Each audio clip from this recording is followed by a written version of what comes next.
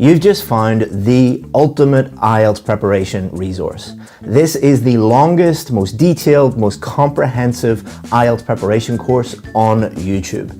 It's going to help you be successful by giving you real Band 8 and 9 samples, free practice tests, and complete courses on reading, writing, speaking, and listening. So IELTS success is just around the corner for you. All you have to do is watch this video and be successful. In this video, I'm going to share with you 100 real Band 7, 8 and 9 essays. These essays have been marked by real ex-IELTS examiners, and the students that wrote them all went on to get either a Band 7, 8 or 9 in the real test. But our goal is not to just give you a bunch of essays. Our goal is to help you improve your writing score. So on top of giving you these essays, what we're going to do is do two more things that are going to help you improve your writing scores using these essays. So we're going to first show you what not to do when using these sample essays. Number two, most students are unaware of great strategies and techniques that they can use. So we're going to share with you 10 strategies that you can use that will help you use these samples to improve your writing skills and improve your writing score. To make sure that we're only helping the students that want help and want to improve, you will only get access to these essays by watching the whole video. There is no special link to click, and we're going to show you in the whole video how to access these sample essays. So let's start off with 5 don'ts. These are 5 things that you should not do when using any IELTS sample essays. Number 1 is the most common one, which is don't use fake sample essays. I'd say that more than 95% of the supposed Band 9 essays that you'll find online are not anywhere near Band 9. And if you are reading and copying people that have never even got close to the score that you're hoping to get, then you're learning lots of bad habits. But don't worry, we've solved that for you by giving you these real sample essays, and we'll show you how to get those in the rest of the video.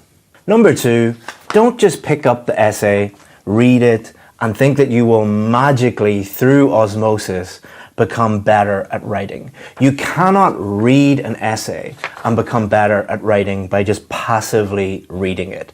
I think a lot of people have been convinced that all you have to do is read the essay and some magic thing will happen in your brain and you will improve. That is simply not going to happen. If you don't believe me, think back to last month when the World Cup was on. I think something like more than 1 billion people watched the World Cup final. Were any of those people better at football after the World Cup final, after watching 2 of the greatest footballers that have ever lived? No. You would think that that's ridiculous, but thousands of students every single month fail the test because they believe all they have to do is just read lots and lots of sample essays. It is not going to help you, but the good news is we're going to give you these 10 strategies, these 10 techniques that will actually help you in the rest of this video. Another thing that you should not do is look at the essays and try and figure out why you're better than these students in some way, or why these students are not good, or these students are not high level. Let me tell you a little story about a trick that I used to play on my students in the British Council. So on the first day of a new IELTS class with new students, what I would do is I would give them Band 6 essays, Band 7 essays, Band 8 essays, and Band 9 essays. And I wouldn't tell them which were which. And I would put them around the room and I'd ask the students to go and look at these essays and give them a score. And every single time, and this is like hundreds and hundreds of students, every single time they thought the Band 6 was Band 9 and they thought the Band 9 was Band 6. You are a student, you are not an IELTS examiner. If you had the knowledge of an IELTS examiner, you wouldn't be watching this video. Most students look at a Band 6 essay, which normally has lots of complicated words and complex language, and think that it is very, very high level. Most students look at Band 9 essays and think that they are low level. Band 9 essays are actually quite simple and easy to understand and very, very clear. Most students look at Band 7 essays and think there's lots of grammar mistakes, there's lots of vocabulary mistakes. This must be a really low-level student. Band 7 essays have mistakes in them. Please do not waste your time and your energy trying to find out why you think these are not good. If you were an expert, you wouldn't be watching this video. The fourth thing that you should not do is look for things that you can copy from these essays. And there's a very simple reason for that. Number one, you are not doing a memorization test. I know many of you come from educational backgrounds where the emphasis in your education system is just on memorizing things, and that's how they test intelligence. This is not a memorization test. This is a writing in English test. This is a can you communicate clearly in English test. You cannot memorize words and phrases and chunks of essays and hope to just put those in on test day and get a higher score. That is not how it works. You can use these to improve your grammar and your vocabulary, and we'll show you how to do that in the rest of the video, but don't just memorize them. It is not going to help you. And number 5, this might sound really silly, but a lot of students do this. Do not copy the entire essay and put it into your response on test day. A lot of students believe that if they copy a high-level essay and then just put it in no matter what the question is, that they're magically going to get a high score. I don't know why students do this, but they do. Please do not do this. I don't want to be responsible for students failing the test. So please, please, please do not do those 5 things. It is a waste of your time and it is a waste of money. These days, the IELTS test costs a lot of money. Don't throw it away by using these incorrectly. But there are now 10 ways that we're going to show you that you can use them correctly to improve your writing skills and improve your writing score. So this is how to find the 100 sample essays on our website. I've purposely hidden them so that only students that are serious about getting the scores that they need will find them. First thing you want to do is go to Google and type in IELTS Writing Task 2. It will bring up a list of different websites, and what you want to do is find the IELTS Advantage one. It might be number 1, it might be somewhere on this page. Just click on the IELTS Advantage one. That should bring you to this page on our website, IELTS Writing Task 2 in 2023. That's step 1. Now continue to watch the video and I'll show you in step 2 how to find the essays. So I'm going to give you these 10 things that you can do, these 10 techniques, but you don't have to use all 10 of them. What I would recommend doing is watching them all and picking the one that you think is your biggest weakness. That's what you should always start with, not just for writing, but for all areas of the test. Don't work on things that you're already comfortable doing. Don't work on your strengths. Work on your weaknesses. I know that's tough, and I know as human beings we don't like to do difficult things, but this is the best way for you to pass the test as quickly as possible and then move on with your life and you never have to think about this silly test again. So I'm going to go through these 10 now, watch them all, and then pick the ones that you think are most difficult for you or you think that you need to work the most on. So the first thing that we're going to teach you is how to use sample essays for improving your idea generation. A lot of students really struggle with this area. And once you start to see what real Band 7, 8 and 9 ideas look like, it removes a lot of the stress because what you will notice is most of them are a lot simpler than you think. You don't get extra marks for coming up with complex ideas. You get extra marks for thinking of ideas that answer the question and that are relevant to the question. And most of the time, these are going to be simple ideas. So the first thing that you can do to improve your idea generation is don't look at the answer to the question. Don't look at the actual essay. Take each one and cover up the actual essay and just look at the question. And what we've done here is we've limited the number of questions. We're giving you like 100 essays, but I think there are only like 10 questions. So that will mean that you see a wide variety of different ideas. So what you're going to do is you're going to look at the questions and think of ideas yourself. So what I would recommend doing is not brainstorming. What I would recommend doing is simply look at the question and think, what is the simplest idea that answers this question? What is the most obvious idea, the most straightforward idea? If I asked 100 people this question, what would be the most popular answer?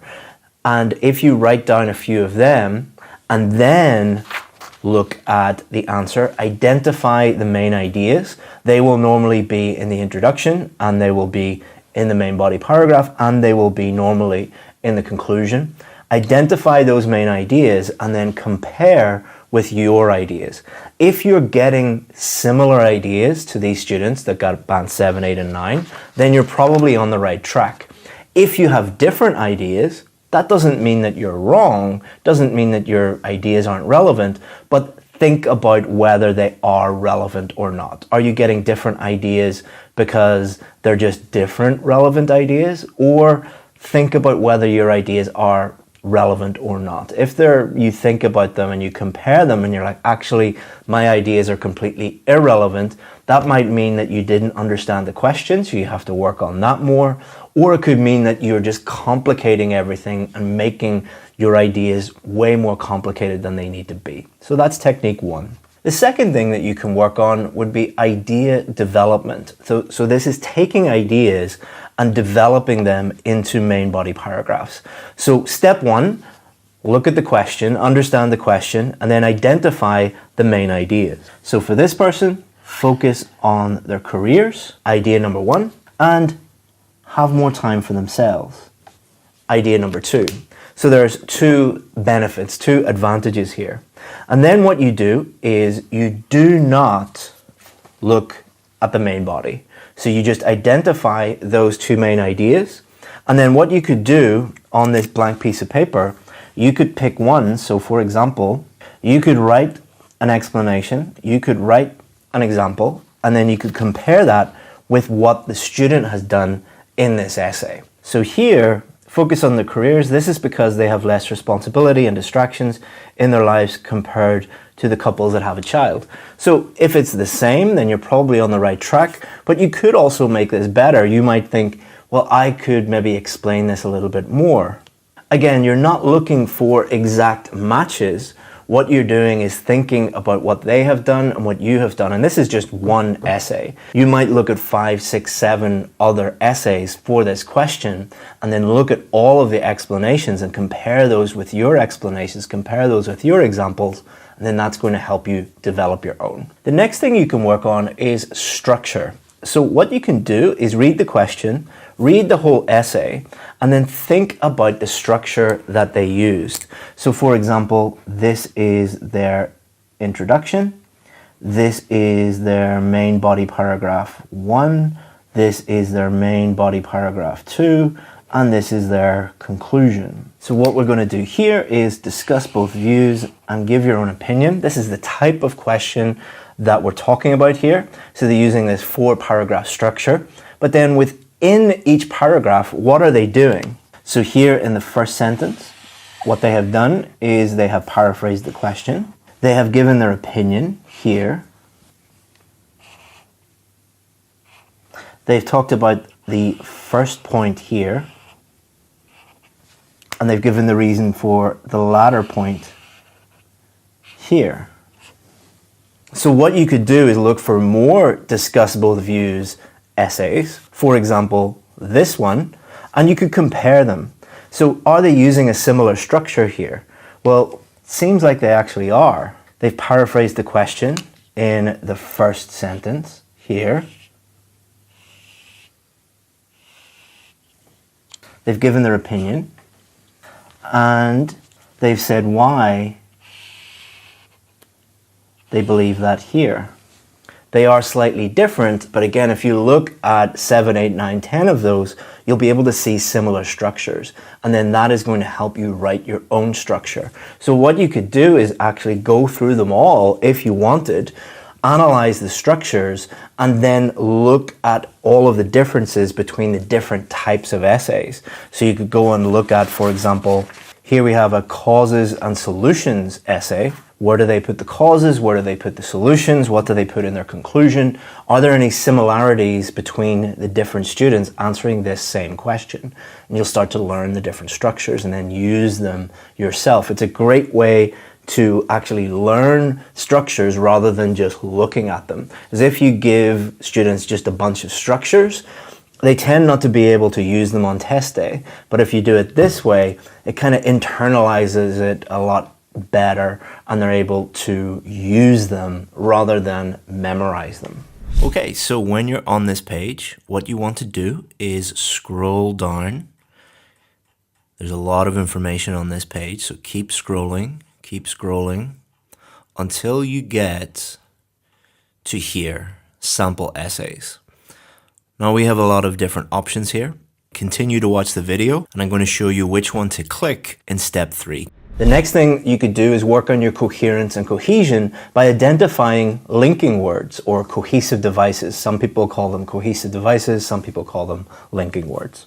So for example, with this one, you could identify that there are only really 4 linking words or cohesive devices here. In other words, for example, for instance, and in conclusion. If you were to look at another 10 band 7, 8, and 9 real essays, and you only seen linking words are used very sparingly, there are not that many, then that would be a clear indication that that's what you should do. Most of these essays are not going to have lots and lots and lots of linking words in them because lots and lots and lots of linking words actually lower your score. They don't increase it. Another thing that you could do is think about why they used each cohesive device. So for example, why did they use that? Well, they were giving an example. Did they use it correctly? Well, in this instance, they seem to have.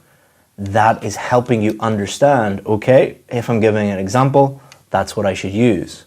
Or you might identify some linking words that they used incorrectly. That is going to help you improve because identifying other people's mistakes is helping you improve your knowledge and your use of linking words as well. Remember, these are real essays, which means that they have mistakes in them. They are not perfect. Perfect essays are not actually going to help you as much as real students that are at your level and have got the scores that you need. And that brings us on to number 5, which is identify grammar mistakes. As I've just said, one of the best ways to improve is to identify other people's mistakes. So what you would do is you would go through and highlight any mistakes that they have made. So for example, this one, you could write here, this is an article mistake. Here's another article mistake. So by identifying these mistakes and correcting them, you can think about the rules of articles and your knowledge and your ability to use them correctly will improve. Not just articles, but any mistakes. So identify the mistakes and then think about why those mistakes were made or categorize the mistakes into, is it a preposition mistake, an article mistake, a punctuation mistake, and then you will improve too. The 6th thing you can do is also related to grammar and thinking about the different grammatical structures and tenses that were used in the essay and why they were used. So for example, if we take this essay, obtaining this type of information in most cases means breaking the law. Why did they use obtaining ing and breaking ing? Rather than, furthermore, to obtain this information in most cases means to break the law. And this will force you to think about whether this is correct or incorrect. If you think that it is incorrect, what is a better way to use it? And why do you think that? Or if it's correct, why did they use that?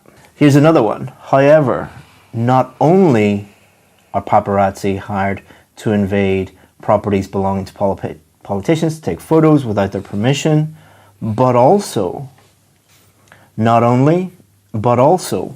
What does that not only, but also grammatical structure allow this student to do? Why did they choose this grammatical structure? What were they able to do? Is it correct? Could you use this grammatical structure in your essay? Again, not copying it, not blindly copying this and inserting it into your essay, but adding tools to your toolbox. The more tools that you have in your toolbox, grammatically and for vocabulary, then the better able you are able to build your essay on test day yourself. Number 8 is vocabulary and improving the range of your vocabulary. And you can do that simply by reading the question, reading the essay, and identifying any unknown vocabulary or collocations or phrases that you're unsure about. You're not 100% sure what they mean or how to use them in a sentence. So for example, you might see the collocation discover their talents. What does that mean, to discover their talents? Here's another one, potential talents. What's the difference between discovering your talent and a potential talent? What does potential mean? What does potential talent as a collocation actually mean? So you would note down those words or phrases or collocations, and then you would guess the meaning from the context. So you would read the whole sentence, read the whole paragraph, and try and guess what that word means. That is going to help with your reading skills. It's going to help you identify and understand unknown words in the reading test, and it will also help you improve your vocabulary, because you can take those new words or phrases, put them into a vocabulary book, add all the new information like the meaning, the synonyms, the example sentences, and then after a while, if you do this, you're going to have a massive bank of new words and new phrases. And then if you review those and use those in your own essays, then you're improving your ability to write essays.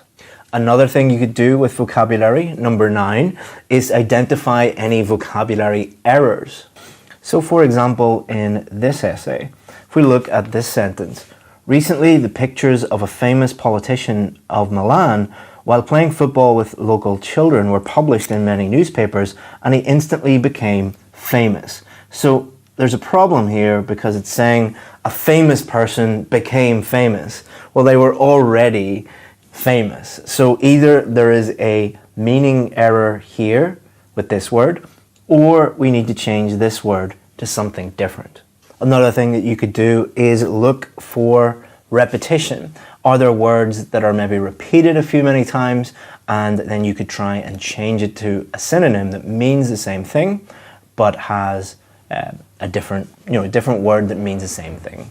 And last but not least, number 10, what you can do is look at the question, write the whole essay, and then compare your essays, compare everything with what the students have done. But I wouldn't recommend doing that right away. What I would recommend doing is use 1 or 2 of the other 9 techniques, work on your weaknesses, and then once you are more confident, then you can write the whole essay and then compare it with what the other students have done.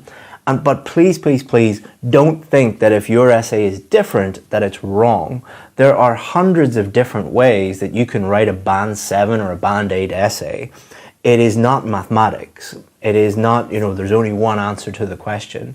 So don't look at these essays and think that you're on the wrong track just because yours are different.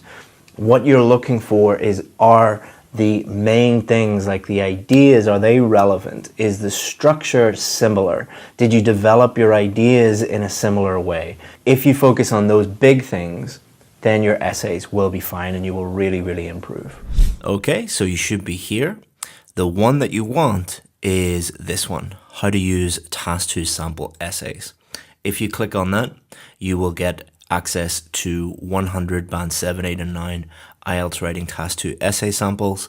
It will introduce them, it will tell you how to use them, and then it will give you all of these samples. So thank you very much for watching the video, and I hope that you enjoy using these samples and they help you improve your score. So now you know how to find those samples and how to use them to improve your writing. But you need to know how to write an introduction, a main body paragraph, and a conclusion. But don't worry, what I've done is I have added to this video a full IELTS writing course. Not only are we going to teach you how to write those paragraphs, we're also going to give you homework tasks and feedback for free. So coming up is IELTS Essay Builder. It's going to teach you exactly how to write a Band 7, 8, or 9 essay and build your essay up sentence by sentence, paragraph by paragraph. Enjoy IELTS Essay Builder. In this lesson, we're going to look at the first building block of your essay, which is how to build an introduction. But before we look at the detail of this lesson, let me just tell you what we're going to do in this course. So there are 7 steps to this course. The first one is today. It's an introduction lesson. So it is not an introductory lesson. It is a lesson all about how to write introductions. Then the second lesson, I'm going to give you global feedback on introductions. So we're going to look at some common problems, some common successes, so that you can compare your introduction with some really good introductions and some introductions that need a little bit of work. And then the third step is we're going to look at how to write our main body paragraphs. The fourth step, giving you feedback on your main body paragraphs. Fifth, conclusion lesson and writing a whole essay. And then we're going to give you global feedback on conclusions and give you some sample essays to look at so you can learn from them. And then finally, we'll be looking at how you can take it to the next level. If you need more help or you need help with other types of essays or with anything else at all, we will be helping you take things to the next level if you choose to do so. Okay, so what are we going to look at today? Today we're going to look at a quick outline of what is happening this week, so we've already done that. Then we're going to look at the question, the type of questions that we're going to be looking at this week. Then we're going to look at how to write an introduction. So we're going to look at how to analyze the question, plan, generate ideas, paraphrase, and the essential elements that you should include in your introduction. So you're going to learn everything you need to know about how to write an introduction, and then you're going to be set a homework task and do the task. Now guys, I know many of you are busy and IELTS is not the most exciting topic in the world, but imagine the difference that it's going to make to your life when you get this score. I work with students every day, and so many students come to me and say, you know, I failed this test 5, 6, 7, 8 times. I'm wasting so much money. I'm wasting so much time, and it's stopping me starting my future life, my life in a different country with a better job and different prospects for me and my family. You will hear me a lot talking about this because it really does mean something to me. It's the reason why we do these things. It's the reason why we help people with this. One of the main ways that you will improve is by doing the things that we teach you this week. So please do look at the homework tasks, complete the homework tasks. They'll only take you 10 or 15 minutes, and then look at the feedback and improve, because all I want, guys, is for you guys to improve and get the scores that you need. Okay, so this week we won't be focusing on every single type of Task 2 essay. There's a very obvious reason for that. Is A, we don't have time to look at every single type of essay. If we did that, this lesson would be, 5 or 6 hours long. And I don't think many of you have that amount of time. And I certainly don't have time to be creating lessons that long. And also, if we try to do everything if I tried to show you how to write introductions for every single type of question in 45 minutes, I wouldn't be able to really teach you properly. So what we're doing is we're going to focus on one type of question to really dive deep into that type of question, because that's how I teach. I don't teach people on a surface level. I teach people how to do things properly or not at all. So there are 5 different types of Task 2 question. Opinion questions, discussion questions, causes and solutions or problems and solutions questions. There are different types of advantages and disadvantages questions, and there are double questions. Double questions are, in one task, there are 2 direct questions. And that's what we're going to focus on this week. We're going to only look at double questions. But don't worry too much, guys. The reason why I chose double questions is they translate very well to the other types of questions.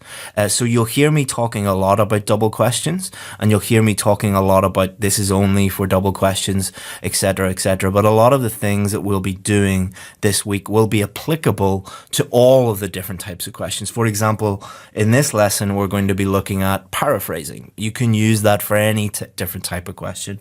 But what I will do throughout the course is highlight when this is only for double questions and you need to look at other stuff, you need to go deeper on the other types of questions if that's applicable. Okay, so what are double or direct questions? So these are normally two questions in one task. So you'll get a background statement and then you'll be asked two different questions in the one task. And normally these are both direct questions. They are asking you directly what you think about something. And as I've already mentioned, these questions translate very well to the other types of task 2 question. So here's an example of a double question. So we have the background statement here.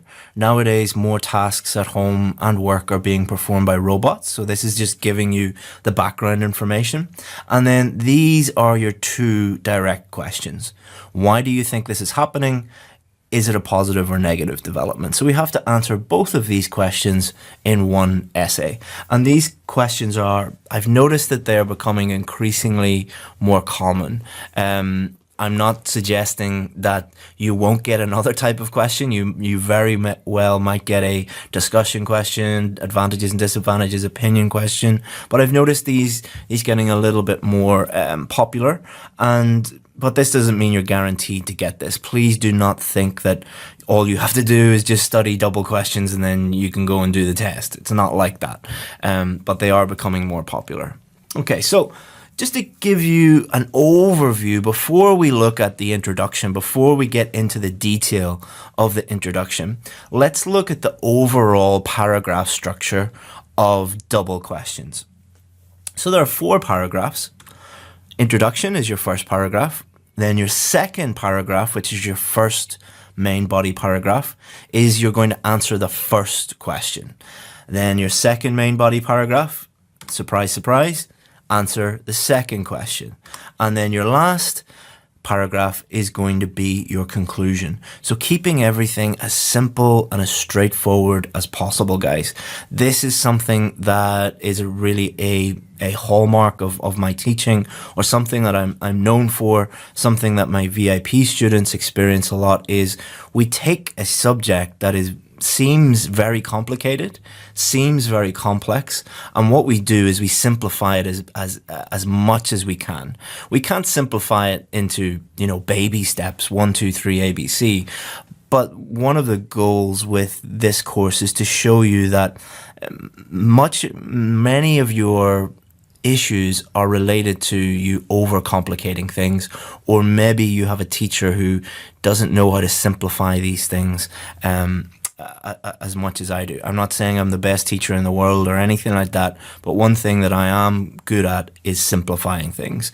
So this means that you will find it easy to understand and easy to do on test day. Okay, so here's what the structure would look like. Introduction. So the introduction is basically, let's break it down into simple language. The introduction is saying to the reader, saying to the examiner, this is what this essay is about, this is what I'm going to talk about. Then your first main body paragraph, here's the answer to the first question. Second main body paragraph, here's the answer to the second question. And then your conclusion is, here's a summary of what I just talked about. So introduction, here's what I'm going to talk about. Main body, here's what I think about these two questions. Conclusion, here's a summary of what I just talked about. And if you break things down in that way and make them simple and easy to understand, they're simpler to do on test day. And that's my goal for you guys this week. Okay, so let's now break down the introduction. Let's think about the different stages of writing an introduction. So the first stage is thinking about the question, analyzing the question, understanding the question. It's impossible to answer a question if you don't understand it. That sounds very, very obvious and very simple, but it's so true. I look at 20, 30, 40, 50 essays some days, and I've been doing that for years. And one of the main problems is not that students don't know how to write, although that is a problem sometimes, but many of your problems stem from the fact that either you don't take enough time to understand the question, or you don't spend enough time, or you don't follow the steps to analyze a question and fully understand it. So once you've done that, then you need to decide your answers. So before you start writing, you need to really have it clear in your mind what you are doing before you start writing. Because if you don't, your essay is going to be a bit of a mess. Then we're going to think of ideas. So we're going to develop our ideas. And you'll notice that these 3 stages, these are stages without you having a pen or a pencil in your hand. You know, you can have a pen or a pencil in your hand and making little notes, but really this is all just mental process. This is you really just thinking. This is the thinking stage, a stage that many of you neglect because you feel that you're under pressure, you feel that you don't have time, but it's an absolutely crucial, essential stage. Then we start picking up our pencil or pen and start planning. We start writing things down. So we use the structure. We use the paragraph structure. We use the sentence by sentence structure for each part of the essay to take our ideas, the things that we have been thinking about, and putting them down on paper into a plan. And then once we have done that, once we have developed a roadmap for our essay, then we can start writing our introduction. So steps 1 to 4 are before we start writing our essay.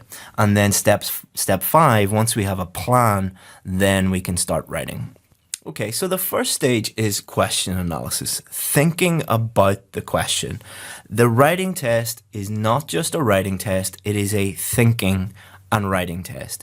If you immediately open your paper and start writing immediately because you think that you're going to run out of time, you are going to get in a lot of trouble. You need to dedicate some time at the beginning to think about the question, plan your answer, and then start writing. Think about it this way. If you were going to New York City tomorrow, you're going for a job interview in New York City, and your plane lands, you get to the airport. Would you find your destination quicker with Google Maps or without Google Maps? Imagine if you just left the airport and started running towards New York City. Would you get lost pretty quickly? But if you had Google Maps or you had Uber, for example, they'd be able to take you directly to where you need to go pretty quickly. This is the same as someone who doesn't think and doesn't plan versus somebody who does think and does plan. Thinking and planning is like having Google Maps for your IELTS essay. It might sound like a silly analogy, but my students seem to really like that analogy, and it does make sense. So the first stage is understanding what the question is about. That might sound very, very simple, but just think about what the topic is, and then go a little bit deeper and think about what the specific things they want you to talk about within that topic. So for example, you might get a question about the environment. So the topic would be the environment, but then once you look at it deeper, they don't want you to just talk generally about the environment. They might want you to talk about a specific thing related to air pollution, for example. So air pollution would be different from water pollution, for example. So thinking about what the general topic is and then looking a little bit deeper what the specific content is, what they want you to write about. And then looking at the instruction words. What is it that they want you to do? Do they want you to give your opinion? Do they want you to discuss the advantages and disadvantages? Do they want you to talk about problems and solutions? You must do what they ask you to do. So let's look at this question to analyze this question. So if I was analyzing this question, the first thing I would think about is, okay, what topic is this about? Okay, robots, working, okay. So it's generally about technology. But I just don't write everything I know about technology. What I do is I have a look at it. Okay, what are the more specific keywords? Okay, so it's about robotics. Okay, so it's about robotics doing work for humans, basically. So that's what the specific things they want us to talk about. Okay, so I've understood this. Now I need to think about the instruction words. What do they want me to do with this statement? Well, there's 2 things they want you to do. They want you to answer this question. Why do you think this is happening? So you have to clearly state why you think this is happening. But it doesn't stop there. They want you then to say if you think it's a positive or negative development. So once we've understood the question and we've understood what they want us to do, the first thing that I always get my students to do is to make a decision on their answer. Make a decision about how they're going to answer this question. So how do we do that? So make a decision early on. This will mean you think and you plan clearly. One of the worst things that you can do, guys, is start your essay without having a clear idea about how you're going to answer it. Many of the students that I work with, they email me after their test and they say, oh, I changed my answer halfway through. Like, is that okay? Will I be okay? It's like, no, you've probably failed because you didn't decide early on. You didn't make a concrete plan. You should never start your essay without knowing what to do. It's like, running into New York City without having any idea where you're going. You're going to get pretty lost. And a writing is a reflection of your thinking. So I stole this quote from somebody called Tim Ferriss, who I follow online, and he's a writer, and he said this, and it really resonated with me because the students that I work with who are very confused about what they think about a question always write a very confusing essay. Students who think clearly about what they're going to write a very clear, easy to understand essay. And a huge part of your overall mark is coherence and cohesion and answering the question clearly. So that's very, very important. Here are some things that you should consider when deciding how you should answer. Keep it simple, guys. Do not overcomplicate things. Do not, as I say, your writing is a reflection of your thinking. If you overcomplicate everything and your thoughts are very, very complex, then you're going to write an overly complicated, confusing essay. The simplest, most straightforward answer is the best. One of the things that I find very difficult to convince students of when we start working together is that the simpler you make your essay, the clearer it becomes, the better it becomes, the higher marks you're going to get. Many of my students find that very difficult to accept because when you fail something or when you get a low score, you automatically assume that you need to complicate things or make things more advanced or make things more complex, when the opposite is really true. And I guarantee many of you right now are thinking, that doesn't make any sense. How could making something simpler get me a higher mark? Guys, I wouldn't lie to you. I gave this advice to my wife when she was doing the IELTS test. I give this advice to all of my VIP students. This really does work. Many of you won't believe me, that's fine. But once you start realizing this, then it is really powerful. It's more powerful than anything else. And also, when you're deciding your answer, write about the things that you can write about. Remember that you're going to have to take these ideas and explain them, support them with examples. Don't try and think of a really complex idea if you can't explain that idea. So if I was deciding my answer for this one, what I would do is I would think, why do you think this is happening? And I would try and think of an idea right now for this one. That's not the one that we really need to worry about. For this one, is it a positive or negative development? This is the one that we really need to decide our answer on pretty quickly. Because if you go into the essay thinking, oh, I don't know if it's positive or negative, or, some of it's positive, some of it, you're going to get very confused pretty quickly. For this, is it a positive or negative development? Just pick one. Just pick one. This is positive or this is negative. If you do that, you're making your life so much easier and so much simpler. So pick one side and go with it. And just pick the side that you would find easiest to write about. That's all you have to do. So for me, for example, I think this is positive and I have a really good idea about why I think this is positive and I'm able to support that idea, I would go with that one. Okay, so now we've analyzed the question and we've decided our idea. Now we need to think of ideas. You've already primed your brain to think of ideas in a logical way that will lead to clear ideas. So by deciding what you think about these things, by deciding your answer, you've already started on the path to thinking about a clear idea. However, many of you mess up when you get to this stage because you've been taught a technique for thinking of ideas that is completely wrong and is the worst thing that you could ever do. This area is taught incorrectly by 95% of IELTS teachers. Again, I'm not saying I'm the best IELTS teacher in the world, but when I see something in a textbook, I don't take that thing and just automatically teach it to my students. If I see something in a textbook or in a book or a blog or anywhere, I think about it and think, is this actually effective? Is this actually a good way to teach students? And the best example of that is brainstorming. Brainstorming is the worst thing that you could do.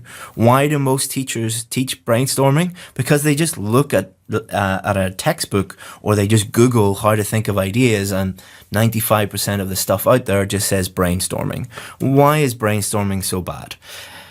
Complete waste of time. Brainstorming, you write the thing in the middle of the page and then you draw a bubble around it and then you draw arrows, and you don't have time to do that. You don't have time to think of 16 different ideas.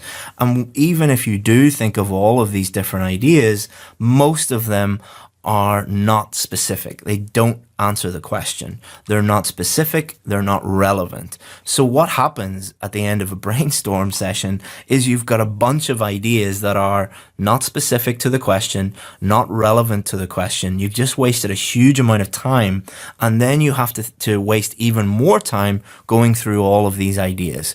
Stop it. Stop doing brainstorming. It's really, really bad idea. Instead, we should just keep it simple. The most obvious ideas are normally the best ones.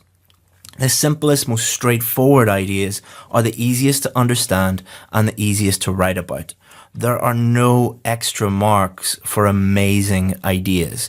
Many of you think that there are, 2 or 3 ideas for each question that get you a band 9 or a band 8. It doesn't work like that. It's not like the examiner has a list of ideas, and if they follow those ideas, they'll automatically get a high score. It doesn't work like that. It works by, are your ideas relevant to the question? Do they answer the question? And how well do you develop and use those ideas? So how can we think of simple, straightforward ideas that we can use in our essay? The answer is the direct method.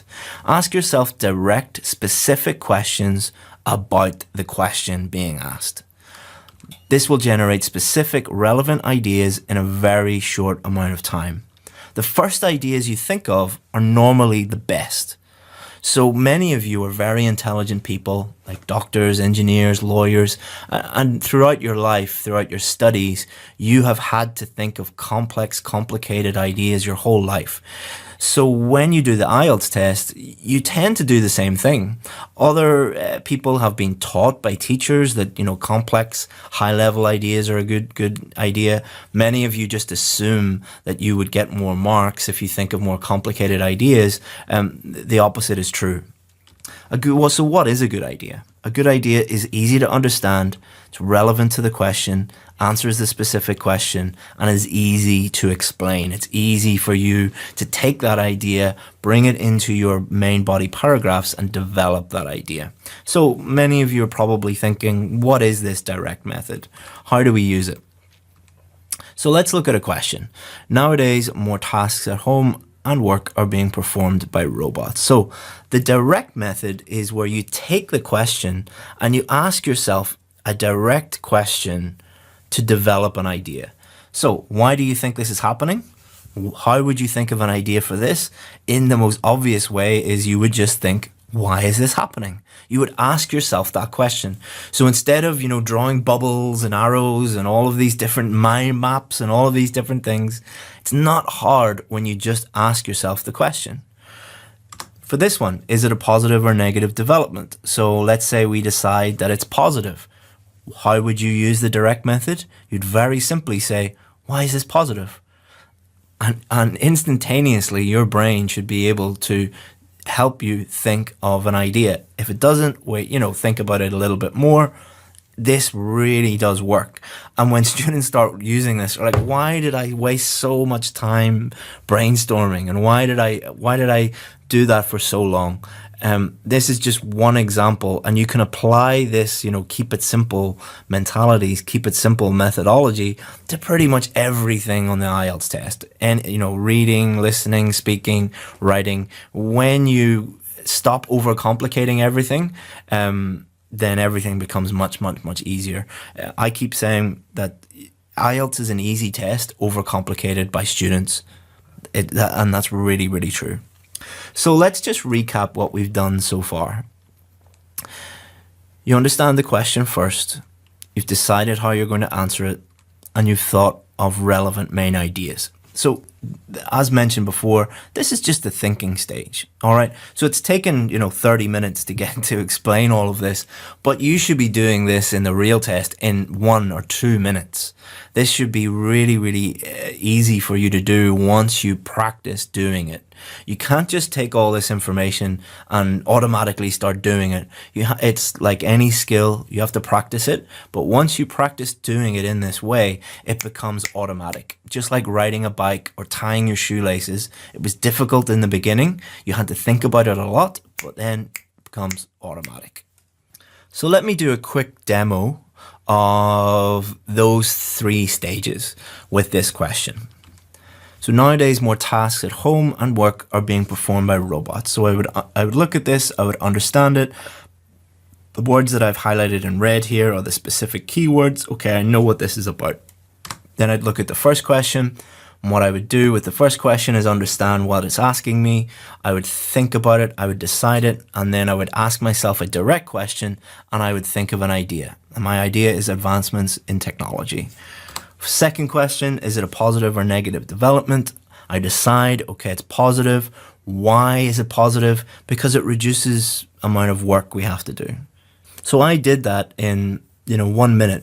In the real test, that would take me 30 seconds to do that. You won't be able to do it in 30 seconds, but many of my students can do that consistently in less than a minute, in less than 2 minutes. Some of them take a bit longer, but I hope that you can see how effective that would be. Imagine opening your paper on exam day and being able to do that in 1 minute, and then you can start your planning.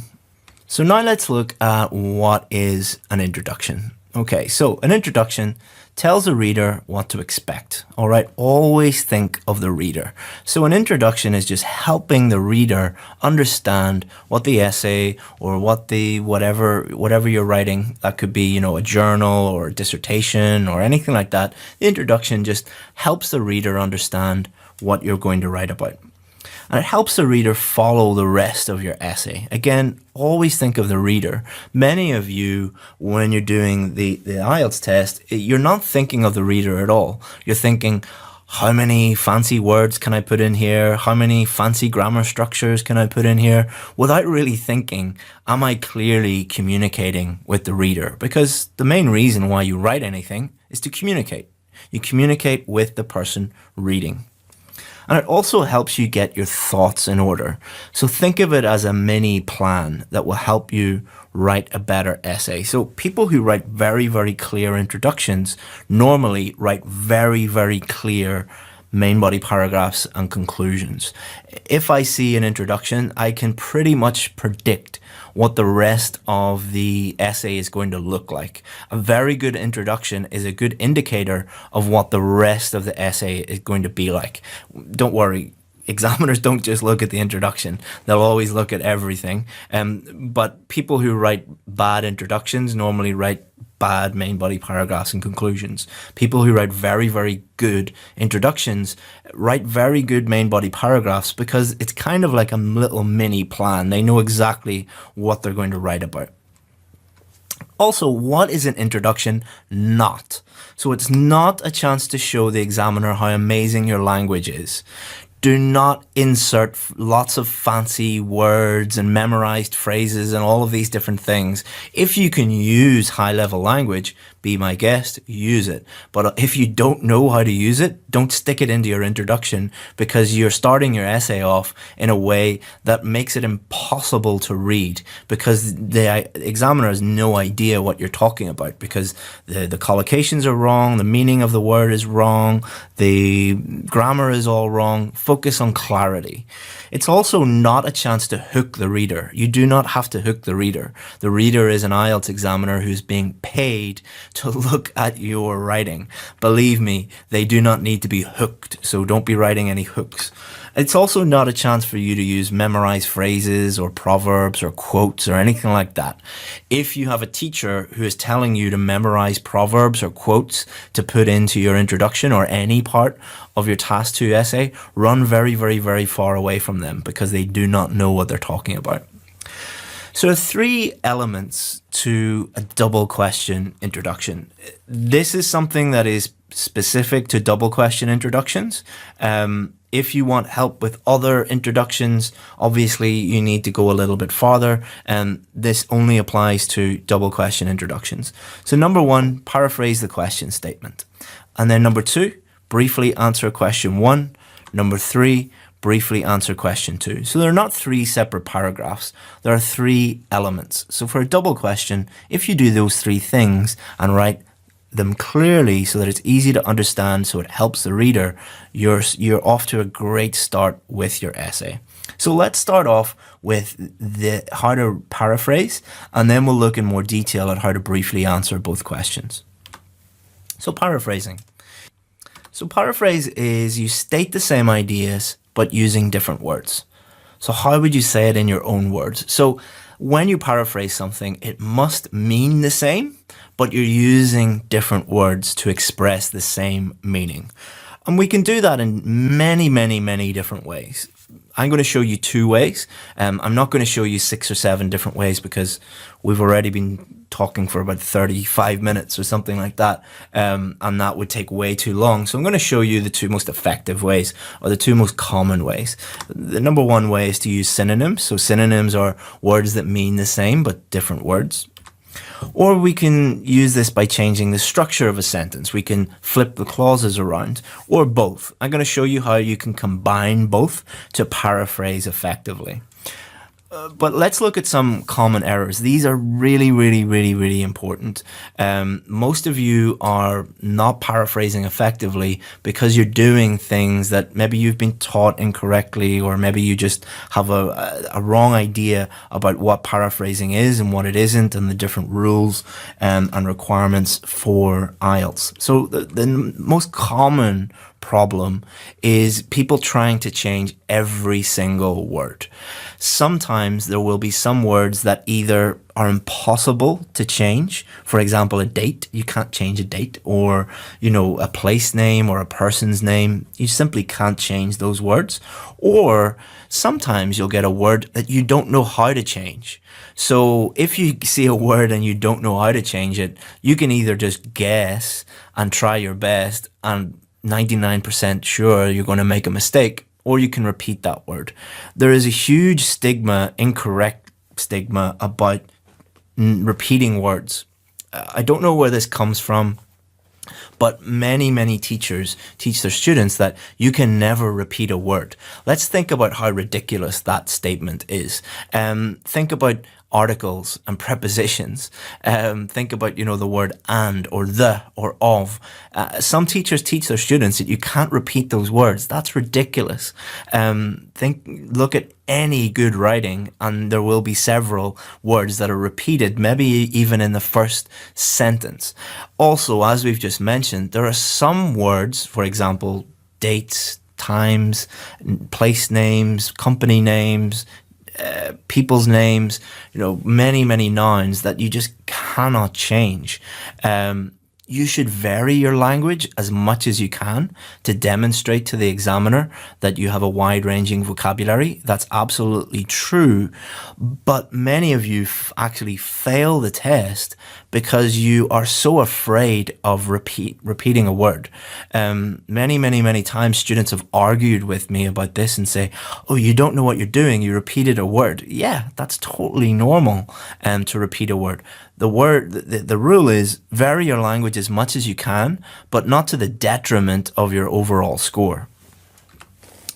Changing words incorrectly. So this comes from people fearing repeating words. So they try and change words as many times as possible. And most of the time when they're doing that, they're doing it incorrectly. So the meaning could be wrong, the collocations could be wrong, the spelling could be wrong, the grammar could be wrong. Don't change a word unless you know how to change it properly, because all of those mistakes add up. If you're making mistakes in most of your sentences, it's impossible to get a 7 or above. Impossible, if you look at the marking criteria. Also, not thinking about grammar. When you change words, it changes the grammar within the sentence, and you need to be aware of that. Again, if most of your sentences have grammar errors in them, it's impossible to get a 7 or above. To get a 7 or above, most of your sentences need to be error-free. No errors in them at all. Think about that for a second. Think about your writing. Do you think that you can produce an essay where the majority of your sentences have no errors in them at all? That's a standard you need to get to. For many of you, it's not that you have problems with vocabulary and grammar. It's because you have been taught silly rules like you cannot ever repeat a word, and that's causing you to get a low score because you're making so many mistakes as a result. So let's think about synonyms. Be very careful here. Your synonyms must match and make sense. Just because they are synonyms does not mean you can automatically use them. So one of the biggest problems when people paraphrase is when they're practicing, especially, they'll see a word, and what they'll do is they'll Google that word or look that word up in an online thesaurus. And when you do that, it will show you, 20 or 50 different synonyms. Right? Some of those synonyms you can use, most of them you will not be able to use. Just because a word is a synonym doesn't automatically mean that you can use it when you're paraphrasing. Let's look at an example. So imagine you've seen in a question, rich country.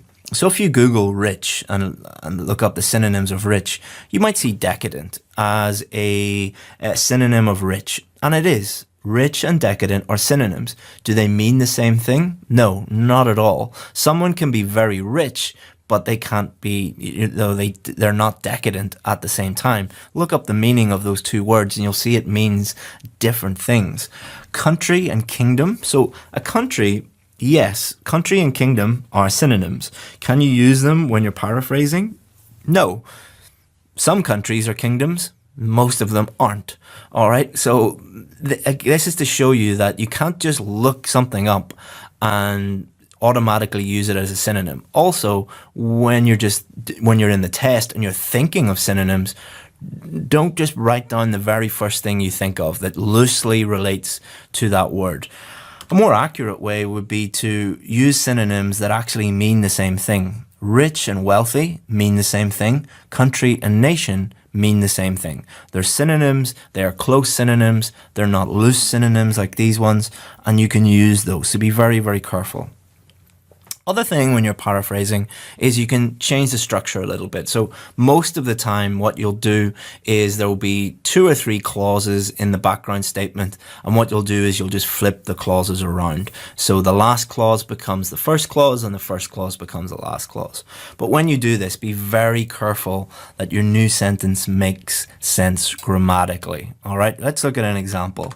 So many developed nations have opened their doors to refugees recently. So if we wanted to change the structure, what we do is we just take the second part of this and open their doors to refugees, put this at the beginning, and then many developed nations put this at the end.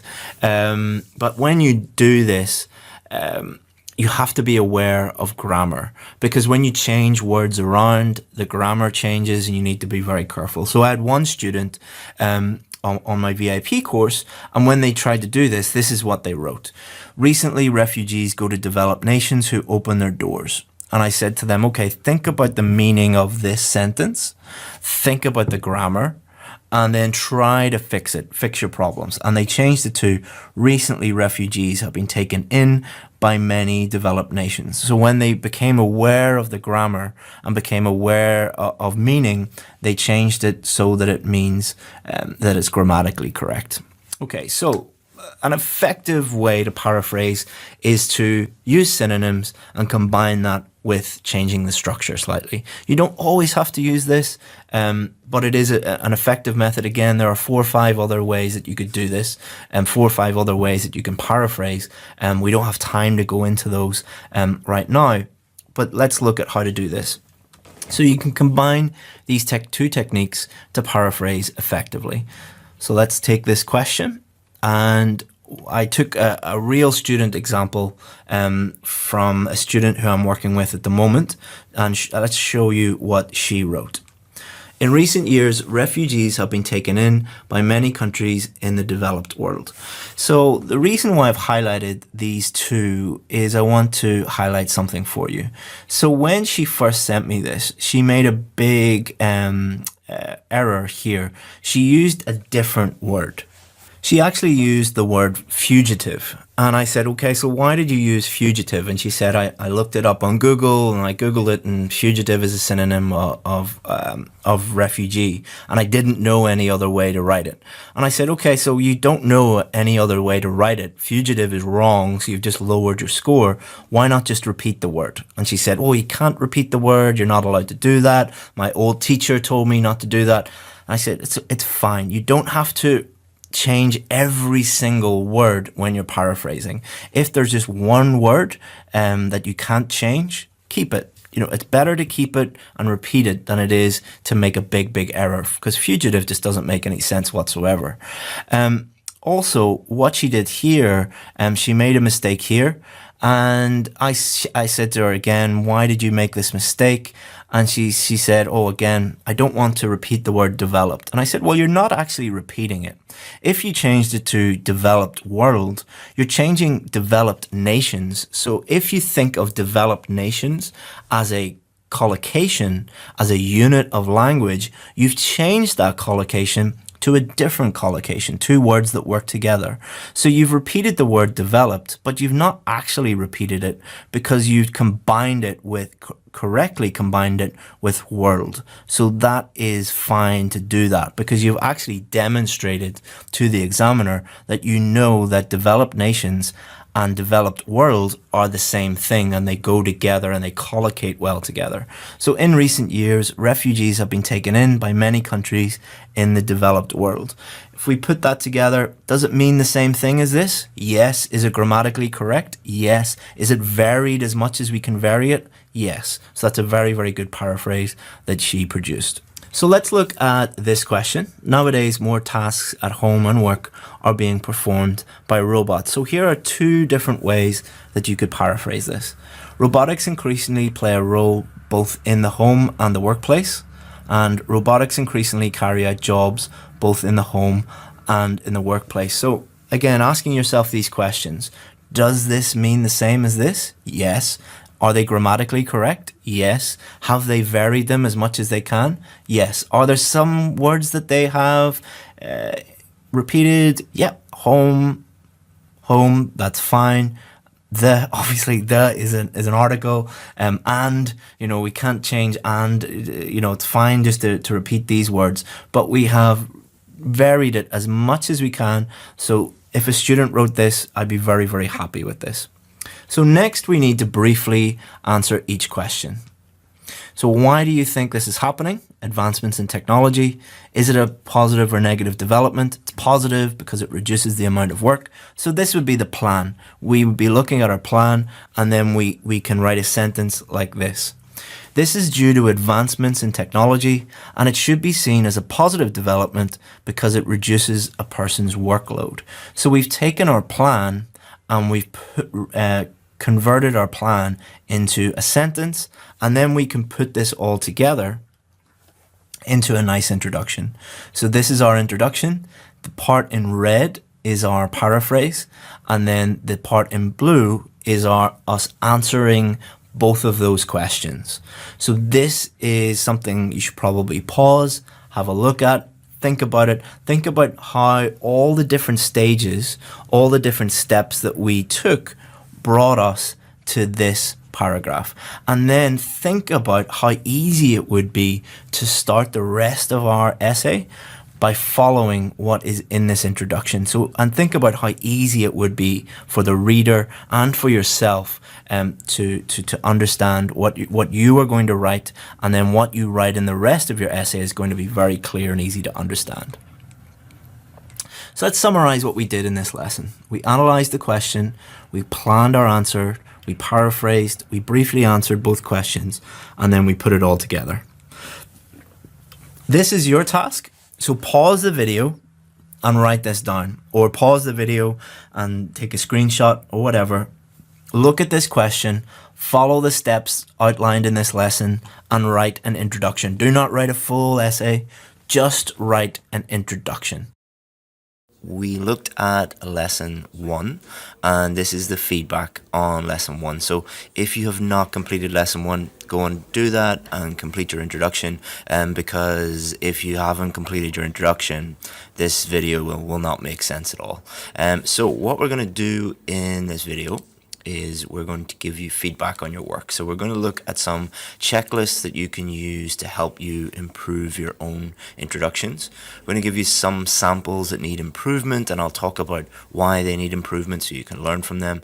And then we'll look at some good samples from students that have produced good samples, and then we'll look at some VIP samples from my VIP group.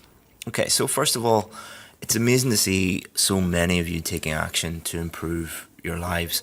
The only way that you're going to improve your IELTS scores is by taking action, by learning what to do, by doing that thing, and by getting feedback on your work. So well done for doing that. And if you didn't get the work done, don't feel guilty and give up. Like, things happen, you know, life gets in the way.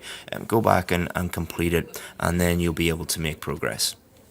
So, first of all, I want to talk about criticism. So I'm going to give 3 feedback lessons in this course, and most of it will be criticism. It will be mostly me saying, this isn't good, you need to do this to improve.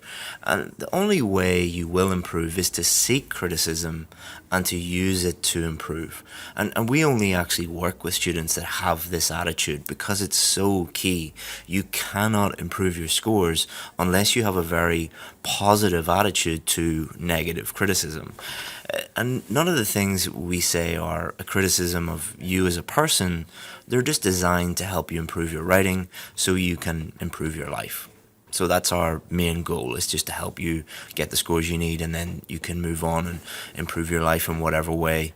IELTS scores will help you do that. So, is feedback important? Yes, it's the most important thing. The lessons and tasks are just the first steps. However, they are a complete waste of time if you do not take action on your feedback. So many people, when we've done courses like this before, what they'll do is they'll just look at the content videos. They won't actually do the tasks, and they especially won't look at the feedback videos because they think that they're not that important. But let's look at how important it actually is. So the first thing you need to do is you need to look and think. It is essential that you understand the feedback provided and think deeply about how it applies to your work. So we cannot give individual feedback on this course. We do that on other courses, but not on this course because it's a free course and there's so many people. But what you can do instead of getting individual feedback is you can understand the general global feedback we're giving today and think about how it applies to your own work.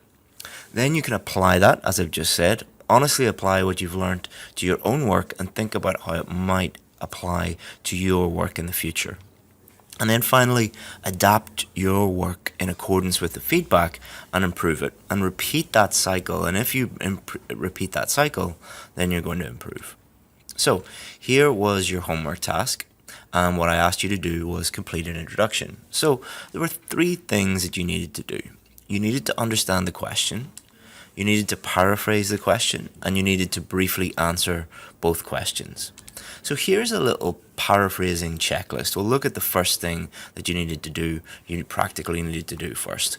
So, first thing you need to do was, does the sentence mean the same as the question? Are there any vocabulary errors? And is the sentence grammatically correct? So if you can answer affirmatively to those questions, if you can say, yes, it does mean exactly the same as the question, no, there aren't any vocabulary errors, my vocabulary is good, and yes, the sentence is grammatically correct, then there's no problem with your paraphrasing. So let's look at each of these. Does it mean the same thing? So the question said, nowadays artificial intelligence is being used to drive cars. And this was a student sample. Nowadays, automobile industries are growing rapidly in these competitive markets with advanced technologies and artificial intelligence. Now, the question doesn't say anything about automobile industries or about them growing rapidly or about competitive markets. So this doesn't mean the same because they've included things that just aren't included in the question. Do not include things that are not included in the question. Let's look at this one. Doesn't mean the same. Due to our rapid life movement, the complexity of our life, and the high technology that we face nowadays. So the question doesn't say anything about your life. It doesn't say anything about complex life or fast-paced life or any of those things. So why would you include this? This is just them showing off or copying someone else's answer, which is not the thing that you need to do. Does this mean the same? So the automotive industry is rapidly developing for the last decade. Nope. And one of their latest inventions is utilizing artificial intelligence for car driving in order to make it safer and more convenient for people to travel. So does it say anything about safer and more convenient in the question? No. So why would you include it in your paraphrase? Does this mean the same thing? Artificial intelligence is the fruit of human beings' much toiled work. No, it's nothing to do with it. And you might think that I've went and picked some really, really bad examples. These are very, very common examples. These are not extreme. These are not, things that you don't see that often. You see these things over and over and over and over again. The other thing that you need to do is you need to change your sentence enough. A lot of the things that we see are people taking words and phrases from the question and putting them into their paraphrase. Now, you can include some things, but more than 50% of the sentence is directly copied from the question. If you copy one or two words, that's fine, but overall, you shouldn't copy like more than 50% of the question. Also, let's look at vocabulary. Artificial intelligence has expanded its plethora in utility vehicles nowadays. Now, what this student has done is they've memorized a list of vocabulary. Often you'll get websites and you'll see it on YouTube and Facebook and places like this where someone will say, if you memorize these words and use these words, you'll get a high score. This is not true. You need to use these words effectively. You need to use these words appropriately. Just putting them into a sentence doesn't mean that you're doing anything correctly. Artificial intelligence to drive vehicles is getting more trendy in the world of advancement. So again, they're trying to use this word trendy. Trendy is not really appropriate. You use the word trendy to talk about fashion or to talk about trends in the world. You wouldn't really talk about it in this context. So these are examples of words that students are using because they think that it will impress the examiner, but they don't know enough about these words. They don't know the meaning. They don't know the context. They don't know the use. They don't know the collocations. They don't know how to use them in a sentence, basically. Don't use words you don't understand.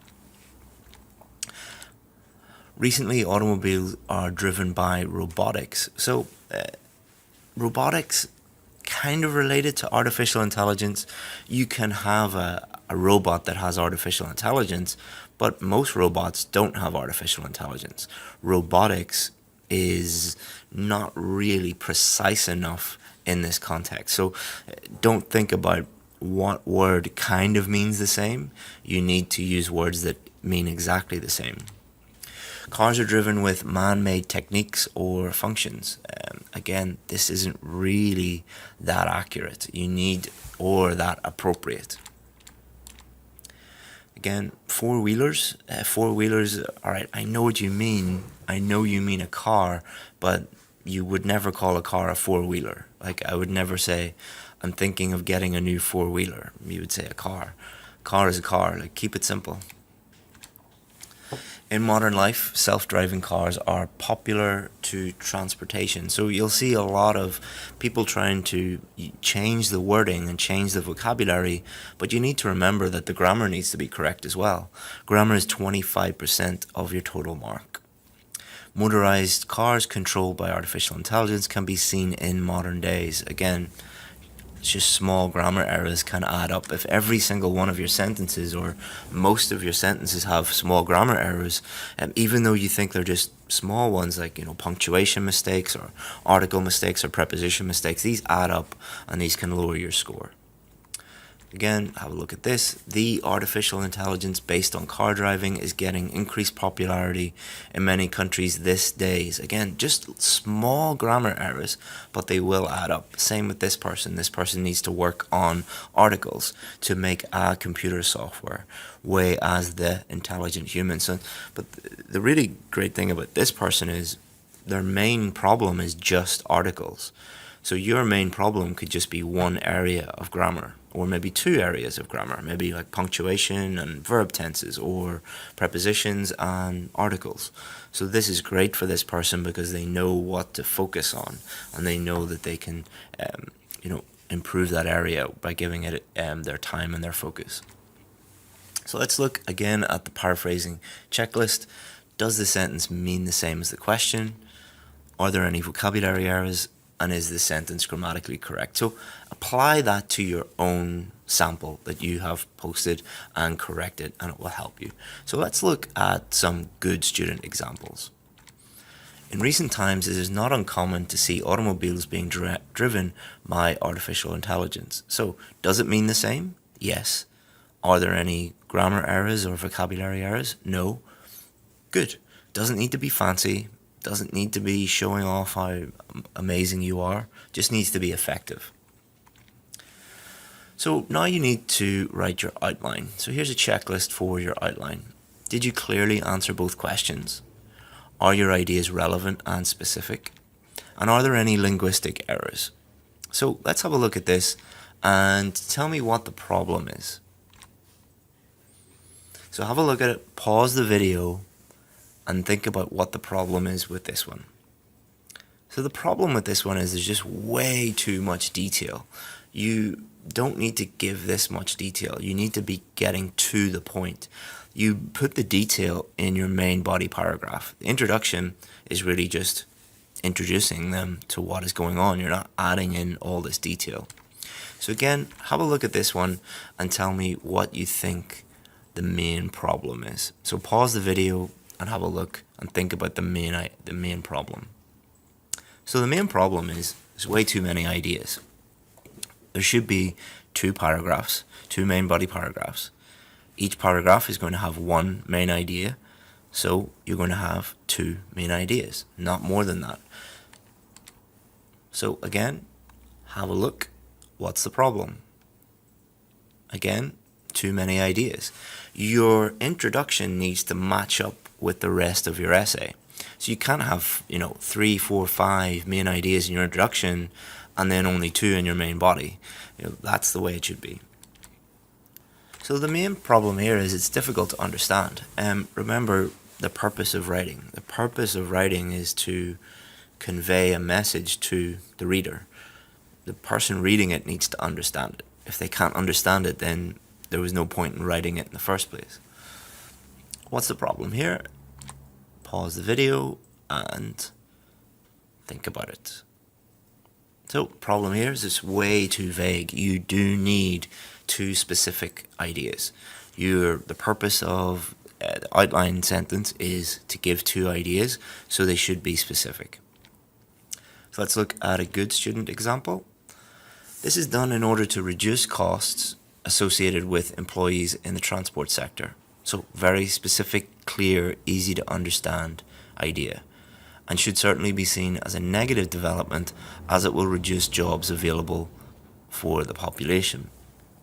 So again, clear, easy to understand, two main ideas that are clear. It's not perfect, it is a student example, but it's much better than 90% of other answers. Here's another one. Artificial intelligence increasingly plays a role in driving vehicles. Good paraphrase. This is due to advancement in technology, and it should be seen as a positive development because it reduces the chances of road traffic accidents. Again, not perfect, but very, very, very good. Let's have a look at one of our VIP students who I was teaching, and they provided this one. Recently, self-driving cars have become increasingly common. This is because AI has reached a point where it can safely control a vehicle, and this should be viewed positively due to the reduction in traffic accidents. So the good thing to remember here is this student was in the exact same position as you were. They didn't know how to paraphrase, they didn't know how to use vocabulary and grammar effectively, they didn't know how to outline anything, they didn't know anything. And we were able to take them through, show them exactly what to do, and this just proves that anybody can learn this. So apply that to your own work, apply what you've learned today, and you will really, really see an improvement. And then move on to video 3, which is showing you how to write a main body paragraph.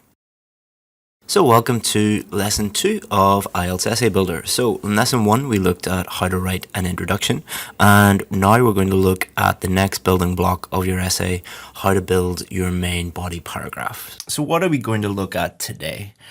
We're going to look at how to use our introduction as the foundation for the rest of your essay. So it's as I said on Monday, the introduction serves as kind of like a mini plan for you. So we're going to talk about that and how you can use your introduction to start writing your main body paragraphs. And then we're going to get into main body paragraphs. We're going to look at the essential elements. We're going to look at topic sentences, explanations, examples. We're going to look at how you write these, show you examples of how to write these. And then we're going to finish off with our homework task. So just a reminder, guys, we're focusing on just one type of task 2 essay. Please just remember this. You can't just look at all of the stuff that we've done this week and then hope that you're lucky on test day and that you'll get a double question. It doesn't work like that. Also, as I already said, the double questions, a lot of the stuff does translate to these other types of questions, but I would look into these. You have to study these properly. Many of you have been emailing me and messaging me and saying, can you just give us some quick tips or quick structures for the other types of essay? That's kind of like saying, at the end of your driving test, can you give me some quick tips on how to ride a motorbike or how to fly a plane or how to drive a train? Quick tips and shortcuts don't work. You need to go into things on a very, very deep level, which is what we're doing with double questions this week. Okay, so let's remind ourselves about the 4-paragraph structure for double questions. Introduction, which we've already done. Then our first main body paragraph, which is going to answer the first question. Then our second main body paragraph, which is going to answer our second question. And then our conclusion. So let's review lesson 1 a little bit. Let's look at the introduction and the question that we wrote, because this is very, very important that we understand how we use the introduction to then write our main body paragraph. So this was the question that we were using. Nowadays, more tasks at home and work are being performed by robots. Why do you think this is happening? Is it a positive or negative development? So the introduction that I showed you was robotics increasingly play a role both in the home and the workplace. This is due to advancements in technology, and it should be seen as a positive development because it reduces a person's workload. So this is the question that we're going to use today, and this is the introduction that we're going to use today, and we're going to use this introduction as like a mini plan that's going to help us write our main body paragraphs. So how does that work? So if we break it down, the bit in red here is our paraphrase, and then the 2 bits here, these are our 2 main ideas. So this is going to be paragraph number 1, main body paragraph number 1, due to advancements in technology. And then paragraph number 2 is going to be about this one. So as you can see, our main body 1 is going to be our first main idea. This is occurring because of advancements in technology. And main body 2 is going to be about this idea. And it should be seen as a positive development because it reduces a person's workload. So this acts as both a help to the reader, because the reader knows exactly what is coming up in the main body. They know exactly what this essay is about. You've introduced them to these topics. And then you're going to take these ideas and you're going to develop them in your main body. Okay, so let's look at what is a main body paragraph, because it became very clear during Monday's lesson that many of you didn't really understand what an introduction was and what it was supposed to be. Many of you have huge misconceptions about the test, especially the writing test. So much of this course is really just removing those misconceptions and teaching you exactly what you're supposed to be doing and the principles, the fundamentals of what you're supposed to be doing. So this is the most important part of your essay. Think of it as the meat in the hamburger. Imagine getting a hamburger and going into McDonald's and getting a hamburger and only the bread or the bun comes out. You wouldn't be very happy. That actually happened to me in Vietnam, in McDonald's in Vietnam before. And I certainly wasn't very happy. And this doesn't mean that the introduction and the conclusion are not important, but the main body paragraph is the most important part. This is where you'll make your detailed argument. This is where you will prove your point. So before I was an English teacher, I used to be a lawyer, and what we would do is we would go to court and we would argue. And an argument, a legal argument, is not like an argument where two people are shouting at each other. It's two people, two lawyers, trying to prove their case, trying to prove their point. So think of your main body paragraphs is where you will do this. It's where you will explain why your points are valid and support those points with examples to help you prove what you are trying to write about or what you're trying to say in your essay. So this is where you set out your main points and develop them fully. All right. One of the hallmarks, or one of the ways that the examiners will know if you know what you're doing, or whether you should get one of the high marks, one of the 7s, the 8s, and the 9s, is whether you fully developed your points. So you haven't just listed as many different ideas as you can. What you've done is you've taken relevant, specific ideas and you fully developed these out. So how do you do that? So there are 3 elements of a main body paragraph, not 3 sentences, 3 elements, all right? 3 things that need to be in your main body paragraph. First thing is a topic sentence. The second thing is an explanation. And a third thing is an example. Every single main body paragraph you should write should have a topic sentence, should have an explanation, and should have an example. If you do that, you're going to write a much better main body paragraph than somebody who, like many of you, what you do when your main body paragraphs is you include like 3 different ideas and no explanations, no examples, no topic sentences, and it's just like, I call it a shopping list main body paragraph. It's just a list of ideas. It's not actually a real paragraph. So now let's look at each of these elements. Because once you understand how to write each of these elements, then you can put them together in a main body paragraph. So, topic sentence. This tells the reader what the paragraph is about.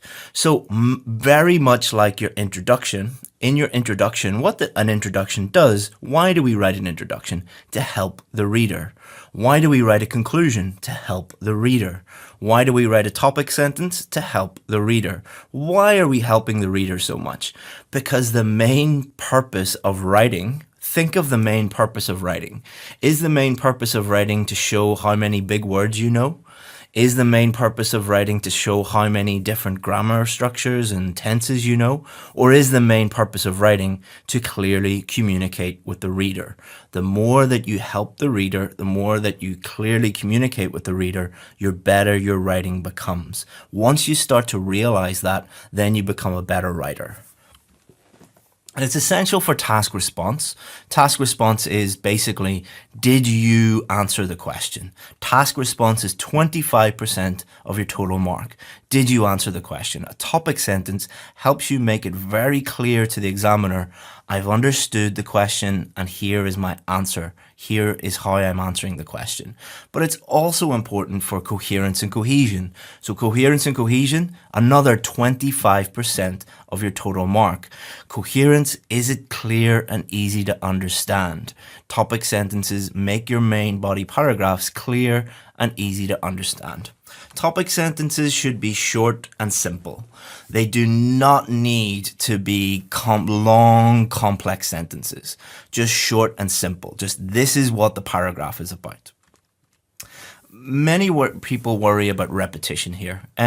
This is a huge problem.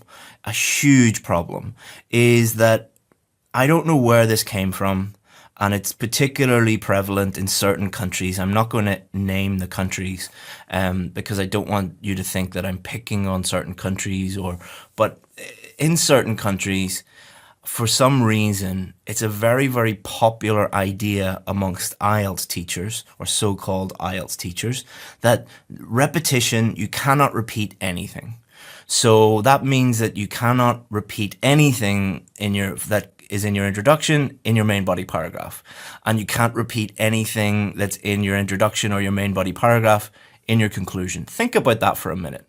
If you couldn't do that, then your introduction, your main body paragraph, and your conclusion would be three completely different things about three completely different topics, ideas, whatever. That would be a completely incoherent answer that lacked any sort of cohesion and will mean that you get yourself in all sorts of trouble. Where does this come from?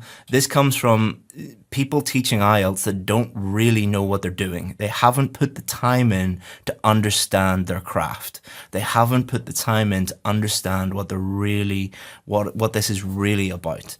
And what they do is they see that you should avoid repetition in the IELTS essay. You lose marks for repeating words or phrases too many times, but not ideas.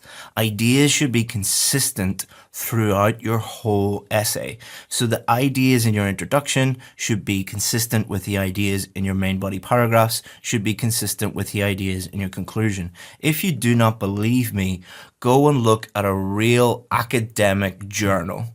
So an academic journal, go into, you can Google this on, and find it in any university, or go into any university library and look at quality academic journals produced by very high level academics. Look at the introduction, look at the main body paragraphs, and look at the conclusion. And you will see that the introduction says, this is what we're going to talk about. These are the ideas that we're going to talk about. And then they develop those same ideas in the main body. And then what they do is they summarize those same ideas in the conclusion. If you want to listen to your local IELTS teacher who is pretending to know what that they're pretending to know what they're doing for a living, you want to believe them rather than me. Every single examiner who works on my team, every high quality IELTS teacher I've ever spoken to. If you still believe that, stop the video and go back to your local IELTS teacher. If you want to get the scores that you need, keep watching. So how are you going to vary your language? So you shouldn't be using the same words and phrases over and over and over and over again, but you have to use the same ideas. And how you do that is you paraphrase again. Now, when I tell students this, they say, but I can't paraphrase. I don't know how to paraphrase. I don't know how to vary my language. To get a 7 or above, which is what most of you want, you have to be able to paraphrase multiple times throughout the essay. Basically, if you're saying, I can't do that, you're saying, I'm not ready to get a 7 yet. That's basically what you're saying, because that is what is required. So, topic sentence. Let's look at my topic sentence. So, this in purple, this is the question in blue. In purple, this is what I wrote in my introduction. So all I do is just take this and then paraphrase it, say it in different words so that it means the same thing, and this is going to become my topic sentence. So this is my topic sentence in red. People rely on machines because of the latest developments in machine learning. Okay, so what I've done is I've just taken this and I put it into my own words. Again, you're going to have to do this. If you want a 7 or above, you have to learn how to paraphrase. You have to have a wide vocabulary. You have to, your grammar needs to be good enough. Does that mean that you'll never get there? No. I've helped, thousands of students get the scores that they need, but you need to change your mindset from, I just need to memorize lots of words and phrases and insert them into my essay, to, okay, I actually need to learn how to write properly. I actually need to learn how to use grammar and vocabulary properly. And when you change your mindset, then it becomes your progression. You will progress very, very quickly and get the scores that you need. So now we're going to look at explanations. So explanations are very, very important. And I'd say that out of all the elements in your essay, there's none that are unimportant. I don't want you to assume that some things are not important, but explanations, I would say, are the most important thing, because only good students can clearly explain what they mean. It's a skill that is very hard to acquire, and you probably are not even good at this in your native language. And it's not saying, I'm not criticizing you in any way, but in general, people are not very good at taking ideas that are in their head and clearly explaining them on paper. It's something that is quite difficult to do because it's something that many of you just never practice using. But it's something that is quite easy to learn. And we're going to talk about this briefly here. So never assume that the reader knows what your topic sentence means, or that they know how it answers the question. So bad communication, most bad communication, and this happens, I do this sometimes when I'm talking to my team. My team does this sometimes when they're communicating with me. And the reason why they might send me an email or a message and it's not very clear is they assume that I know what is in their head. They assume that I know exactly what they are thinking, and so they don't explain fully what the problem is or what they need help with or what the context of the message. The reader can't ask you any follow-up questions, so you must explain everything. So think about the difference between speaking to someone and writing to someone. And I don't mean writing on WhatsApp or, sending text messages or even emails. Think about writing a book, or think about writing a academic journal. Think about writing an IELTS essay. The person reading that cannot ask you any follow-up questions. So the skill that you need to learn is to anticipate what they might be thinking and what they might need you to explain, and explaining that to them. Pretend you're explaining it to someone who knows nothing about the topic. A very common error that I see is students say to me, oh, well, the examiner knows about this, or the examiner knows everything, or the examiner is really intelligent. Okay, so you cannot assume that. That will lead to very poor communication, because you always will assume that the person knows what you're talking about. Explanations help you communicate clearly, and you need to explain it in a way that you assume that the person knows nothing about what you're talking about. One really good way of writing explanations is what my old English teacher, or my old science teacher as well, when we would be writing in school, my old English teacher or my old science teacher, he would walk around the classroom and he would look over your shoulder and they would say, so what? So what? So they would look at the sentence that you were writing and they would say, so what? What does that mean? Give me more. In other words, they were saying, develop it, explain it. What does that actually mean? So a number of the successful students that I've had, when we do success stories with our students and we post them online, we post the videos online, a lot of them will say that when they were doing the test, they were imagining me saying, so what? So what? Develop your answer, explain what you mean. And that seems to really work. Another way of thinking about explanations is, how would you explain this to someone who knows nothing about the topic? So imagine you were explaining this to a 10-year-old boy. A 10-year-old boy who knows nothing about this. How would you explain that to them? Another way is, how would you say, or what would you say to an alien from a different planet? Somebody who knows nothing about our planet. Imagine aliens come down. How would you explain this thing to them? And that will help you develop your answer and fully explain what you mean. So this is my topic sentence. People rely on machines because of the latest developments in machine learning. Now, if I just write this, it's not very good, because I'm not explaining what it means, how it answers the question. So if someone was reading this, what questions would they be asking themselves? Or let's imagine that I am speaking to someone in a normal one-on-one conversation, and I say this, what would they be thinking, or what follow-up questions would they be asking me? Well, they'd probably say, what is machine learning? What developments? How have those developments allowed this to happen? Why? What's the result? What are the consequences? So you're not going to be writing about what is machine learning and then write about what is the developments and then write about this and then why and then result, and that's not how you're going to do it. What you're going to be doing is you're going to be preempting what the person reading this might be asking themselves, or might be asking you if they were to be able to speak to you.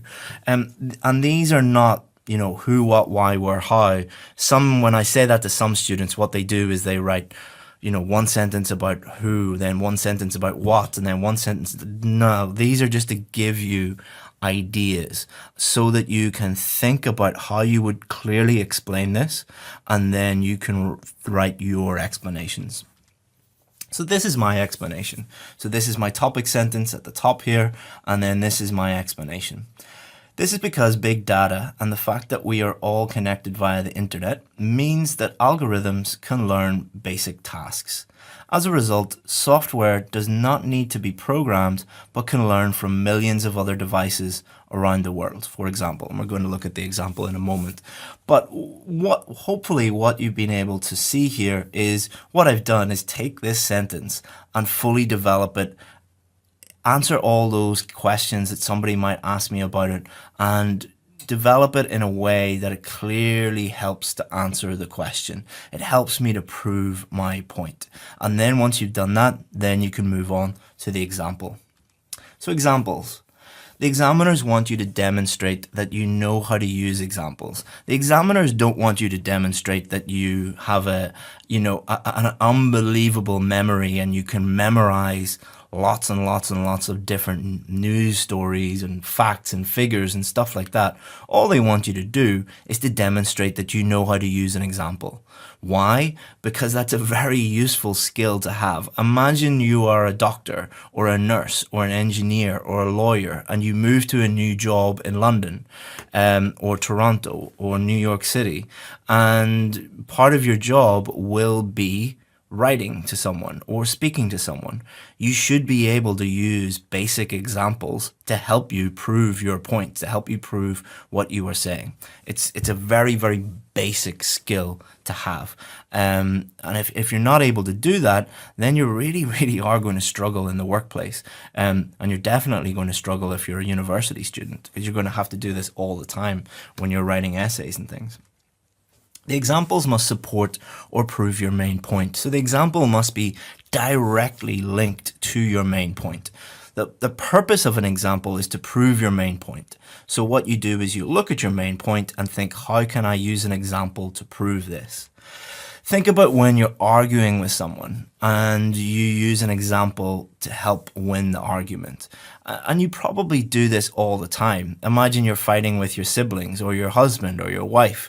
Like, let's say, for example, my wife says to me, you left the ice cream out last night and it melted all over the place.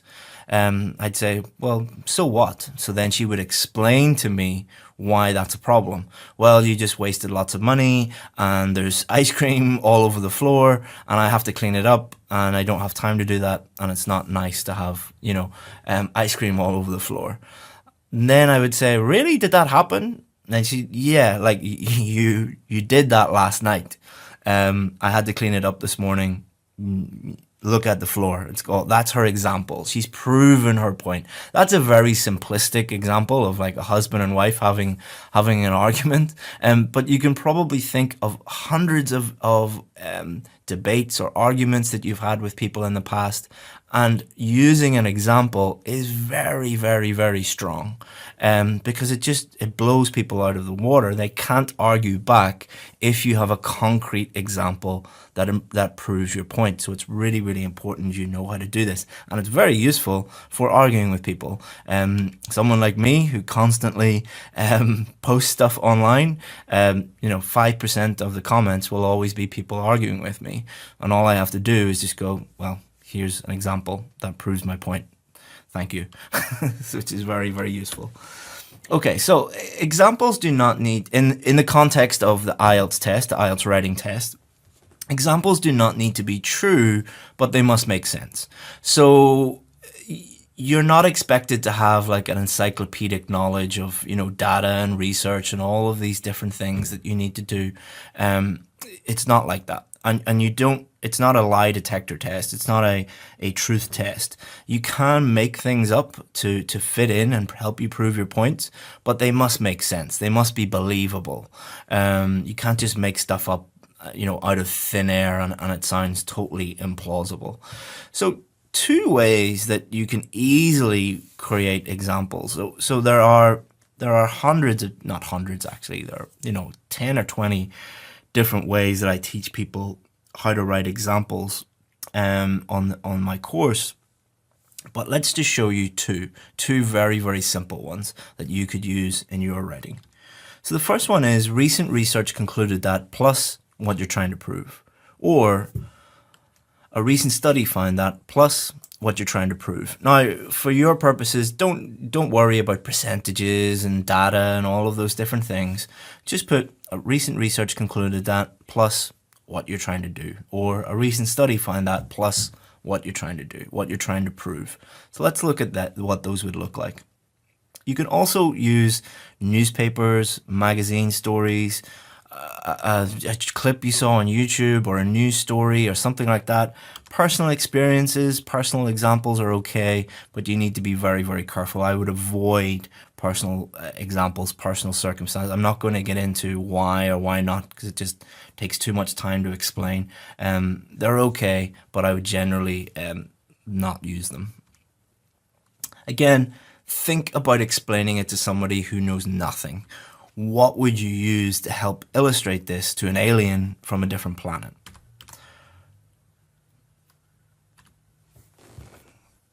So before we get into look at the full main body paragraphs, and I'm going to show you full examples and all of those different things, many of you might be a little bit overwhelmed at the moment. Do not worry. If this is not making complete sense right now, many of you have a mindset where you want to just get some quick tips, some shortcuts, and understand things immediately and then get the score you need. That's not going to happen. It will take further implementation, further practice for you to fully understand and be able to do these things. Like imagine wanting to learn how to drive a car in 1 day, or wanting to learn how to ride a bike in 1 hour. You can learn how to ride a bike pretty quickly. You can learn how to drive a car pretty quickly, but not in an unreasonable amount of time. You need further implementation, you need further practice, you need further feedback. This is just the first stage of your preparation. Don't worry if you're going like, how am I going to do this? This seems very, very complicated. You will get it. You do not worry about this. So like, for example, in my VIP group, we do a whole module on examples. Plus we look at each of the different 5 essay types individually for all of these different things. And we also have like Facebook Live videos, on examples in the VIP Facebook group. We constantly give people work to do, they do them, they practice them, we give them feedback on them, and that's how they learn and that's how they get it. So if you're not fully understanding all of this, or you get your feedback later on tomorrow and you're not perfect yet, you don't need to be perfect. It is a process and you will get there eventually. So let's look at our paragraph. So this is because big data and the fact that we are all connected via the internet means that algorithms can learn basic tasks. So this is our explanation. I haven't put the topic sentence in here. As a result, software does not need to be programmed, but can learn from millions of other devices around the world. So the bit in purple, that is my explanation. All right, and then here is my example. For example, Tesla cars now come with autopilot, which drives the car itself and shares the data with all other Tesla vehicles. So this is a perfect example because it's a real car that actually drives itself. All right, so if you know of an example that perfectly supports your main idea, then that's great. Use that. I really love Tesla cars. I read about them quite a bit, but you don't need to use a Tesla car as an example. It fits perfectly here, but there are 100 different other examples that you could use. So this is the full paragraph. So you can pause the video and you can have a read of this, but let's just talk about it briefly for a moment. We have the topic sentence in the first sentence here. What does a topic sentence do? It says, hello, Mr. Reader, hello, Mrs. Reader, whoever's reading, this is what I'm going to talk about. Then the next two sentences, and it doesn't have to be two sentences, your explanations could be one sentence, 3 sentences, 4 sentences. Do not worry about number of sentences really, or number of words really. Focus on the actual quality of your work rather than how short or how long it is. What this does is it explains fully what I think about my main point, how it answers the question and approves my main point. And then the example helps support my main point. So think about this as an argument. If I was to make this argument, it's very, very strong. It's very clear. It's easy to understand. The reader knows exactly what I'm talking about. Paragraph 2. Is it a positive or negative development? So this is the second question. So this is going to be our second main body paragraph. Main idea, because it reduces workload. Explanation, so this would be my plan. Explanation, AI does boring, repetitive tasks, freeing up time to do other things. Examples, Google Home, Amazon Alexa. I don't know whether you've heard of those before. Pretty big in the UK and the US. They're basically smart devices. They're devices that you have in your home and you can talk to them, and they use AI to answer questions and do tasks for you in the home. Uber uses AI within its app. Netflix uses AI to learn your viewing preferences, and many thousands of other examples. Am I going to use all these examples in my essay? No. This is to show you what I would write if I were planning this out. I would quickly just jot down some examples. I would write very brief explanations. My main idea would be very, very clear. And then what I do, how easy is it going to be to write a main body paragraph when you have thought clearly about this, you've got it all planned out, and don't worry about time, guys. This will save you time. If I was to just start writing a main body paragraph, it could take me, let's say if I'm an average student, it could take me, 10 minutes or 15 minutes, let's say 15 minutes to write a main body paragraph. But if I spend 2 minutes or 1 minute writing all this out, it reduces that time from 15 minutes to 5 to 6, 7 minutes, something like that. So putting in the effort to plan things out really does make a huge difference when you're starting to write your main body paragraphs. So let's have a look at this. Automation should be welcomed because it frees people from the drudgery of everyday duties. So this is my topic sentence. So it's saying it's a good thing because it means we do less work. All right, that's basically what it's saying. So then I have to explain this point. Our day-to-day lives are dominated by menial, repetitive chores that take up much of our time. Automating these is possible, and technological solutions allow us to focus on more meaningful activities. Then I need to explain this. For example, there is now a robot that both cuts grass and hoovers carpets, and the manufacturers estimate that this will save the average person 3 weeks per year. Okay, so what I've done is I've said, it saves you time, here's how it saves you time, here's an example of it saving you time, and then what I've done is I put a little further explanation onto the end here, just to show you that what a lot of students do is they think that there's only one way, and when I teach them how to do anything, they're like, okay, I'll stick exactly to that. Or some other students say, well, can we write 3 explanation sentences? Can we write 1 at the end? Can we write, like, you can pretty much do what you want, guys. And this is to show you that if you wanted to add a little bit of explanation at the end to really solidify it, you can do that also. Owners are free to choose what to do with these extra hours instead of being forced to carry out routine work. So it's just a further explanation. It's not a conclusion statement or anything like that. It's just a further explanation. Don't overcomplicate this and be like, do I have to do that? Do I not have to do that? As long as you have the 3 essential elements, the topic sentence, which always be first because it's a topic sentence, then you have your explanations, then you have your examples. That is going to help you write a clear main body paragraph that will help you prove your point, help you demonstrate that you know what you're doing. Okay, so now you're going to do the same thing for this question. So you're going to look at the question below and follow the steps outlined in this lesson to write a main body paragraph. So take a screenshot of this or write it down, whatever you have to do, and pause the video and you can have a look at this. You already have your introduction.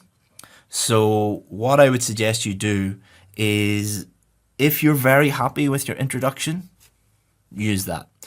If I highlighted some things in the feedback yesterday, that means that you need to redo your introduction and then use your introduction as kind of a mini plan that will help you write the rest of your essay.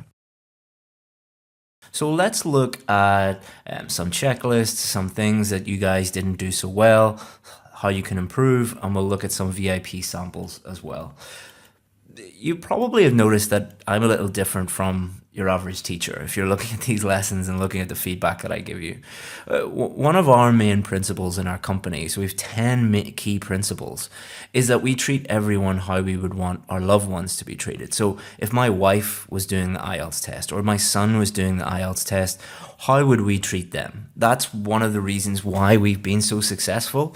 We're not just putting stuff out there and not really caring about it. We deeply care about you guys and about the stuff that we put out there, and we really care that you get the scores that you need. So would I want a teacher to lie to my son or lie to my wife? No. So some of you have said that, you know, you're very negative when you're always criticizing us and you're always telling us that, we're not good enough.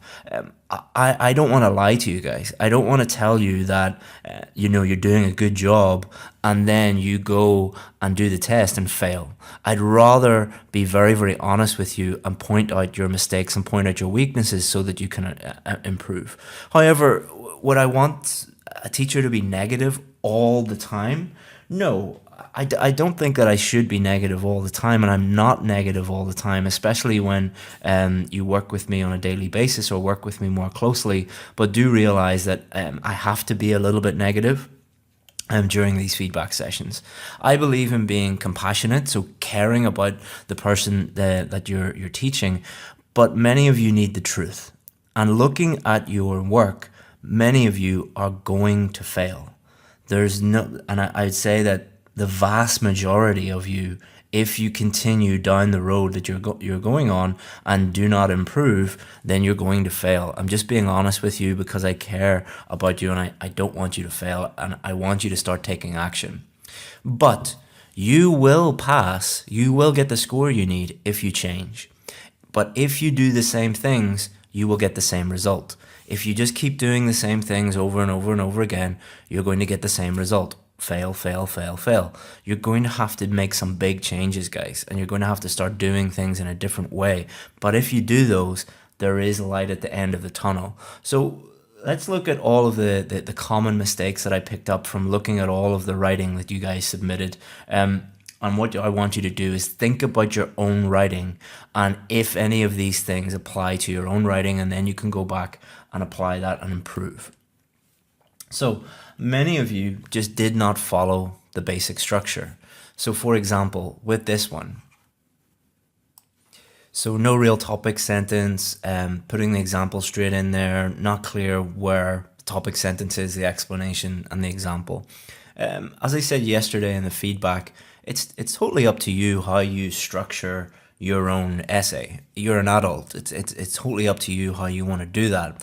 I'm just telling you based on years and years and years of experience helping people get the scores they need, that the structure that I suggest does work, and it is very simple and easy to understand. So I would strongly recommend that you follow that. If you don't want to do that, that's fine, but I would strongly recommend doing it.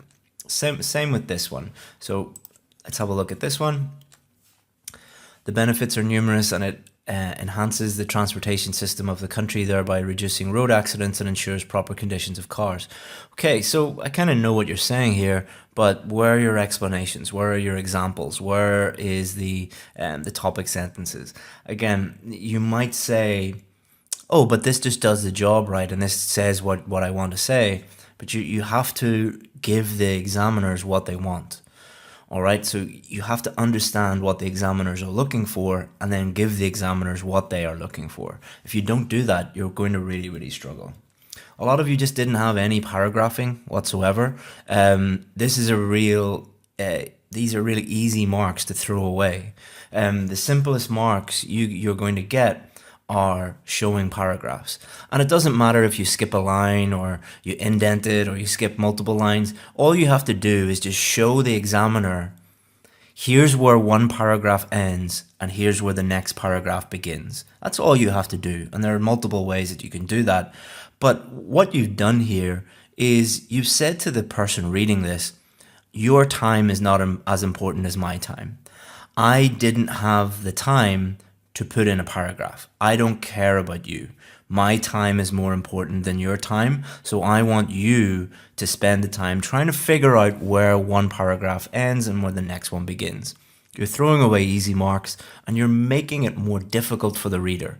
If you follow just one rule, make it easy for the reader. Make it easy for the reader to understand your main points and how they answer the questions and your structure and all of those different things. That's what good writing is. It's making your message very clear to the person reading it. Again, no paragraphing here whatsoever. There were multiple ones like that. Some of you just copied my sample. Let's talk about copying for a minute. The IELTS test is not a memorization test. You cannot look at lots and lots and lots of sample answers, which many of you have asked me for. Many of you have been asking, can you give me lots of samples?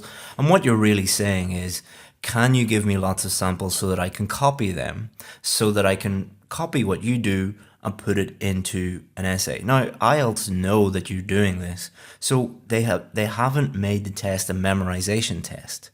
They've made the test a writing test. They've made the test a thinking test.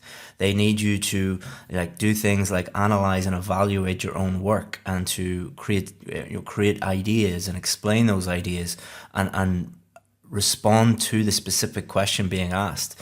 You won't be able to do that if you're memorizing stuff. And that also includes memorizing vocabulary, memorizing grammar structures, all of those different things. You have to start to operate individually and independently. A lot of you just didn't have a position. So position, what I mean by position is that you just didn't state what you think about it. So let's have a look at this one. The world has experienced a huge, unprecedented advancement in technology in recent years, particularly in the automation industry. So this really isn't a topic sentence. What this is just a paraphrase of the actual question. There's no position here. There's no opinion here. There's no main idea here. Vehicles are manufactured with the technology of AI for self-drive. Again, just repeating the question. No position whatsoever. Taking an example of Vorge cars, which are made in China, they have devices that enable to be remote controlled and hence self-driven. Due to this, they are the best-selling cars in China. Okay, so this is a very, very common mistake. And I think it comes from, in a lot of cultures, because I've taught in many countries where this is the case, and I have students from all over the world, in many cultures, it's not taught that you should take a very strong position on something. It's not within, in the education system, children are just not taught to take a very strong position. You kind of dance around things rather than being direct. You are very indirect. And this is what can happen. So what this person has done is they've just wrote everything they know about automated like AI cars. The task being set is not write everything you know about the topic. The task is respond to the specific question being asked to show how you understand the question and how you can clearly convey what you mean in a piece of writing. So that should be your goal, not write everything you know about the topic. Also, there were many of you, and this is very, very common, a very common mistake, massive focus on vocabulary. So your vocabulary mark is important, but it's 25% of your total mark. The person who wrote this thinks that vocabulary is the most important thing. Driverless vehicle, technological lift, automation sector, computer manageable programs, interpret human-like sensitivity, invest in further control. Like all of these things, they're showing off. They're trying to impress the examiner rather than just answer the question. And a lot of this vocabulary is wrong.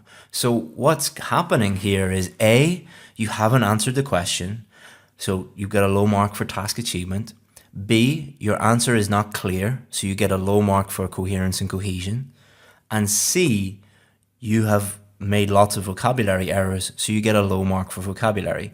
And also D, you might make lots of grammar errors because you don't know how these words operate in a sentence. So many people will look at this and think, wow, this person knows big words. They must be really good. Actually, it's one of the worst ones that we saw. Be very, very careful about showing off how amazing your language is. Again, this is not your fault. This is related to the fact that many of you have gone to IELTS schools or have IELTS teachers that tell you all you have to do is, insert lots of big words and you'll get a high score. Now, if that were true, then all of you would get a really high score because that's what a lot of you do. Most of you don't get a high score. Why do you think that is? Do you think it's a good idea to keep doing these things that all of your teachers and websites and YouTube videos tell you to do? Or do you think that you should maybe change the way you do things and start doing things effectively? A lot of you had a lack of cohesion in your samples. So some of you wrote your introduction and included your introduction with your main body paragraph, which was great to see because one of the things that the examiners will be looking for is your ideas, your outline of your main ideas in your introduction match your main body paragraph. So this person has said this is due to the advancements in technology. Okay, so that's fine, no problems there. However, that needs to be in your main body. So their main idea here is manufacture more efficient cars than in the past. That's two different things. So what you've said is, to the reader, you've said, I'm going to talk about advancements in technology. So they're expecting that, and then you talk about something else. So it's kind of like going into a restaurant and the waiter saying, yeah, our special today is steak. Would you like a steak? You're like, yeah. You're sitting there, you're expecting a steak, and then they bring out a bowl of ice cream. It's like, there's no cohesion there. There's no congruence there. Why do we write an introduction? We write an introduction to tell the reader what's going to happen. That needs to match up with the main body. So be very careful there that they all match up. Also, a lot of you had very, very vague topic sentences. For example, it is irrefutable fact that a human has made a huge progress in technology. Very vague background statements. Don't write a background statement, write a topic sentence. There's a massive difference between topic sentences and background statements. Background statements will always have words like nowadays, improving day by day, in modern life, in the modern world. They very, very rarely actually state your main idea. Topic sentences are simple. You just write, this is my main idea, and write that down. Also, a lot of you had explanations not answering the question. So if you have a look at this one, you'll see why. So if we have a look at the explanation here, the cars with this technology have automatic brake in case of crash danger, automatic temperature adjustment, and self-driving by driver choice. Now that's telling me everything this person knows about what they know about an AI controlled car, but the question wasn't what is an AI controlled car. If the question was what is an AI controlled car, then this would be great. But the question is not what is an AI controlled car. So you have to answer the question that is actually being asked. Another common problem was example not proving main point. So let's have a look at this. So this person is talking about Cristiano Ronaldo. So what? So just because Cristiano Ronaldo drives an electric car, an AI controlled car, what has that got to do with your main point? What has that got to do with the question? Make sure that your examples actually prove your main point. If they don't prove your main point, then why did you write them in the first place? There was also other examples of poor examples. Let's have a look at this one. For example, my uncle owns a self-driving car and he is amazed by the precision and accuracy of these automated systems, adding to the mental rest of not driving when the road is really congested. So just because your uncle drives a car, that doesn't mean anything. That's just one person. So be very, very careful with using personal examples. Like I could say something like, my grandfather smoked 20 cigarettes a day and he lived until he was 100. Therefore, smoking doesn't cause cancer. Would that be true? So yes, it's true that my grandfather smoked 20 cigarettes a day, but that doesn't prove that smoking isn't harmful to your health because it's just one person. So don't use one person to prove a general point, all right? Because there are always anomalies, all right? So be very, very careful with those personal examples. Let's have a look at this example. For instance, recent news update has it that one of the richest men in Africa was seen in a sophisticated software installed car. Okay, again, one guy does not prove anything. You need to use something that proves the general point, that proves the overall point, not one guy. Okay, so what do you do now? Do you say, oh no, I'm going to fail? Just because you made a mistake doesn't mean that you're going to fail. If you continue to make these mistakes, you will fail. But what you need to do is look at these common mistakes and then honestly evaluate your own writing and look at it and then correct it and work on it and continue to think about these common mistakes. If you do that, you're going to improve. If you don't do that, you won't improve. It's very, very simple. You'll hear me saying this a lot, like keep it simple. It's very simple. I try and think of things in as simple terms as possible. Now let's look at some of the samples from our VIP students. So I asked them to create some samples for you guys so that you can see the difference and so that you can see an effective main body paragraph. Okay, here is a VIP sample. What I want you to do is just look at each sentence and think about what that sentence does. So let's look at the first sentence. Artificial intelligence is being introduced to many vehicles to reduce the number of road traffic accidents. So, do you know what this person thinks about the question? Absolutely. It is very clear and easy to understand. If you read this main body paragraph, would you find it easy to understand it from the first sentence? Absolutely. So it's very clear what their main idea is. Their next job is they need to explain how this main idea answers the question. Next sentence. This is because thousands of people are killed on our roads every year and AI can control cars better than human beings. So what this is doing here is imagine they're explaining this to somebody who knows nothing about the topic, like a 10-year-old boy who knows nothing about AI or cars or anything like that. The 10-year-old boy would say, well, how is AI going to reduce the number of road traffic accidents? Here it is, okay? This is how it does it. And then the 10-year-old boy might say, well, how does it do that? The software scans oncoming threats using a variety of sensors and can even anticipate collisions before they happen. Oh, really? Okay, I totally understand why that is. I understand why AI is being introduced, and I understand exactly what's going on. But can you give me some evidence to help that? Okay. For example, Google has developed a driverless car, and after testing it on public roads, it has only had one accident while driving millions of miles. The same number of miles driven by humans would have resulted in many more serious injuries and fatalities. Oh, okay, I know exactly what you mean then. Also, look at the vocabulary. It is high level without showing off. They're not inserting words randomly. They're using vocabulary effectively and appropriately. Look at the grammar. They're using a mix of complex and simple sentences. They are using a different range of grammar, and all of it is correct. There's no grammar errors in it. This is the level that you want to get to. So this was one student. Let's have a look at another student. This should be seen as a negative development because of the number of jobs that will be lost. So this was a different student answering the second question.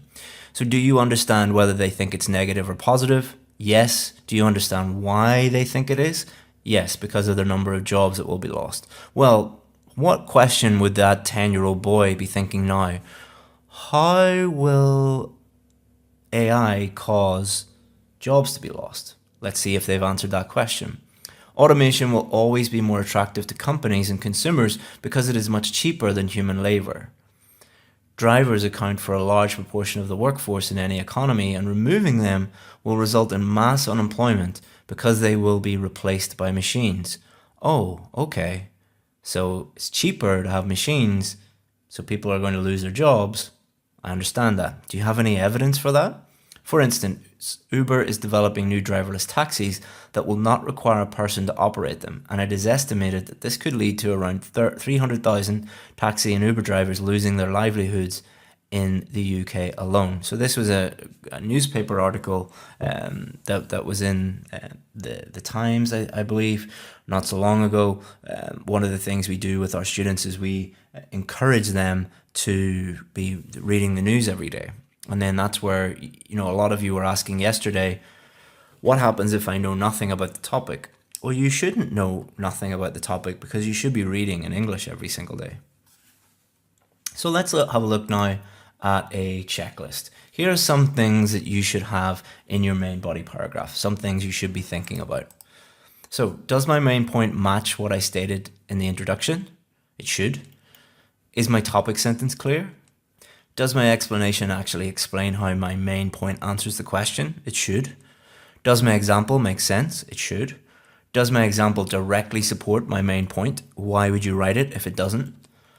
Number 6, have I used vocabulary in a way that makes my writing easier to understand, not more difficult to understand? Is my vocabulary accurate?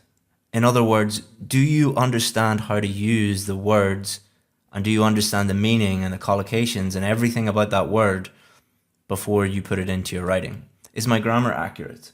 Can I understand what I've just produced? If you can't understand it, nobody else is going to be able to understand it. Is it clear where one paragraph ends and the other begins? Paragraphing.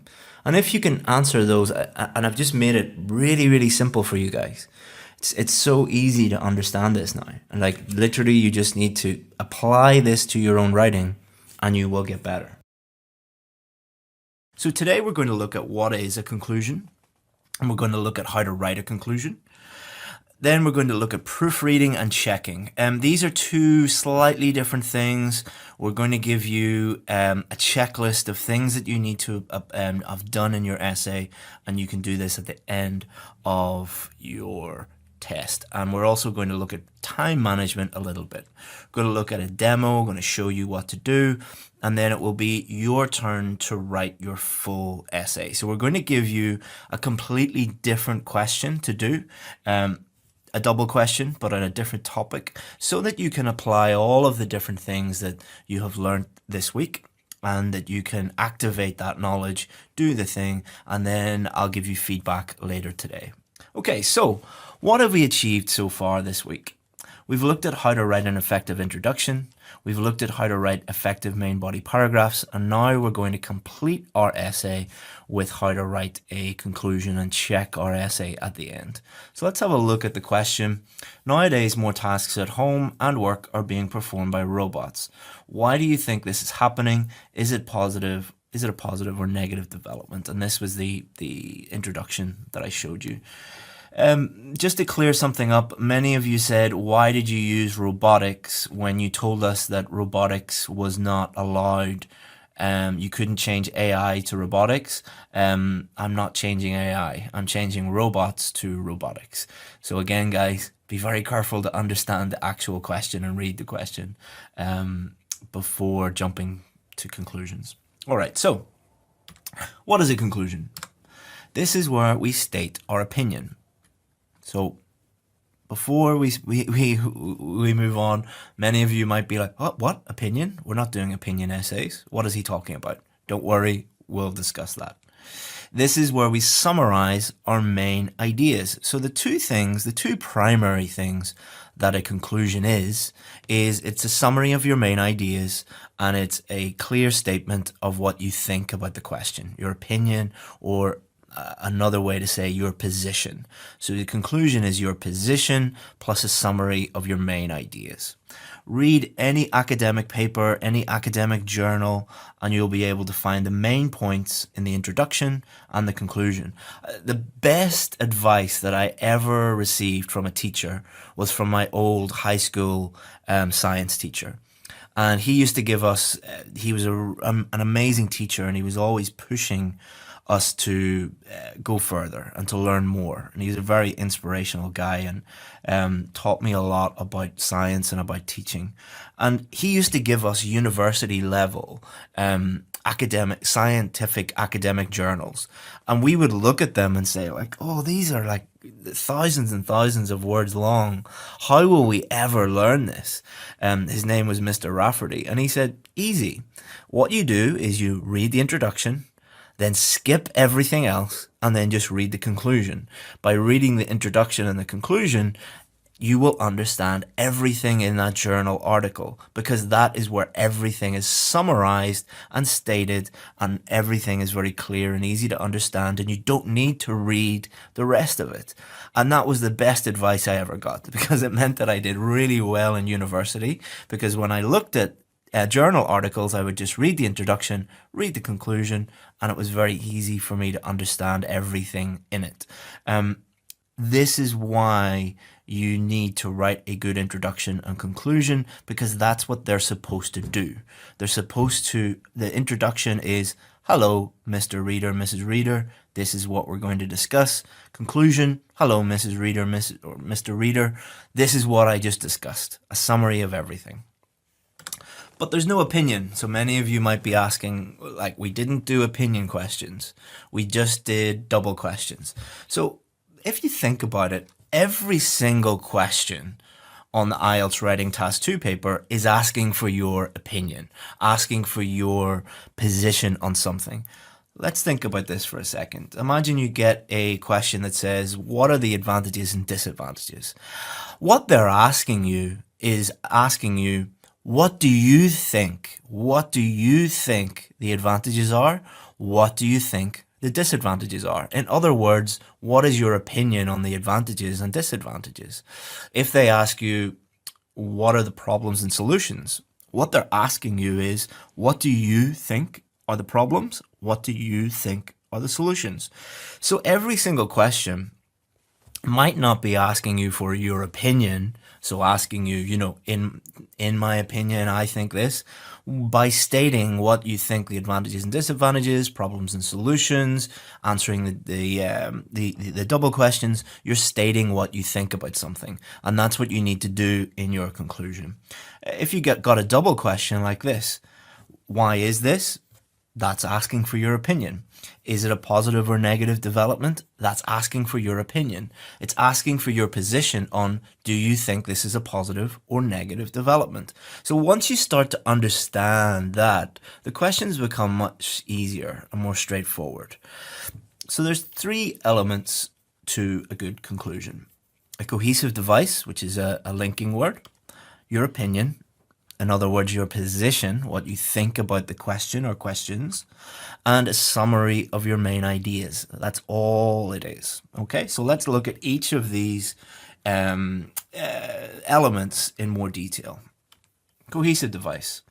You're only going to write one conclusion in your IELTS writing test. So learn just one way to start your conclusion. Some students that I work with say, can you give me 10 different ways to start a conclusion? It's like, why? Why? That would be a complete waste of your time and waste of, your brain can only store a certain amount of information. You're only going to write one conclusion. So just learn 1 or 2 ways to start your conclusion. And those are, in conclusion, to conclude. You don't get any extra marks for writing anything fancier than that. So why would you learn 10 or 12 different ways to write, in conclusion? Also, don't ask me in the comments, how about this way? Or how about this way? Or can we do it this way? Can we do it that way? The reason why I'm saying don't do that is you only have a certain amount of time before you start writing your test. The clock is ticking between now and you doing your test. Don't waste time on things that don't matter. The other 10 ways that you can start your conclusion do not matter. Just focus on what actually matters and ignore all the things that do not matter. And that will mean that you're spending all your time focusing on things that will actually improve your score, and you're not wasting your time on anything else. Now you're going to reiterate your opinion. Reiterate means state again, because you've already stated your position or your opinion in the introduction. Now you're going to state it again. Number 1, do not worry about repetition. Many of you have been saying to me over and over and over again, my teacher says you can't repeat anything. My teacher says you can't repeat anything. Okay, if they say that to you, number 1, say, why does Chris get all these really, really high marks? Are they fake? Is he lying to us? Or maybe you have not understood the official marking criteria. This is the official marking criteria. This is what the examiners use in every single country, in every single sentence, or center, sorry. And what does it say here? Presents a clear position throughout the response. Throughout. Presents a clear position, in other words, opinion, throughout the response. So not just in one place, throughout the response. So maybe your teacher is correct and I'm wrong, and the official IELTS marking criteria is wrong. I'll let you decide which one is, who is correct and who's not correct. So paraphrasing, do not worry about repeating your main ideas again, but this does not mean that you can copy the same words. So you have already stated your position in the introduction. If you don't understand this, go back and look at the introduction module, the introduction video. So we take our main ideas from the introduction and we paraphrase them. This makes it extremely simple to write a conclusion and ensures that your position is clear throughout the whole essay. And again, some of you might be saying, but I don't know how to paraphrase. If you don't know how to paraphrase yet, you're not ready to get the score that you really want yet. You will get there eventually, but saying, I want a high IELTS score, but I don't want to paraphrase, that's like me saying, I want to buy a Ferrari, but I don't want to spend any money. What you want and the price that you have to pay, you have to pay a price for everything you want. That price could be money. Like if I want a Ferrari, I have to pay money. For you guys, the what you want is a high IELTS score. The price that you have to pay is work and effort and sometimes money by seeking out someone who can show you exactly what to do. There's a price to be paid for everything. Summary of main ideas. Someone should be able to read your conclusion only and tell you what your main ideas are. So somebody should be able to look at your writing, your essay, ignore the introduction, ignore the main body paragraphs, and just focus on the conclusion and tell you exactly what you just wrote about, exactly what your main points are, exactly what your whole essay is about. Again, don't worry about repeating your main ideas, but you just paraphrase. You must paraphrase. This will make the conclusion easy to write and ensure you summarize your main ideas. So here's a demonstration of that. Okay, so here is my introduction. Robotics increasingly play a role both in the home and the workplace. So that was the question being paraphrased. Okay, that was the very first sentence. This is occurring because of advancements in technology. So that is my opinion plus my main idea. This is occurring because of advancements in technology. That's my position on the first question, and that's my main idea also. And it should be seen as a positive development. That is my opinion, because it reduces a person's workload. That's my main idea. So what the question is about, my position on it, my main ideas are all in the introduction. Now we need to just take this and we need to create a conclusion. Let's see how we've done this. In conclusion, machines carry out tasks for us due to the fact that engineers and computer scientists are pushing the boundaries of science and engineering. And these innovations should be welcomed because they emancipate humankind from routine toil. I used a lot of really high-level vocabulary in there, guys, because many of you were asking for this and saying that the stuff that I was writing was too simple. Another reason why I don't use like really high-level vocabulary is it makes it really difficult for you guys to understand it.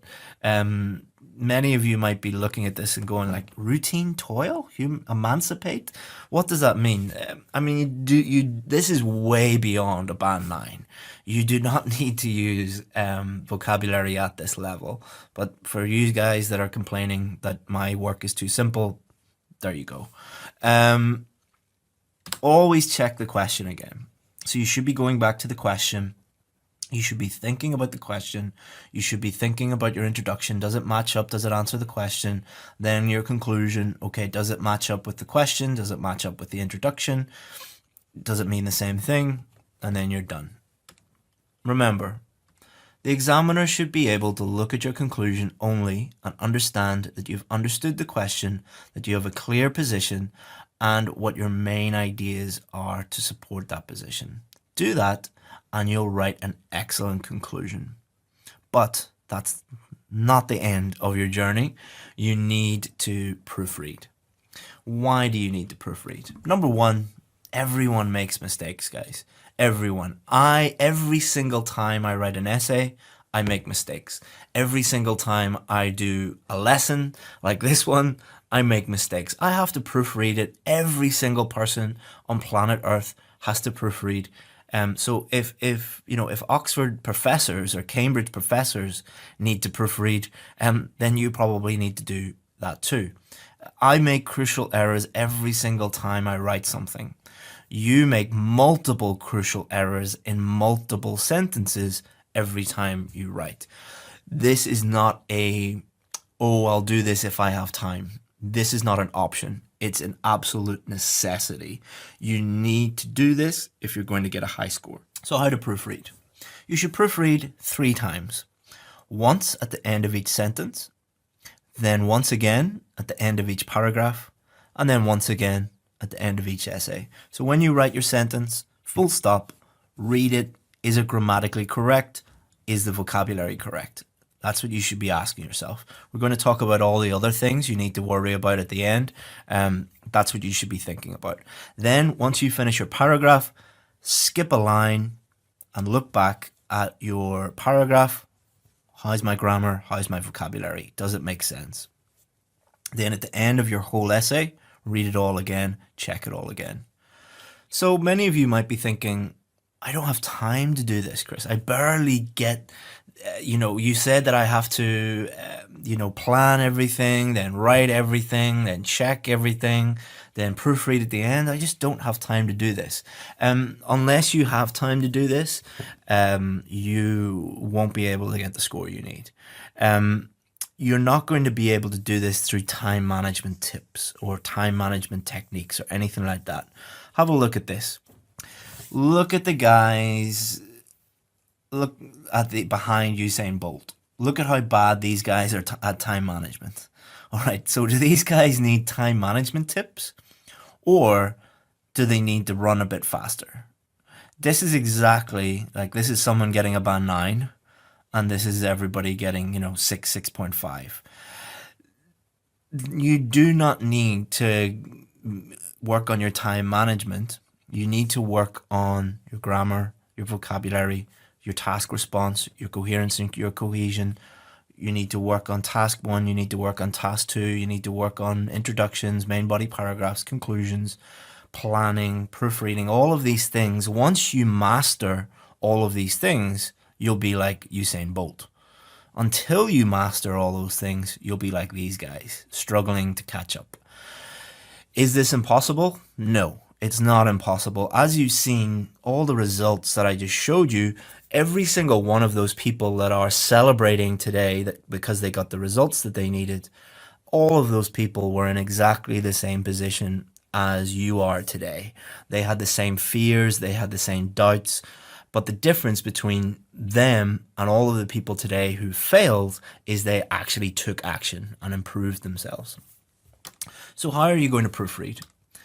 As with everything I teach, you should be thinking of one thing and one thing only.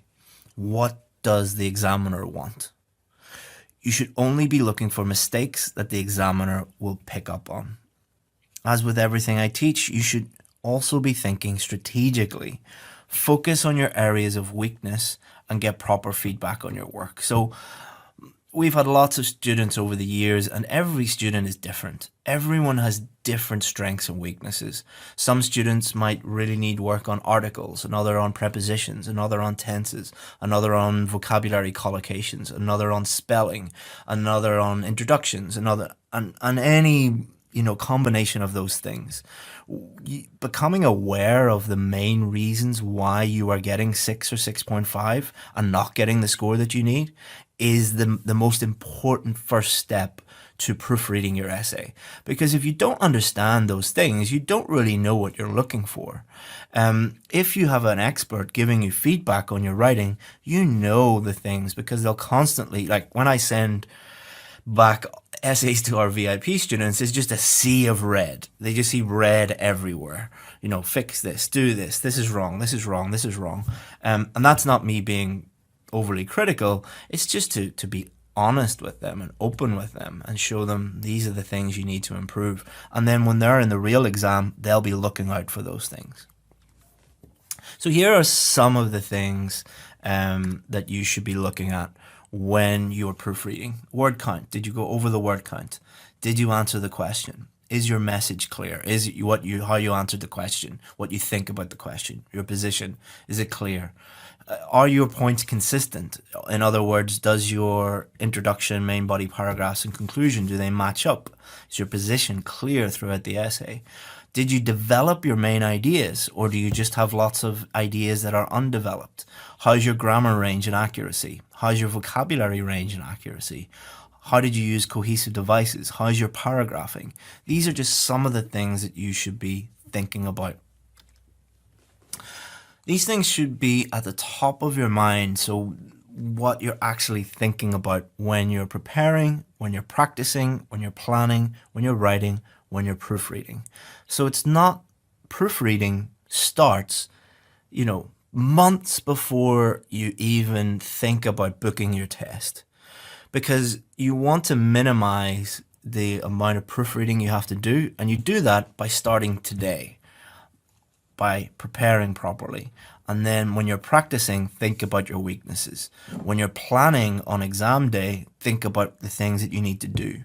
When you're writing, think about how do I give the examiner exactly what he or she wants? And then when you're proofreading, your proofreading's easy, guys, because you're just looking at it and going, okay, just checking off of done.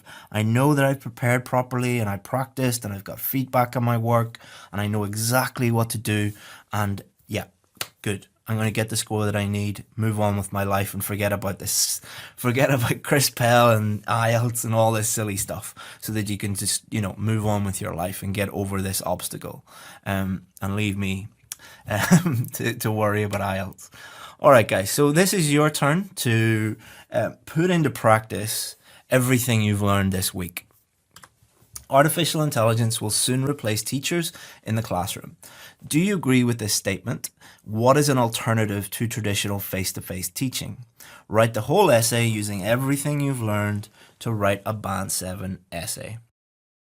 Hello and welcome to the final lesson of IELTS Essay Builder. Well done for making it this far. And what we're going to do is give you your final feedback and do this through a live demo. So what we're going to do is I'm going to do a full demo lesson. So what I'll do is I'll share my screen and I will do the question myself. And what I'll do is I will take you through how I would think about the question, how I would think about writing it, and write it live on the screen for you. So this will bring together all of the things that we have learnt throughout this course, and so that you can learn from it and compare your own writing and compare your own thinking. Also, what we'll do is we'll talk about how to take things to the next level. We do have a very small number of places available on our VIP course, and I'll tell you a little bit about that at the end of this video. Okay, so hopefully you can see this. This is a document on Google Docs, and what I'm going to do is I'm going to look at the question that you have already attempted, and I haven't looked at it, I haven't prepared an answer or anything like that, and I'm going to just do it as if I was a student doing the test. Obviously, I have to talk you through it because you can't read my thoughts, but I'll try and talk as much as I can about how I'm thinking about the question and as I write it. Now, because I'm doing it live, I will make small mistakes, and that's all part of the process, and I'll go and edit it at the end as you would do in the real exam.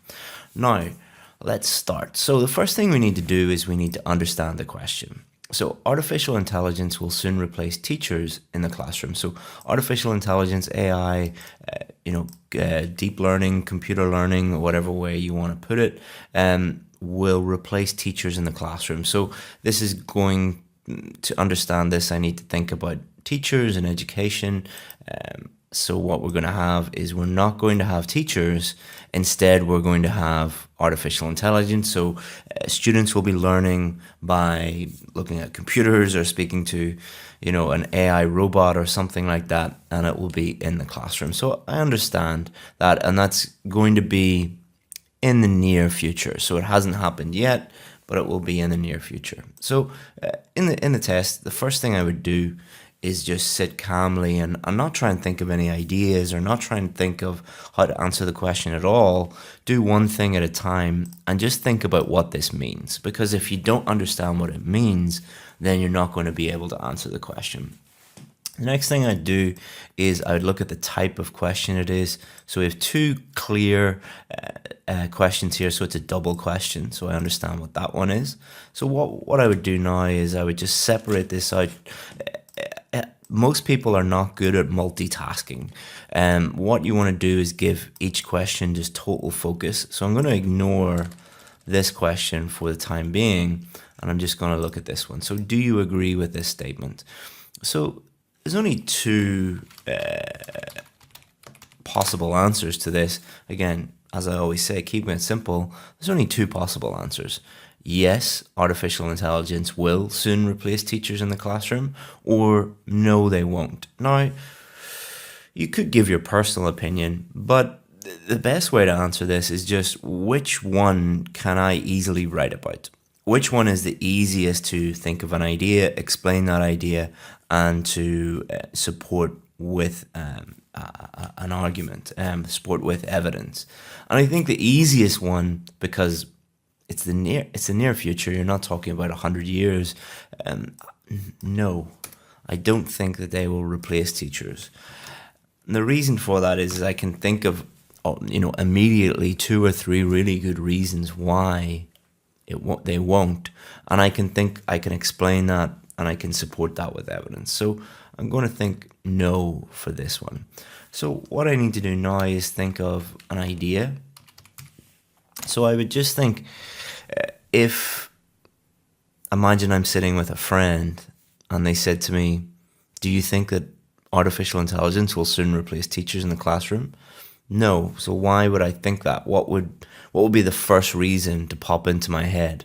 Another way to think about it would be, if this question was asked, if 100 people were asked this question just randomly, what would be the most common reason? I'd say there'd be 2 most common reasons would be teachers are needed for support. So that's things like, feedback and discipline, things like that. So, a computer can't really provide feedback. It can't really get, control children, especially young children. So that would be idea 1. Another alternative idea would be AI is not advanced enough.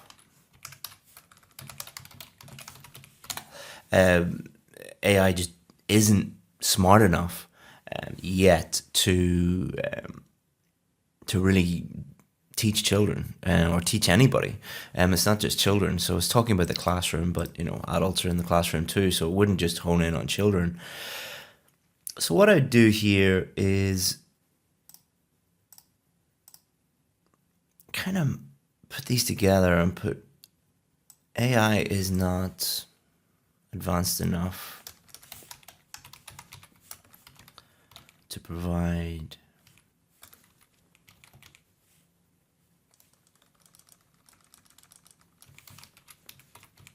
to educate, and I'll just put some ideas here, because remember, it's just the ideas phase. We haven't begun writing yet, and obviously you wouldn't take this amount of time. I'm explaining this and talking through it, and in the real test I would do this in 1 or 2 minutes. So what I'm going to do is I'm going to keep that one. How would I explain this? So a teacher needs to give feedback and support and discipline. Again, just very basic notes. I know that that's not grammatically correct or anything like that. It's just doing quick notes. I think example I would use for this would be Google Translate.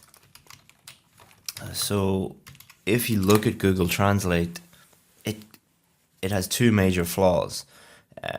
The first major flaw would be it's not very good at translating language, demonstrating that AI is not advanced enough.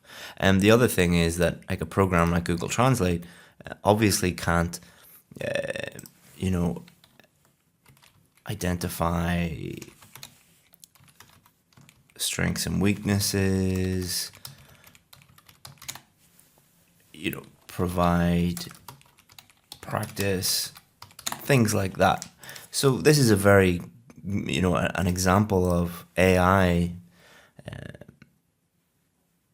an example of a computer program that isn't a tool that is involved in education, but it's just not there yet. Maybe in 20 years it will be, but not there. So we already have like the bones of the structure of an argument here.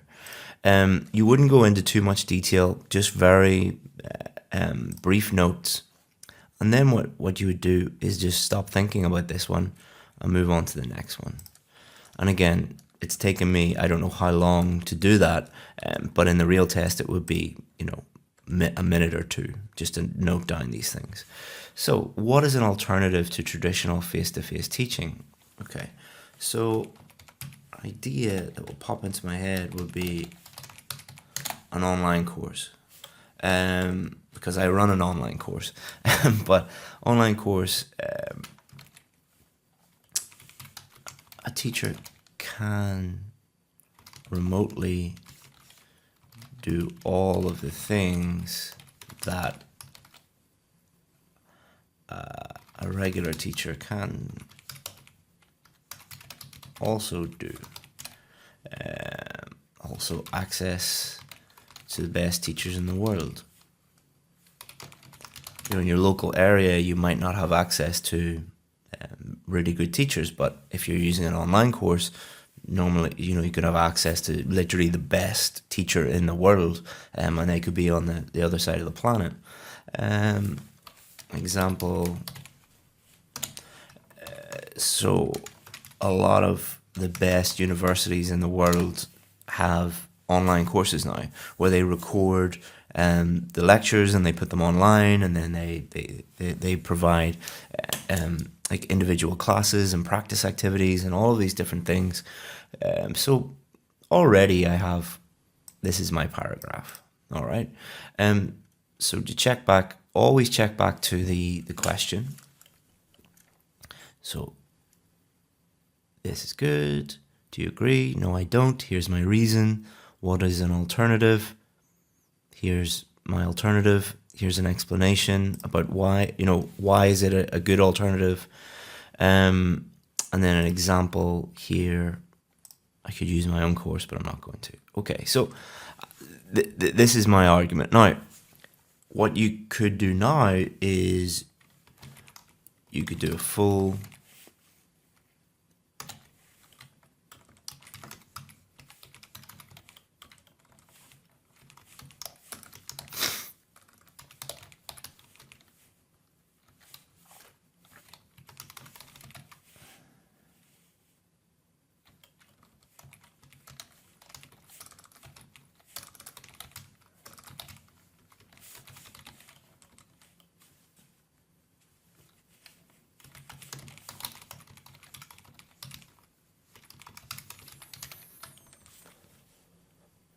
So let me just obviously you won't be able to color code in the real test, but just it'll make it easier for you to understand this. Main body paragraph 1.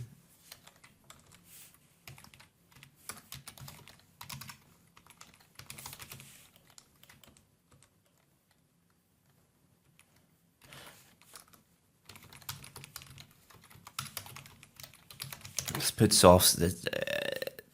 I'm not going to get into an argument about what soft skills are, but just for the sake of in the test, if I know, if just to encapsulate what that is, and let's put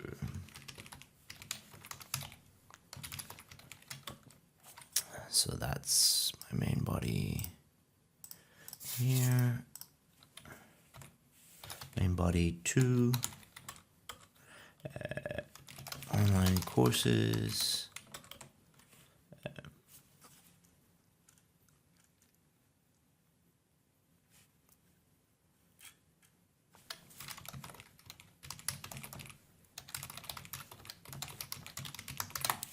that could be 2 separate ideas, 2 separate explanations. What I tend to do when I'm planning stuff out is I don't really delete stuff. If I have like a couple of ideas or a couple of explanations or a few different examples, I normally just keep them in here.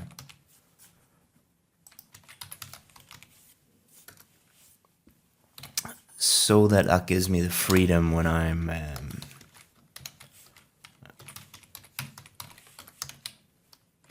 let's put that in there just in case I do use that, because when you start writing, ideas pop into your head and you can go in different directions. So it's good to just have a few different options here. Conclusion.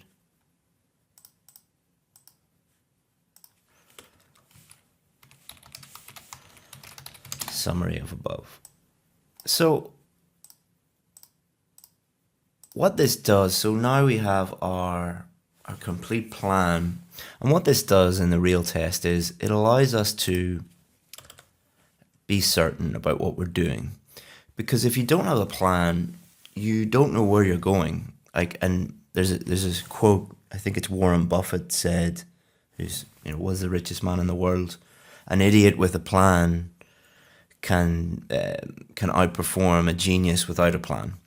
And the same is true for this. Like someone with a very, very high level of English, who just starts writing without any plan, might not do as well as someone who is more organized and has the plan down. Because what happens is you start to write without a plan, and then you change direction and you get lost, and then you have to start again, and time is running out, and you're in all sorts of trouble. So doing something like this, and again, in the real test, this would take me, just a few minutes, but it is an investment of time.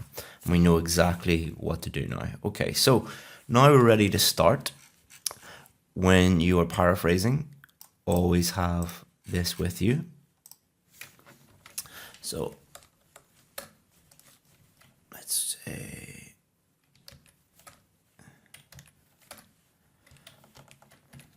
so normally you wouldn't just abbreviate words.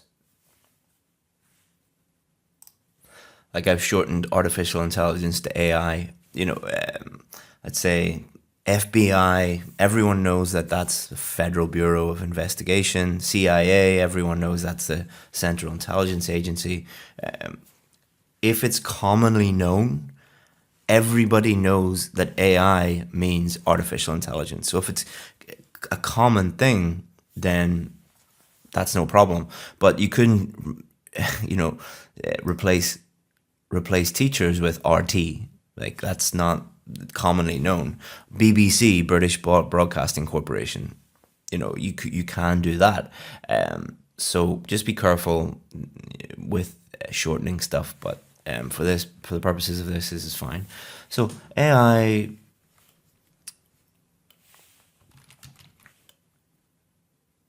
could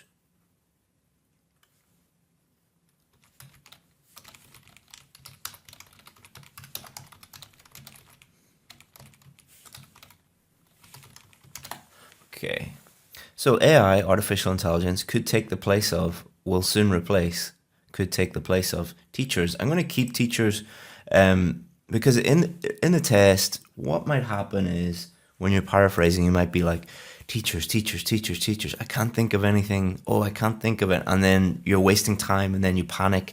Like if you have to replace one word or you can't replace one word, that's no problem. They're not going to mark you down for that.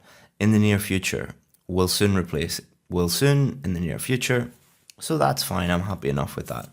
Also, students get so obsessed with not repeating words.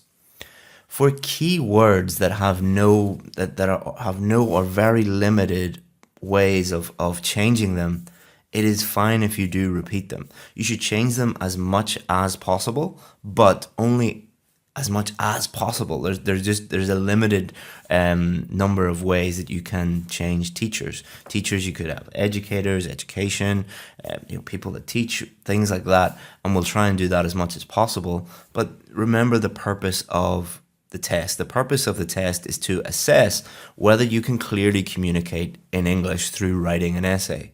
If you repeat a few words, that's not going to be a big problem. The big problem is the bigger things involved in like the accuracy of your vocabulary, the appropriacy of your vocabulary, your grammar, your coherence and cohesion, your task achievement. So let's remind ourselves of the question. Do you agree with this statement? So this essay disagrees with this statement because computers, which is kind of a catch-all term for AI, are not advanced enough yet. And the second question, always refer back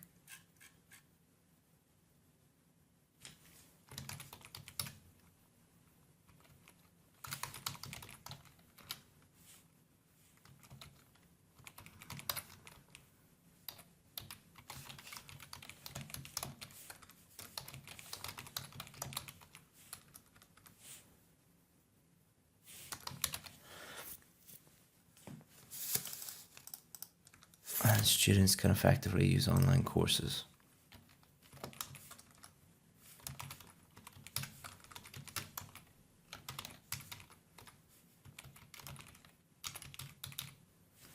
Okay, so what you want to do is you want to, instead of immediately jumping into the next paragraph, read this and make sure that it makes sense, there's no mistakes. You're going to make mistakes. Everybody makes mistakes. I'm doing this live. I will probably make a series of mistakes. AI could take the place of teachers in the near future.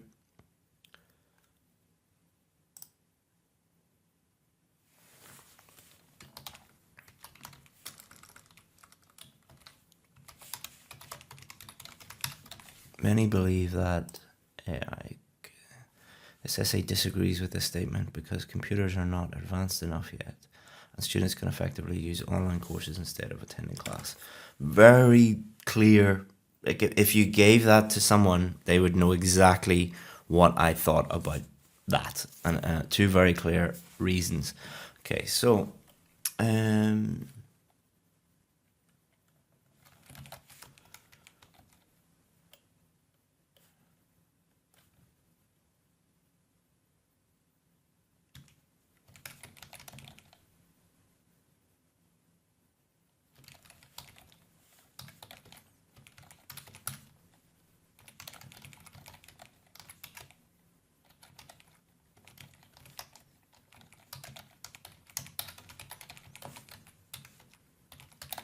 So computer learning is not at the stage yet where it can do the job of an effective educator.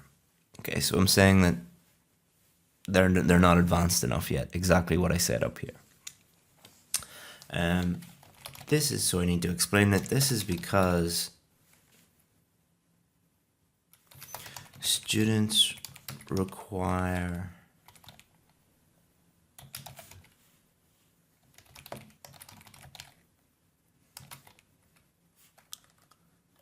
many things that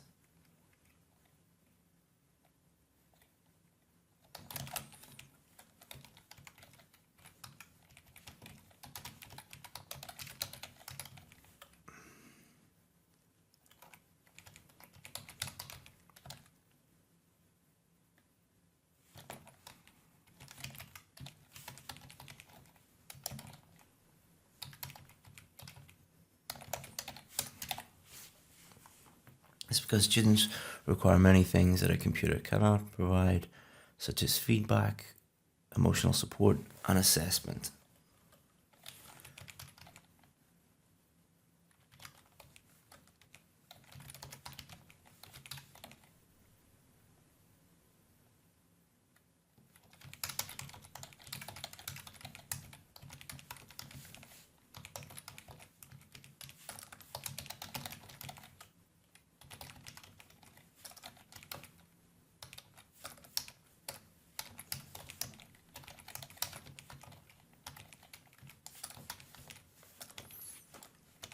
These soft skills that teachers have are absolutely essential for the proper education of a child or adult. There is no computer program that can compete with human beings. And there is no computer program that can compete with human beings.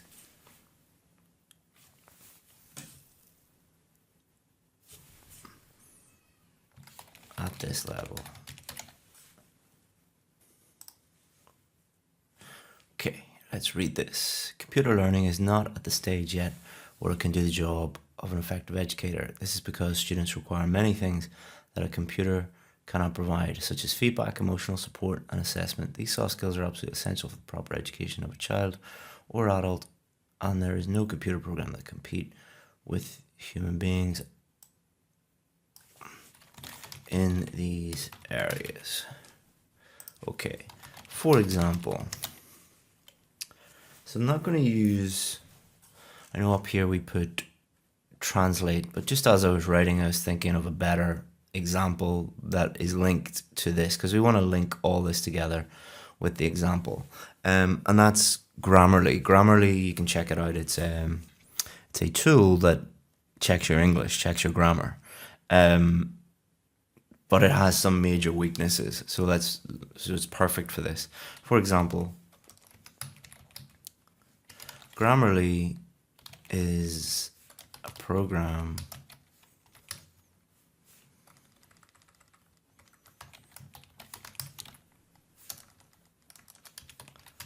an application that can check for grammar errors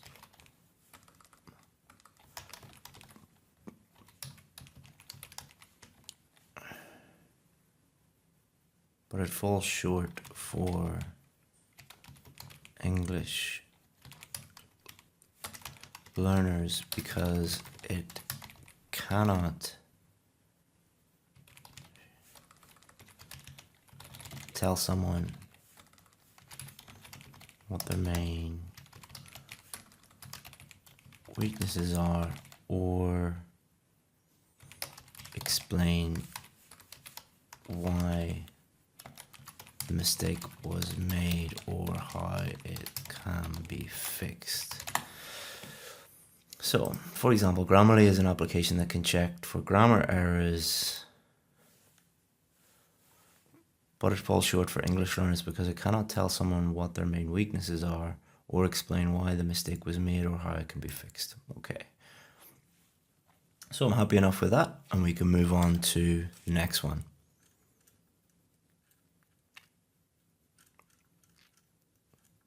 So remember, alternative, check back here. However, online courses can be used by teachers to improve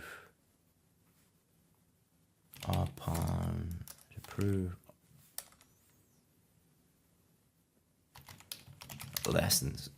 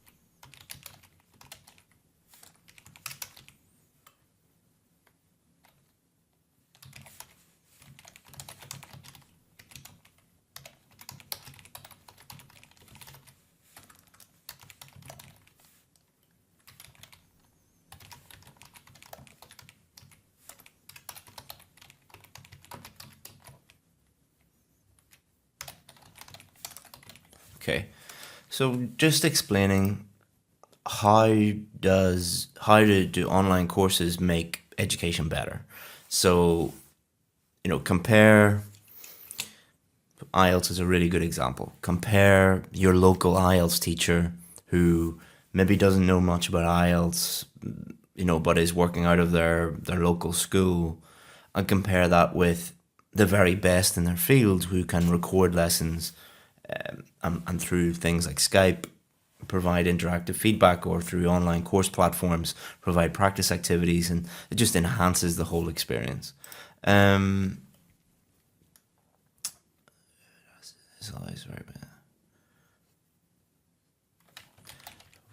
For example, the very best universities in the world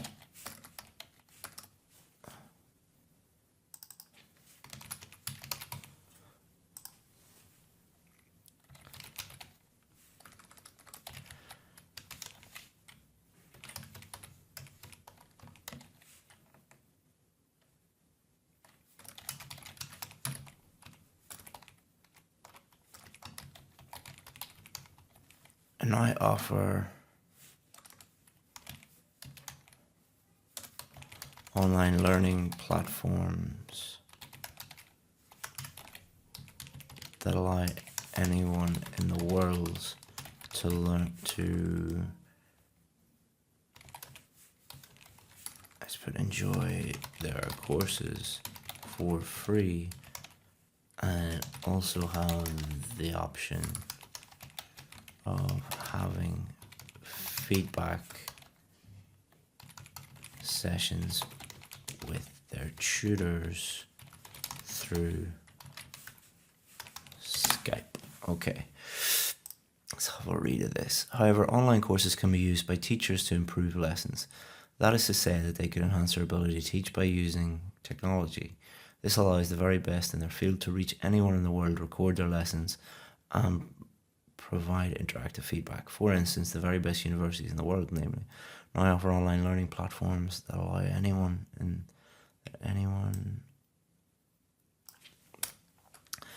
to enjoy their courses for free, and also have the option of having feedback sessions with their tutors through Skype.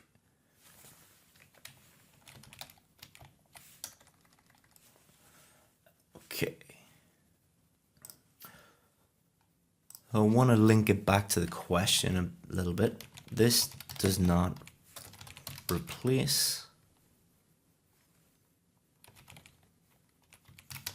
the teacher, but makes them even more effective and available to a wider number of pupils.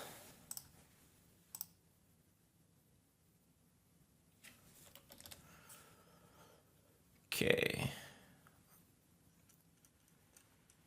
So I'm happy enough with that. Now I can do the conclusion. So the conclusion, what I'm going to do is look up here at the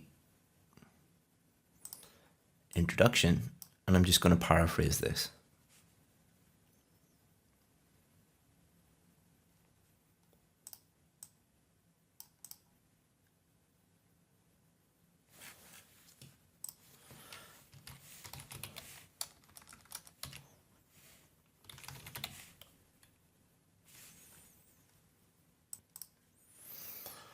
So although neural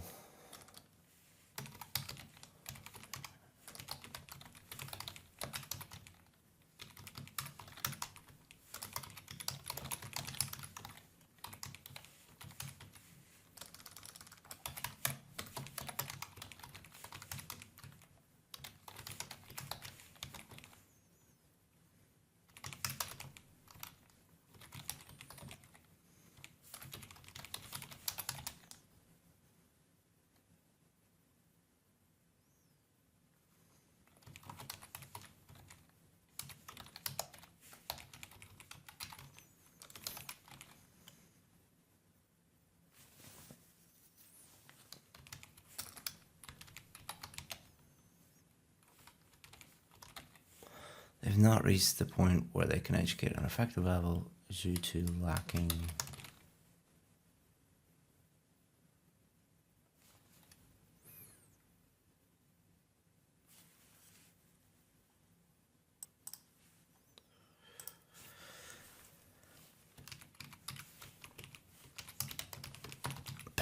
pedagogical is a fancy word for education. So, although neural networks have made great strides in the past number of years, they have not reached the point where they can educate at an effective level due to lacking. However,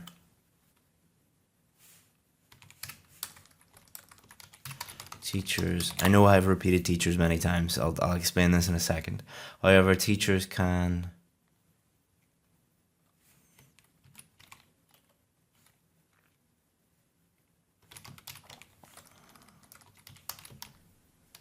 and I've probably repeated technology as well. Don't be freaking out. Don't be like many people do. Teachers can use technology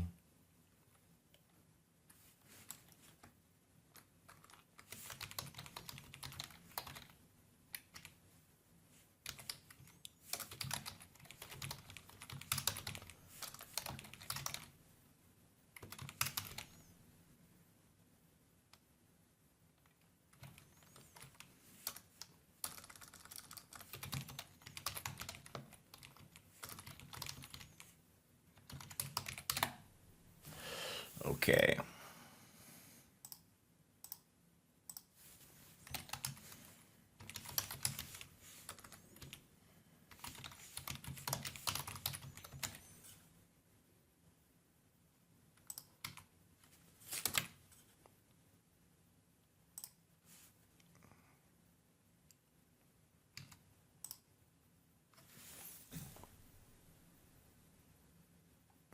Okay, so I mentioned vocabulary there and repeating words. So what I found with both students and myself is often you'll get to the end, or even at the beginning, it doesn't matter where, but particularly at the end, you'll get, and you'll be like, oh, I've used this word so many times, or I've used this word so many times, and it actually stops you thinking and writing. And what you need to do is you need to write, you need to think, you need to get the answer on the paper. So a lot of people think that it is a vocabulary test instead of a writing test. So it's better to repeat some words, and then what you can do is you can go back and look and see, have I repeated these words? Is there any way that I can vary them at the end? Because it's very, very difficult to think of vocabulary, writing, ideas, all of these different things at the same time. It's better just to focus on one thing at a time. So, need to read this. Although neural networks have made great strides in the past number of years, they have not reached the point where they can educate at an effective level due to lacking pedagogical skills. However, teachers can use these tools, particularly online courses, to enhance their teaching and help even more people learn. Okay.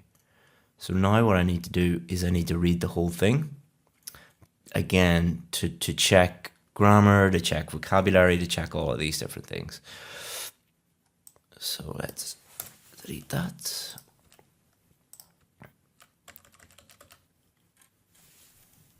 Many believe that AI could take the place of teachers in the near future. This essay disagrees with this statement because computers are not advanced enough yet, and students can effectively use online courses.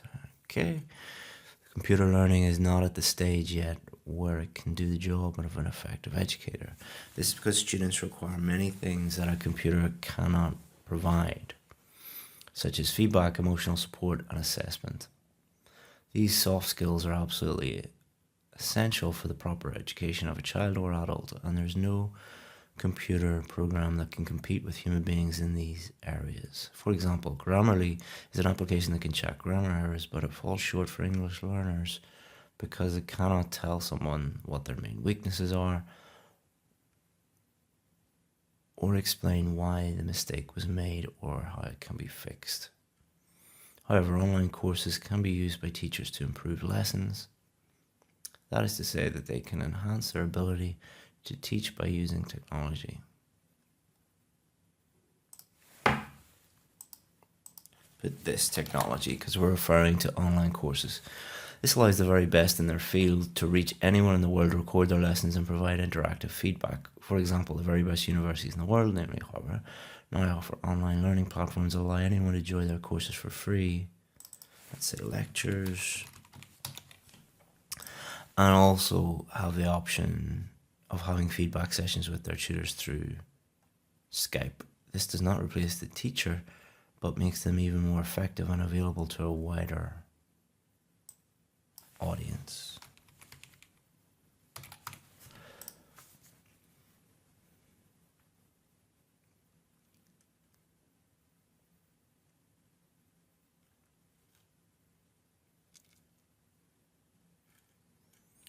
Although neural networks have made great strides in the past number of years, they have not reached the point where they can educate at an effective level due to lacking pedagogical skills. However, teachers can use... Okay. So now what you can do is you can go through and see if there are any ways that you can improve the vocabulary a little bit. So what you do is just check, see if there are any words. So teachers,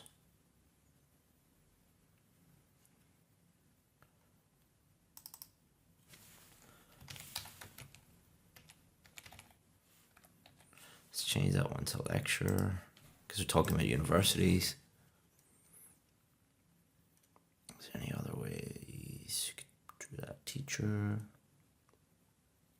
And you're not going to have time to really spend,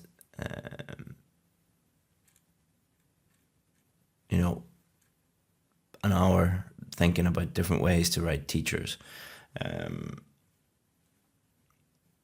put instructors, just to keep the vocabulary Nazis happy. Online courses, we did put that.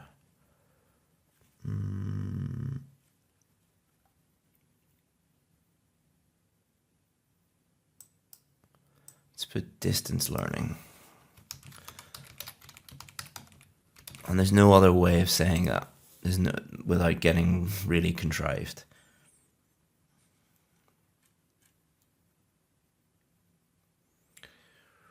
Anything else we could?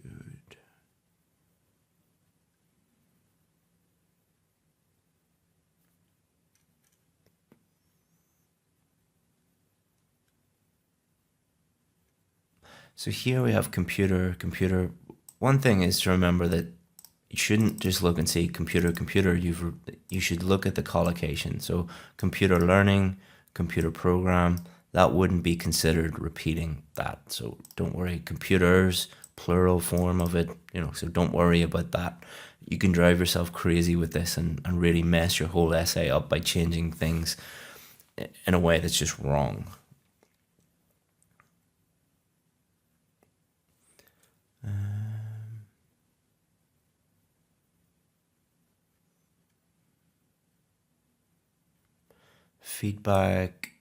Feedback sessions.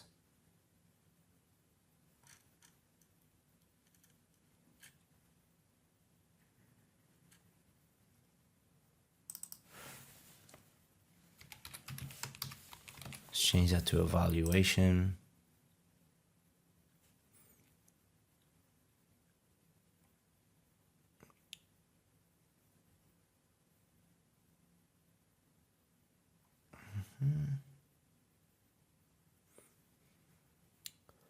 And change this to competent.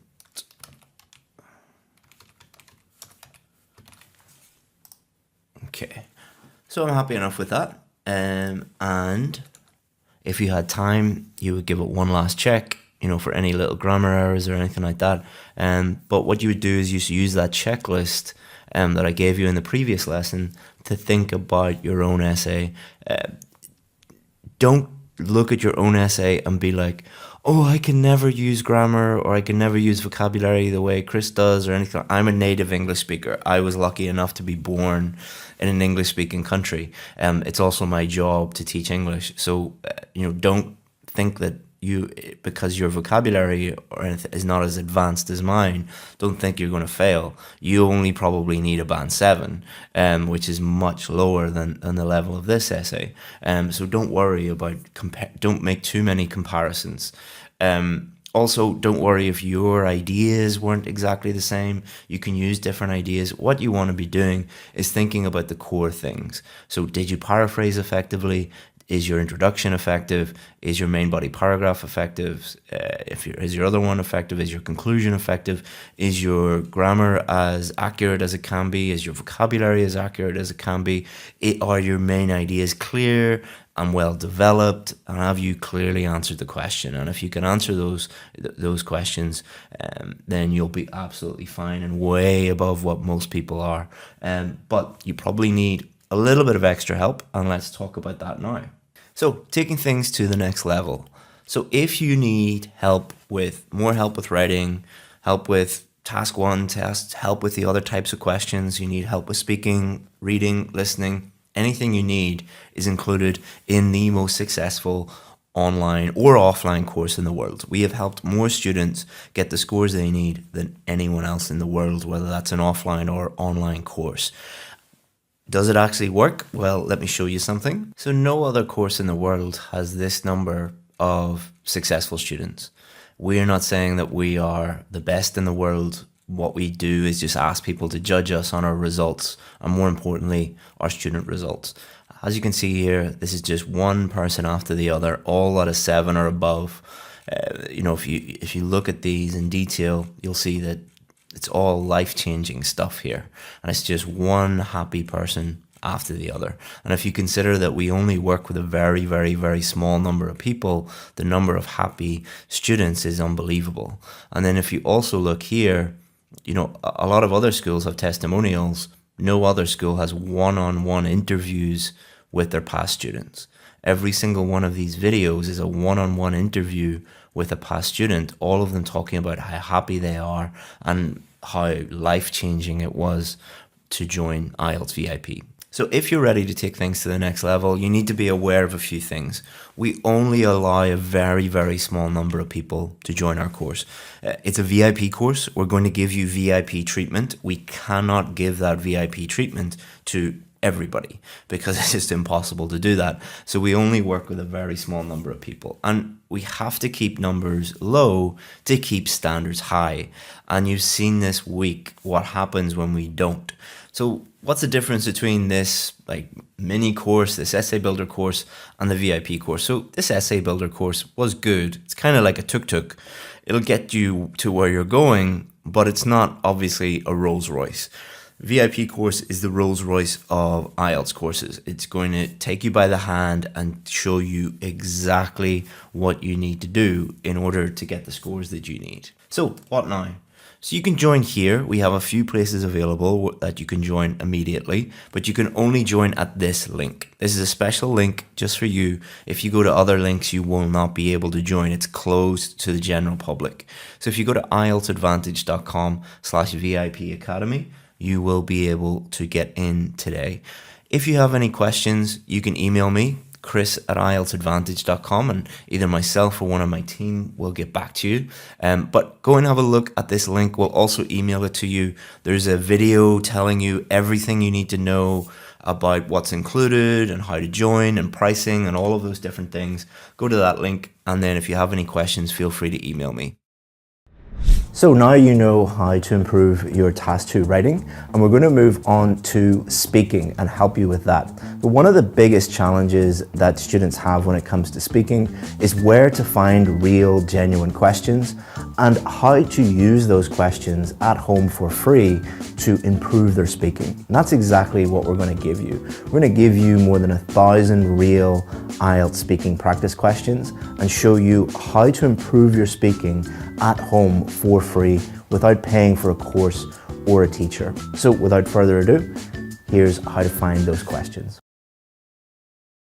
I'm going to give you hundreds of real IELTS speaking questions, but I'm not just going to do that. I want to improve your scores, not just give you a bunch of questions. Band 9 speaking students, and we've worked with hundreds of them, use questions very differently from students who struggle with the test. So we're going to give you 3 things on top of giving you all of these questions. Number 1, I'm going to show you what Band 9 students do not do with speaking questions. There are some key differences between what they do and what they don't do. So first of all, we're going to go through the don'ts. Then we're going to show you how students actually do use these speaking questions to practice and improve and get the score that they need. And then finally, I'm going to share a VIP strategy with you. This is a strategy that we give our VIP students that uses AI to allow them to practice their speaking questions at home and actually get feedback for free. So you can not only use these real questions, practice and get feedback. All of this is 100% free. But we're not just going to give you a link so that you can go and look at the questions, because that is not going to help you improve your scores. You have to watch the whole video to get access to the questions. So without further ado, let's get into it.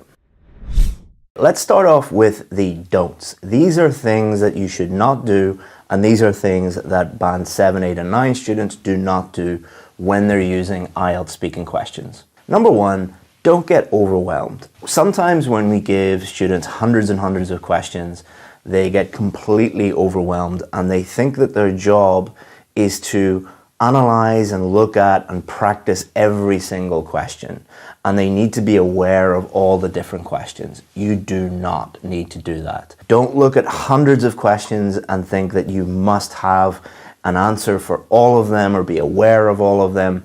Just use them in the way that we're going to show you in this video. So important, don't get overwhelmed. Number two, don't worry if you see a topic in there that you're not an expert in. Remember that it is a speaking test. It is not a knowledge test or an intelligence test. Number three, you should not try to prepare answers and memorize them and try to improve your speaking score in that way. IELTS examiners are trained to spot this, and they can easily spot it, and what they will do is they will ask you other questions that you were not prepared for, and they will base your score on those unprepared questions. Because IELTS is not a test of memorization, because it is testing communication. You don't use memorization when you're communicating with people in any language, so don't try to prepare answers for any of them. Number four, don't try and anticipate the different topics that come up. If you go through all of these, you will see that there are no common topics. You could be asked about anything. So you'll see lots of things online about YouTube videos saying these are the common topics that might come up, or here are the predicted topics that might come up. This is just to get you to click on those videos. None of those are actually real, so don't try and do that. This is a big one. Don't compare your performance with so-called Band 9 students that you find on YouTube. This is going to damage your confidence, and it is also highly misleading. Now, not to bash any other channels, I'm not doing that, or I'm not going to mention specific channels, but just looking at those, Band 9 mock speaking tests or Band 8 or whatever they are, the vast majority of them either are not actually Band 9 or Band 8, or the people giving feedback are not real teachers. Those videos are incredibly popular, so what's happening is companies are hiring fake teachers and then hiring models and actresses to make IELTS videos about speaking, but none of them are accurate. So if you're comparing yourself to those people, it's not a fair comparison, and if you're watching too many of those videos, you might be getting bad advice from unqualified teachers. And the last don't is something that a lot of students don't really think about. Don't take these questions and look constantly for feedback. So some students, what they do is they'll look at the questions and then they'll ask their teachers or some online services to just constantly do mock speaking tests and constantly do feedback tests with them and give them lots and lots of feedback. Those things are important. You should be practicing, you should be getting feedback, but the real improvement comes after you get feedback. So if a teacher gives you feedback, for example, on pronunciation or fluency or grammar or vocabulary, doing another mock speaking test is not actually going to improve those things at all. There is such a thing as too much feedback. So don't take these and just do lots and lots and lots of feedback sessions. Work on improving the things you need to work on, and you're going to see far more improvement if you work on your weaknesses. Okay, let's get into the things that Band 7, 8, and 9 students do when they are using these practice questions. Okay, so Chris here. This is how you find the article with all of the practice questions in it. I'm going to show you how to access them in 3 steps. So step 1, what you're going to do is you're going to go to Google and you're going to type in IELTS speaking. Once you have IELTS speaking up in Google, you're going to scroll through all the different websites and go to IELTS Advantage. So it might be on the first page, it might be on the second page, probably be in and around the middle of the first page. You're just going to click on IELTS speaking, how to get a Band 7 or above, IELTS Advantage. You're going to click on that. That's step 1. One of the big things successful students do is they treat each part of the speaking test separately. So part 1, part 2, and part 3 are very, very different. Different types of questions, different types of answers, and the examiners are thinking about different things when they are assessing you. So what you should not do is just take some part 1 questions, a part 2 question, some part 3 questions, and then try and answer them all in the same way. Band 7, 8 and 9 students don't do that. Keep watching this video, but at the end of the video, I'll give you some links so that you can understand the differences between the different parts. It's very, very important. Number 2, Band 8 and 9 students understand the marking criteria. It is far more important that you use these questions to understand the marking criteria than just to go through all of these questions. Use the questions to test yourself, to practice, to think about your performance and think about how are you doing in relation to the marking criteria. That's the only thing that matters, because that's the only thing that the examiners are thinking about on test day. And we'll show you how to do that when we give you the VIP technique at the end. Number 3, get your speaking checked at least once by a real IELTS professional. Now, I'm not saying that because I want you to buy our services. We're normally completely sold out. I'm saying this because it is so easy to spot if you're a real IELTS professional, an ex-examiner. It's so easy to spot little things that the student is doing that will lead to failure. And it's so easy to fix these things. Now, many of you don't want to spend any money on this, but it is a lot cheaper than failing your test. And the difference between failing your test and doing a mock speaking test with a real professional is the real test costs a lot more and you get no feedback. If you do a mock speaking test with a real professional, it's much cheaper and they are going to give you real actionable feedback. You're going to know what's going on, what your weaknesses are, what your score is, and how to improve your score. But please be careful. Most people calling themselves ex-examiners are not really ex-examiners. And your local IELTS teacher who has very little experience and has never been an examiner probably will not give you very good feedback. It is better to find a source that you trust, that you know that they're real ex-examiners and they really know what they're talking about. In general, the more expensive ones are going to be more reliable, the cheaper ones are going to be unreliable. We do provide that service, but we're normally sold out. If you want more information, get in touch with us. But before you say, oh my God, he's only making this video to try and make money from us, I'm going to show you how you can get real feedback, accurate feedback for free at home at zero cost. This is the same technique we give our VIP students. It is extremely effective, but you're going to need a few things. So we're going to go through it step by step. Step 2, it should bring you to this page on our website, IELTS Speaking in 2023. This page has a lot of information on it. What you're going to do is you're going to scroll down and you're going to keep scrolling. You're going to keep scrolling. You're going to keep scrolling until you get to IELTS Speaking topics. Now let's go back to the video and I'll show you how to click on the article you need in step 3. First of all, you're going to need practice questions, real practice questions. We're going to show you how to access those at the end of the video so you've got those. The next thing is you're going to need either a phone or a laptop. You're going to need some kind of electronic device that will record your voice. Most laptops, most phones will be able to do this. Please don't ask, should you use a laptop or should you use a phone? It doesn't matter. Just pick something that you have that you can use to record your voice. The next thing you need to do is download some kind of recording app or program to your phone or to your laptop. Now, all you have to do is go into your App Store or Google. I'm not going to name specific apps because they change all the time.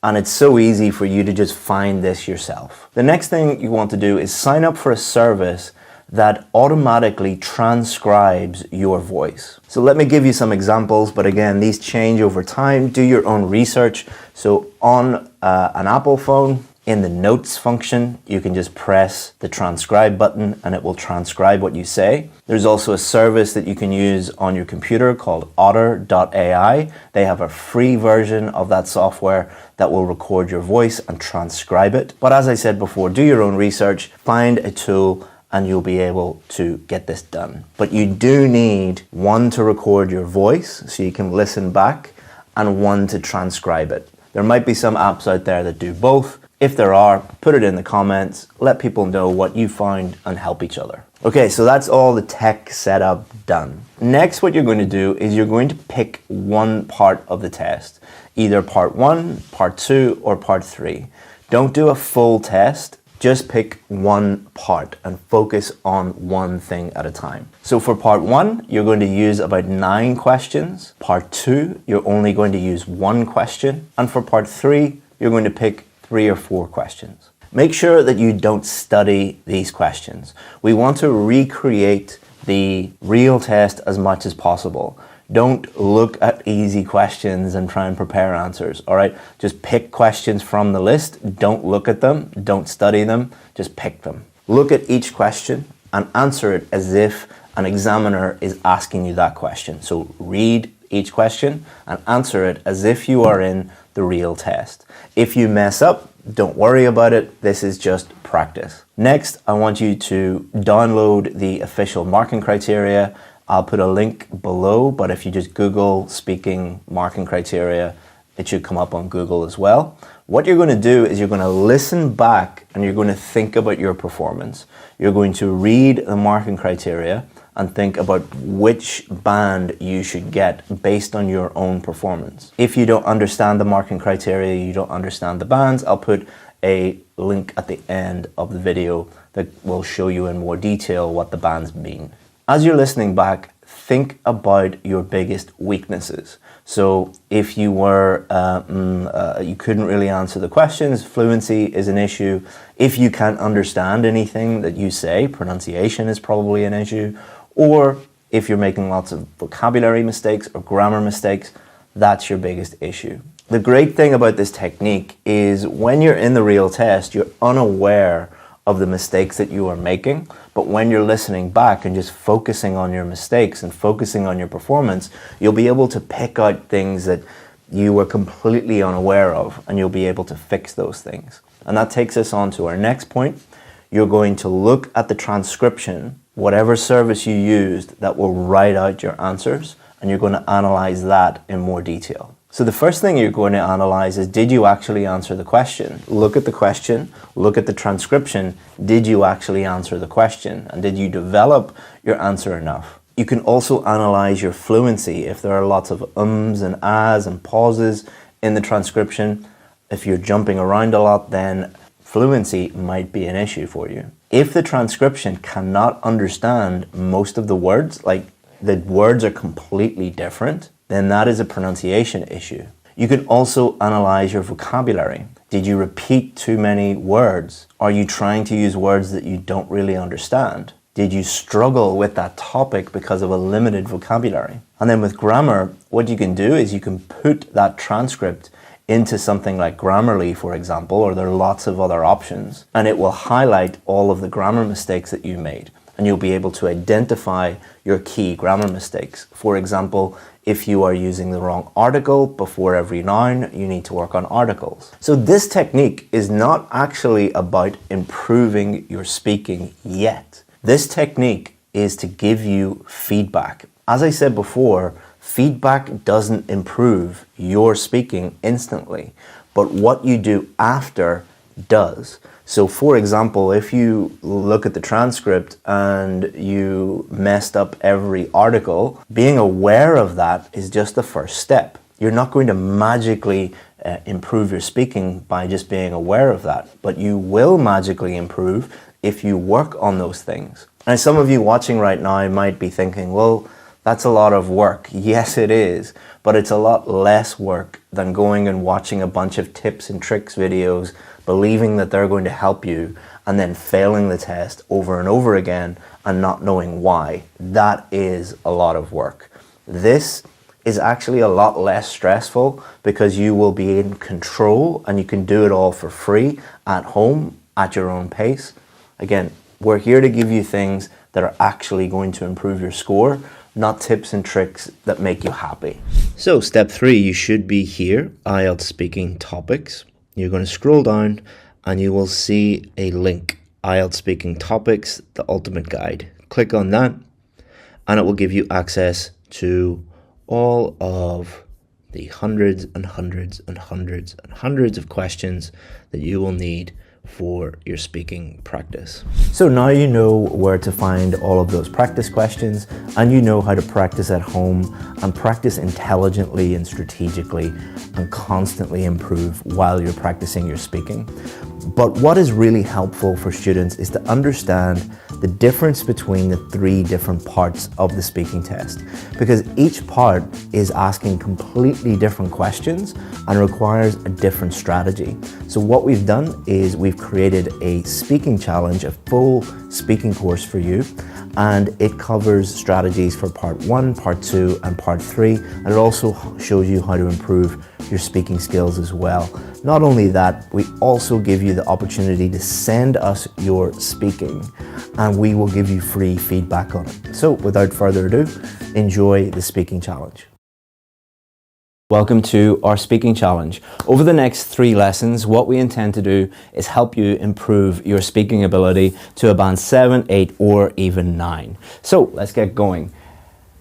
What are we going to do in this challenge? So there are 3 videos, and we're going to make it really, really simple. What we're going to do in video 1 is focus on part 1 of the speaking test, video 2, part 2 of the speaking test, and video 3, part 3 of the speaking test.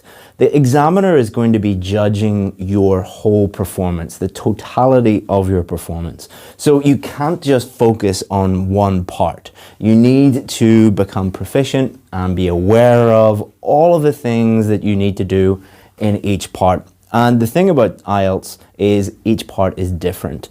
They're testing different things, different types of questions. So we're going to look at each of these individually. And then at the end of each video, we're going to set you a challenge. So there's no point in sitting looking at a video. You could look at every single video related to IELTS in the world. There are thousands and thousands of videos online and on YouTube. And they're just really the first step. You need to do these things. So we're going to set you a challenge at the end of these videos to get you to do the things that you have learned in the video, and then you're going to improve. But not only that, we're going to get you to send us your challenges, send us your tasks, and then we'll give you feedback and you'll be able to improve even more. Our mission at IELTS Advantage is to help people improve their IELTS scores, and we will do everything we can in this short 3-day or 3-video challenge to help you improve your speaking scores. But if you need anything else, if you need help with writing, reading, listening, always feel free to just hit reply to any of our emails. We respond to every single email that you send us, and we'll help you out as much as we can if you have any questions or need help with preparation or anything. Okay, so part 1, what are we going to do in this lesson? We're going to look at what part 1 is. It's really, really important that you understand the types of questions being asked, what the examiners are going to be thinking about, what not to worry about, all right? In the speaking test, it's really important that you only focus on the things that actually matter. Because if you go into the speaking test and you're worried about all the things that don't matter, then that's going to affect your performance. It's going to definitely affect your fluency, but it could also affect your grammar, your vocabulary, even your pronunciation. So we just want you worrying about the things that you actually need to worry about. We'll look at common mistakes. If you can avoid these common mistakes, then you're going to do much, much better. And then we're also going to look at a real student who got a band 8 in her speaking test and show you some good answers and answers that could be improved to really demonstrate what needs to be done. And finally, we're going to give you that challenge. Okay, so what is part 1? The most important thing to remember about part 1 is it is about you. They're not going to be asking you questions about general knowledge or abstract ideas. They're just going to be asking you questions like your hometown, whether you study, what your job is, your likes and dislikes, what you do in your free time. So the best way to think about this is, imagine you started a new job or started a new English class and you met a person for the first time. Just small talk, everyday chit chat, just getting to know someone.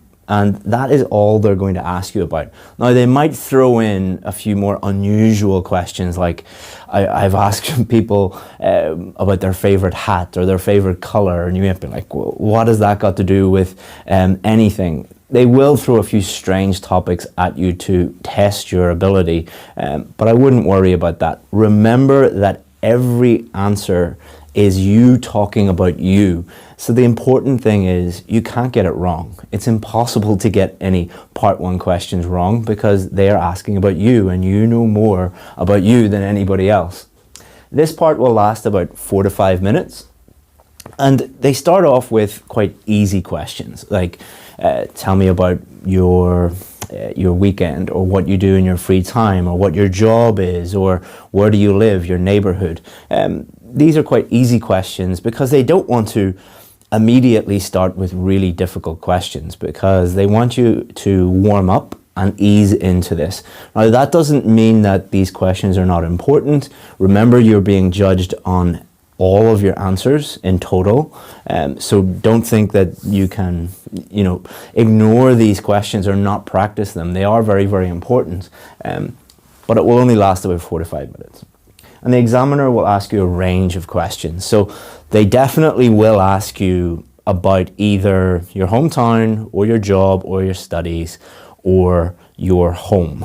And then they might ask you a few other questions, but remember, they're just about you. Okay, so do not worry about it. So think about your brain as a computer. So a computer has a CPU, it has memory, it has RAM, and what happens when you open up too many tabs or too many programs at the same time? Your computer slows down. It doesn't perform very well. Your brain is exactly the same. If you're going into the test and you're worrying about 20 different things and you're thinking about 20 different things at the same time, then your brain is going to slow down. Your brain powers your mouth, which is going to produce the sound, produce the words, produce the sentences. If your brain is not working optimally because there are too many things going on, you're not going to perform very well. I have worked with students who should have got a band 8, should have got a band 9, but because their teacher was teaching them lots of things to worry about that they didn't actually have to worry about, they only got a band 6.5 because they were really suffering when it came to their fluency, their pronunciation, their grammar, their vocabulary. So here are things not to worry about. This might sound really silly. You don't have to worry about your clothes. I've seen so many articles online talking about what clothes you should wear, what shoes you should wear. It doesn't matter. They're judging your speaking, not your shoes. Your shoes. Greetings. The most popular speaking video related to IELTS on YouTube is how to greet the examiner. It has millions and millions of views, and it doesn't matter. You are not being judged on whether you shake their hand or what you say to them. The actual test that does not start until the questions begin. Okay, so don't worry about greeting the examiner. It doesn't matter what you say to them. They don't care. It's like talking to someone at McDonald's, all right? All they want to do is serve you and move on to the next person. Don't worry about the examiner. Don't worry if the examiner is not friendly. It is not their job to be your friend. It is not their job to make you happy. It is their job to listen to you and to give you an accurate band score. Some examiners will be friendly. Some examiners will be very professional, not too friendly, but not angry with you, or they don't look upset. Some examiners will look upset or they will look angry.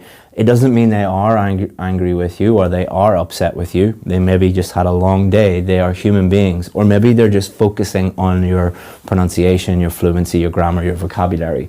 So often students that we work with on our VIP course, we work with them very, very closely, and they would email us after their speaking test and they would say, "Oh God, Chris, I failed. My examiner looked very angry." It's like, don't worry about that. That doesn't mean anything related to your actual score. So talk to the examiner, no matter whether they look happy or sad, as if you're talking to a friend or a family member. Just put yourself in that sort of frame of mind. Hand gestures. I use hand gestures all the time. Some people don't use hand gestures at all. It doesn't matter. You are not being judged on whether you use your hands or not. So don't worry about that at all. Eye contact. It doesn't matter if you stare at the examiner all the time or you look at your feet. It doesn't matter. It's the words that come out of your mouth. Now, the examiner is a human being. You're a human being. So just talk to them like they are a normal human being. How would you use eye contact normally? How would you use hand gestures normally? How would you use body language normally? You don't get a score for body language, eye contact, or hand gestures, and any teacher that tells you that you do, please just show them the official marking criteria and ask them where it says anything related to these. It's nonsense. But just use these as you would normally use them. These are things that you do not need to worry about. But imagine going into the test, and this happens a lot, thinking about, what body language should I use? Oh, my eye contact, my hand gestures. I hope that the examiner is happy to see me. I hope that I greeted them the right way. Did I say that thing that that girl on YouTube told me to say? And how are my clothes and my shoes? I hope that they are respecting the examiner. None of that matters. If you're thinking about that, you're not going to do very well. The only 4 things that you need to think about are pronunciation, fluency and coherence, grammar, and vocabulary. Why do you need to only worry about these things? Because these are the only 4 things that the examiners are thinking about. That's the only thing they are thinking about. Pronunciation, fluency and coherence, vocabulary, and grammar. So if you are totally focused on these things, you're going to do really, really well. If you are focused on any of these things, you're wasting your time. So most of the things that we will be talking about in this challenge will be related to these 4 things. This is how we teach people. We don't look at tips and tricks and hacks and things that don't work. We just teach you to give the examiners exactly what they're looking for. Okay, so common mistakes. These are things that you need to avoid. And if you avoid these in part 1, you're going to improve your score. So this is the most frustrating part. Not too short, not too long. I'm sure you're thinking, oh, like that's really horrible advice. Not too short, not too long. Why don't you just tell me an exact number of words or an exact number of sentences? Some teachers will do that, but I think that's quite bad advice because we don't want you to go into the test thinking, I need to use 3 sentences or I need to use 4 sentences, because you're making it more difficult to speak naturally, and you should be speaking as naturally as possible. Now, you don't want to give a very short answer because you're not giving the examiner enough to really go on. Here's an example of a really, really short answer. Oh, I'm a student. And what subject? I'm studying MSc Marketing. So as you can see, Rashmi didn't give a very long answer, and that wasn't incorrect. The grammar was fine, the vocabulary was fine, her pronunciation was fine, but you're not giving the examiner enough to judge your performance on. Like if they said to me, what's your job? And I say, teacher, that's correct. I am a teacher, but it is not giving the examiner enough to really judge you on. For part 1, you don't want your answer to be too long either. Why is that? Well, it's the examiner's job to ask you a range of different questions. They're going to ask you between like 9 and 12 questions. So and they only have like 4 or 5 minutes to do that, and they've got a queue of people outside waiting to come in and do the test, and they have to get through all of those people. So if your every answer is like 2 or 3 minutes long, they're going to keep stopping you and stopping you and stopping you. And the problem with that is you're going to feel like you've done something wrong, you're going to feel a little bit stressed out by that, and then that can affect the rest of your performance. So again, not too short, not too long. What does that mean? Don't think about number of sentences, just answer the question and then give some extra detail for them to understand your answer. So instead of saying, I'm a teacher, if they asked me what my job was, I would say, I'm a teacher and I specialize in teaching IELTS to students online. And I do that from my office here in Northern Ireland. So as you can see, I just elaborated a little bit. I added a little bit more detail. You could add detail, you could add an explanation, you could add an example. just a little bit more to go on. Don't think of number of sentences, just think of answer the question and add a little bit more to help the examiner understand what you're talking about. Robotic delivery. What do I mean by robotic delivery? So think about how you speak naturally. Think about talking to one of your best friends. How do you speak to them? You imagine they say, hey, what did you do last weekend? I went to the cinema, I saw this great movie, it was amazing. Very relaxed, very natural delivery. You wouldn't say, imagine your friend said, what did you do last weekend? You wouldn't say, I went to the cinema, I watched a movie, it was good. You would never do that. Your friend would be like, are you a robot? What happened to you? But this happens all the time. And I think it's because students respect the test and maybe respect the examiner and the formality of the situation a little bit. And they speak to the examiner like a robot in a very slow, robotic way. That is not how you would speak to a normal person. So why would you speak to an examiner like that? So again, imagine you were speaking to a friend, a colleague, a family member. How would you talk to them?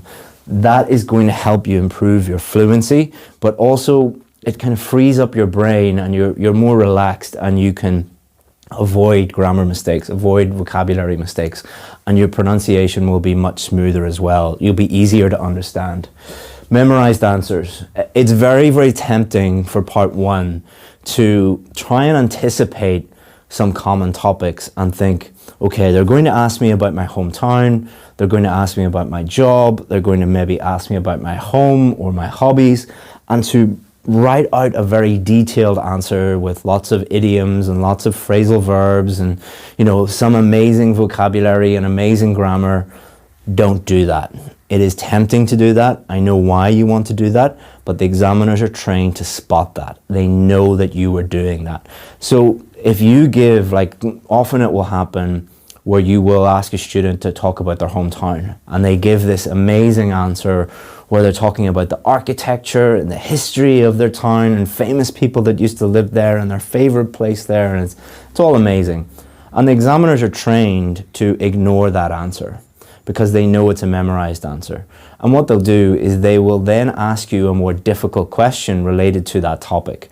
So if they said, tell me about your hometown, and you give a memorized answer, they'll say things like, is it a good place to bring up children? Or they'll say, what are the transportation links like to the rest of the country from your hometown? And you'll be like, I wasn't expecting that. They're not judging you on your memorized answer. They'll judge you on your, I wasn't expecting that, because that is your real ability. It is not a memorization test. It is a speaking test. So, next, trying to impress the examiner. This doesn't relate just to part one. This relates to every single part. The examiners are not stupid. They are trained professionals who have been trained to spot when you are trying to impress them or trying to show off. Examples of this are memorizing fancy vocabulary, memorizing fancy idioms, memorizing fancy grammar, memorizing anything in general, and trying to regurgitate this in the test. They're not judging you on what the fancy things that you have memorized. They're judging you on your ability to actually speak. Why do we do the IELTS test? We do the IELTS test to test when we move to an English-speaking country, when we move to Canada, or move to Australia, or move to America, or move to the UK, and we meet someone, can we talk to them? In your job, can you talk to them? And when you meet them socially, can you speak to people normally? Not trying to impress people with things that you have memorized. They're judging you on your ability to naturally speak at your natural level, and they know how to do that. So memorizing things and trying to show off is a complete waste of time. They're not judging you on that. They're judging you on your ability to talk naturally. So, part one, best practices. These are things that you need to focus on. These are things that you need to be aware of, that you need to practice, that you need feedback on. And if you do all of these things, you will really, really improve and you will perform to the best of your ability. Okay, so next one. Part 1, best practices. Natural. All right, we've already talked about this. You're not in a memorization contest. Just speak to the examiner like they're a friend, they're a colleague, and speak as naturally as possible. Give reasons or give explanations or give examples or give extra detail. That is going to help you develop your answer. So instead of saying, what do you do at the weekend? I went to the cinema. Which cinema did you go to? Why did you go there? Which movie did you see? What did you think of that movie? What was the character like? Who did you go with? You don't have to answer all of those questions, but those are just some examples that you could use to help you develop your answer by giving reasons, by giving extra detail. So you're not being judged just on fluency, you're also being judged on coherence. So what does coherence mean? Well, for the purposes of the speaking test, coherence means, did you actually answer the question? So if they asked you about what did you do last weekend, tell them what you did last weekend, not what you're going to do next weekend or what you had for dinner last night. Like, you need to actually answer the question. That might sound really obvious and really straightforward, and duh, Chris, why are you telling us that? You would not believe the number of students who memorize a bunch of answers and then try and fit their answer that they have memorized to suit the question. Don't do that. Just answer the question that they've asked. How do you do that? Literally answer the question and then develop your answer. You'll always answer the question if you follow that. I've already talked about this. Develop your answer by giving explanations, giving examples, giving extra detail, and talk about things specifically, all right?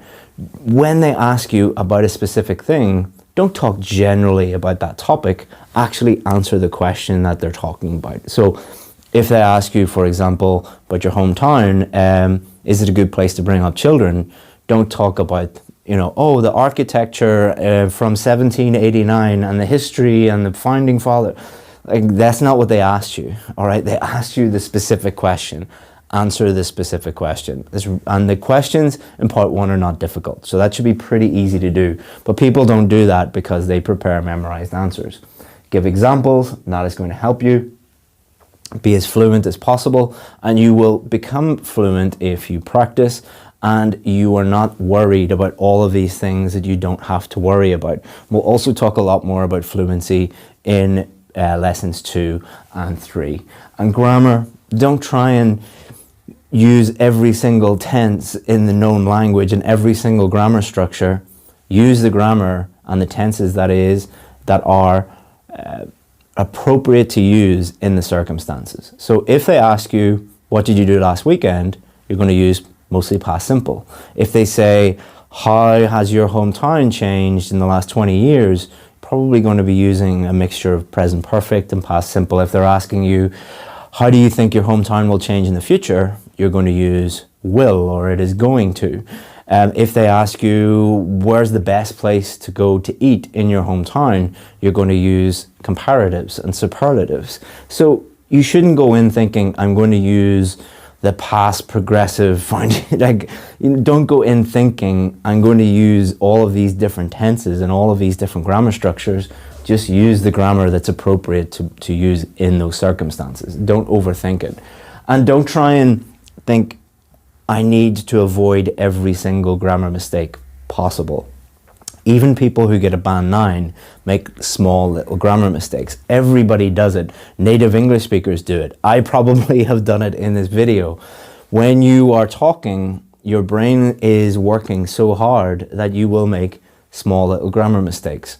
But what you want to avoid is overthinking grammar, and that is going to affect your fluency. Because if you think, what is the correct grammar, and is it is or are, and verb subject agreement, and which tense, you're going to really overthink it and you won't actually answer the question.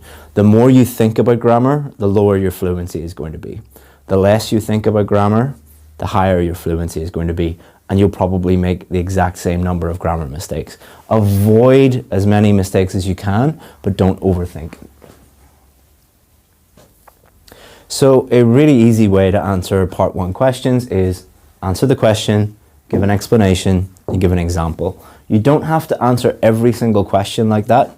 In fact, I would encourage you not to answer 100% of questions like that, because some of them you won't be able to think of an example, or some of them won't need an explanation. But if you practice using that, most of your answers, you will be able to answer them in that way. So for example, if someone asked me about my degree, I studied law. Why did you study law? So what did you study? I studied law at university because I wanted to be a lawyer. So that's my explanation. And then I would give an example. So when I left, I became a lawyer and I worked in the City of London as a commercial lawyer for about 3 years, and then decided to become an IELTS teacher, which is a true story. Okay, so that's how you answer a question, but you don't have to stick to that, but it'll help you if you practice that way. Okay, now I want you to listen to a student who got a band 8 and listen to some of her answers. Some of them are really, really good answers. Some of them could do with a little bit of improvement, but I just want you to listen to them and think about her answers and how she has answered these questions. So now let's talk about travel. Do you like to travel? Yes, I do.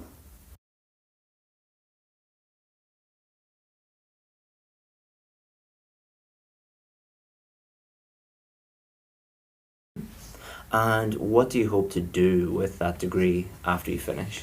Oh, I hope to work as a data scientist in the future, yeah.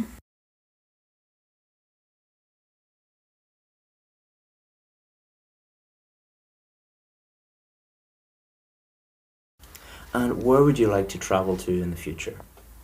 Oh, there are still a lot of places in India that I haven't seen, so I might go there as well. And I will like Bali. So Bali and Greece, yes.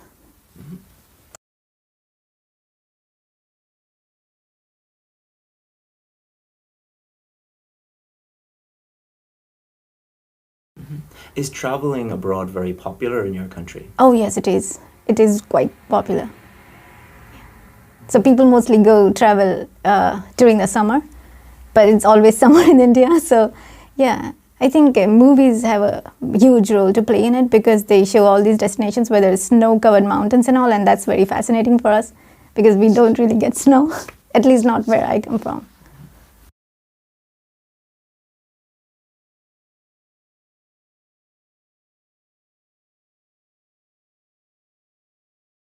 So hopefully you were able to see Rashmi and her performance, and some things that she could have improved and some things she did really, really well. But hopefully by understanding this whole lesson and seeing what Rashmi did, and Rashmi went on to get a band 8, which is amazing, in her speaking test, to show you exactly what you need to do. But watching this video is just the first step. The second step is completing the challenge. So let's jump into my computer and we will show you exactly what to do for your challenge. Okay guys, now comes the fun part where you are going to record your speaking and then send it to us. So your task, and this is really, really, really important. If you don't do this, then it is a complete waste of time and you're not going to improve, and you're going to miss out on the chance to get better and get feedback on your work.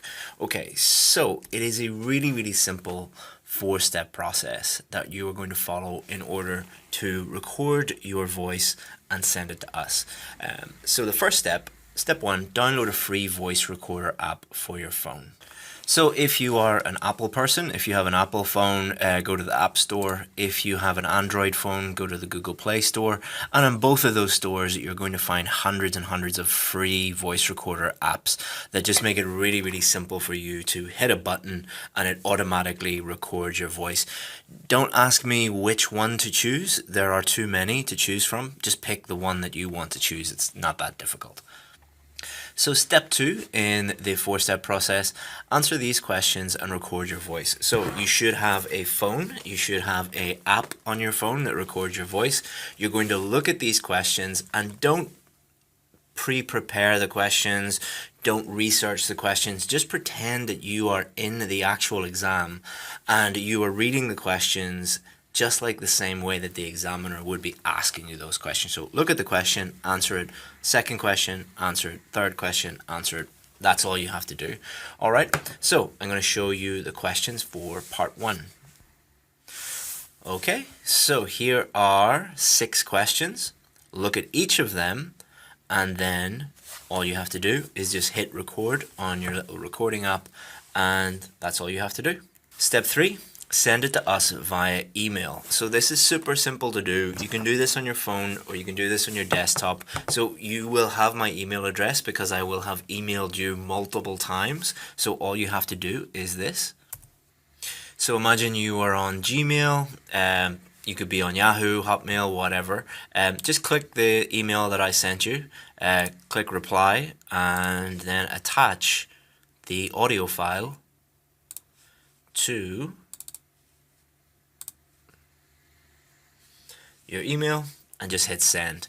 If you have any problems whatsoever, then my email address is chris@ieltsadvantage.com. All right, this is my email address, chris@ieltsadvantage.com, but you will have received it many times before. Okay, so now that you have sent us your recording, what I want you to do is just wait, have a look at your email inbox, and we will send you your feedback video right to your inbox. And then it's really important that you look at this feedback that we send to you so that you can really learn what to do and really improve. And welcome to speaking lesson 2. So let's have a look at what we're going to do in this challenge. So think about it as 3 steps. Step 1, we're going to look at part 1, that was the video before this. Today we're going to look at part 2, and then step 3, the next video, the next lesson, we're going to look at part 3. As I already said, it's really important that you watch all 3 of these and do the tasks, do the challenges for all 3 of them so that you can give your best performance on test day. Okay, so part 2 of the speaking test. What are we going to look at in this lesson? We're going to look at what the goal is. What is your overall mission? What your overall goal is? And if you focus on that, it's going to completely change the way that you think about your performance in part 2. Of course, we're going to look at common problems and how to avoid those common problems. Common strategies, you'll find a lot of strategies online, on YouTube. Maybe your teacher has taught you a few strategies, and if you're watching this video, those strategies probably don't work for you. And I have a much better strategy that actually does work and has repeatedly, week after week after week, for years and years, got scores of a band 7, 8, and 9 for my students. And I'm going to share this with you today. So, what is the goal? So the goal is to speak fluently and coherently for up to 2 minutes about the topic. Let's look at that again. Speak fluently and coherently for up to 2 minutes about the topic. So for 2 minutes, you have to speak fluently.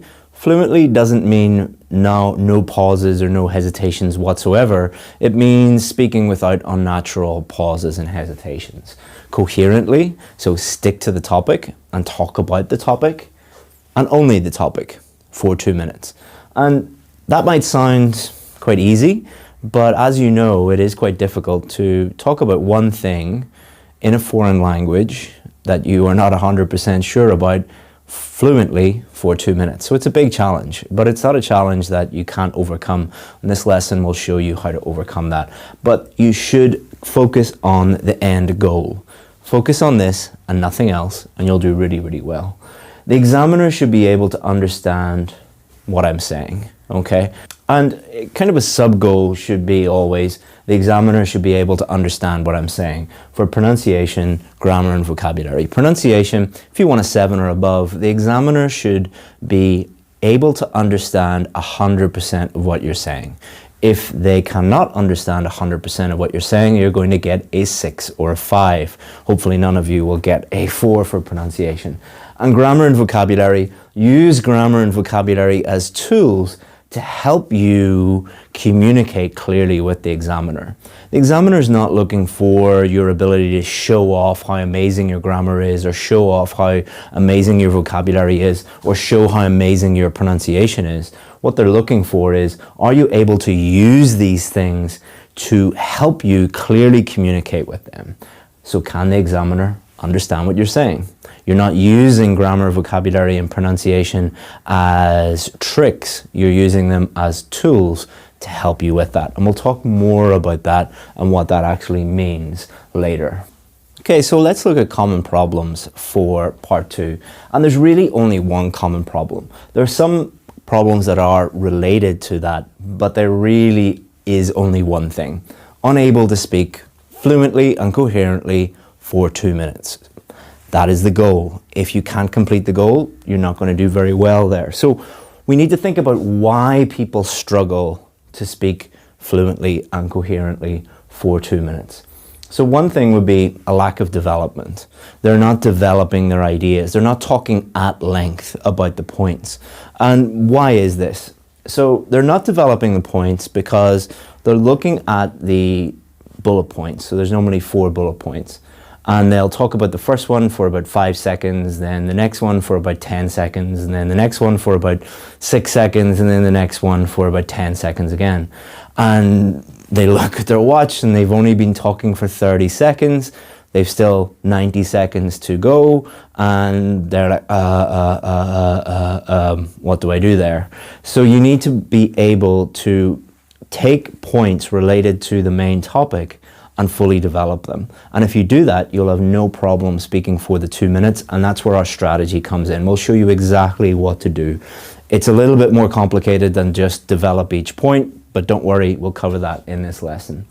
Then what happens a lot is people will run out of things to say, and then they'll go back to their previous points and they'll just start repeating themselves. That is not fluent, that is not coherent, so that's a big problem. You want to avoid repeating the same ideas. So they'll say things like, the topic could be, talk about your favorite book, and they'll say, the favorite book is the Bible. I really like the Bible because it's about God.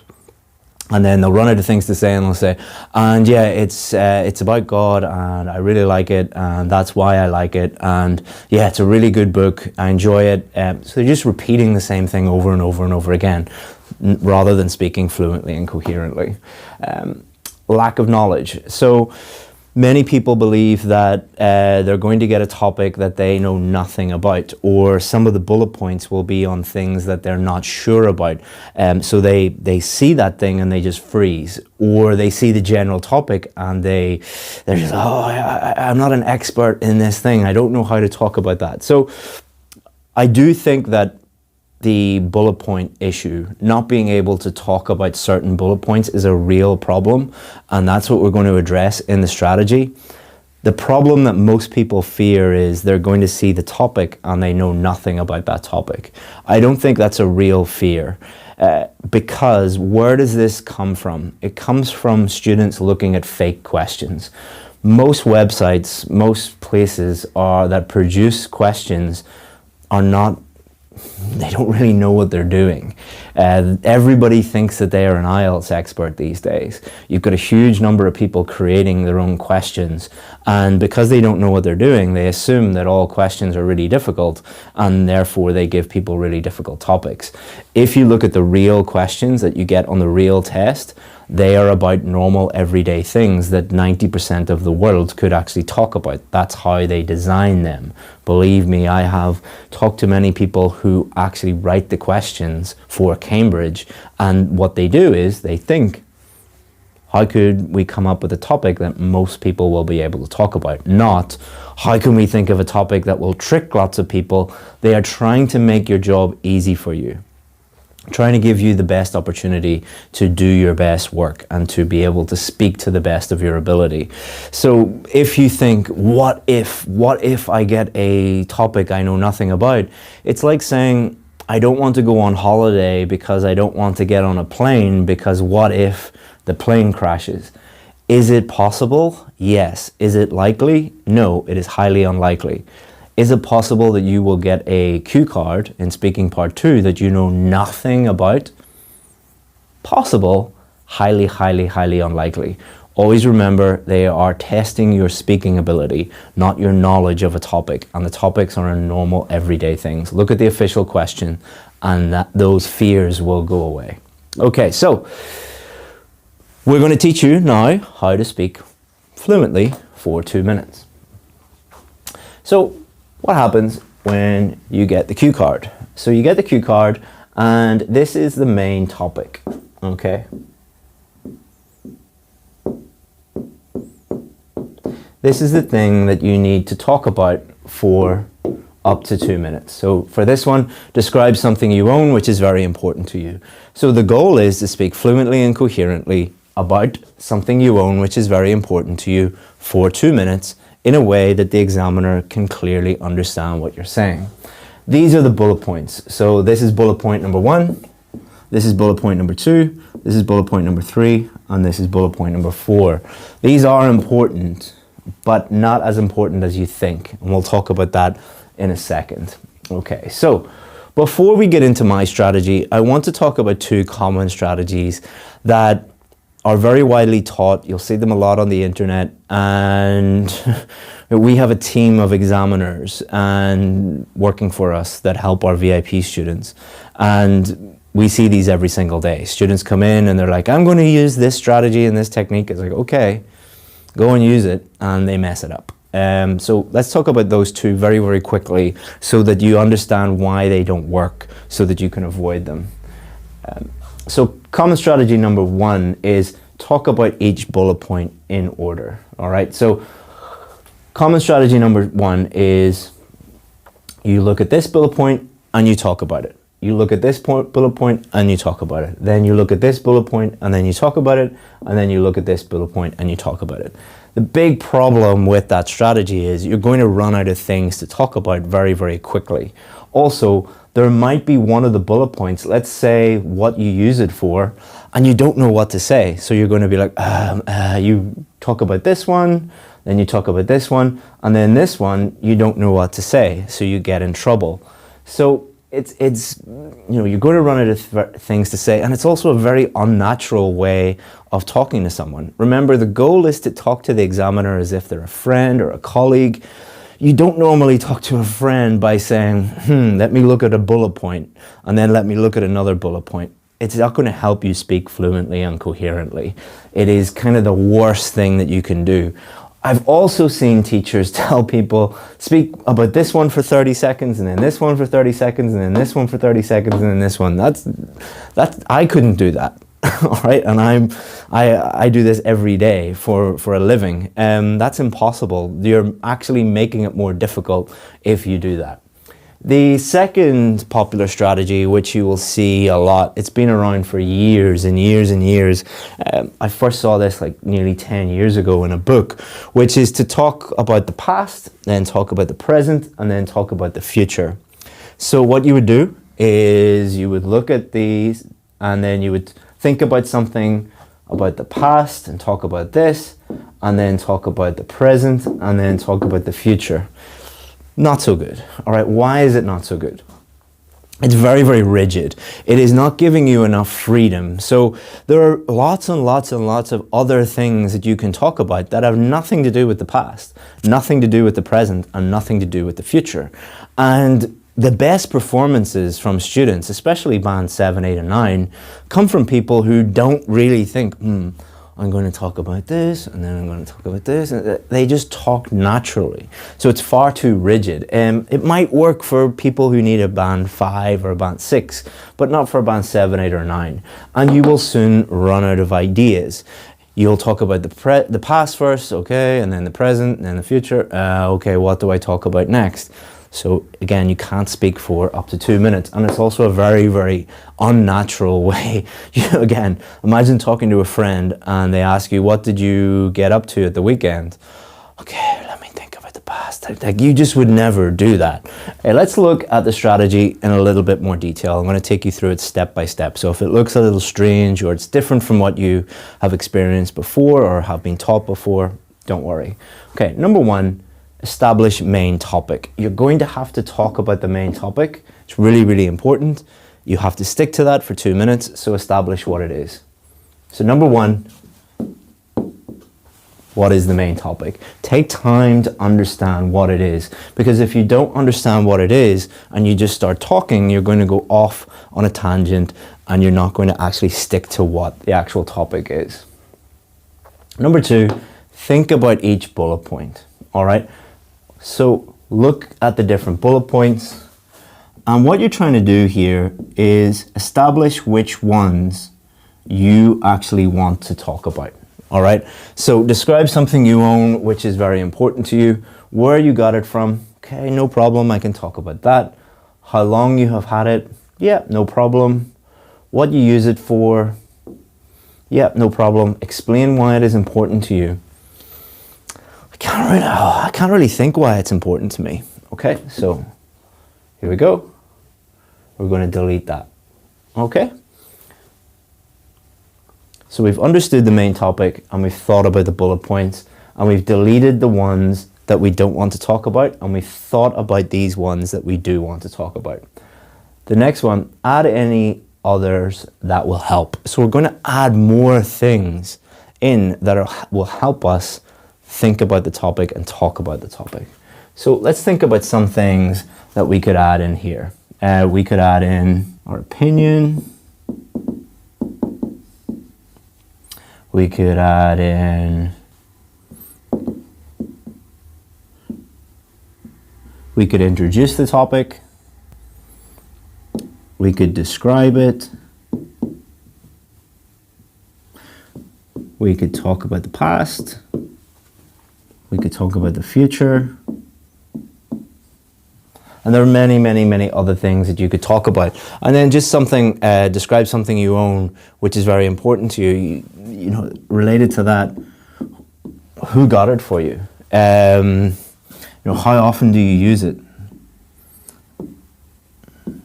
So you could quickly think about these things, and then again, just delete the ones that you want to leave out. So maybe I can't really think about this one. It'd be easy to introduce it and easy to describe it. Past, no. Future, yeah. Who got it for me? How often? Yeah, no problem. So now you've gone from 4 bullet points to 4, 5, 6, 7, 8. All right, would it be easy for you to fully develop each one of these and talk for the 2 minutes? No problem whatsoever. Add any others that will help. Think about what you want to say. All right, so don't spend the whole minute just thinking about bullet points. Actually compose yourself and think about what you want to say. Now you might be thinking, Chris, there's no way that I can do this in 1 minute. That's where practice comes in. You cannot use this strategy and immediately get better and immediately start to speak fluently for 2 minutes. Like anything, you need to practice it, but I guarantee if you practice this, it'll become second nature and you will just be able to do it so quickly on exam day. Number 5, speak naturally speak naturally until the examiner stops you. The examiner will stop you when you get to the 2 minutes. Believe me, they've got stuff to do. They don't want you in the room any longer than you have to be there. Just keep talking and the examiner will stop you. So why is this strategy so effective? Because it gives you freedom. It gives you freedom to talk about whatever you want related to the main topic, and you only talk about the things that you are comfortable talking about, and you're never going to run out of things to say. Remember, the biggest problem is people run out of things to say, then they lose their fluency, they lose their coherence, they start repeating ideas, they start to panic. This gives you so much freedom. And most of the people who we work with, they don't even get to most of the bullet points, but they're just there waiting for them in case they need to talk about them. All right? So again, the most important thing you need to do here is practice this strategy. So in order to practice it, there's a few things you need to do. Get real practice questions. You will get them from Cambridge, you'll get them from the British Council, or you'll get them from IDP. Those are the only 3 sources where you will get real IELTS speaking questions. Everything else is fake. All right, so get some real ones. Use the strategy and record yourself. Get your mobile phone. Everyone watching this will have a mobile phone. Everyone can record themselves, all right? So get a question, hit record on your mobile phone, answer the question for 2 minutes and record yourself, and then listen and critique your own work and think about fluency, think about coherence, think about grammar, pronunciation and vocabulary. I get my VIP students to do this all the time. Even though we do one-on-ones with them and we critique them, we get examiners to sit with them and tell them their scores. Even though we do provide that service, we get them to do this too. Because have you ever listened to yourself speaking? You're like, oh, I can't believe I sound like that. And if you're speaking in a different language, you'll pick up so many little mistakes that you're making. And if you do this and practice this enough, you will be able to produce an amazing part 2 response that will blow the examiner away. Because most people, they're going bullet point 1, 2, 3, 4, what do I say? You'll be able to just talk to them like they're talking to a friend or a colleague, and they'll be really, really impressed with your answer if you practice this. But if you don't practice it, you won't get better. So before I set you your challenge, summary, start with the end goal in mind. All right, always focus on that end goal. Avoid common problems and strategies that don't work. Try a strategy that focuses on the end goal, and practice and then critique yourself and do this challenge as well. But before that, I want to show you Rashmi again, who got a band 8, and to show you the way that she used this strategy and the way that she was able to flexibly use it in order to improve her performance. All right?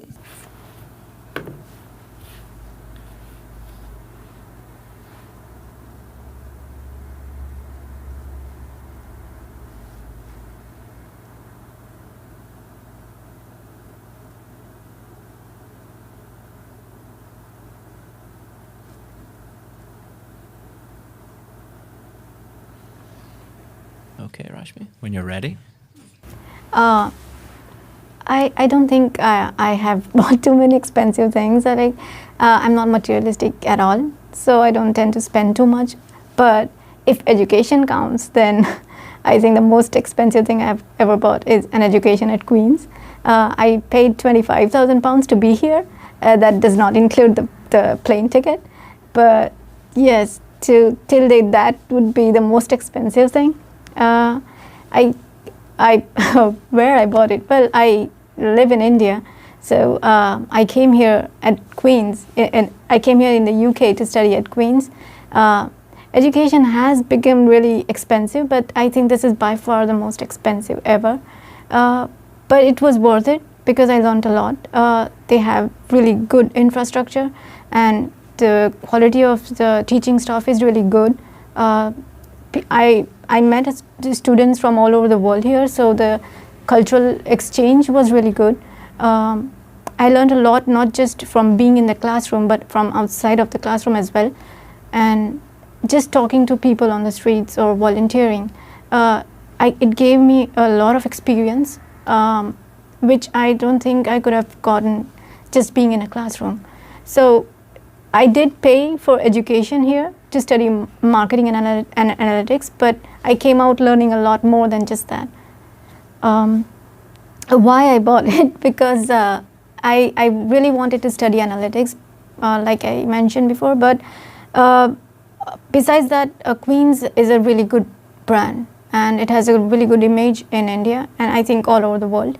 It's in the Russell's group, so an education at Queen's is going, I knew that if I invested in it, it was going to pay off. So as you can see, Rashmi used our strategy to talk fluently and coherently for 2 minutes with ease. And before that, she really struggled with that, and she was running out of ideas. We gave her that strategy. She was able to practice it. She was able to do that and get a band 8. Okay, so your challenge is, let me jump into my computer again and show you what your challenge is and how to send it to us. Okay guys, now comes the fun part where you are going to record your speaking and then send it to us. So your task, and this is really, really, really important. If you don't do this, then it is a complete waste of time and you're not going to improve, and you're going to miss out on the chance to get better and get feedback on your work. Okay, so it is a really, really simple 4-step process that you are going to follow in order to record your voice and send it to us. So the first step, step 1, download a free voice recorder app for your phone.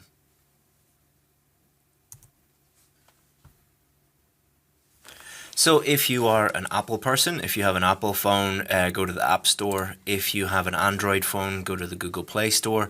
And in both of those stores, you're going to find hundreds and hundreds of free voice recorder apps that just make it really, really simple for you to hit a button and it automatically records your voice. Don't ask me which one to choose. There are too many to choose from. Just pick the one that you want to choose. It's not that difficult.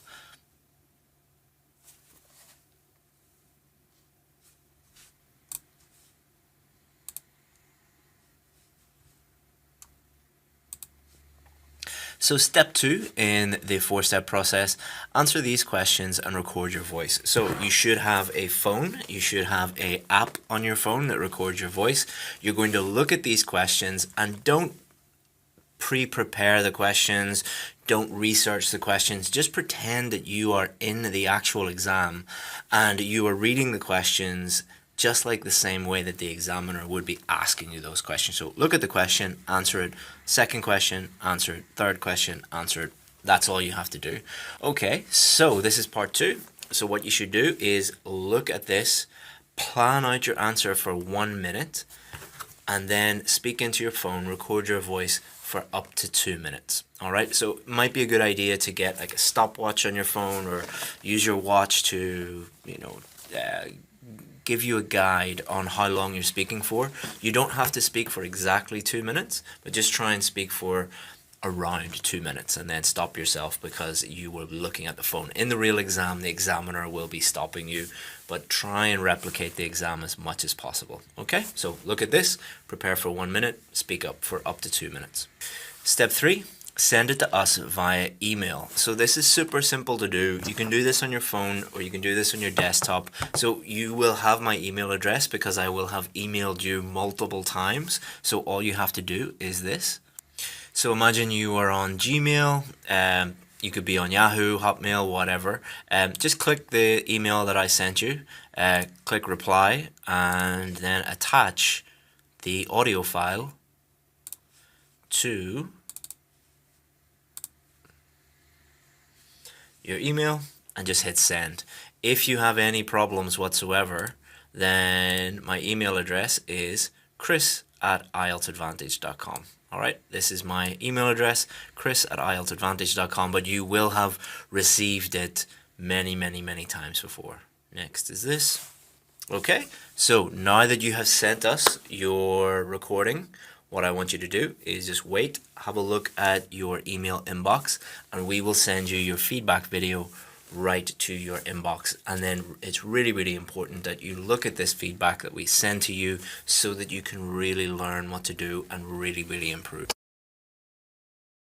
Welcome to lesson 3. So as you know, this course is part of a 3-part project. So if you have not watched video 1 or video 2, just go back and watch them and complete the challenges before we do this one. Okay, so let's have a look at what we're going to do today. So here's the agenda. We're going to look at the difference between the question types because it's really important that you understand the type of questions that you're going to be asked in part 3 and the differences between part 1, part 2 and part 3, but especially part 1 and part 3 because they're very, very different questions. And if you're answering them in the same way, you're going to be in trouble. Common problems, as always, so we can avoid them. Some solutions for these common problems so we can help avoid them on test day. And then I'm going to give you 2 different strategies that you can use to answer and practice, most importantly, practice question or part 3 questions. And then we're going to give you a couple of demos. I'm going to demonstrate how I would answer some of these questions. We'll get a student to demonstrate this for you, and then we'll give you your final challenge. Okay, so I want you to have a look at these 2 questions. This is a typical part 1 question, and this is a typical part 3 question. I just want you to have a look at these and think about what the main difference is between these 2 questions. So, oh, I've missed my question mark. I deleted it. So what did you do last weekend versus why do many people spend their free time shopping? So both of these are about your free time, your leisure time, or what you do at the weekend. The topic is the same, but what's the difference in the type of question? So if we look at this one is about you. It is asking about what did you do last weekend. So you're not talking generally about free time. You're not talking generally about what people do at the weekends. You're just telling them, you know, I watched football, I went out to dinner, I went shopping, whatever. Part 3, very, very different. Same topic, but why do many people spend their free time shopping? So this is not about you, okay? This is not about you at all. You can talk about you, that's fine, but it is asking you an abstract question about the world in general. The best way to describe part 3 questions is they're kind of like a task 2 writing question, like an academic style question where they want you to really get into the topic and fully develop it. Not just say, I don't go shopping on the weekends. That wouldn't be a very good answer. Or if you said, I don't know, I don't go shopping. They don't care whether you go shopping or you love shopping or you hate shopping. It's not about you. It is about the abstract idea. Let's have a look at another example. Most common question in part 1 is, do you work or study? All right, so I work, here's my job, or I study, I'm at university and I study this thing. Let's have a look at part 3. They would never ask that in part 3. More young people are going to university. Do you think this is a good thing? Okay, so you could talk about when you were at university, but they're not really asking about you. They're asking you about this abstract idea of more and more young people are going to university these days. Do you think this is a positive thing or do you think this is a negative thing? Or why do some people think it's positive and why do some people think it's negative? And really getting into the detail of this. Don't worry if you don't understand how to answer this question right now. By the end of this lesson, you will understand a bit more. Okay, so let's have a look at some part 3 speaking problems and worries, things that people really worry about and problems that we see every day. The biggest problem, the number 1 problem, let's put this in red, is a lack of development. The examiner is really listening out for and looking for your ability to fully develop your ideas. So for part 1, you know, what's your job? You just need to add a little bit more detail, maybe an explanation, maybe an example. But for part 3, they want you to talk at length. They want you to talk and get really in depth on that idea and fully explain things, give examples, show different sides, and we'll show you how to do that in the strategy. But if you're just giving, you know, 1 or 2 sentence answers for part 3, that's not good enough. I'm not going to tell you the number of sentences because it will differ from question to question. So you shouldn't go in thinking about number of sentences, but you should go in thinking, have I fully developed this answer? Doesn't mean that you need to talk for 30 minutes about one question, but we'll show you how to do this in a second. A worry that students have is, I won't have any ideas. It is not an ideas test. So worrying about ideas is I understand why students are worried about this, because in order to develop your ideas, you need to have ideas in the first place, but it's not something you really need to worry about that much, because the examiner is not judging you on your ideas. The examiner is judging you on your pronunciation, your grammar, your vocabulary, and your fluency and coherence. So I wouldn't worry too much about these ideas. You're not being judged on them so much, but we'll talk about that more later in the lesson. Listing. So one thing that students do a lot of is they will list every idea that comes into their head. So for example, why do more people go shopping at the weekend? People go shopping because they like shopping, they have more money, they want to buy new clothes, there are lots of restaurants and shopping centers, it's a safe place, they want to spend time with their family. So all of those ideas are fine. Many students who worry about ideas have actually no problem thinking of ideas, and they just list idea after idea after idea after idea.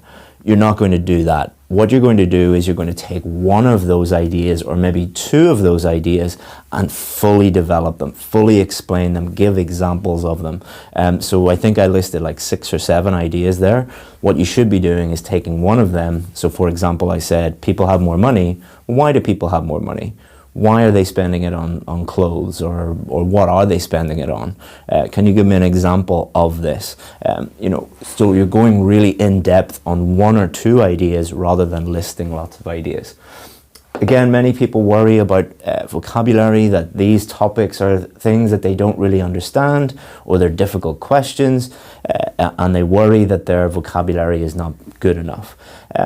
You are being judged on your vocabulary, but remember, you're being judged on the accuracy of your vocabulary and the range of your vocabulary. So what happens is, what students try and do is they try and insert lots of high-level words, or lots of idioms, or whatever you want to call them, golden words, diamond words, I've heard people call them, and they're not really answering the question. If you just try and answer the question and fully develop it and use the vocabulary that you have, you will naturally use a wide range of vocabulary, and then you will avoid mistakes because you're using vocabulary that you're comfortable using. But if you try and push yourself too much, then you're going to get in trouble because you're going to make lots of mistakes. Your fluency is going to suffer because you are having to think about the vocabulary very hard. So what my suggestion would be for vocabulary, use the vocabulary that you have. Before the test, try and improve it every single day. But during the test, just use the vocabulary that you have. You've no other choice. The other choice is try and use vocabulary you don't know how to use, and then you're going to make lots of mistakes.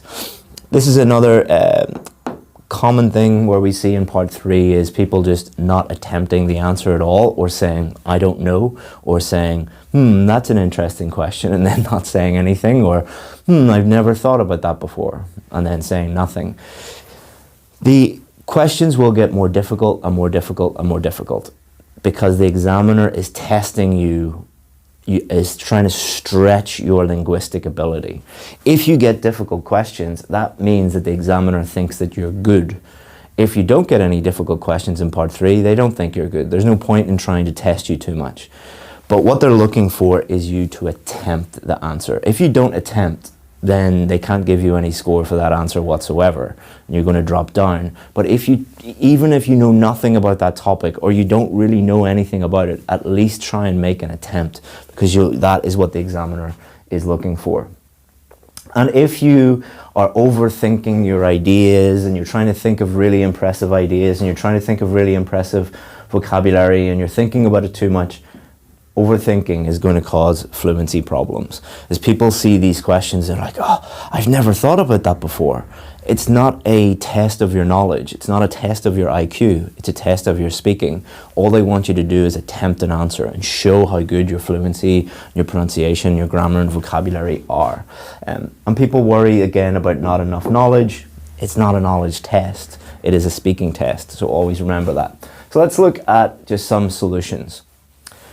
Purpose. What is the purpose of the speaking test? Is it to show off your ideas? No. Is it to show off how much grammar and vocabulary you've memorized? No.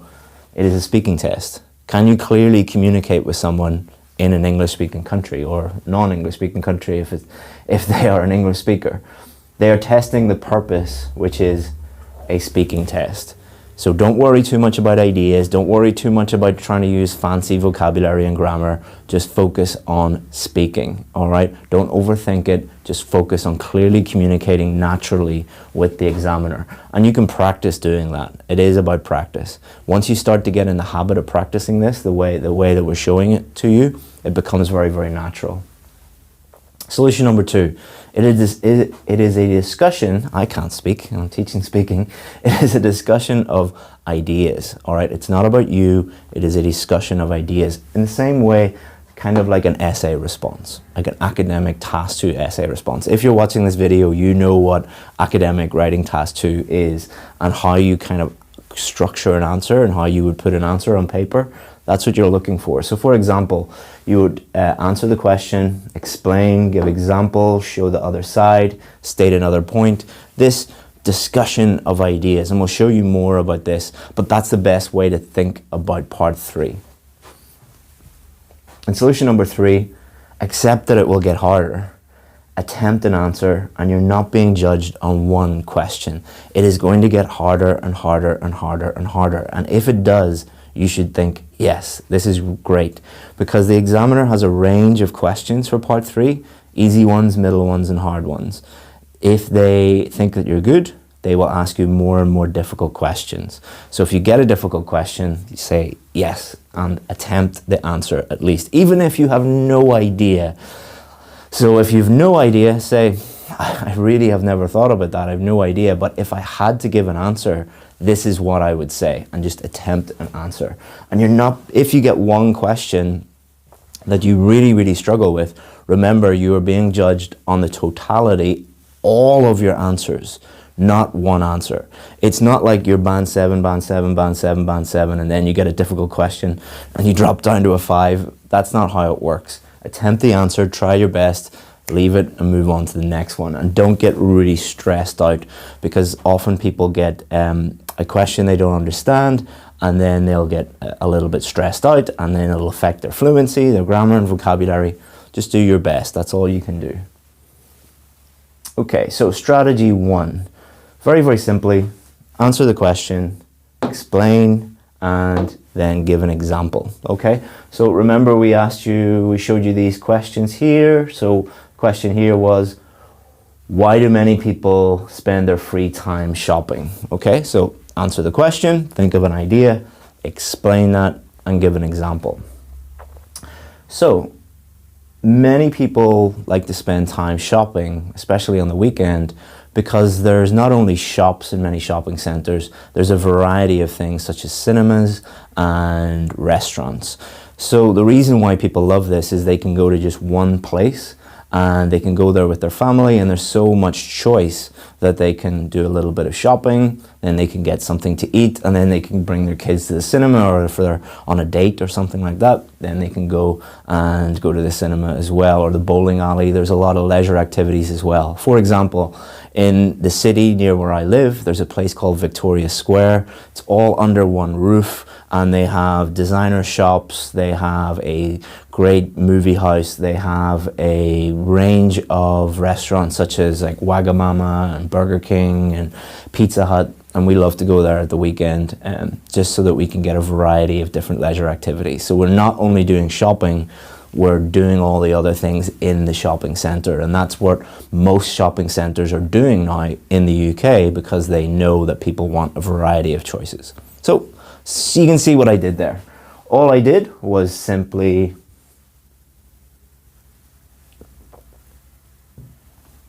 answer the question, then I explained it, and then I give an example. All right, you can do that for pretty much any question.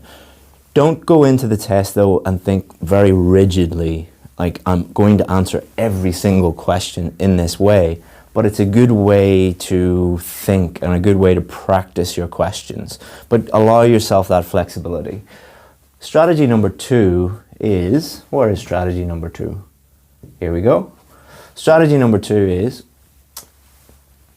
it's 3 parts. Part 1, part 2, and part 3. So some people think this, explain why they think it and give an example. Others think this, explain why and give an example.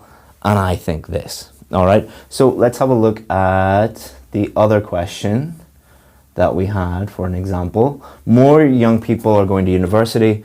Do you think this is a good thing? Okay, so some people would think this is a really, really positive development, because it means that there are more poor people going into university, and this reduces the gap between rich and poor, which is very, very important for society, for equality. For example, in the UK in the last 20 years, they have really pushed free university places for poorer students, and now more than 50% of students go to university. However, many people think that this is not a good thing, that this is actually a negative development, because there are lots of young people who are not suited to academics. They are not academically inclined. They would be better getting a job in the trades. So for example, many people who want to become carpenters or mechanics or even software engineers, for example, who don't need to go to university, they can learn that in an apprenticeship, and they'd be much happier doing that. And if they are forced to go to university, it is a huge waste of money. I think it should be based on the individual student. If they want to study something that can only be covered in university, like medicine or law, they should go there. But if not, they should go into a trade, and there's no need for them to get all that student debt. So you can see what I did there. What I did was, some people think this, so I didn't say what I think. Some people think this, others think this, and then this is what I think. So that allowed me to talk and fully develop my answers. So a demo, what I'm going to do now is show you a student who got a band 9, Rashmi, and you'll be able to see how she fully developed her answers. So now I want to talk about money and society in general. Can money buy happiness? This seems like a philosophical question, but for me personally, I don't think so. Money is not everything. I do volunteer at a lot of places, so I know that I do that because mostly I'm an introvert. I don't really talk much, but when I'm volunteering with people, I gain valuable experience, and that's how I learned that money is not everything. To some people, yes, money can make them less miserable, as long as you are not like homeless or desperate for putting food on the table, and as long as you have like a shelter, a roof over your head, and food on the table at night. That's all you need, for me personally. So it depends on people, like what money means to them. But to me, I don't think it can buy happiness. Okay guys, so now it's your turn. So what we're going to do is I'm going to jump into my computer, share my screen with you, and show you what your challenge is for today. Okay guys, now comes the fun part where you are going to record your speaking and then send it to us. So your task, and this is really important. If you don't do this, then it is a complete waste of time, and you're not going to improve, and you're going to miss out on the chance to get better and get feedback on your work. Okay, so it is a really simple 4-step process that you are going to follow in order to record your voice and send it to us. So the first step, step 1, download a free voice recorder app for your phone.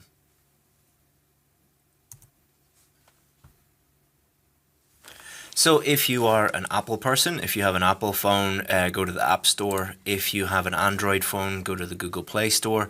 And on both of those stores, you're going to find hundreds and hundreds of free voice recorder apps that just make it really simple for you to hit a button and it automatically records your voice. Don't ask me which one to choose. There are too many to choose from. Just pick the one that you want to choose. It's not that difficult.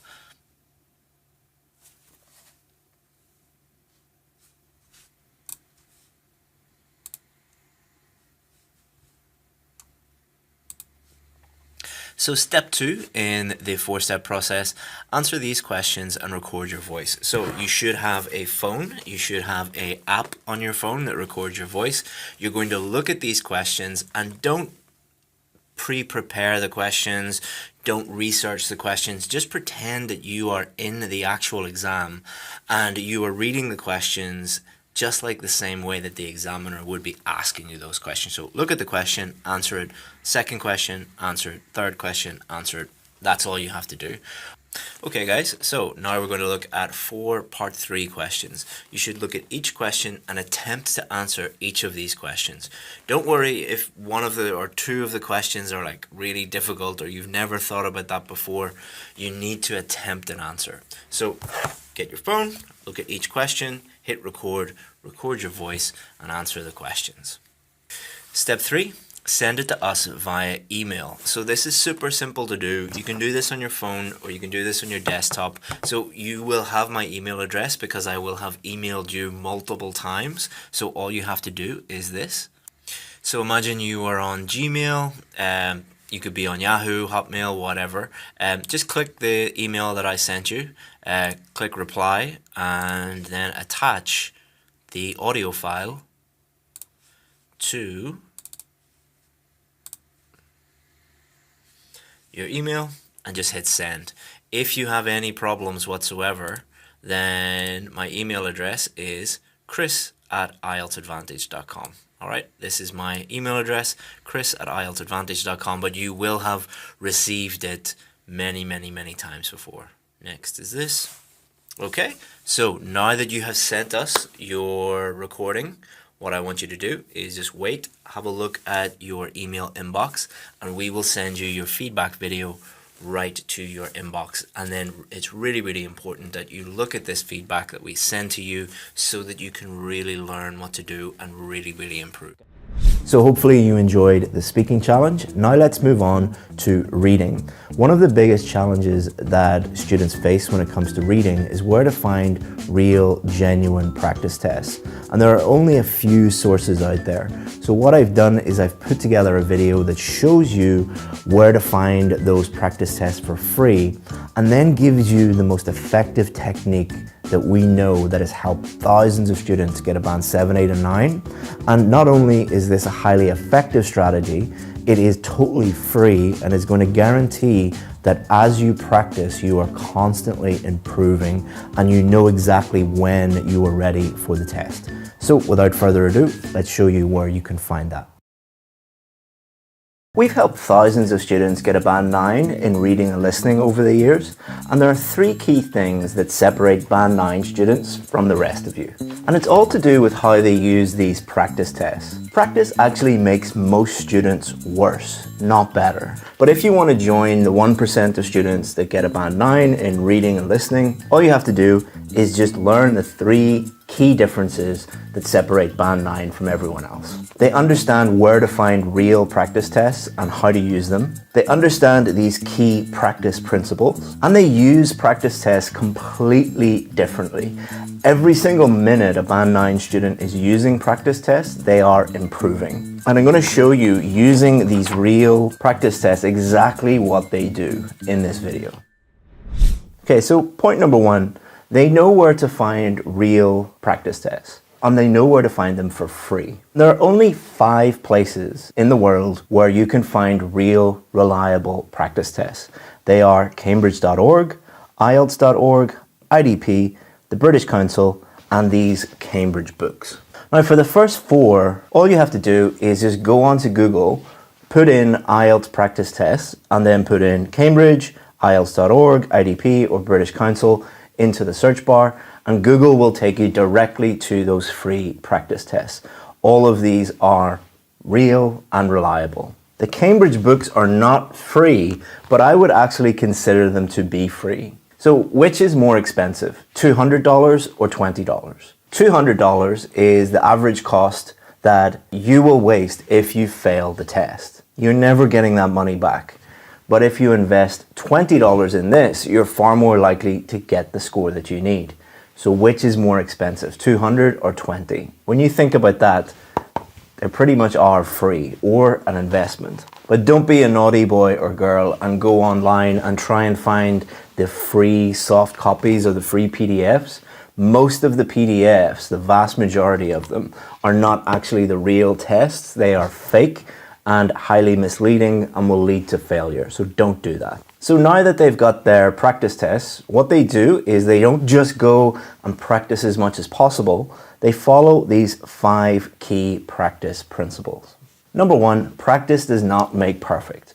Let me illustrate this by telling you a little story, a true story about a friend that I went to school with.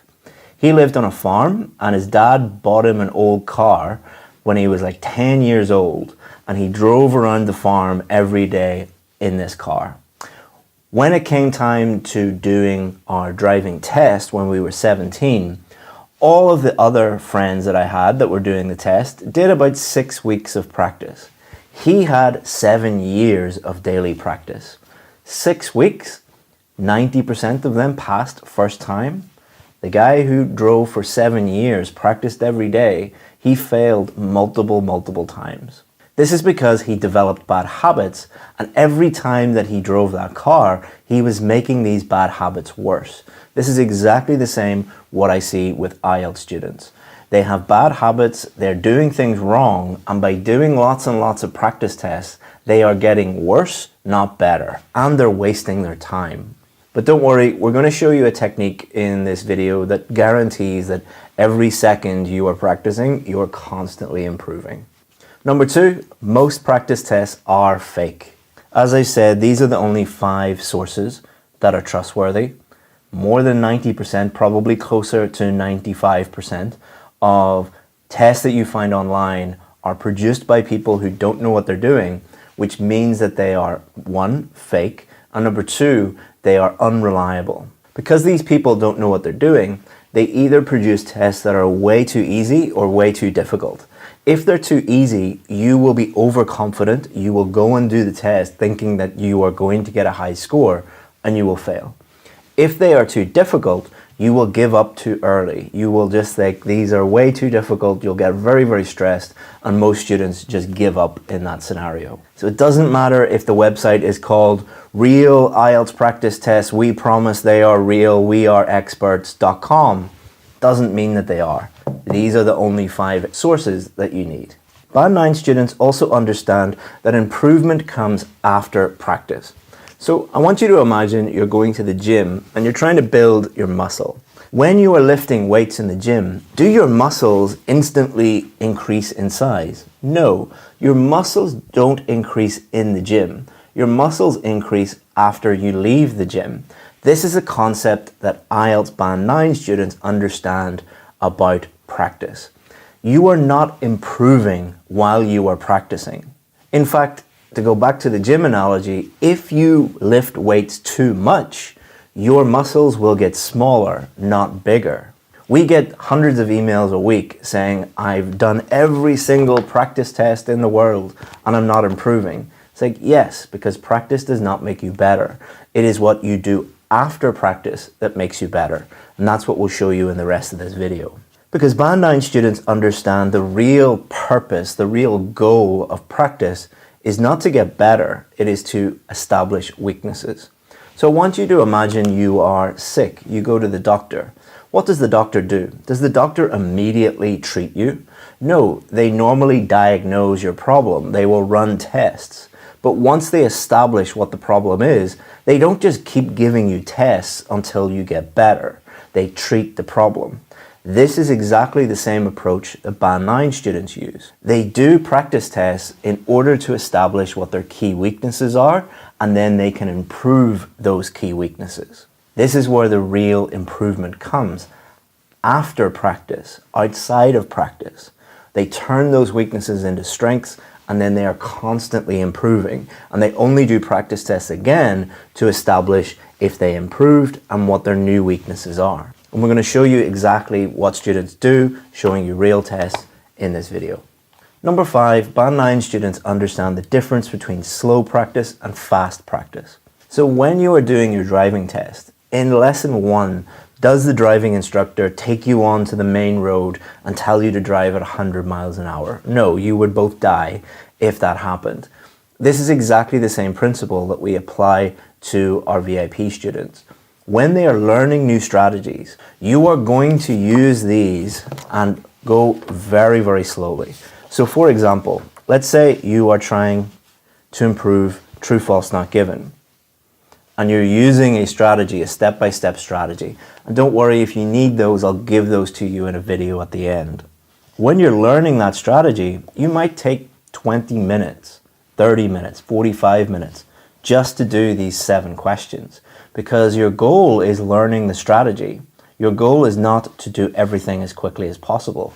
And then you will speed up bit by bit by bit. But when you are establishing your weaknesses, when you're trying to get where you are, you're going to practice fast under exam conditions. And that's what we're going to show you now. So here's exactly what our Band 9 students do when they are doing fast practice.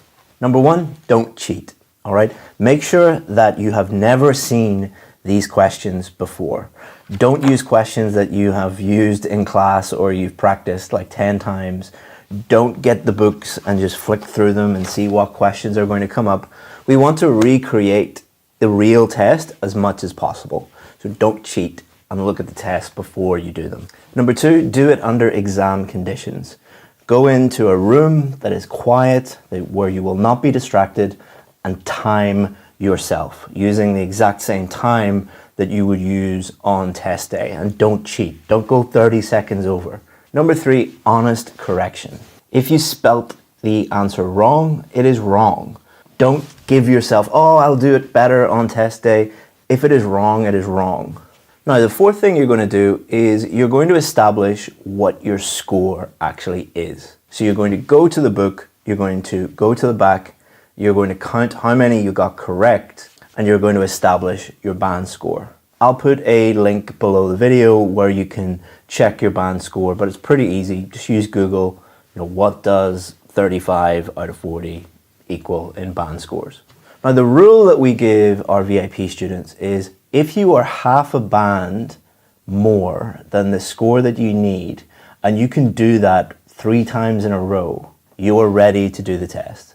So let's say, for example, you need a band 8. If you are getting 8.5 or over 3 times in a row, you are ready to do the test.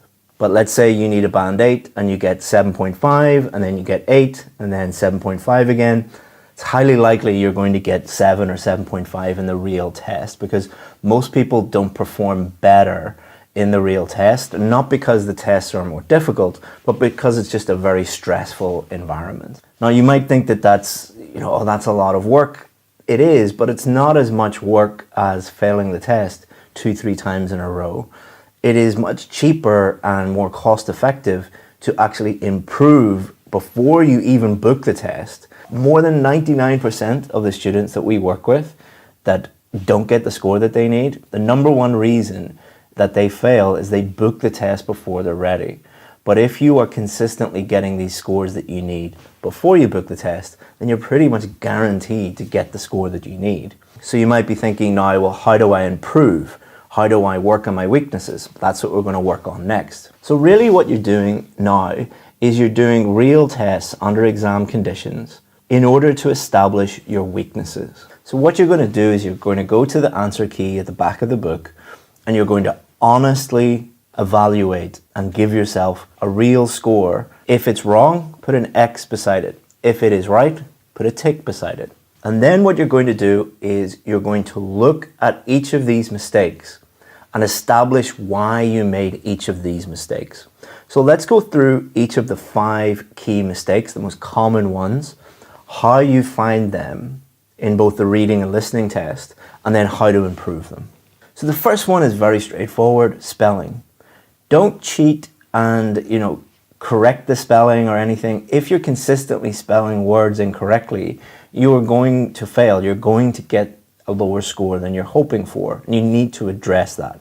But that is very, very easy. Just look at exactly what you wrote and then look at the spelling, compare the spelling and the answer key. If it is different even by 1 letter, it is wrong. Mark it as wrong.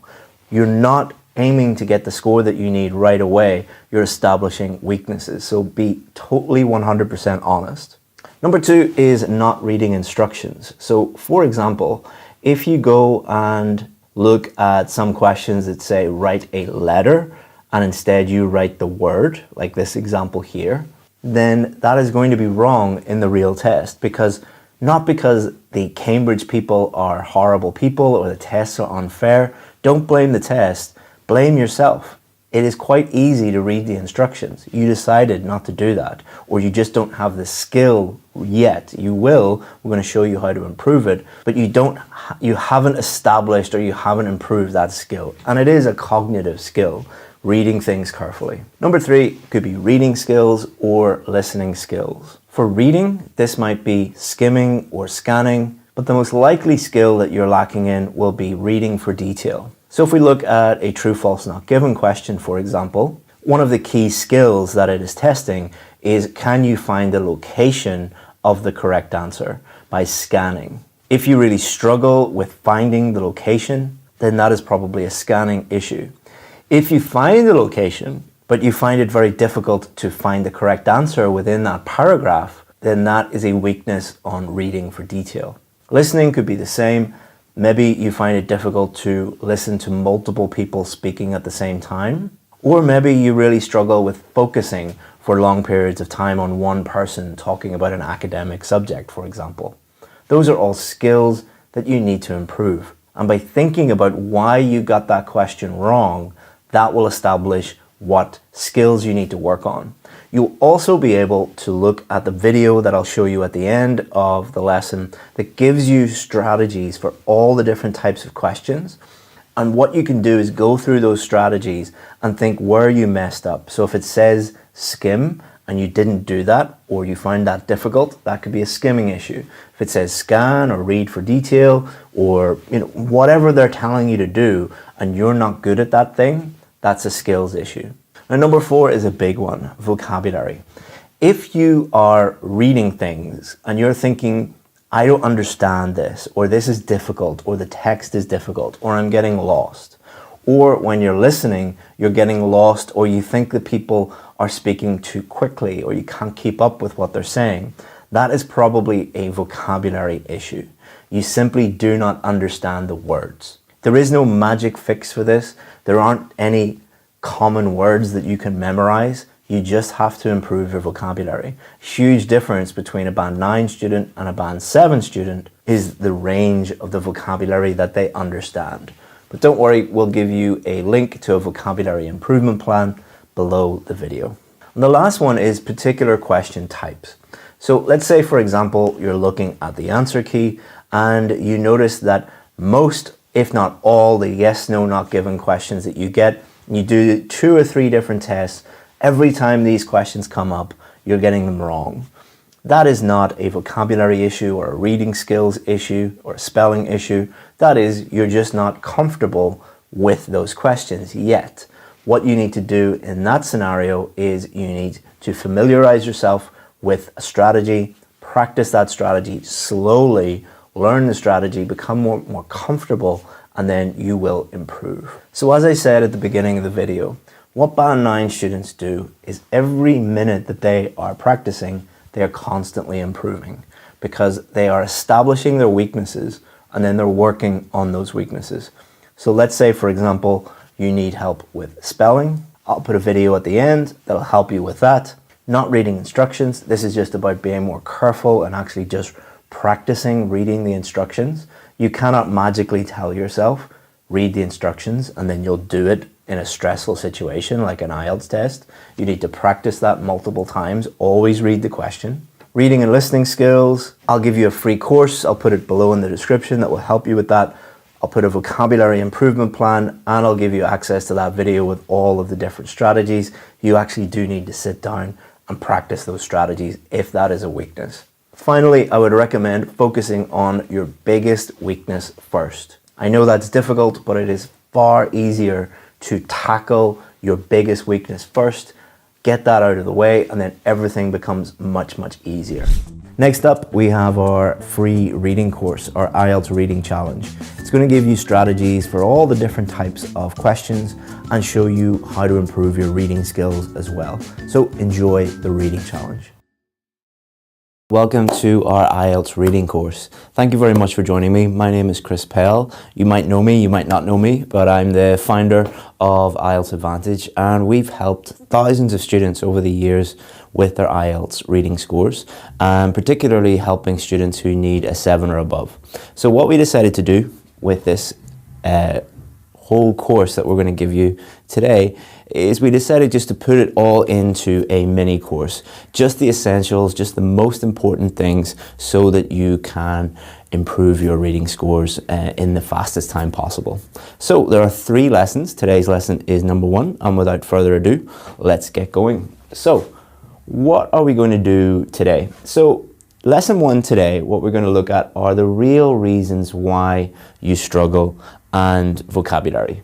So it's really, really important that you understand what works and what doesn't work, because there's a huge amount of confusing and conflicting information out there. And if you're listening to the wrong people or doing the wrong things or have the wrong mindset, the wrong attitude, then you're going down the wrong path and you're going to consistently fail over and over and over again. So it's really important that you understand those warning signs and understand why you might be failing or why you might fail in the future. We'll talk a lot about vocabulary in this lesson and talk about why it's so important and give you a step-by-step vocabulary improvement plan that I actually share with my VIP students, and it has helped thousands of them get the scores they need and improve their vocabulary. And this is going to improve not only your reading scores, but your speaking, your writing, your listening, absolutely everything. Lesson 2 is going to be about improving your reading skills. Things like skimming, things like scanning, but also other skills that you might not be aware of, how to use them, strategies, all of these different things. And then lesson 3, we're going to look at using a strategic approach, having a step-by-step strategy for all of the different types of questions, how valuable that is, and we're going to demo that and show you exactly how to do that in these lessons. So there's 3 lessons, and I would definitely encourage you to watch all 3 of them in their entirety. All 3 of them are really, really important. So why are you struggling? So to answer this question, I'm going to show you this diagram. If you're watching this video, you're either struggling with the reading test or you're worried about the reading test. So the number one reason why I'd say 90% of students are struggling with reading is not because of their reading skills, it's not because of their English ability, it's because of this. They're looking for tips. They're looking for, in other words, shortcuts or hacks or tricks to pass the reading test. And a lot of the stuff that you'll see online, a lot of the YouTube videos and Facebook videos and blog posts and things like that, they're all focused on giving you tips and shortcuts and hacks and tricks. Why is that? Because basically they're giving you what you want. Normally they're giving you that so that you'll join their school or you'll buy their course or something like that. But basically they're being smart. They're giving you exactly what you want. So one of the reasons why we have helped more students and get the scores they need than any other course or school in the world is we don't tell you what you want to hear. We just tell you the facts. We just tell you the truth. We give you the things that actually work. So what you're ignoring are the things that actually matter, the things that will actually determine your score. And let's look at these. So the first one here, very, very important, is mindset. So in other words, how you think about the reading test and what your attitude is to preparation will determine your score more than anything else. This is the most important thing. What does that mean? Well, we'll be talking a lot about that throughout the course, but one very quick example of a good mindset versus a bad mindset. A good mindset, they know that, shortcuts and hacks and tricks don't work. Name one thing in another area of life, like can you hack your way to losing weight? Can you eat some pill and then magically lose 50 pounds?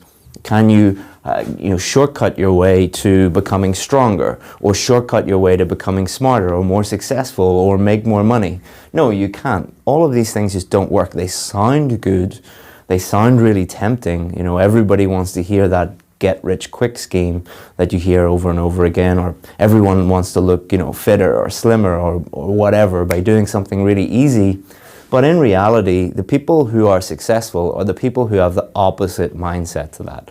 The people who know that success or results only come from hard work and doing the work. Now, I'm not saying that you have to, work 12 hours a day for the next 10 years or anything like that.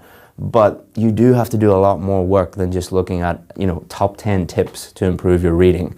If you are looking for top 10 tips, stop this video and go somewhere else, because you're not going to get that. We're only going to give you the things that actually will improve your score.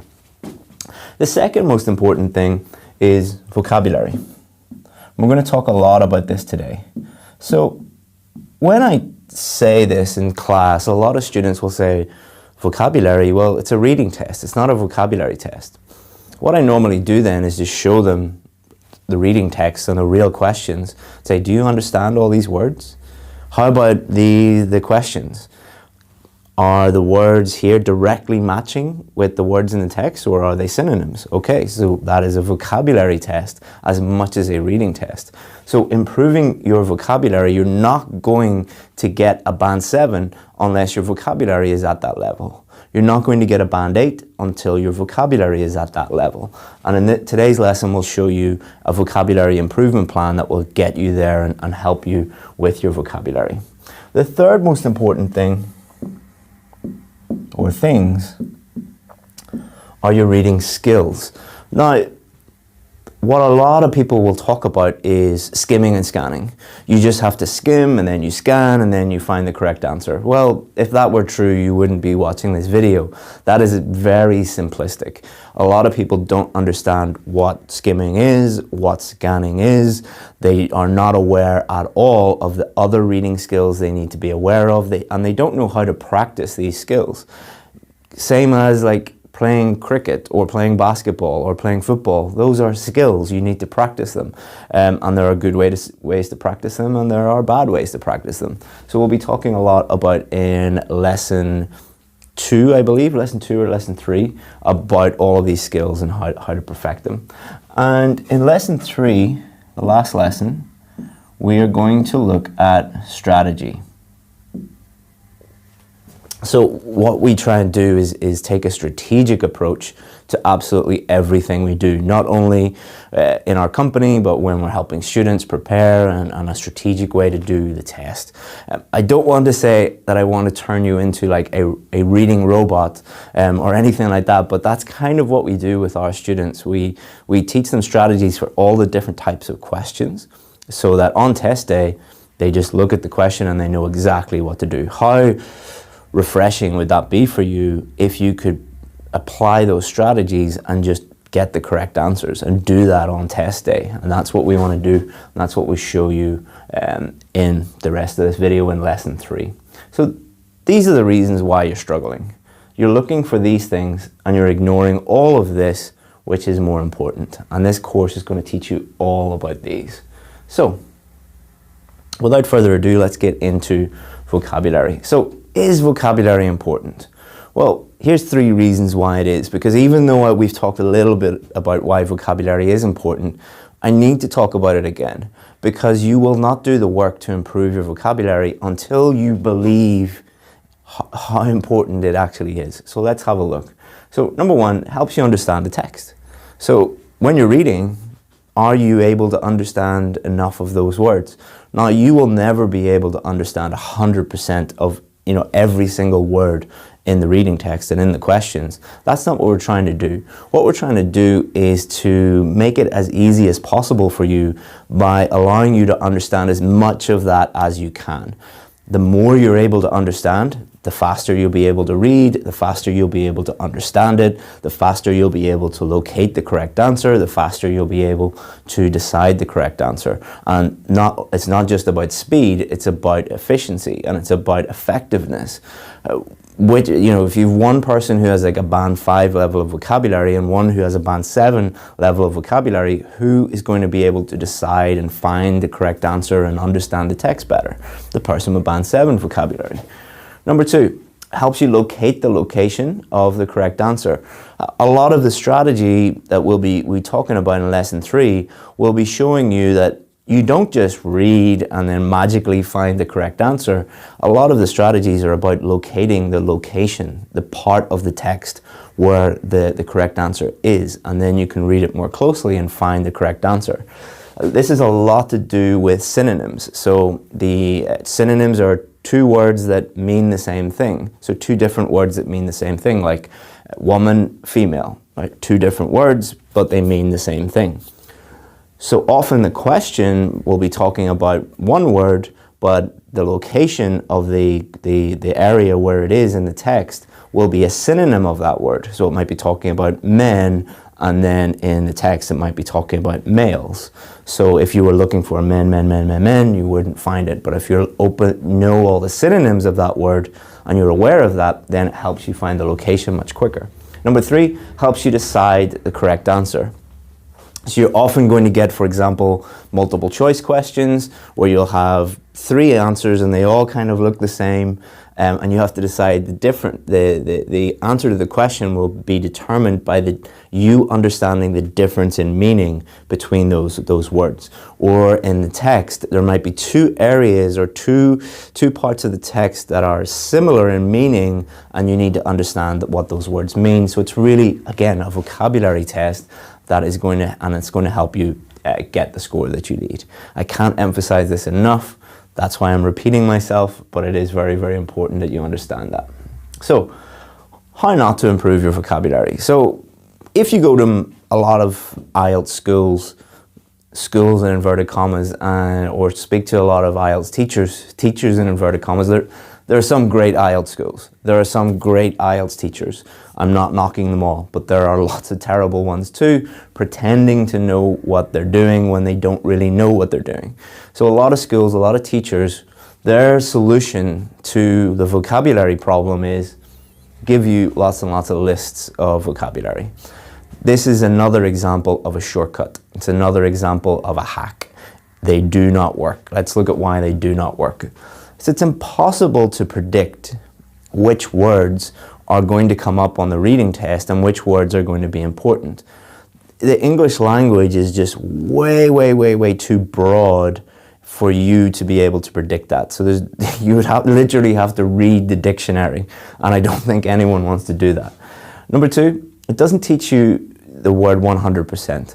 So it doesn't teach you the synonyms of that, it doesn't teach you collocations, it doesn't teach you anything other than the word and a translation, or the word and the meaning. You should never have just a list of words with translations or meanings, because you're not going to be able to understand that word or use that word. Remember, you're going to have to do your reading or your writing test as well as your reading test. So wouldn't it be great to be able to use those words in a sentence? Also, the speaking test needs to be considered as well. Number 3, doesn't improve reading skills. So by using lists of vocabulary, you are not improving your reading skills at all. Wouldn't it be great if you could improve your vocabulary and your reading at the same time? That would be the perfect solution, and that's the solution we're going to give you. So the best way to improve your vocabulary is to read. So this is not just my opinion, even though I've helped thousands of students with this method, and this is the method that has helped all of my students and proven over and over and over again. But there have been a huge number of studies done on how to learn and retain vocabulary and use vocabulary, and all of them conclude that the best way to improve your vocabulary is to read. Listening is pretty good too, but since it's a reading course and we want to improve our reading skills at the same time, we're going to use reading, and reading is better than listening, to be honest. So, however, just reading is not the answer. All right, so if you think that all you have to do is just read a book every day and your vocabulary will magically improve, you're wrong. It's not going to improve. It might improve a little bit, but remember, this is a test situation. Your date is coming up. You want to get it done as quickly as possible, so we need to think a little bit more strategically. You need to be a little bit more strategic. So, what I'm going to show you now is my vocabulary improvement plan. Normally I only share this with my VIP students, but I'm going to share it with you today, and it has helped so many students get the scores that they need, improve their vocabulary. And not only is this going to help you improve your vocabulary and improve your IELTS scores, but a wider vocabulary is going to help you improve your life in your new English-speaking country, because you're going to be able to engage people in conversation, understand what they say, and be able to communicate with people far more effectively. So I would recommend not only doing this, up until you get the score you need, but to continue to do this after, because it really does work, and it really doesn't take that much work. It's all about being consistent. So, part 1. Number 1, pick something you enjoy reading, all right? Do not pick boring IELTS books, all right? Don't pick the guide to vocabulary IELTS or whatever. It's going to be really, really boring. And don't just go into the library and pick the first English book that you see. You have the internet, there's loads of ways that you can access books now. You have a huge choice. Pick something you enjoy reading, because you are going to have to read regularly and consistently. This is not a method that you can do the day before your test or the week before your test. This is something that you should be doing every day, consistently, making it a habit. So if you're trying to make something a habit, you're trying to do something consistently, wouldn't it be a good idea to do something that you enjoy doing? So pick a topic or a book or a newspaper or whatever, anything. It could be on cricket or gardening or cooking or celebrity gossip. It doesn't matter. What matters is you do it regularly and consistently. So please don't ask me which book to read. That's up to you, whatever you want. Number 3, while you're reading, underline new words and phrases. So you don't have to read for 8 hours a day. You know, if you're doing this consistently, 10, 20, 30 minutes a day is more than enough. What you're aiming for is about 10 new words. Could be 8, could be 10, could be 12, could be 15, could be 20, but every day try and get at least about 10 new words. That's your aim. And what you're doing is, while you're reading it, you're going to underline the new words, or it could be an idiom, it could be, you know, a phrasal verb, whatever. Number 4, this is really, really important. Guess meaning from context. What does that mean? That means that when you underline your new word, do not immediately Google that new word. Do not immediately reach for the dictionary and look up the meaning. What you're going to do is you're going to guess what that word means from the context of the words around it, the paragraph, the title, whatever information you have. So I'm not making it purposely more difficult for you. It's a skill in itself. Number 1, you're going to have to do this on test day, because there will be words that you don't understand on test day. I guarantee it, on the IELTS test. And then when you move to, you know, the UK or Canada or Australia or wherever you want to go, you're going to constantly see new words that you don't understand. And do you want to be like talking to someone and, you know, looking at your phone, Googling words, or looking, you know, walking around with a dictionary? No. So guess the meaning from context. Then at the end, once you've finished reading, compare what you thought the meaning was with the dictionary meaning. This is going to help you remember it far more effectively than just looking up the word and translating it. Do not translate, all right? Start operating in English. If you need a 7 or above, stop thinking and using your own language. That might sound crazy, but if you're saying that you want to be a high-level learner of English, but you want to keep using your own language and using your own language all the time, when you're studying and when you're learning English, use only English, and that's really going to help you. So the next part is you're going to record that vocabulary, and you can do it in like a book like this. I carry this book everywhere with me, and I keep my notes in it, so anything I'm thinking about, I just put this in, my daily plan and all those things. But I could easily just record new vocabulary here. Doesn't have to be like an expensive book like this. It can be, you know, a $1, you know, school book that you have, or you could use your phone and you could record it. Doesn't matter what you put it in. What matters is you have a central place to record your new words, phrases, idioms, whatever they are, so that you can go back and review later. And you record in a special way. You do not write the word and the meaning, or the word and the translation. You can write the meaning, but you're going to write a lot of other stuff too. So just look at this for an example. So acquiesce, really nice word. Let's say I was reading and I was like, oh, what does that mean? I'm unsure about what that means. I would underline it, guess what it means, and then look it up. And then I'm going to record all this information that I need to remember it. So the pronunciation is going to help you remember it. The word form, the definition, synonyms, collocations, antonyms, example sentences, whatever helps you remember it. But make sure that you have all this information in your book or your app or whatever it is.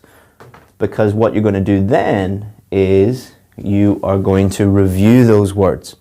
So imagine you do this for 20 minutes a day for 2 weeks. Let's say you get 10 words a day. That means you're going to have 140 new words in your book. So your book is just going to fill up and fill up and fill up. But if you don't review them, it's kind of a waste of time. So what you're going to do is regularly review these. I'd say do it once a week. Once a week or twice a week, and you're going to review all of that new vocabulary. And how you're going to review it is you're going to do something with the vocabulary. All right, you're going to produce the vocabulary.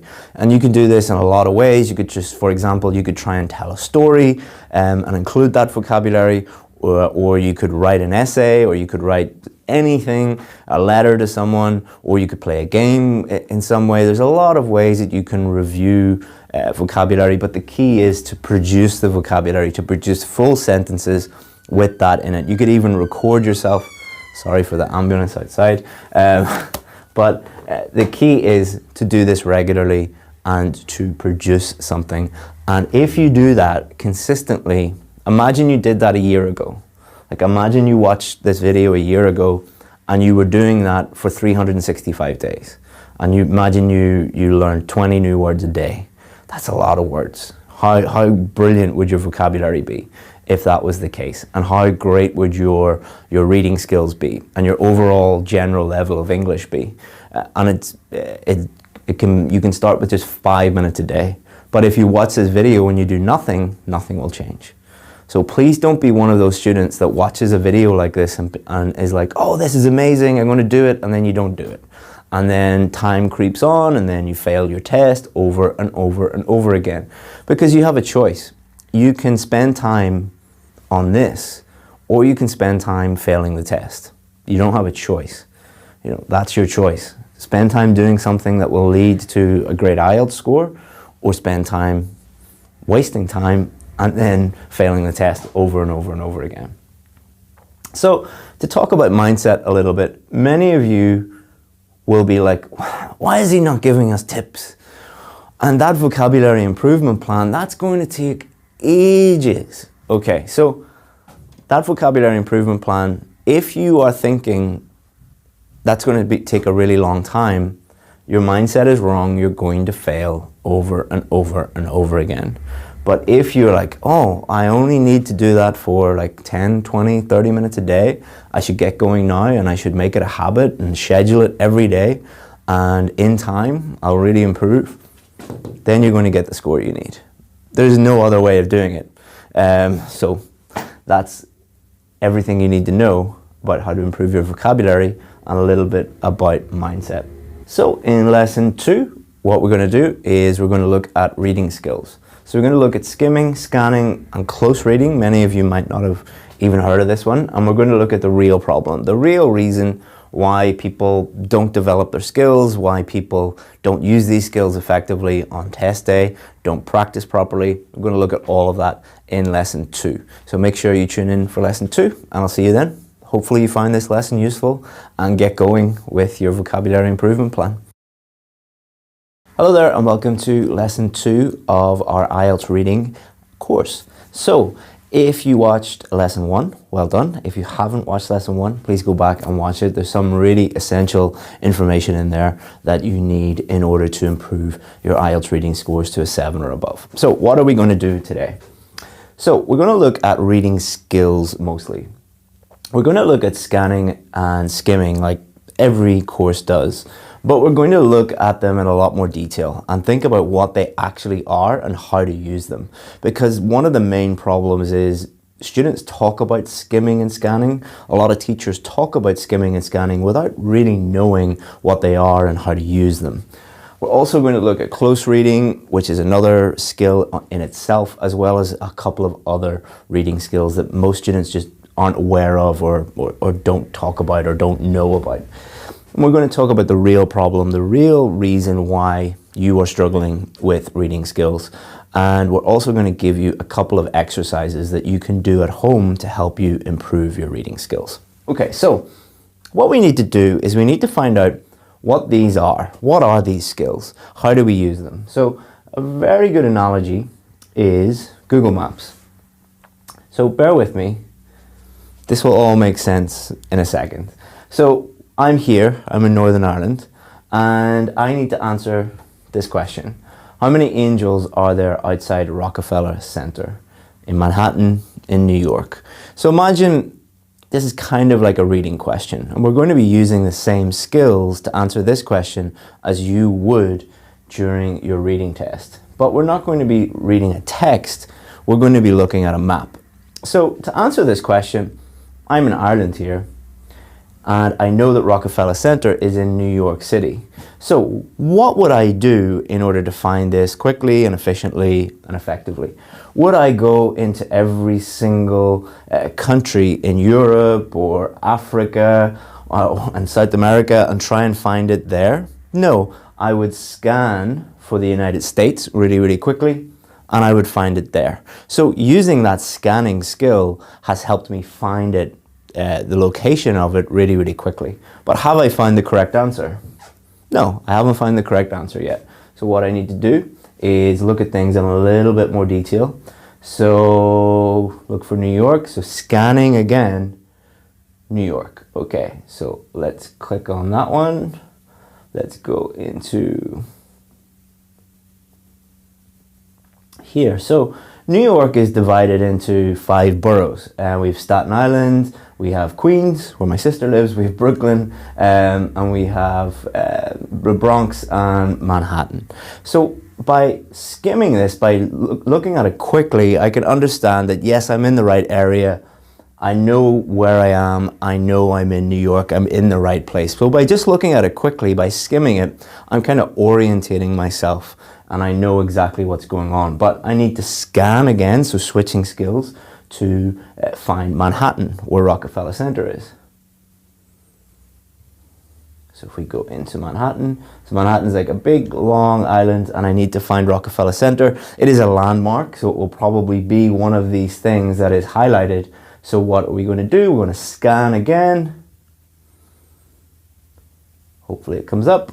Rockefeller Center. Okay, so we did a little bit of scanning, a little bit of skimming to help us find it, and then scanning again. But has that allowed us to find the correct answer? Well, this kind of looks like an angel. So could we look quickly at it and then get the score or get the correct answer? No, we wouldn't be looking at it in enough detail. Now we need to look at it in detail, no skimming, no scanning, looking at it in detail to find the correct answer. So let's have a look again. So there's some pictures here. So if we click into the pictures, okay, angels, here we go. If you've never been here at Christmas time, it is beautiful, the tree and the angels and everything. So can we skim this, which means look at it really, really quickly to get like the general meaning, to get the correct answer? No, we can't do that. Can we scan to find the location? No, we've already done that. We need to look at it in more detail. So we have 1, 2, 3, 4, 5, 6, 7, 8, 9, 10, 11, 12 if you look down there. So the answer to the question is 12. So we were using many different skills to help us locate the correct area that we were going to understand generally where we were when we were skimming, and then to look in detail, close reading, to understand exactly what the correct answer was. And that's exactly what you're going to do on test day. You're going to be using different skills in order to help you understand what is going on, locate the location of the correct answer, and then to understand exactly what you're doing. That example, my students normally like it because it kind of takes them out of the IELTS test. Normally when you've been studying IELTS for a long time, you're just like, oh, another IELTS test, another reading test, and so it's just kind of normalizing the situation for you and helping you understand that these are skills that you already use in your native language. Let me show you another example. Newspapers are very, very good. I've covered this one up on purpose. So newspapers are a very good example of when you use skimming, scanning, and close reading. So imagine I want to find a movie review. So let's say my little boy wants to go see the latest Disney movie, which is Mary Poppins. At this moment, Mary Poppins is in the cinema. So being a selfish dad, I want to know, like, is it any good? Because I don't want to go and see a movie if it's not good. So let's use those skills again to help us find it. So again, if I wanted to find out the movie review, would I read every single story here on the front page? No. What I would do is I would open the newspaper and I would scan very quickly for some keywords, which would be Mary Poppins and a review or some kind of synonym of the word review. And I would come across this. So here is the title, Mary Poppins Returns Review. So I found it by scanning, okay? So now I need to understand, is it any good? So let's have a look at the title. A truck full of sugar can't make this uplift go down. It's unsure, all right, might be good, might be bad, unsure from the title. We need to look at it in a little bit more detail. So what skills could we use? Let's say I'm in a rush, I need to find the correct answer quickly. What skills could we use to help us understand this? So let's try skimming. Skimming means that we are reading the text quickly. It doesn't mean reading the first line and the last line. That's not what skimming means. It means reading it all pretty quickly to understand the general meaning. So let's try that. So let's have a look and read this. And in the comments below, just by skimming, tell me if you think that it's positive or negative.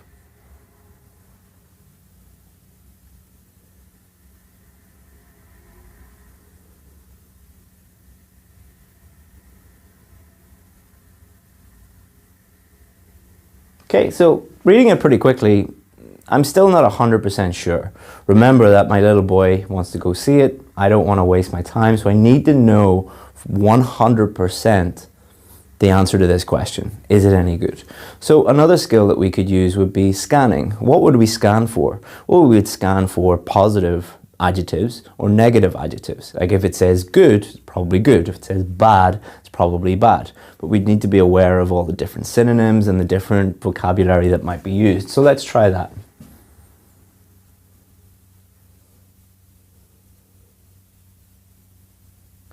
Okay, so here we are. Largely charmless.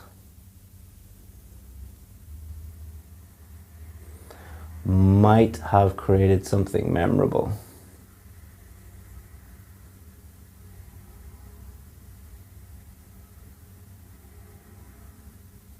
Okay, so does this help us understand the correct answer?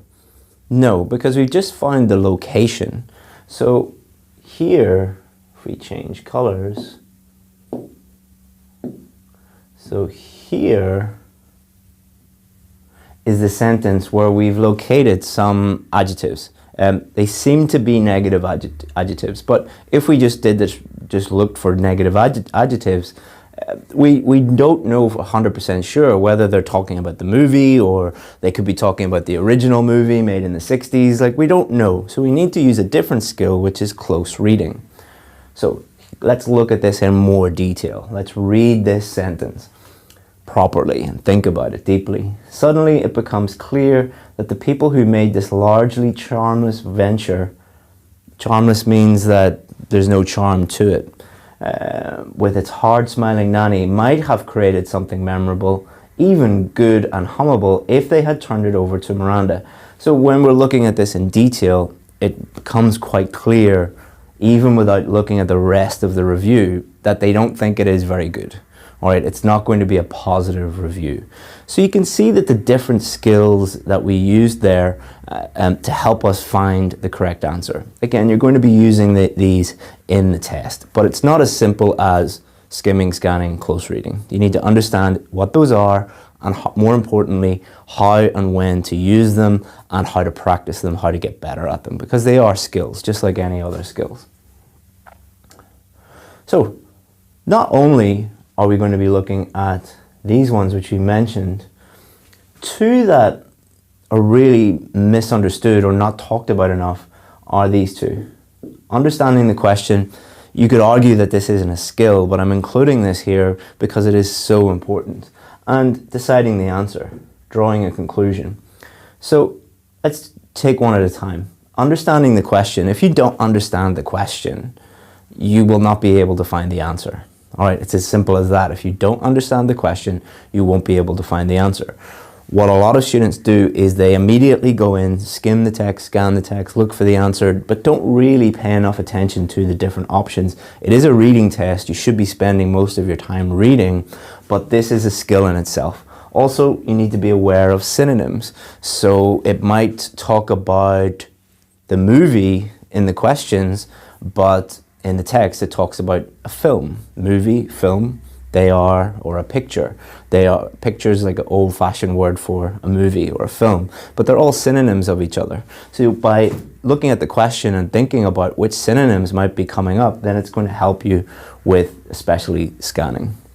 Skimming, we've already talked about that. Reading quickly to understand the general meaning. You're going to use this for some types of questions, other types of questions you're not. We'll look at that in a little bit more detail.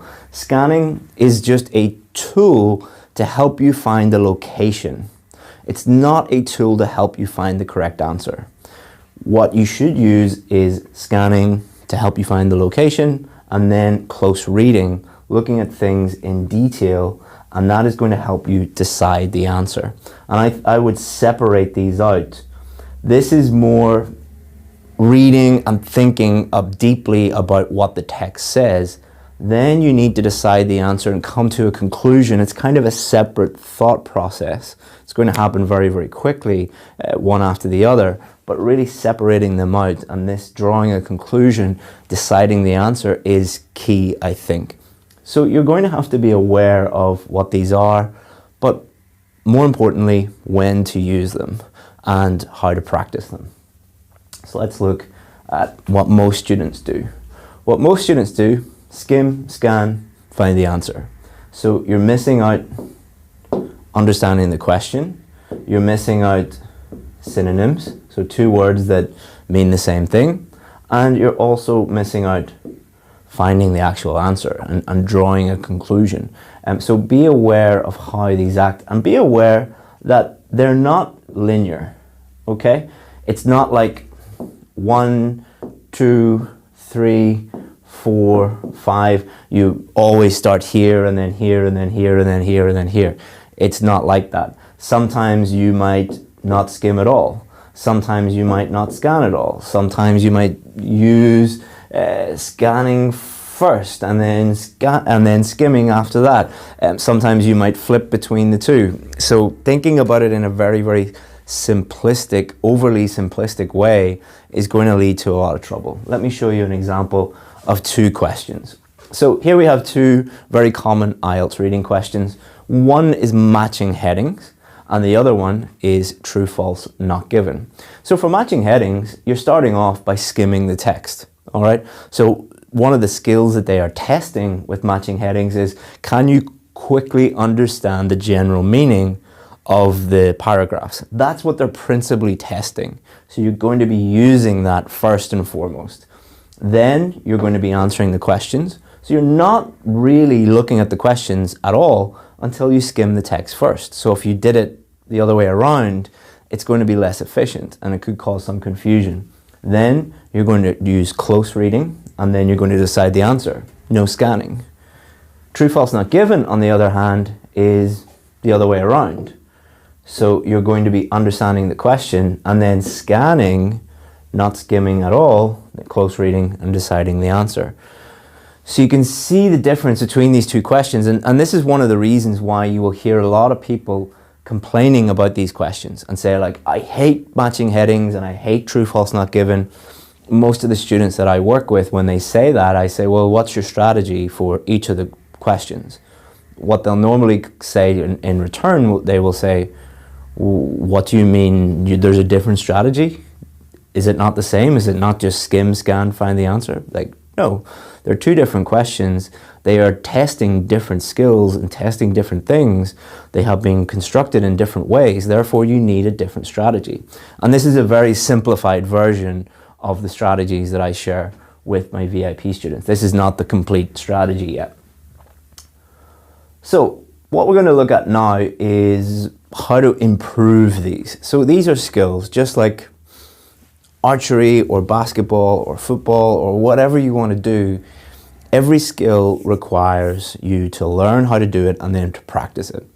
If you don't practice it, what happens? If you don't practice anything, like driving a car or riding a bike, they say you never forget how to ride a bike, but it would be a very good idea if you are a keen cyclist to cycle regularly to keep up that skill. And some skills are perishable and some skills are not so perishable. But a perishable skill, something like shooting or archery, means that if you don't do it for a long time, or your skill diminishes very, very quickly. Exactly the same with these. So it's not only important that you practice these regularly, you have to practice them at all. Like a lot of people just don't practice them at all. And if you are able to do these effectively on test day, you're going to get everything done much more efficiently and quicker, and you're going to be able to find the correct answers more effectively. So if you want to improve your scores, basically, learn these. So these, what I'm going to do is give you some exercises for the 3 main skills. So, and most of these are best to do with a partner, but if you don't have a partner, you can adapt them and do them by yourself. So, improving scanning exercise, number 1, find an article. Could be a newspaper article, could be an academic article. You can find something online. It doesn't matter as long as it's in English. That's the only thing you need. Identify some important words. So underline some words that you think are crucial to understanding this text. Number 3, change some of those words to synonyms. Okay, so what you're going to do is take those important words and change them to synonyms. So you could write these out on little individual pieces of paper if you were doing this with a partner. Then what you would do is you would swap them with a partner, and their job is to match the synonyms with the word that you underlined in the text. So you would obviously delete the underlined so it wouldn't be too easy for your partner. You could do this on your own by creating this and then leaving it, using it as a review game after a week or a month to help you with that. But if you do it with a partner, it will really, really help. So that's just like a really simple game. It's not the only game that you can use to help you improve scanning. If you're on your own, what you can do is, let's say you can try and find some specific information in a newspaper really, really quickly, like cinema times or stock prices or, what's going on in politics that day or the scores of a cricket match or a football match. Like just try and find that really, really quickly, and that will help you with your scanning. Moving on to skimming. Number 1, find an article, exactly the same as before. And number 2, create a title for each paragraph. So let's say you find a newspaper article and it has 8 paragraphs. What you're going to do is you're going to look at the paragraph, skim it, read it quite quickly, and then create your own title. So again, if you're doing this with a partner, write it down on a little piece of paper and have them for your partner. And then what you would do is your partner would be doing the same thing, and then you swap. So you have your partner's article on all these little pieces of paper with their titles on them for each paragraph. What you would do is you would try and match it with, and the person who gets the most within a time limit, because remember it's skimming, so you're going to do it on the clock, so you could do it in 1 minute or 2 minutes, whatever you need to do. And that's going to force you to skim your partner's text very, very quickly and try and match them up. Again, you could do this by yourself, by creating your own titles and then leaving them and using them to review. Or you could do this yourself by, if you have a newspaper, every single paragraph that you see, read it quite quickly, like 20 seconds, 10 seconds, time yourself, try and get faster and create your own title for each one. And that will really, really help you.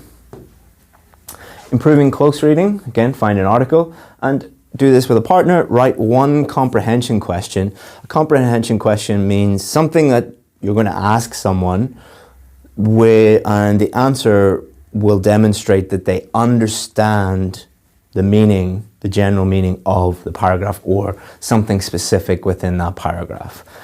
Basically, you're forcing the person, or forcing yourself if you're doing this by yourself, to look at it in detail. You can't skim it, you can't scan it, you have to really think about it and read every single word and really think about the meaning and what's going on in that paragraph. And again, just swap with a partner, set a time limit, do it with points. You could do this by yourself by creating your own questions and then, you know, leaving them until you forget about them and then coming back like a week later.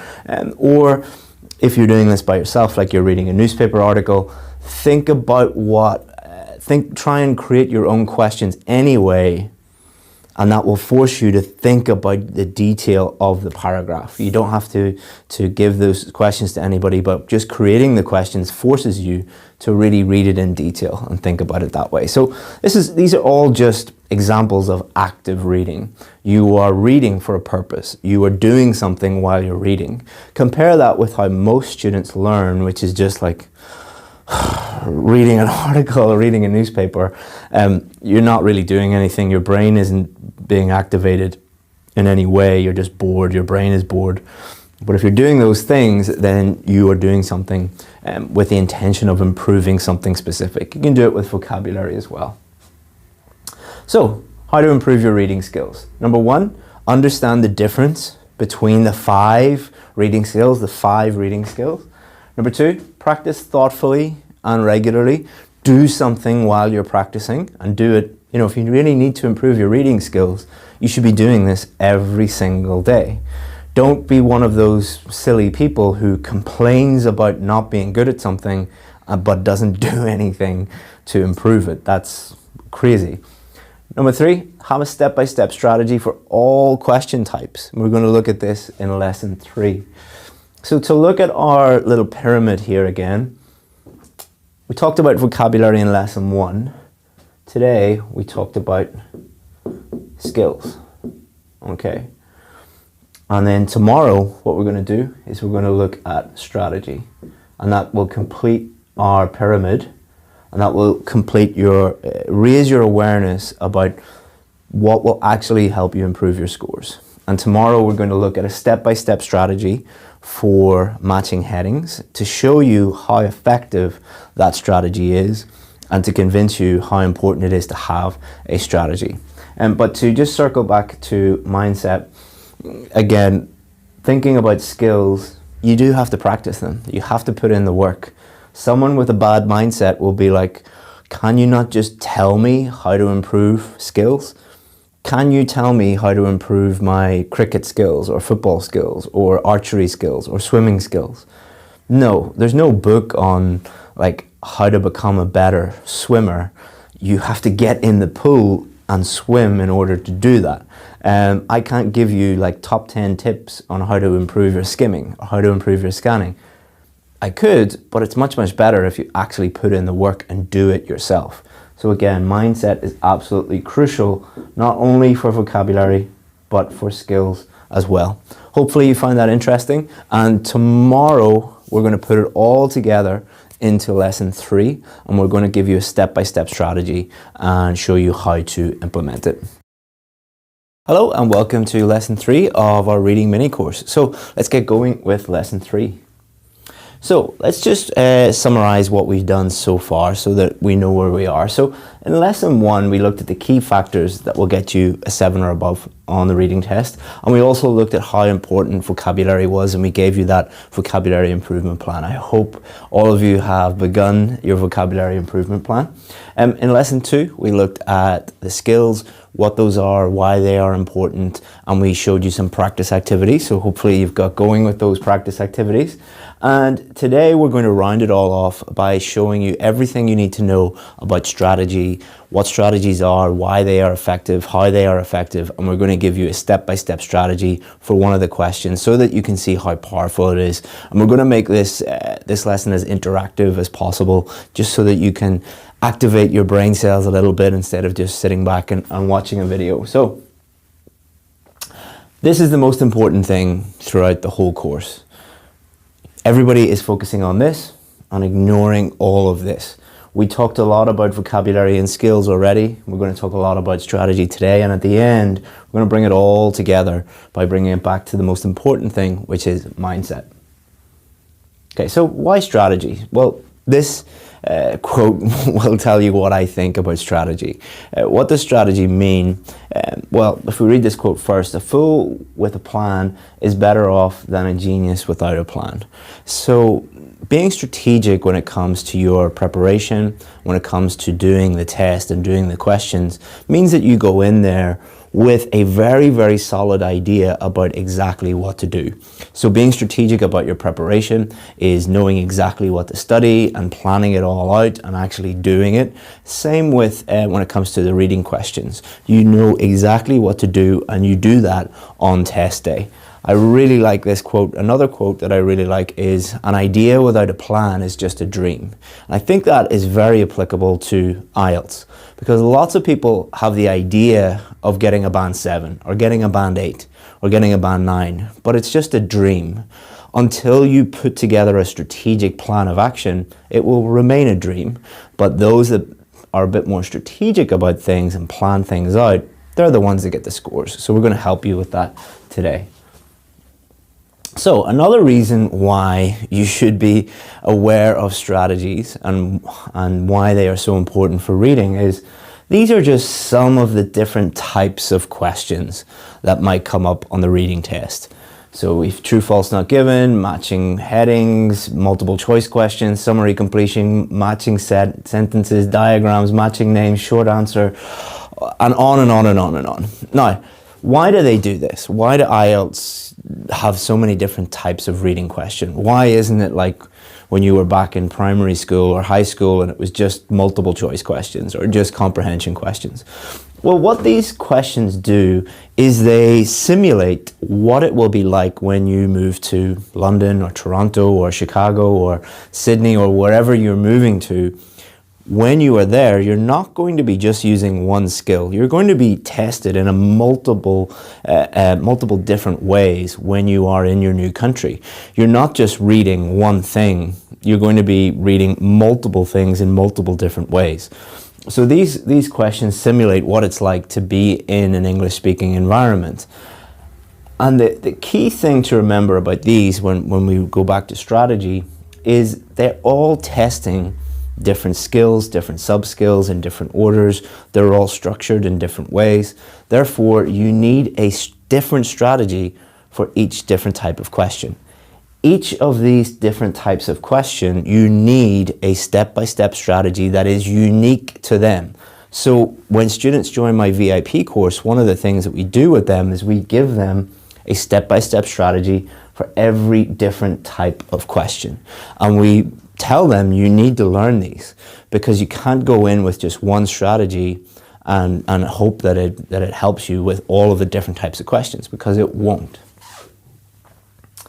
So how do step-by-step strategies help? Well, number one, it's a proven framework. They are proven to work. So I didn't just wake up one day and be like, oh, I'll put together some strategies. No, these have been tested over years and years and years of teaching and students doing the test. So we spent like hundreds of hours putting these together and testing them and working with students. And these are the strategies that actually do work.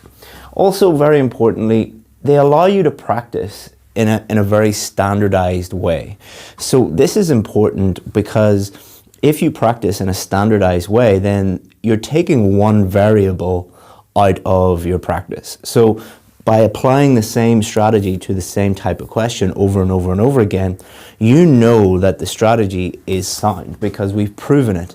So if you're getting the questions wrong, it's nothing to do with the strategy. It's either your reading skills or your vocabulary or timing, or you just find that question difficult for some reason, but it allows you to practice in the same way over and over and over again. And then on test day, what are you going to be doing? You're going to be doing the exact same thing that you did on test day. So just one less thing to worry about on test day. So next point, you know exactly what to do on test day. And then the final point is it saves you a huge amount of time on test day as well. One of the worries of the typical IELTS student is I'm going to run out of time, and most do run out of time on the reading test. Strategies save you a huge amount of time because I don't like to say robotic because that's kind of a negative thing to say, but it kind of does turn you into like an IELTS reading robot. You know exactly what to do when you're just like, step 1, do this, step 2, do this, step 3, do this. And obviously you're going to be, you know, freely thinking and thinking about the different things that are in the text and in the questions, but that strategy is going to be very structured, and it's the same over and over and over again. So this is a strategy for matching headings. Please note that this strategy is for matching headings. It is not for true, false, not given, or yes, no, not given, or multiple choice questions, or any other type of questions. It's just for matching headings. There's a unique strategy for every different type of question. Sorry for repeating myself, but it's really important. So let's go through this one. And this is kind of a simplified version for the purposes of this lesson. The one that we have on our course is more complicated than this, and this is more of a simplified version, so just be aware of that. So let's talk about each step and why we do each step, why it's there. So number 1, skim text first and create your own heading for each. So you're looking at the text first, okay? You are not, that shouldn't be like that. Let's get rid of that. We need to change our thing to this. Okay, so you're looking at the text first. The reason why you're looking at the text first is what they're testing is for you to be able to look at a text and quickly understand the general meaning of that, and to be able to match headings with the text, with each paragraph of the text. So if you look at the questions first, that is going to slow you down, and it's going to mean that you get a little bit confused, and it can also lead to some false conclusions and can lead to some false answers. So it's really, really important that you look at the text first. Now, other questions, you'll look at the questions first. For this one, you're going to look at the text first. And create your own heading for each. So why do we get students to do this? So this is just something that I discovered in class when I was working with students. I set this up as like a little game for students, and just discovered by accident that it was really, really, really effective, because what it does is it forces you to understand the general meaning quickly. And then by putting your heading beside each paragraph without looking at the questions first, a very, very special thing happens after that. When you read the headings, so the difference between headings and text, you're looking at the headings, some of them will become very, very obvious. Some of them, which we will show you in a second, will be so obvious that you can match them pretty much immediately. But let's not get ahead of ourselves. Step 2, you're going to read the headings, understand, and highlight any keywords that are going to help you with that. So you're looking at the text first, then you're looking at the headings, and you're just focusing on one thing at a time. You're focusing on the text, then you're focusing on the headings. It's really important that you understand them, because if you don't understand them, you won't be able to match them. Number 3, match obvious headings, okay? So you might have a text with, say, a few paragraphs, and you have your little heading here, and then you look at the possible headings here, and this one matches this one directly. It's like nearly exactly the same.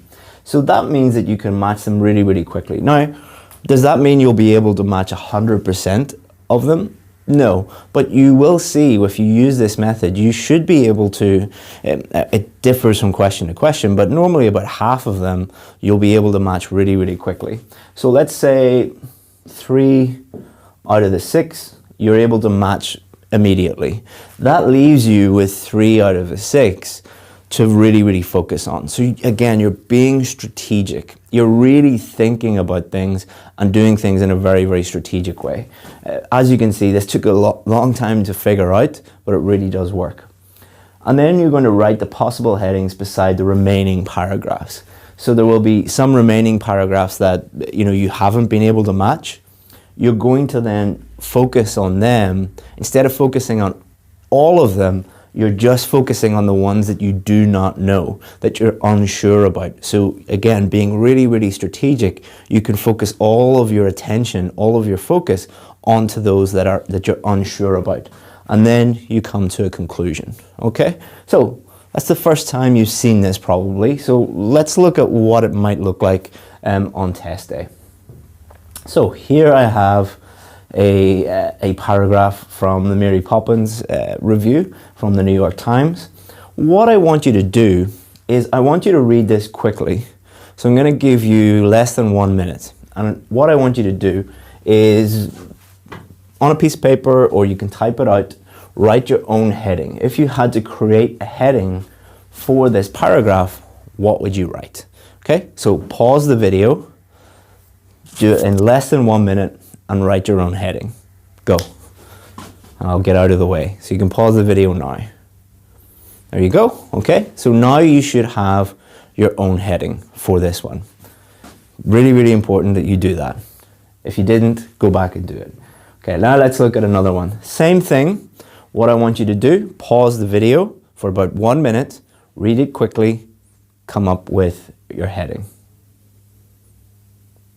Okay, so now what we're going to do is we're going to look at a list of headings.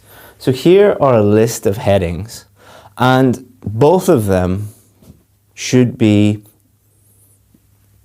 should be able to kind of get a good idea of what they are already, but at least one of them will be very, very, very obvious, okay? Because you've created your own title. So what you can do now is think about your title for this one. So most students are able to match the first one with this one, okay? There's a review of the soundtrack. If you had looked at this really, really quickly, it talks about songs. It talks about a lot about songs and song titles. So if you read that quickly, words like melodic and lyrical and all of these things, you would have wrote something like soundtrack or songs or something like that. And then it would have been very easy to match it up with this one. Now, that leaves us with 3 options, okay? How the movie compares to the original, performance of the actors, and the screenplay is poorly written. So now what we can do, instead of wasting any more time with this one, we're not going to waste any more time because we've already got the answer. We can really read this carefully, okay? And a lot of these you could just discard. So does it talk anything about the screenplay? Read it carefully, think about that.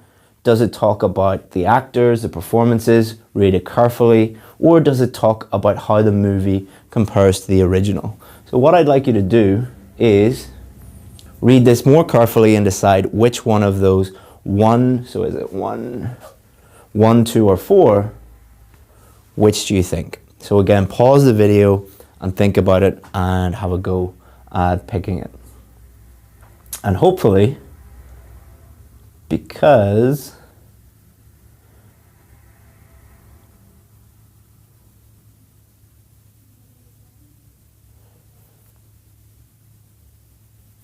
you were able to pick up that it's nothing to do with these, nothing to do with these, but it was talking about comparing it to the original.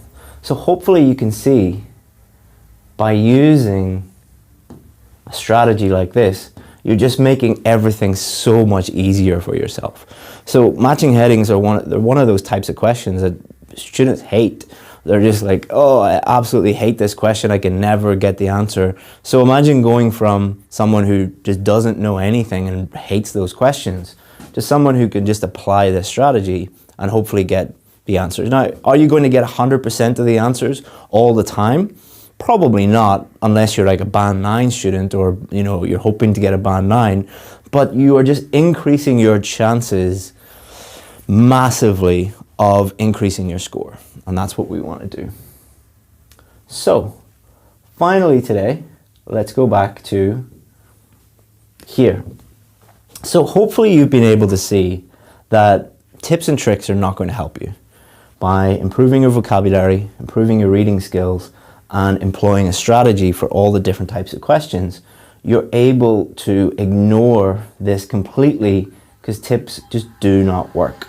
But as I said at the beginning of the week, the most important thing is mindset. So what do I mean by that?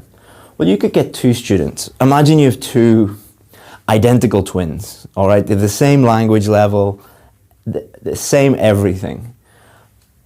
Uniquely, they have access to exactly the same information. So every student in the world now has access to the same information online, all right? Or imagine they went to the exact same school and got given the exact same books and the exact same lessons. But one of them is getting a 7 or above, the other one is getting below a 7. So this is why he is not very happy and he is. So exactly the same information, same teaching, same everything. Why is one getting over a 7 and one is getting below a 7? And we see this every single day. Every single day. There's one thing that is the crucial factor in this equation. So let's look at the difference between happy student who's getting the score they need and unhappy student. Well, unhappy student, all they want to do is just learn tips and tricks and shortcuts. Happy student, what they want to do is they actually want to learn and improve.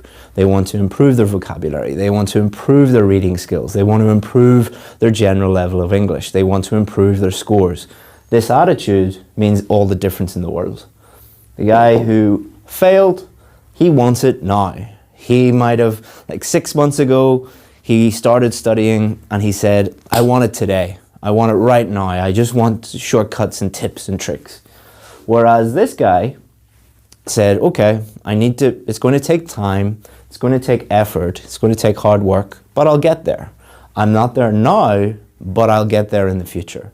And that is the difference between getting the score you need and not. This guy is totally clueless. He doesn't know what is going on. He's not aware of any of his problems. A lot of these guys actually think that they are entitled to getting a really high score. These are the guys that blame everybody else. They blame their teachers, they blame the British Council, they blame IDP, they blame everybody because they deserve a high score. Whereas this guy is aware that in order to get a high score, you need to do a few things. You need to put the work in. You need to learn a few things. So this guy is a lot more humble. This guy is a lot more arrogant. This guy is very strategic in his preparation and in what he does on test day. This guy, luck and hope are his two favorite words. How many times have you heard this? Next time I'll be lucky. Oh, I hope that I'm lucky next time. Luck is going to play is going to be a factor in my preparation. It's not, all right? I don't care about other areas of your life where you believe in luck and you believe in hope. Don't apply that to the IELTS test. Luck and hope are the two most dangerous words that you can believe in. Finally, this guy sees mistakes and learns from those mistakes. He actually likes mistakes. He loves mistakes because they are an opportunity to improve. This guy, first mistake he makes, or the first time he gets a low score in a practice test or something like that, he just quits, all right? So the missing ingredient is attitude. This is all just attitude. And you can change any of this immediately. It doesn't actually require any effort or any work. It's just about changing your attitude, changing your mindset. And let's finish up this course by talking about one thing that we do on our VIP course. Now, if you only learn one thing from this whole experience, this whole mini course, pay attention to this. We've helped more students get the scores they need than any other course in the world. Why is that? Is because we're the best teachers in the world or the most intelligent or the most hardworking or anything like that? No, it really just comes down to our methodology and how we think about the test and how we think about preparation. So there's a few things that need to happen in order for you to improve. You need to learn what to do, okay? So if you have bad materials or, if your lessons are bad, if you've bad input, then you're not going to learn what to do. But you need to learn what to do first. But that's just the first step. Then you need to do those things, okay? So you need to practice, you need to put in the effort to do those things. But if you just do them without any feedback, you've just wasted your time. So you need feedback on your work, okay?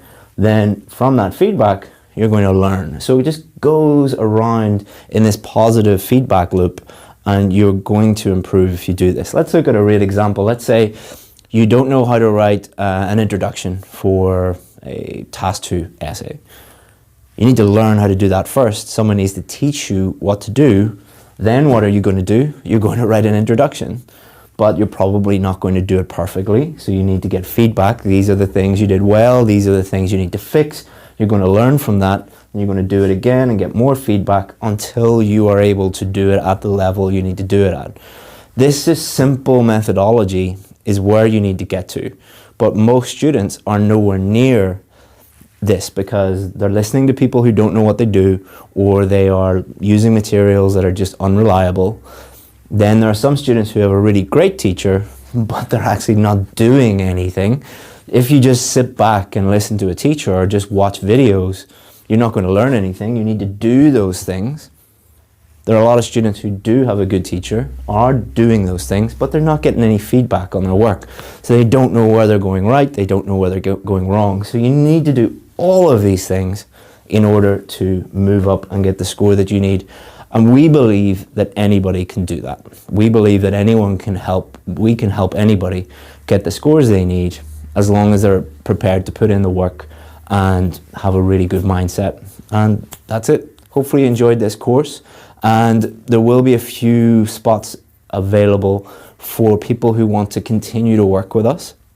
We only work with a very, very small number of students on a more intimate basis, but you know, if you want to be one of those students, there'll be some information about that. We'll send you an email. As I said, there's only a few places available, but if you want to, you know, continue on your journey with us and get the scores you need, and then you can forget about this silly test and move on with your life and move to the country of your dreams, we'd love to help you do that. So if you do need extra help, feel free to get in touch. So I hope you enjoyed that reading challenge. If you need help with listening, I've included this video that is the fundamentals of IELTS listening. It is going to really help you understand exactly what is happening during the listening test and what you need to do to improve your score to a band 8 or even 9 in listening. So enjoy the fundamentals of IELTS listening, and after that I have something very, very special for you. And in today's lesson, we're going to focus on the fundamentals of IELTS listening. So what are we going to do today? So we're going to look at an overview of the listening test. Many of you will be aware of this, but it's good to just quickly go over it so you know exactly what's going to happen. 10 reasons why you are failing and 10 solutions to those problems. So the IELTS test is, the listening test is quite difficult to teach online. The reason why it's quite difficult to teach online is obviously you need to be listening to things, and you need to be looking at the questions. It's really easy to teach when you're working one-on-one with a student, but online it's a little bit more difficult. So I thought about what would be the best way for me to structure this lesson so that you could get the most out of it and so that you can improve your listening, improve your strategy. So what we're going to do is look at, I've identified the 10 most common reasons why students don't get the score they need in the listening test, and then 10 simple solutions to those problems. And what we're also going to do is I'm going to demo how to use step-by-step strategies for any type of listening question. Listening is probably the area that students need the least help with, but some students do struggle with it, and it can also just help boost your overall score. And it's also just a good idea to have complete confidence and the least number of worries on test day. So what we want to do with this is give you complete confidence that no matter what happens in the listening test, your score is going to be guaranteed. You're definitely going to get the score that you need if you follow these steps. Obviously, we can't guarantee that everybody will get a band 9 or a band 8, but you know, moving towards getting the score that you need and being very, very confident through practice and through these strategies that you'll get the score that you need. Okay, so let's look at an overview of the listening test first. So it's 4 sections and there are 10 questions in each section. The questions get more difficult as the test progresses. It's really important that you know that because what happens is a lot of students find it very difficult to cope with the last questions, and they really focus on those questions. So they get really stressed out and they're like, I really don't know how to do any of the last questions. I would kind of flip that around and I would say, make sure that you're getting 100% in the first section and 100% in the second section and as close to 100% in the third section, and do as well as you can in the fourth section, and that will really ensure that you get the score that you need. If you spend a huge amount of time stressing out and worrying about a few questions at the end that you probably aren't going to get anyway, because they're really designed for the people who need a band 8 or a band 9, and you're sabotaging your progress.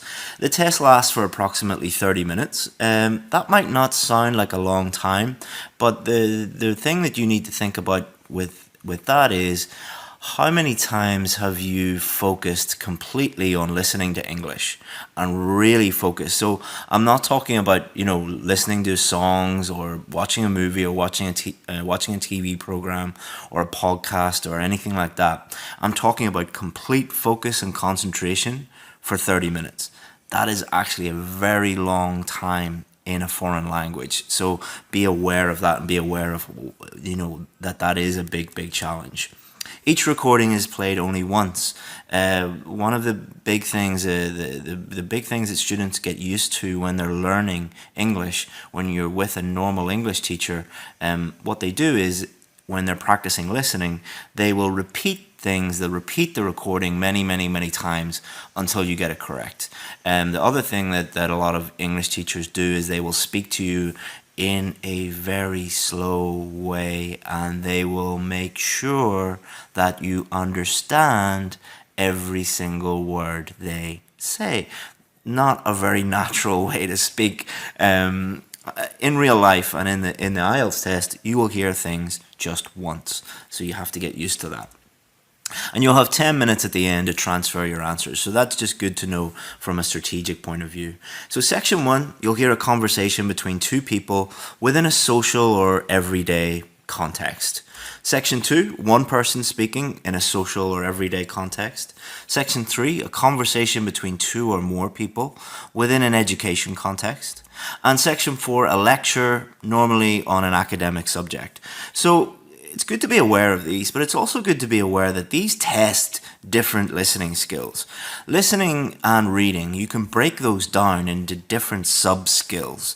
Whenever I deal with students in my VIP course, we talk about that a lot, that reading is not just reading, listening is not just listening. There's lots of little sub-skills that you need to be aware of. For example, listening to a lecture requires different skills to listening to multiple people talking at the same time, because they're just 2 different styles of speaking and they require different skills.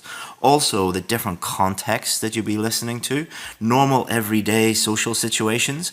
If you are used to listening to podcasts and listening to TV programs and YouTube clips and things like that, where lots of people are talking within a social context, that might not be a problem for you. Or if you live in an English-speaking country, that might not be a problem for you. But if you just are not used to listening to people in these everyday social contexts, that might be a problem for you.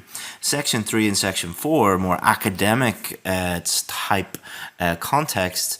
If you are listening to lots of TED Talks, for example, that will not be a problem for you. Or if you are attending university and you're listening to academic lectures, that might not be a problem for you. But if you never do that, that might be a bit of a difficulty for you. So it's good to be aware of the different contexts and the different situations that you'll have to listen to. So problem number one, here's a lot of reasons why you're not getting the scores that you need. This sounds really, really obvious, and you might be like, Chris, why are you even wasting my time with this? The main reason why people don't do very well on the listening test is they don't do any listening. This is pretty obvious, but probably the number one reason. So when I deal with my students, when I sit down with them one-on-one, if they have a problem with the listening test and they're consistently getting low scores on the listening test, first question I ask them is like, how often do you listen in English?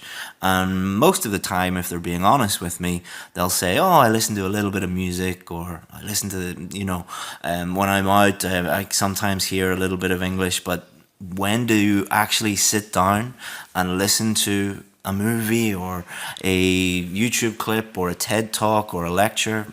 Probably not very often. If you want to improve your listening, listen. Sounds very, very simple, but extremely effective.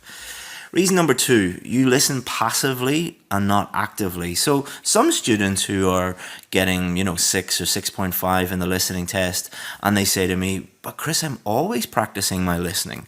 I listen to movies, I listen to songs, I listen to YouTube all the time in English. And I say, well, you're not really listening. You're listening passively. You're not listening actively. The test requires you to do specific things while you are listening. Therefore, listening passively will not help you as much as doing something while you are listening. For example, if you have a problem with vocabulary and you're just watching lots of YouTube clips and not really thinking about any of the new vocabulary that's coming up, and then you compare that with a student who is really focusing on synonyms, really focusing on paraphrasing, really focusing on guessing the meaning of new words from the context, and they're actively doing that when they're watching TV or watching movies, compare those two students. The student who's sitting with popcorn in the movies and just thinking about it very passively, or the student that's sitting there and taking notes on the new words and guessing the meaning of new words. They're two completely different students. So if you want to fix things within your repertoire of listening skills, or your vocabulary, or your grammar, or whatever it is you need to focus on, actively focus on those things, and it's really, really going to help you. Obviously, that requires extra work, and you have to put away your popcorn. I'm sorry about that. After you get the IELTS test, you can go back to chilling out and watching Netflix or movies or whatever you want to do. But until that time, you're going to have to do a little bit of work. Reason number three, your spelling is wrong. If you don't spell the word correctly, your whole answer is wrong. So students get really upset about this, upset with me in class for some reason, but this, that I don't make the rules.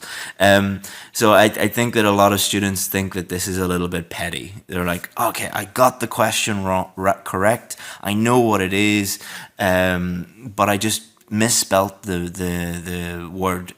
Can they not just give that to me? I'm sorry, I don't make the rules. If you have a spelling mistake, even if it's the correct word, it's wrong. So if you a really good thing to do is go and analyze the reasons why you got some questions wrong.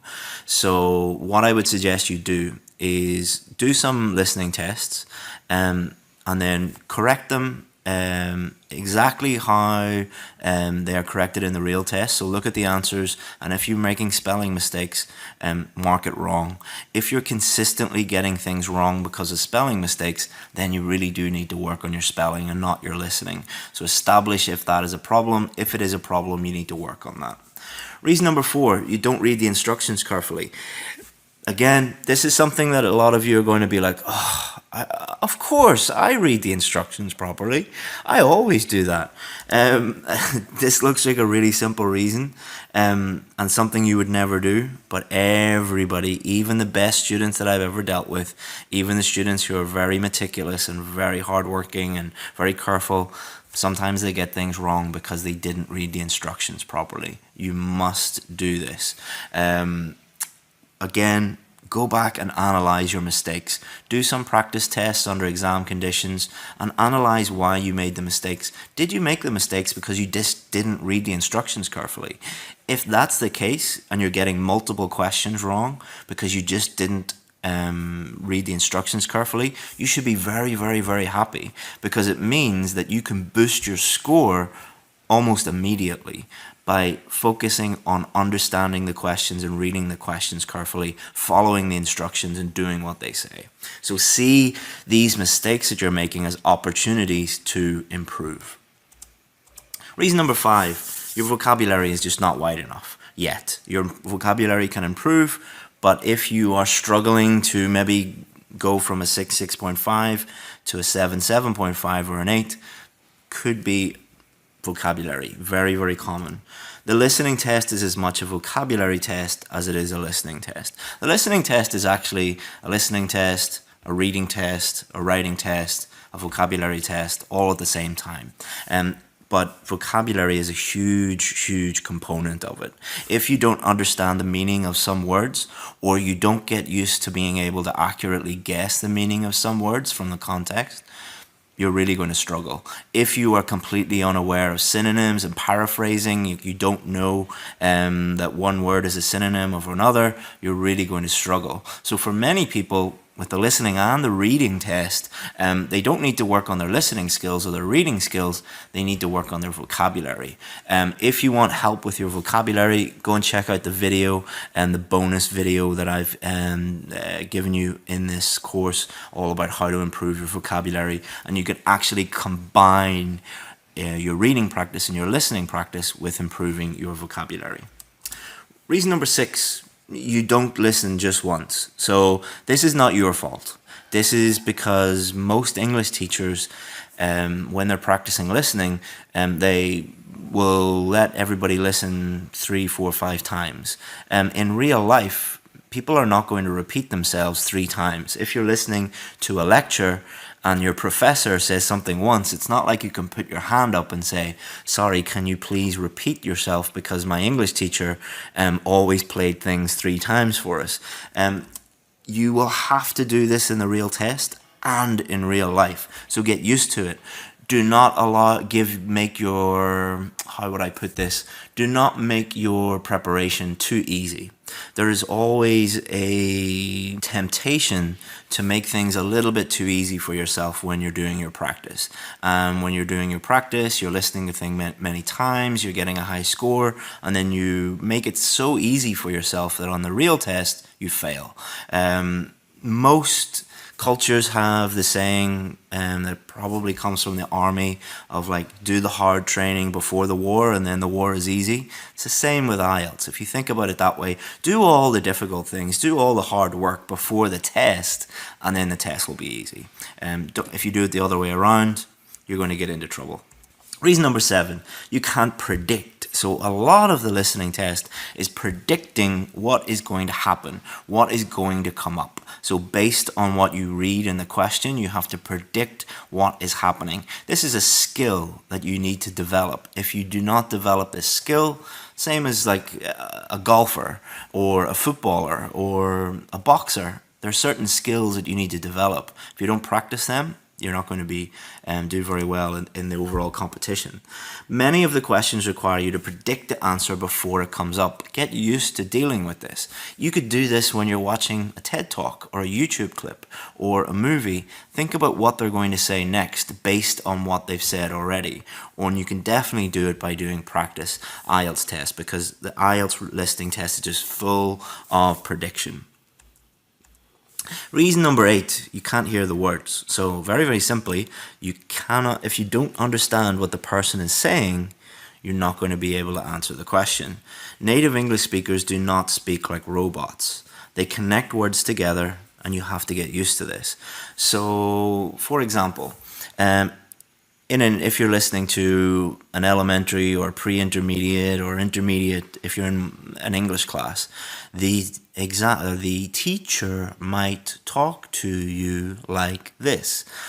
Or the recording, if you're listening to recording, people speak very, very slowly and very, very clearly. Now, you might think that that is helping you, but it's actually doing the opposite. It's harming you, because when you move to an English-speaking country, people do not talk like that. So instead of saying, do you want to go to the cinema, they'll say, do you want to go to the cinema? do you want to go to the cinema? They link all the words together. It's called connected speech. And a way that you can overcome that is something I call micro-listening. So what I would do with my students is I would play them one sentence, like, do you want to go to the cinema? And I would say, okay, listen to this multiple times and try and break down what they're saying. Try and write out the sentence and try to identify the links in what they're saying and how they connect to speech, and then try to mimic that. Connected speech is part of pronunciation for the speaking test, so you can improve your pronunciation and you can improve your listening by focusing on connected speech and trying to improve your connected speech through micro listening and mimicking. And that's a really advanced technique that really helps. But what a lot of students will do is they will just say, I have no idea what they're saying and I'm not going to try. I mean, if that's your attitude, you're never going to become a very advanced English learner. Other students are like, okay, I have no idea what they've just said, but I know that if I really try and focus on it and really work hard to try and understand them through micro listening, I'm eventually going to be able to both understand what they're saying and sound more like a native English speaker by connecting words together. Reason number 9, you don't pay attention to signposting. So what's signposting? Everyone does this through signposting language, intonation, or even sentence stress. So especially like a lot of students complain that they don't know how to deal with a question with a map on it, like labeling a map.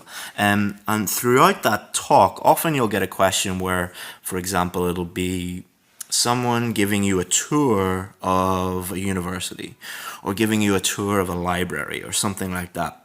And what they'll constantly do is through signposting language, intonation, and sentence stresses, they will show you where they're going with the conversation or with the talk through this signposting language.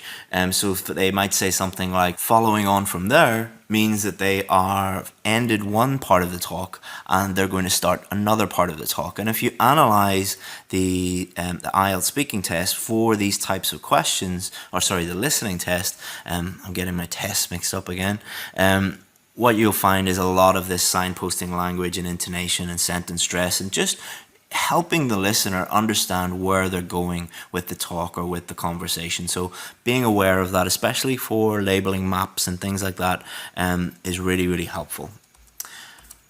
Final one. The reason why you're not getting the score you need is you treat all questions in the same way, and we're going to get into this in far more detail in the rest of this lesson. There are many different types of listening question. There are many different types of reading question. If you approach every single one of those questions and in the exact same way, you're going to get into a lot of trouble. So each of the different types of question requires a different set of skills, it's a different situation. So if you are applying the same strategy to every single question and they're all different, you're going to get in a lot of trouble. So there are several different types of question and they all require a different set of skills, therefore a unique strategy. So with all of my students, what I do is I give them a separate strategy for each different type of listening question and each different type of reading question. And all they have to do is learn that strategy, apply it, practice it, and then in the real test, they use that strategy to help them through the questions. So all I'm trying to do is just make it easier for them and give them a system that works, that I've tested over years with students, and I've got them all down exactly the way that students need to do them for each different type of question. So let's look at one. We obviously can't look at every single type of listening question and give you a strategy for every single type of listening question because the video would be 10 hours long. So what I've done is I've just shown, just to show you how this works, and then you could maybe try and do this yourself for free, or you could just try and figure it out yourself if you want. But what I'm going to show you is a popular question on the listening test, something that students have asked about, and I'm going to show you how these step-by-step strategies work for this type of question.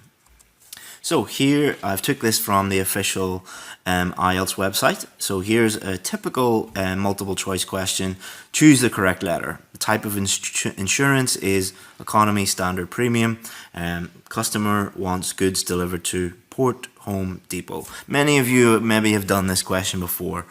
So what I'm going to do is I'm going to show you this question and then show you how I would help a student with this question. So what I often do with students is I say, go and do some practice tests and analyze the questions and tell me which questions you're very, very strong in. So which questions are no problem for you at all. And then also tell me which questions are you getting like all of them wrong or most of them wrong. And that's how we strategically approach things. And what we do is we target those problem questions. So there's no point in working on questions that you get right every time. Just work on the questions that you really need help with. So this is the advice that I would give my students for multiple choice questions. So this does not apply to the other types of questions. This is just for multiple choice questions. Obviously, read the instructions. That's well, I say that this is unique to multiple choice, and then the first one applies to them all. Sorry. Every single question, read the instructions carefully. Move to this question as soon as possible. So in the different sections, if you see this question, move to it quickly because there's going to have to deal with it and there's going to be a lot of thinking that you're going to have to do. So move to this question as soon as you can. Do not sabotage the rest of your test by focusing on one question that you're not sure of. In a test with lots and lots and lots and lots of questions, if the fifth question is causing you a lot of problems, and you spend the whole test worrying about that question, that means you're sabotaging the rest of your test. So if you have a problem question, just guess it or leave it and move on. Move on to keep moving through the listening test. Then you need to look at the differentiating keywords. So what does that mean? So if we look at these different choices, what we need to do is think about the differences. So economy, standard, premium. So economy and standard, they're both kind of synonyms of each other. So if we think about that, there's a big difference between economy, standard, and premium. Premium means you get more service, cost more money, it's more like a VIP type of service. Economy and standard are kind of the lowest standard if you're given a choice of different services and they cost the least amount of money.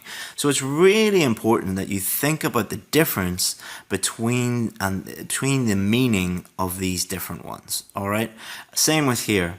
Port, Home Depot. All right. These mean three completely different things. Port is going to be somewhere beside a river or beside the sea or beside an ocean where ships come in and deliver things. Your home is your home where you live. A depot is a central building, like a central warehouse building where companies like Amazon.com or whatever big company you have that delivers things in your country, where they keep a centralized place where they keep lots of goods and then they deliver them out there. So being aware of the different types of answers here, but most importantly being aware of how they are different from each other is really, really going to help you. And this will only take 1 second, 3 seconds to just look at these and understand them, rather than trying to understand them in the middle of everything. Okay, so look for differentiating keywords. If you're not sure, move on. Okay, so if you get a listening question, and okay, so this is question number 9. So there are a huge number of questions that are going to come. And if you spend your whole time just going, was it economy or was it standard? Was it economy or was it standard? Oh no, I'm going to fail my test.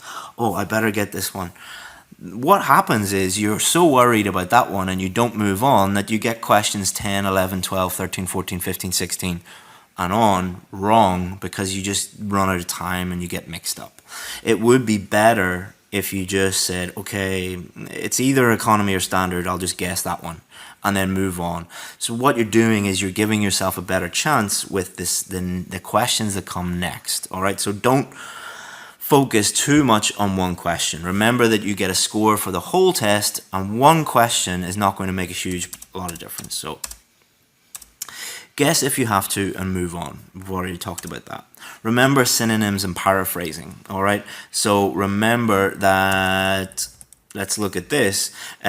Premium, so the person might be talking about VIP or the highest level service, or first class. So like first class, the highest level, the most expensive. These are synonyms and paraphrases of premium, all right? So the person might not say premium, the person might say VIP or first class or the most expensive one, or they might just be talking about different levels, the highest level. You have to be aware of this. If you're just thinking premium, premium, premium, premium, I'm looking for premium, I'm listening for premium, and premium doesn't come up, you're going to be completely lost. So again, always be aware of those different things. Get used to reading and listening at the same time. This is a skill that you need to develop. You need to develop the ability to read and listen at the same time. If you do not, or if you are not able to do that, you're really, really going to struggle. How do you do that? Practice tests, listening and reading at the same time, practicing those skills is really going to help you, and developing those skills is something that is absolutely crucial to do before your test. Not doing it for the first time in the test. And start slow and build up. This might be a little bit overwhelming for you right now, and you might be thinking, God, look at the number of things that he wants me to do. Like, and the number of now he's going to start talking about strategies, and this is just one question. Like, how am I ever going to do that? Like, remember how you learned how to ride a bike or learn how to drive a car. You didn't learn how to drive a car by going onto the motorway and driving at 100 miles an hour immediately.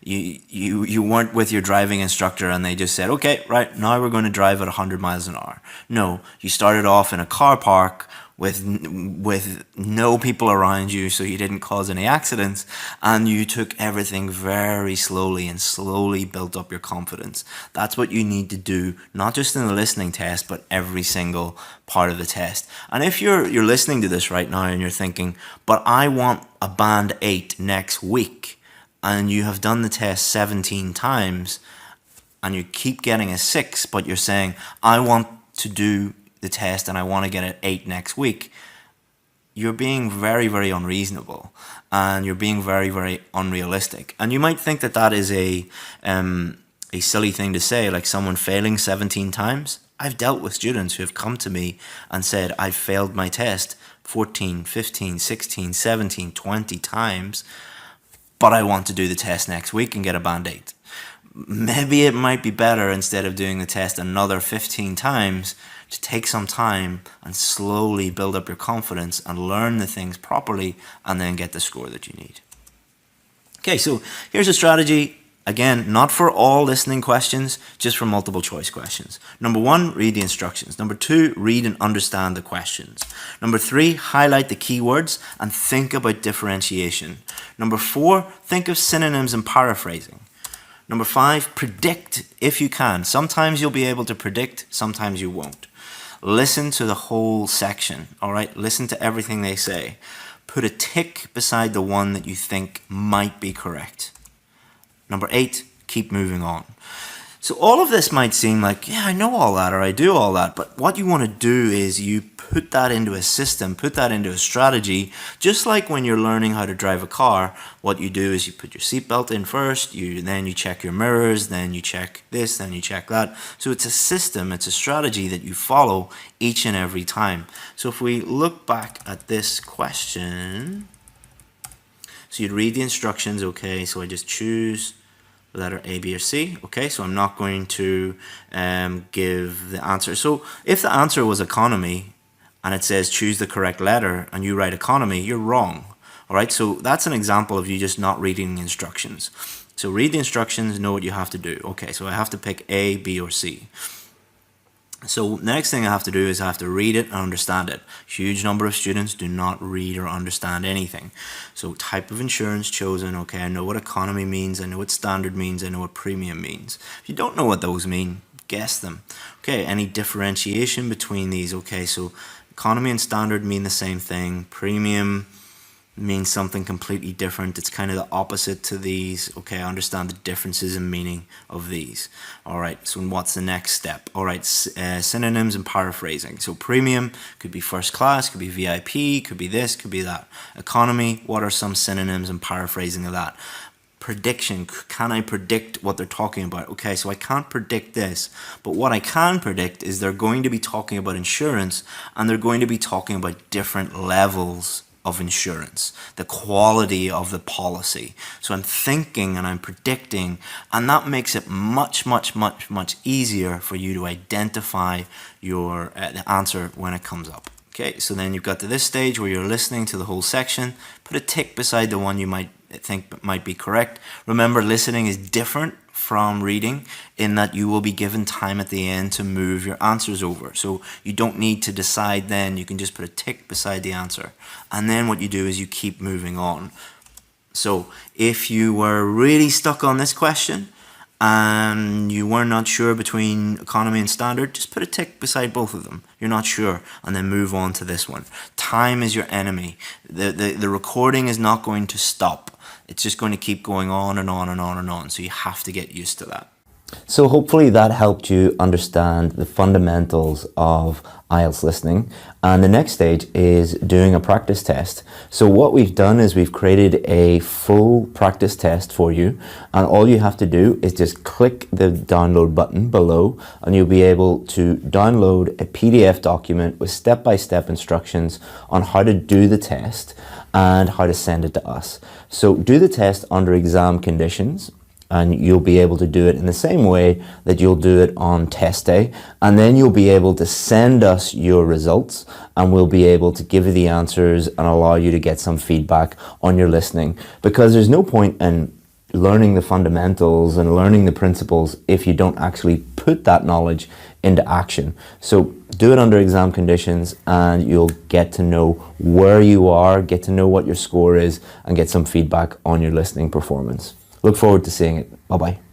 So now I have something very special for you that is not available to anyone else but the people watching this video. It is a little thank you for watching the whole video. So there is a saying, success leaves clues. And what this means is that if you can spot successful people and multiple successful people doing something, there will normally be clues as to how they did it. Now, the VIP course is the most successful IELTS course in the world. And what we did was we took the most successful, the cream of the crop, and we interviewed those students and asked them how they did it. So in this video, I'm going to include lots of success stories, and you'll be able to watch them, and you'll be able to pick out what they did and then copy those people. And I'll put timestamps for each of these success stories and show you what they focus on, because different people talk about different things. Some talk about writing, some talk about reading, some talk about speaking.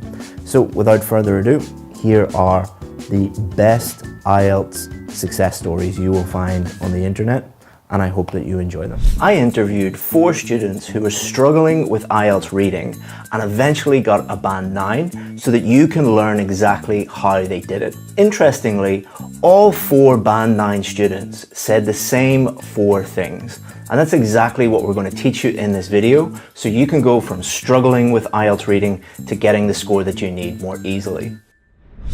Let's start off with Valentin, who went from a band 6 in reading to a band 9. Let's hear what he has to say about strategy.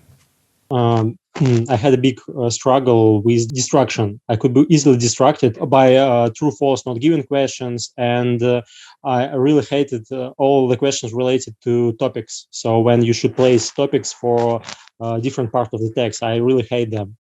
So what Valentin said there was that he found certain question types distracting. And he talked about hating true, false, not given and hating matching headings questions. And this is very, very common for students who deserve a very high score, like they deserve a band 8 or a band 9, but they're getting a low score. They're getting a 5 or a 6. And the reason is that they hate certain questions, which means that they go into the test and when they see the question, they're very distracted, as Valentin said, and that wastes a lot of time and leads to lower scores. So in terms of overall strategy, what we did with Valentin was give him a step-by-step strategy for true, false, not given and for matching headings, and this removed all of the fear and ensured that he got all of those questions correct, which improved his overall score. And don't worry, we will give you those strategies at the end of this video, and the other students that got band 9 will show you what they did for those questions as well. But overall, we want to remove any distractions or any fear from the test so that we can perform to our best ability on test day. Now let's check out what Priyanka said about strategy. So she went from band 7.5 to a band 9. Each type of question has a trick, like for filling the blanks or just answering a question. You can skim the paragraph. You should not read whole paragraph. But like for the true and false and match the heading, questions like that, you have to read the paragraph. So you should focus your time over there instead of the matching or filling the blanks. So what Priyanka said was each question has a trick. Now I corrected her on that and said, what you really mean is a strategy. So there are no tricks that you can employ, but you can employ step-by-step strategies for each different type of question. And this is something that every single band 9 student that we interview, they all say the same thing. You must have a strategy for each of the different types of question. You learn that strategy, you apply it on test day, and then you're able to do what Valentine and Priyanka did, which was go from band 6 to a band 9 or 7.5 to a band 9. And don't worry, she's going to go into more detail on the matching heading strategy later in this video. But let's check out what Jaswant said in the video. And he went from a band 6.5 to a band 9, a huge increase. You don't have to have a good knowledge on vocabulary, especially for the reading part. So the main skills you needed are, skimming and scanning and understanding different formats of the exam. I mean, like different question types. And as you can see, he agrees with Priyanka. What he says is that each different type of question is testing different things. They are different, therefore you need a unique strategy for each of the different question types. This is a huge difference between students who get like a band 5.5, 6, 6.5 and the students that get band 8 and 9. Generally, the lower level students will have one strategy for all of the different types of questions, whereas band 8 and 9 students will understand that each question is different and they will learn and apply a unique strategy to each of the different question types. And we're going to give you all of those at the end of this video. Finally, let's check out Shravani. Shravani went from a band 6.5 to a band 9. And what she says in this clip, blindly follow the strategies. Totally, I would say that all the strategies that I learned from IELTS Advantage, I just blindly followed those strategies. I used to be highly confused and it used to take so much of my time thinking that where is the answer. But when I got the strategies and I blindly just followed the strategies, and that was really helpful. So band 9 students don't just look at strategies. They don't look at a few YouTube videos or read a couple of books and look at the strategies. They memorize the strategies. They practice the strategies so that on test day, they can blindly follow them. They are not deviating at all from exactly what the strategy does. You might think that this is a lot of work, but it's all about putting in the work before your test so that your test is easy. When Shravani talks about blindly following the strategies, what she is really saying is that she didn't even have to think about the strategies. She had practiced them so many times that when she saw each question, she automatically, without even thinking, applied those strategies. This makes test day much, much easier because you are not thinking about what to do on the test. You're automatically applying everything, which reduces stress, reduces cognitive load, and not only improves your reading, but also means you have far more energy to apply to the other 3 skills you will be doing on test day. Now let's look at what the students say more specifically about the 2 most difficult, the 2 most challenging question types, matching headings and true, false, not given. So what Priyanka says about matching headings is this. I always used to do is like I always read the questions and all the headings which question is asking us to do, but we should not do that. We should just straight away go to the passage and read the passage, and with each passage we should give a particular idea of that passage or write somewhere that idea. so that in the last you can match it. What's your idea and what's given in question. So this advice shows you how important strategy is. If you were not following this strategy, you would be getting lost, because what most students do is they look at the headings, the questions first, and then they read the passage. That means that they're going to waste a lot of time, and they're going to be looking for things that are not there, and they're going to get highly confused, not know what to do. We do exactly the opposite. We taught Priyanka to look at each of the question paragraphs first and actually create their own headings for each paragraph. And then you look at the list of headings, and it's much, much, much easier, because all you have to do then is match your headings with the list of headings in the question there. Now let's check out what Jaswant has to say about matching headings. I loved your tips, Chris. Before I used to start, just going through the paragraphs, and I used to do all that. But then you told me that don't see the headings before even starting the paragraphs, right? So that's the one key important that helped me to score that perfect 9 in the reading exam. So exactly the same advice, exactly the same strategy. And when you see successful people doing the same thing, there's a quote, "Success leaves clues." Whenever you see successful people in any walk of life doing the same things, you should copy them. Now let's check out what Shrubani has to say about matching headings. When it comes to matching headings, we have to read the passage first, make our own headings, and then match those headings with the headings given. So practicing these strategies and remembering those strategies, this takes couple of sometimes need a lot of slow practice. So not only did Shrubani give advice exactly the same as the other 2 Band 9 students, she also gave advice about how she learned the strategies.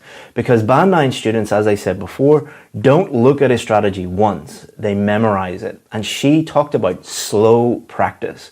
Slow practice is when you get some real practice tests and you don't try and do them as quickly as possible. You don't do them under exam conditions. You open up the book, you find the question type that you want to work on, and you work on learning the strategy, not on getting all the questions correct. It doesn't matter at that stage. That is why we call it slow practice. You might take 20 minutes for one question or 1 hour for one question, because your focus is on learning. Your focus is not on getting up to exam speed. So very, very good advice from another Band 9 student there. So I'll give you that matching heading strategy in a lot more detail at the end of the video for free. But let's see what they have to say about true, false, not given, because it is completely different. So let's check out what Shrubani has to say about true, false, not given. For true, false, not given, for example, I used to read the passage first, and for not given questions, I used to be highly confused, and it used to take so much of my time thinking that where is the answer. But when I got the strategies and I blindly just followed the strategies, and that was really helpful. So as you heard there, Shrubani would read the text first for true, false, not given, and this would lead to a huge amount of confusion. And this has knock-on effects on the rest of your test. Because if you think about it, if you get lost with one type of question, it wastes a lot of time, and it also really increases stress. So a lot of students that we work with deserve a band 8, 8.5, 9, but because they mess up one part of the test, that means that the rest of the test is messed up as well, because you're running out of time, you're very stressed. When you're stressed, your brain is not working optimally. So it is really, really important that you establish what your weaknesses are and have a strategy for each of the different question types. So let's check out what Priyanka has to say about true, false, not given, and the differences between what is true, what is false, and what is not given. If you have read the paragraph first and then you are reading the question, then it's really easy to know that it's not given in the paragraph. So you should mark it not given. So what she's saying there is not that she read the text, the paragraph first, and then read the questions. She's talking about comparing the paragraph that you think contains the correct information, and the question statement. And if you can't find any information in there, then it's not given. And really what Band 9 students say over and over again is you must develop the confidence to write not given. Because searching a paragraph for something that is not there is like me telling you to go into the next room and find something that is not there. It's going to take you a huge amount of time, and you're going to get lost and you're going to get confused. By practicing the strategy that we'll give you at the end of the video, it gives you the confidence to immediately look and say, okay, this isn't here, I can't find it, let's move on, and not given. And then she says, when something is there. So when something is there, then you have to think about, is it true or is it false? So if it's not there, not given. If there's something in there related to the question statement, then you decide, is it true or is it false? But when something is there and you can correct that sentence, that means it's a false sentence. So what she said there was, if you can look at the text and think, this is wrong, I can actually correct it, I can change it to something that is true, then that is false. Now, there are many other ways that you can do that, but that is a very logical way of thinking about it. So first of all, is it there? If it's not there, it's not given. If it is there, then you need to decide, is it true or is it false? If you can correct the statement, then it is false. If you can't correct it, if it's the same, then it is true. Importantly, don't just look at this short part of the video and think that you have mastered true, false, not given questions. You need the strategy and you need to practice it slowly. You need to master it and then apply it on test day. We'll give you that at the end of the video. Now let's move on to time management. It's very common for students to email us and ask us for time management tips. But what Band 9 students say is completely different from time management tips. Let's have a look at what Priyanka says. Actually, I never faced problem with time management since I started practicing. Like from first day, I was able to complete my test in 1 hour. So she never faced an issue with time management at all. Does this mean that you can't learn from her? No, because this is reflected in what Jaswant said as well. For reading, I did like more practice on it. I was reading some online articles, as you always suggested in the course. Like I've been going through and reading BBC articles. So that really improved my skills a lot. So he talks here about reading in his spare time. To be honest with you, Chris, I was more interested in wildlife. So I was reading more that kind of, things that interested me. That will make you to, read anything with ease, right? So you don't have to struggle with anything. He talks about reading something that he loves, reading about wildlife. If I find any new vocabulary, I will make a separate note of it. And then here he talks about making notes about new vocabulary. What has this got to do with time management? So both these Band 9 students were reading in their spare time. They were practicing that skill. They were reading things that they enjoyed, so they were doing it sustainably and regularly. And they were actively reading. They were improving their vocabulary as they were doing it. This means that time management is not an issue at all. You do not improve time management by learning time management tips. You improve time management by becoming better at reading. Let me give you a quick analogy. So Usain Bolt was the fastest man in the world. Is Usain Bolt better at time management than these guys? Are these guys behind Usain Bolt because they don't have the same time management skills? No, Usain Bolt is better at running. These guys are not as good at running as Usain Bolt. Exactly the same with not only the reading test, but also the writing test. Students that get a Band 9 do not think about time management at all. When I did the real IELTS reading test, I got a Band 9 in 20 minutes. After 20 minutes, I just went to the toilet and then came back and just stared at the ceiling. That is not because I did anything magical or looked up top 10 magic time management tips the night before the test. In fact, I was in the pub drinking the night before the test. It's because I'm a native English speaker and I am an IELTS teacher. Of course, I should easily be getting a Band 9. that there is one extra thing that Band 9 students do related to time management that lower level students don't do. So there are 3 sections in the reading test: section 1, section 2, section 3, and they will get more difficult as you go through them. Let's have a look at what Shrabani has to say about that. What I did some time bounding practice, and I checked that each and every section how much time I'm spending. And I realized that initially I used to spend a lot of time in the section 1 and section 2. So I used to have very little time left for the third section. In an Excel sheet, I marked my times, like I'm taking 7 minutes. Initially I used to take 10 minutes. After that, it came to 7 minutes. I told myself that I have to make it finish by 5 minutes. And so this type of practice actually helped me to, complete the test within time. And Jaswant says a very similar thing here. So I don't know, how much time I should allocate for each section. So I try to complete, first 2 sections in 30 minutes so that I will have plenty of time for my section 3, right?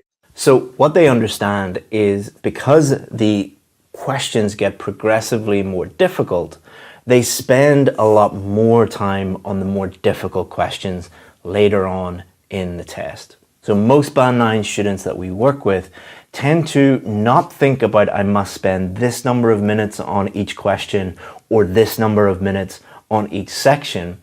What they generally do is they try to get section 1 and 2 done as quickly as possible. Correctly, but as quickly as possible. And then that gives them a lot more room, a lot more time at the end to really think and focus in on the last most difficult questions. So to summarize Band 9 advice, real Band 9 advice from real Band 9 students. Each question is different and you must have a separate strategy for each of them. True, false, not given and matching headings questions are difficult and can cause problems, but not if you practice them and master them and apply a real strategy to those questions. And then finally, time management tips just don't exist. It's all about improving your reading skills and your vocabulary. And if you get to that level, Band 9 is inevitable. It just will happen for you. Okay, so this is a very special video that we're going to make today. One of the most successful students that I've had, Sana, I posted her results last week. She got 8.5 overall, and we got a huge response from people who wanted to get more information about her, wanted for me to share her story a little bit more. So we're going to do a video with her today, and she's going to help you guys with some advice on how maybe not get 8.5, but help you reach your goals. So Sana, can you first of all just introduce yourself to people and give a little bit of background information about yourself? Yeah, of course. Well, my name is Sana and I'm a medical student. I recently graduated. I finished my medical school, and in order to set my medical exams, I was supposed to do the IELTS exam because my primary medical qualification is not from the UK, so I was supposed to set it, and that's why, yeah. Excellent. Can you tell people just a brief story about your IELTS journey, about so people know that you got 8.5 overall, but how many times did you do the test? Some things like that. Yeah, well, this one was my second attempt. I did the last one in July, yeah. And then what happened was I didn't get the scores that I needed. I basically needed 7.5 in each of the sections and also overall. But the part that I really struggled with was the writing part, and that's why I came to you for help. Excellent. So what we're going to do is something slightly different today. On my page, I told people that I was interviewing you, and did they have any questions for you? So I have the 5 most popular questions. Okay. So we're going to do that first. So the first question was a really, really important question. I think, how did you identify your weaknesses? Well, I think it was just natural. Whenever I'm doing something, I just know, because my whole purpose is to improve myself in whatever I'm doing. So IELTS was no different anyway. So what happened was, like, I exactly knew that, and after the school especially, I knew that the writing part was the one that I was struggling with. And in the listening, for example, I knew that I'm going to get a 7.5 the last time that I got. That was the score. And I missed 6 of the questions, and that was everything to do with the map. So obviously I knew that the map was the area. In the reading, well, I was kind of confident. Last time I got an 8. So I was okay with that. Then speaking, yeah, I knew that the 7.5 I got wasn't really reflective of my true ability, because I got really nervous in the exam and I just messed it up. So I knew. And in the writing, I obviously knew, because of the score that I got, that I'm not up to the mark, because I got a 6.5 when I needed a 7.5. So I just knew everything exactly where I'm falling short. Yeah. So because you were my student, I was able to help you identify your weaknesses in writing. Yeah. But maybe for a student who either doesn't have access to a teacher, or doesn't have the money for a teacher, or just lives somewhere without any IELTS schools or something like that, how could they identify their mistakes in writing? I think this question is very subjective, because it really differs from person to person. Every person has a different way of, like, identifying their weak areas. But the best thing they can do is, obviously, regarding the IELTS, that, like, they can just practice with the official material, and that really helps. Because when you do that, obviously you will know, like, which areas you're falling short of, like, and if you have sat the IELTS exam before once, twice, thrice, you definitely know, because the scores are reflective of your ability. So obviously I knew, like, in the listening part, for example, I knew that, like, the maps was the thing that I was really struggling with, because when it came in the exam, I got all 6 of them wrong. So if you subtract 6 from 40, obviously it's 34, and it's a 7.5. So you just know, because you practice, and you practice a lot. And then the next question was, just how do you boost your general level of English? Because one big misconception is you can just learn lots of IELTS skills and tricks and tips and things like that. But at the end of the day, IELTS is an English exam. So to get 8.5, you need a certain level of English. How did you get to such a high level of English? Okay, I'm going to be very honest here, because I know there are many people watching this. But yeah, I totally understood that it's just not about the IELTS techniques, and it's just not about the IELTS. It's an exam of your general level of English. So I read every day.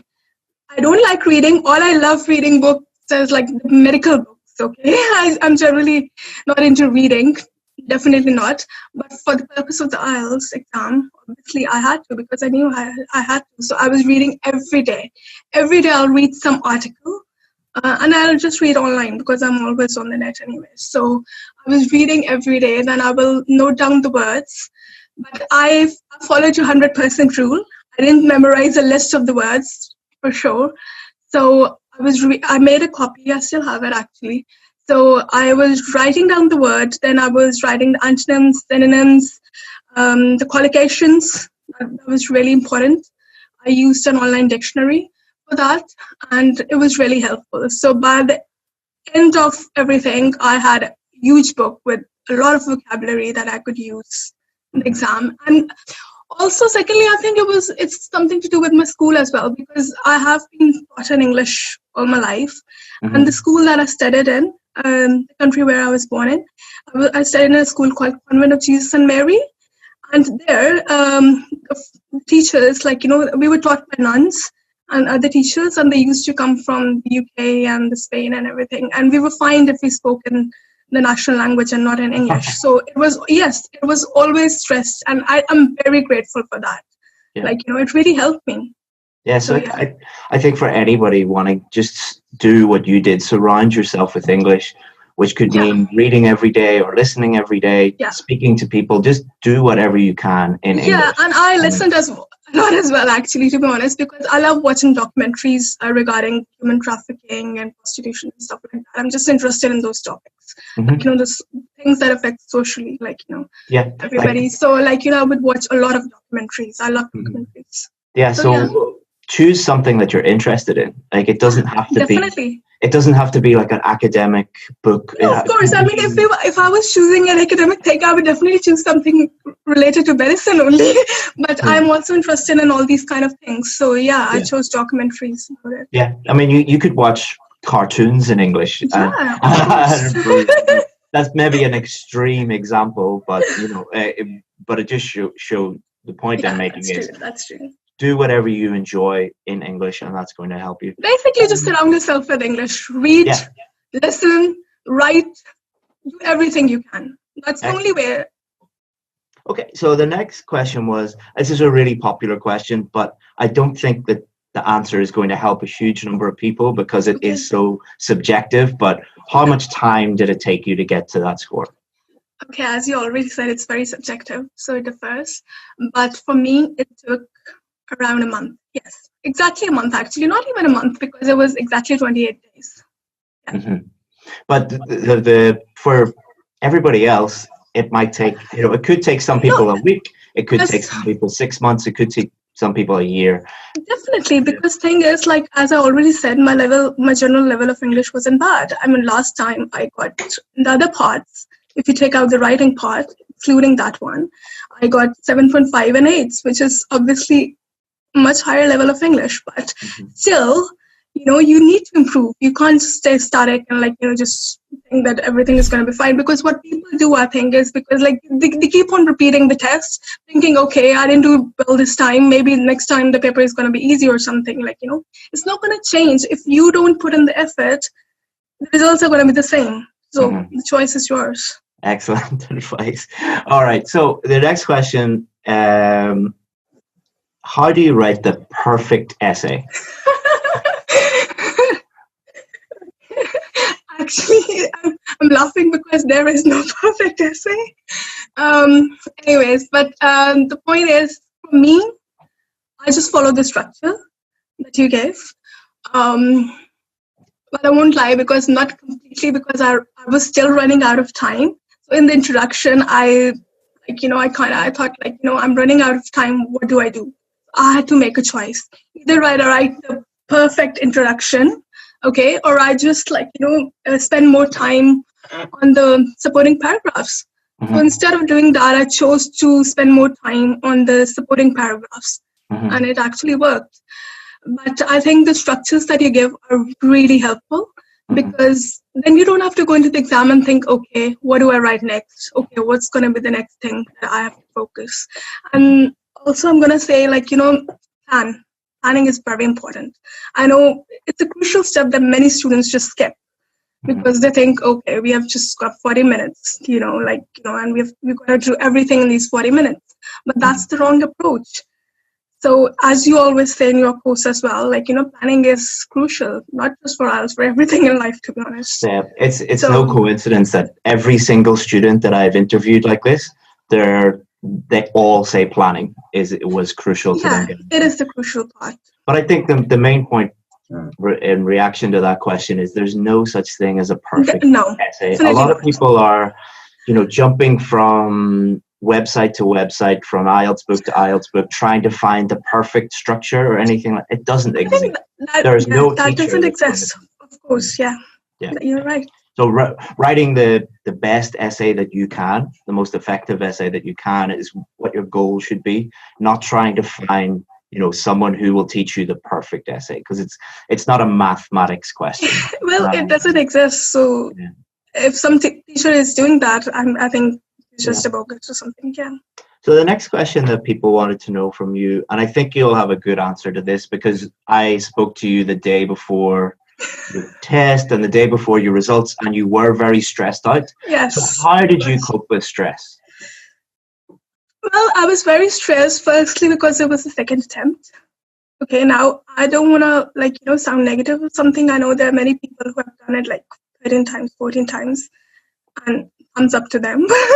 But the thing is, like, for me, it was a setback for me, because I couldn't believe, like, you know, that, I mean, I've studied English all my life, and I've studied in the best schools and everything, and, like, you know, how come I couldn't clear it?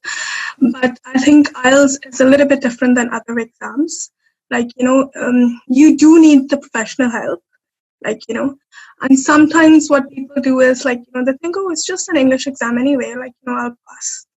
So I think it's really important to get the professional help that you can. And with the stress part, like, it really depends. Like, it differs from person to person, but at the end of the day, I just stopped thinking about it. Like, I remember, because I remembered word to word what I actually wrote in the exam, in the actual exam. So I remember emailing you as well with the whole essay and asking you, oh, can you please give me the feedback? Can you tell me how my ideas are, how I've presented and everything, okay? And I did the same in the group as well, in the private group.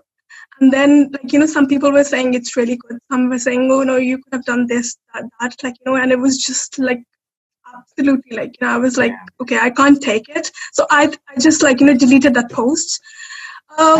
Okay, in the exam. With what other students tell you, because it's normally not. Some of it is very, very good advice, but some of it is. Yeah, so you told me not to worry. So after that, after hearing your advice, like, I acted on it and, like, I just deleted the comment. But yeah, what I did in the exam, like, I thought, because I messed it up last time because of getting nervous. I mean, like, obviously the 7.5 was not, like, it was not my real mark. I was pretty sure on that in the speaking part I'm talking about. Like, so I thought, that's it. I mean, like, what I'm getting out of being nervous anyway, like, just a 7.5. So I thought, like, forget it. Like, I'm not gonna think about it. It's not an exam. So I literally went in there and I was talking to the examiner as if I've known him for 20 years or something. I literally did that. And that is the best advice I can give to anybody who's not getting a score in the speaking part for sure. Like, don't be nervous. It's not gonna help. Just go there, remain calm, and do your best. That's all. And talk to the examiner as if he's your friend. I mean, like, exactly. That's all.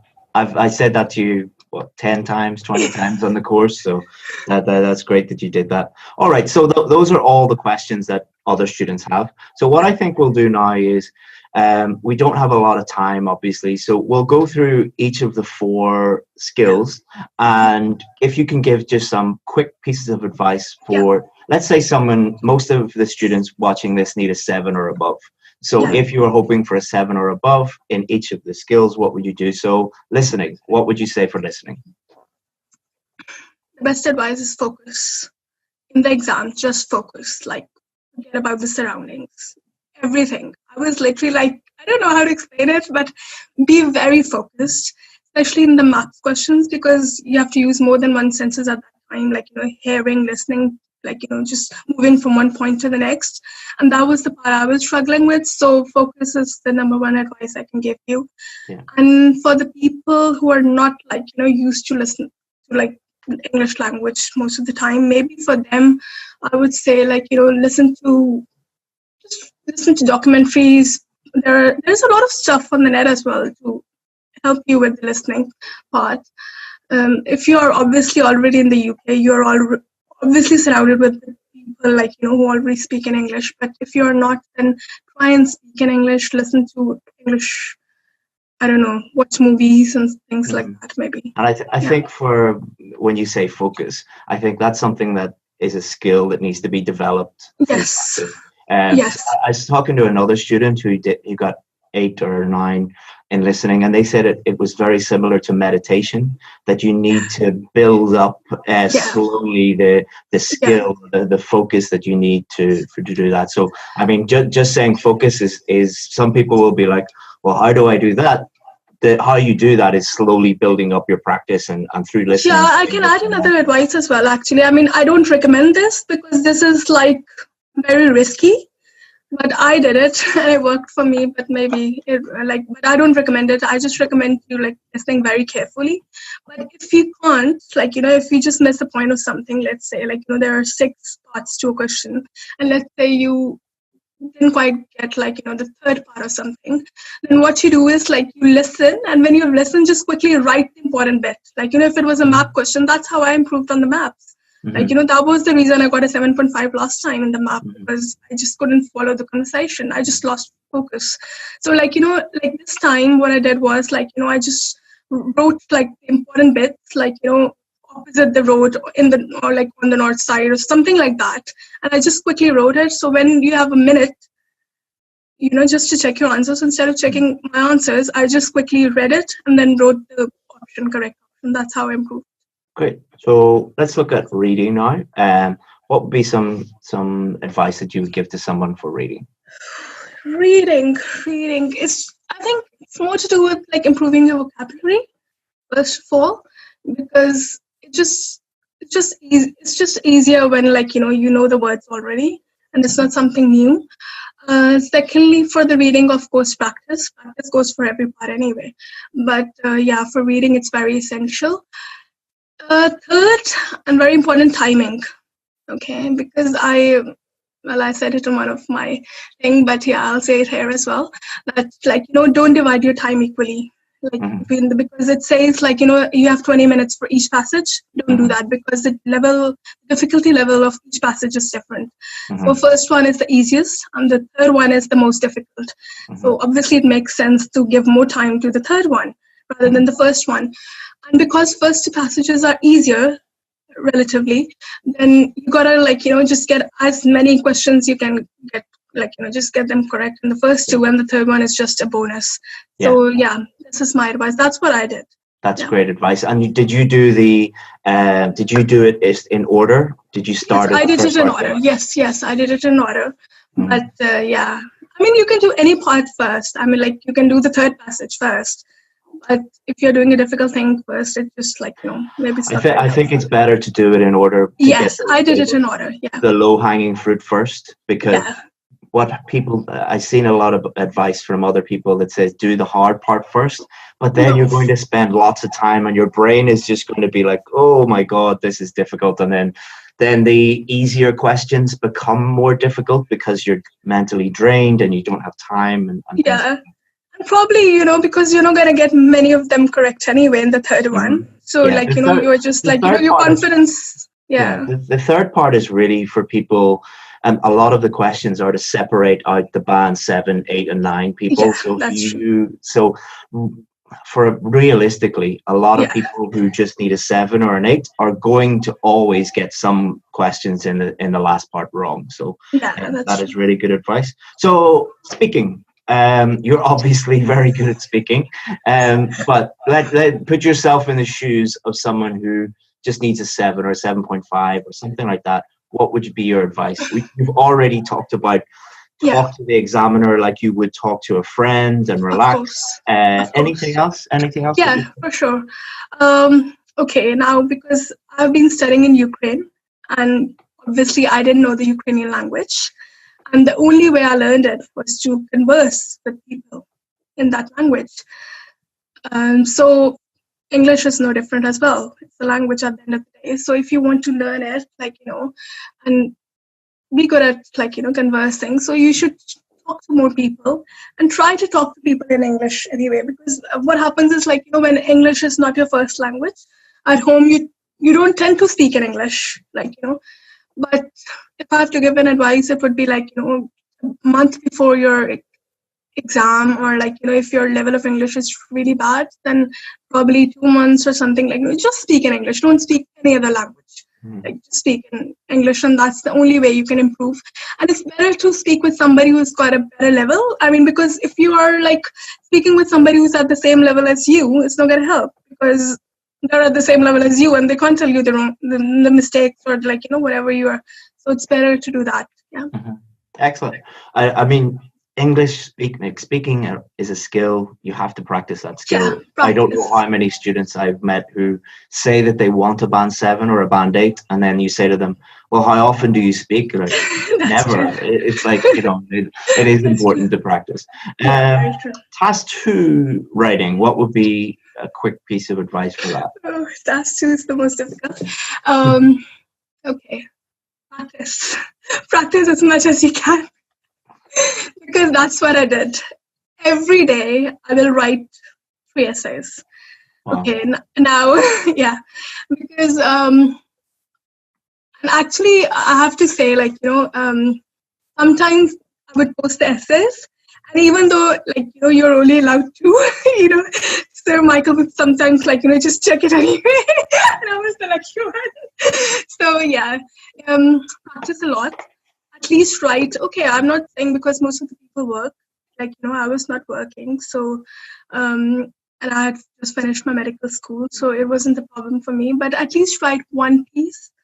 Writing a day, it really helps.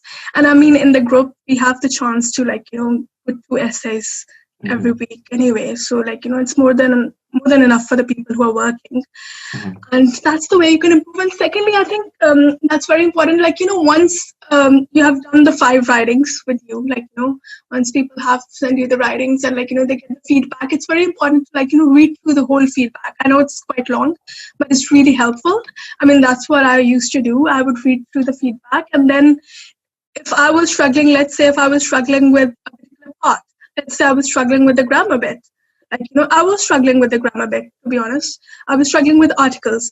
The thing is, I don't know, when I speak naturally, I don't think, there should be an or an or the, I don't think, it just comes naturally, okay? But while I was writing, I was kind of struggling with it because according to the feedback you gave me, so, I just went on the internet and, I literally read through all the rules. And after that, I practiced a lot and I improved. So the whole point is, just whatever your area is, that your weak area is, know that area, and you will know because we get the feedback. It's very detailed feedback that we get. So after that, just try and improve, and that's the only way you can improve in anything. Just target the weak areas, and that's what I did. That's how I improved. Excellent. And last but not least, academic part 1. Or task 1? What would you That's what I hate. But anyways, yeah, okay. I think everything we need is in the course anyway that you give us. But if I have to give it for people who are not on my course, what would you suggest? Okay, I'm not supposed to say that maybe, but as I always say, it's very okay. Writing and speaking are 2 parts in the IELTS exam that you can't do well without getting professional help. I mean, it's not something that I'm just making up. It's very true. Because you can improve your reading and listening just because you've got the keys and everything, but speaking and writing are 2 parts that you can't improve without professional help. That's what I personally believe. And for the people, I think it's better to get professional help. That's just. And guys, I have to say this. I'm not being bribed. Chris told me not to say this, but I don't know how else to answer this question. So yeah, I actually said before the video, I said don't use this as a marketing thing, and don't just say. I know it's not a marketing one. I haven't been bribed. I'm not related to Chris in any way. I'm just a student, but I really think that his help is really what you need. Yeah. So I'll just say, obviously we can help you, but if you are struggling with writing, I'm not saying join my course or anything, but do get someone to help you. So for example, if you're in an English school, find out who is the best IELTS teacher in that school, show them your work, get feedback on it, or find someone to help you with it. And it is really, really going to help, because it's a bit like if you, for example, if you had a problem with your car, would you try and fix it yourself, or would you take it to a professional and get them to identify the problem? So that's it. So thank you very much, Sana. That I think we're about to run out of time. What are you going to do in the future with this result, or what? That's it. Well, it was very, very important for me. I actually I think my 1 year is wasted, because I didn't clear my IELTS in time. I didn't know there was a deadline, actually. That was my mistake. But yeah, I'm going to prepare for my medical exams. And after that, I'll have a year, because 1 year is wasted anyway. I know 1 year is going to go in preparation for exams, but after that, I think it's valid for 2 years. So I should quickly clear my medical exams before it runs out.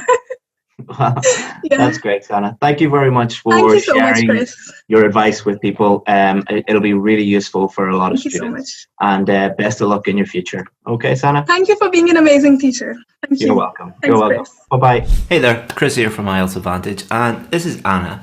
Anna recently got an amazing 8.5 in her writing. So if you consider that the average score worldwide for writing is just 5.5 and that most students struggle to even get a 7, an 8.5 is a pretty amazing thing.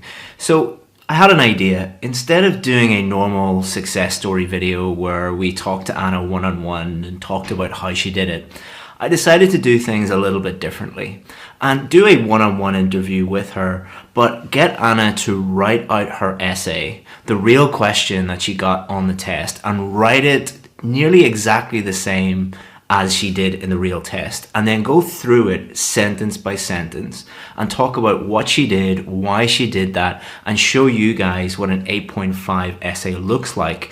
And we're also going to talk about how she prepared for the test, how she generated ideas, what her practice routine was, all of the things that you guys need to know to help you improve your scores. So without further ado, I'll introduce you to Anna. Okay, Anna, so when you saw this question for the first time, some think that only those people who have worked for a company for many years should be promoted to a higher position. Do you agree? What was going through your head? What were you thinking when you saw this one? Well, first of all, I was over the moon because that very topic was one of my favorite, because I immediately realized that I did have a lot of good vocabulary and quite clear ideas, because it's not something, vague or something too complicated. Everyone can have good ideas about this.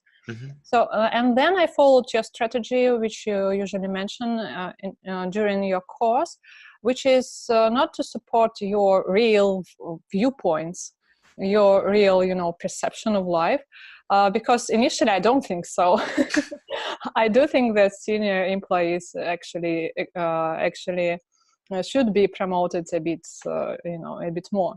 But I decided to stick to the ideas which I can clearly and easily understand without spending a lot of time on just going through a lot of ideas and thinking how to put it together. So it wasn't my real opinion, but it was something which is easy to describe. Yeah, whatever makes it easy for you to write is the best choice. So you might totally disagree with that in real life, but if you agree with it, you can easily write about it because you have good ideas, good examples, good vocabulary, just use that. The examiner is not testing your personal opinion. They're testing whether you can write effectively in English. So that's and great. Also a good life hack, so the so-called life hack also from your course, is to stick to simple ideas. So they weren't so complicated. They were obvious. Because I do know from your course that we should show our ability to explain, to deliver our thoughts, not our scientific knowledge. Exactly. It's not a knowledge test. And they're not testing how complex your ideas are. They're testing whether you can think of ideas that actually answer the question, which is normally the simplest ideas that come to mind. There's a game show in the UK and the US called Family Fortunes, and they ask a question and they say, we asked 100 people this question, and the game show contestants have to guess the most popular answer. Normally, the most popular answers or the most straightforward or obvious answers are the easiest to use. Would you agree with that? Yeah, totally. Excellent. So how did you generate ideas? Was there any technique, or did they just pop into your head because it was a very obvious question? Or so I followed the strategy to stick to a one-sided opinion. So first I chose my side, which was against senior employees. And then I just immediately thought about two main points, which are easy to describe. That's it. Exactly. There's a lot of strategies, like we have the coffee shop method on the course. A lot of teachers teach brainstorming, but sometimes you will get a question where the answers or the ideas just pop into your head. They're very obvious, and you don't need to go through that whole technique and strategy. They're helpful if you can't immediately think of what is going on, but if they pop into your head, just use those. Yeah, and also Also, I think it's important to to write a lot of essays to practice this very skill. Because before that, 1 year ago, it took me much more time just to think of ideas. I was really stuck looking at some essay topics. But just practicing this skill it may be developed. It's not something unique. Yeah, it's like if you wanted to learn how to play football or learn how to improve your cooking or singing, you have to do those things. And writing is a doing thing. Often people will ask me, well, why is my listening and reading very high, but my writing is very low? And I said, well, you've been listening to English your whole life, but you never write in English. And even smaller things like analyzing the question, idea generation, planning, these are all skills that you should practice before you. So that's great advice. So did you do any planning, or did you just think of the ideas and immediately start writing? Yeah, because of that practice, quite intense practice, I didn't have to write down my ideas. It was a computer-delivered test. So I did have a list of a sheet of paper to write down my ideas, but I didn't need it because they just were in my head. And in fact, I put it in my introduction, so they were in front of me. Exactly. So you had the structure already in your head, and because you had done it so many times, you could just immediately start. Yeah. And we'll talk about that in a second, where we teach you to kind of plan your essay in your introduction, and your introduction is a mini plan. Yeah. Excellent. So let's get into it, and let's have a look at your first sentence. So your first sentence, there is an opinion that primarily staff members who've dedicated many years to working for a particular company should be given executive positions in a company. So what the examiner is looking for there is your ability to paraphrase. And they'll be looking at two things. Number one, does that sentence mean the same as the sentence in the question, which it does, and is your grammar and vocabulary accurate, and have you varied your vocabulary enough? And you did that perfectly, and you did an excellent job. So the examiner is looking at that, and immediately they know you know how to paraphrase, you've understood the question, your grammar is good, your vocabulary is good. So that would immediately give the examiner an indication that you know what you're doing. So the second sentence starts off with, I disagree with this viewpoint. So what that does is it indicates to the examiner, here is my opinion. My opinion is, I know exactly what I want to talk about. My opinion is extremely clear from the beginning. That helps the examiner understand the viewpoint, but also helps Anna, when she's writing, stick to that viewpoint and make sure the rest of the essay links up with that and is nice and coherent and cohesive. Now, the second thing that she has done in that sentence is she has listed her two main ideas, her two reasons. In as much as younger workers may have more skills, and if not provided with an opportunity for a promotion, they will become demotivated. So Anna has put two main ideas here. Number one, younger workers have more skill.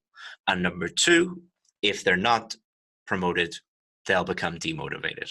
So it's very clear to the examiner, here's my opinion, and here are the two reasons to support my opinion. And as Anna said before, that acts as a mini plan for the rest of Anna's essay, because the first main idea, lack of skill, she's going to use that in main body paragraph 1.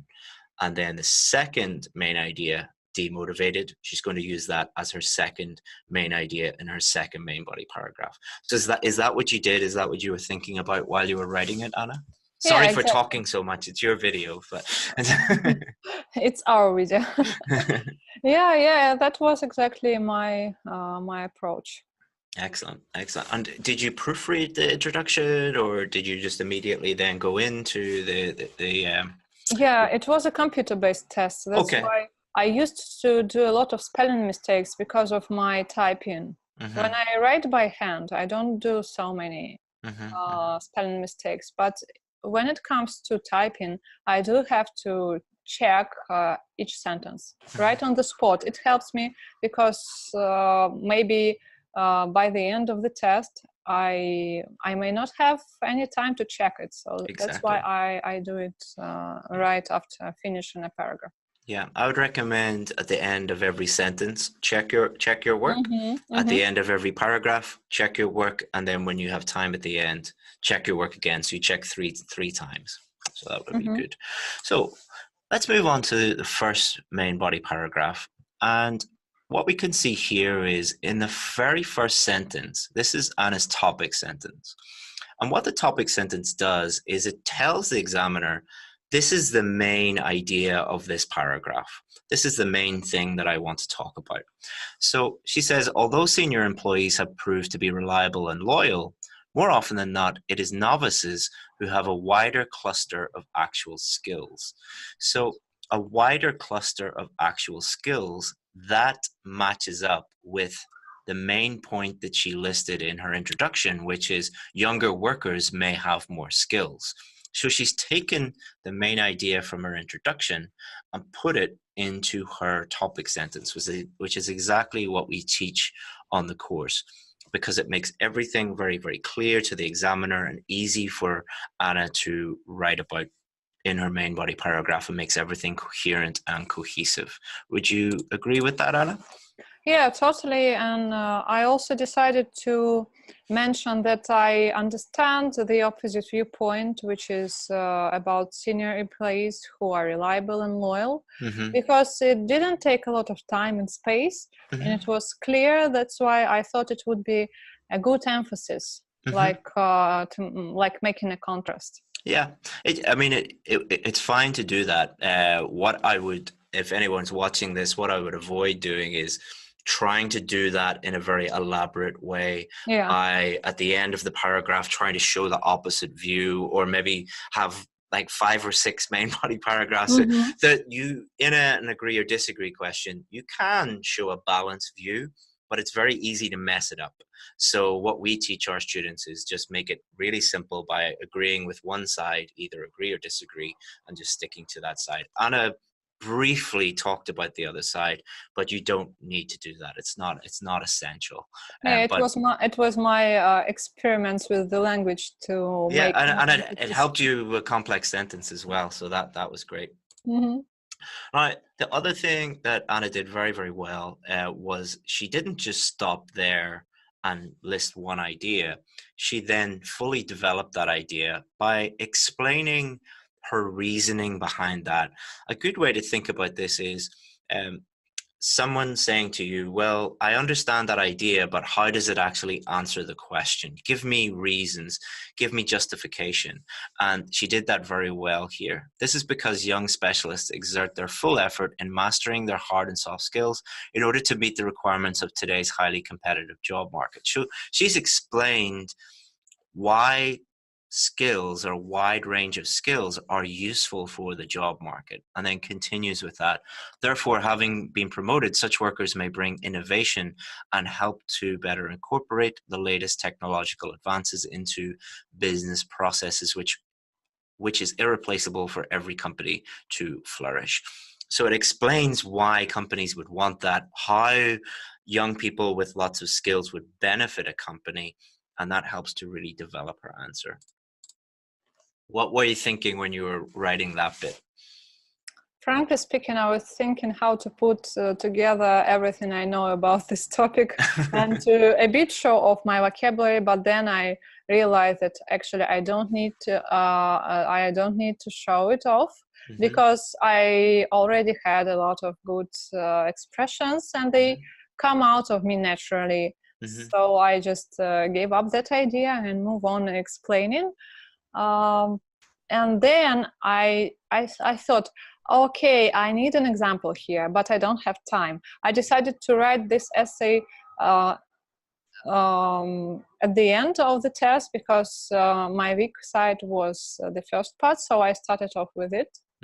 And then I had only 37 minutes for the essay. That's why I just decided to leave it here, to leave it there like this. And if I had time, I would come back and then add an example, but I didn't have time. Yeah, so I've added an example in here. This is the only amendment, only change that I have made to Anna's essay. I've put it in yellow here. I put in, for example, the average age of a new hire at Facebook is only 23 for this very purpose. So Anna didn't add in an example because she was running out of time. And I think that's a really good point to make, that sometimes you have to be a little bit strategic with your timing. So what happens with a lot of people is they think, I have to put an example in, and they can't think of an example, and then they waste 5 minutes or 10 minutes, or they add an example in. People often do that with vocabulary as well, especially when paraphrasing. They're like, how do I change this word? And they waste a lot of time. So Anna had already developed her main body paragraph sufficiently. An example would have improved things, and I've added that in just to show how someone could add a very, very short example that would take just 30 seconds or 1 minute to write. But I think if Anna had have added in a good example, it would have even brought it up to a 9. That's one of the reasons why I think it is at an 8.5 instead of a 9, but 8.5 is pretty good for writing anyway, Anna. So I don't think you should be too hard on yourself. Yeah. I also thought that, in fact, I had a quite explicit and well-developed explanation. That's why it might have worked as an example, so I decided to move on and just to finish the essay. I mean, for anybody watching, definitely do try and put a good example into each main body paragraph. But in real life, you know, under real exam conditions, often things can go wrong. You might, have to repeat a word sometimes, or leave out an example or something like that. Try and make it as perfect as you can, and follow the system that we're giving you. But sometimes you have to make a trade-off. You can't do everything perfectly. So let's move on to your second main body paragraph. And people will see a big thing in red here, which Anna added in, but we'll talk about that in a second. But what Anna has done here in her topic sentence: yet another reason why less experienced staff members should have even chances for a promotion is that otherwise they will not be motivated to do their best. Again, so she has taken demotivated, her main idea from her introduction, and she has added that into her topic sentence. And we've already talked about why that is a good idea, so we can move on. Explanation: knowing that however hard they try, they still will not be given a higher position in a company, young employees are likely to grow reluctant to go the extra mile, which may negatively affect the company's revenue and curb its development. So a good way to think about explanations is, imagine somebody saying, well, so what? Well, what does that mean? So they'll not be motivated. So what? So I used to have an English teacher in my English when I was in high school, and he would walk past us and look over our shoulders when we were writing essays, and he would point and say, so what? And what he was trying to get us to do was elaborate and give reasons, rather than just state our opinion, give reasons for our opinion. And I think Anna did that very, very well there. Did you use that little trick for writing explanations? Yeah, and were it not for your course, I wouldn't do it at all, because I wasn't like that. Initially I thought, oh my gosh, one sentence is enough. Why should I write more?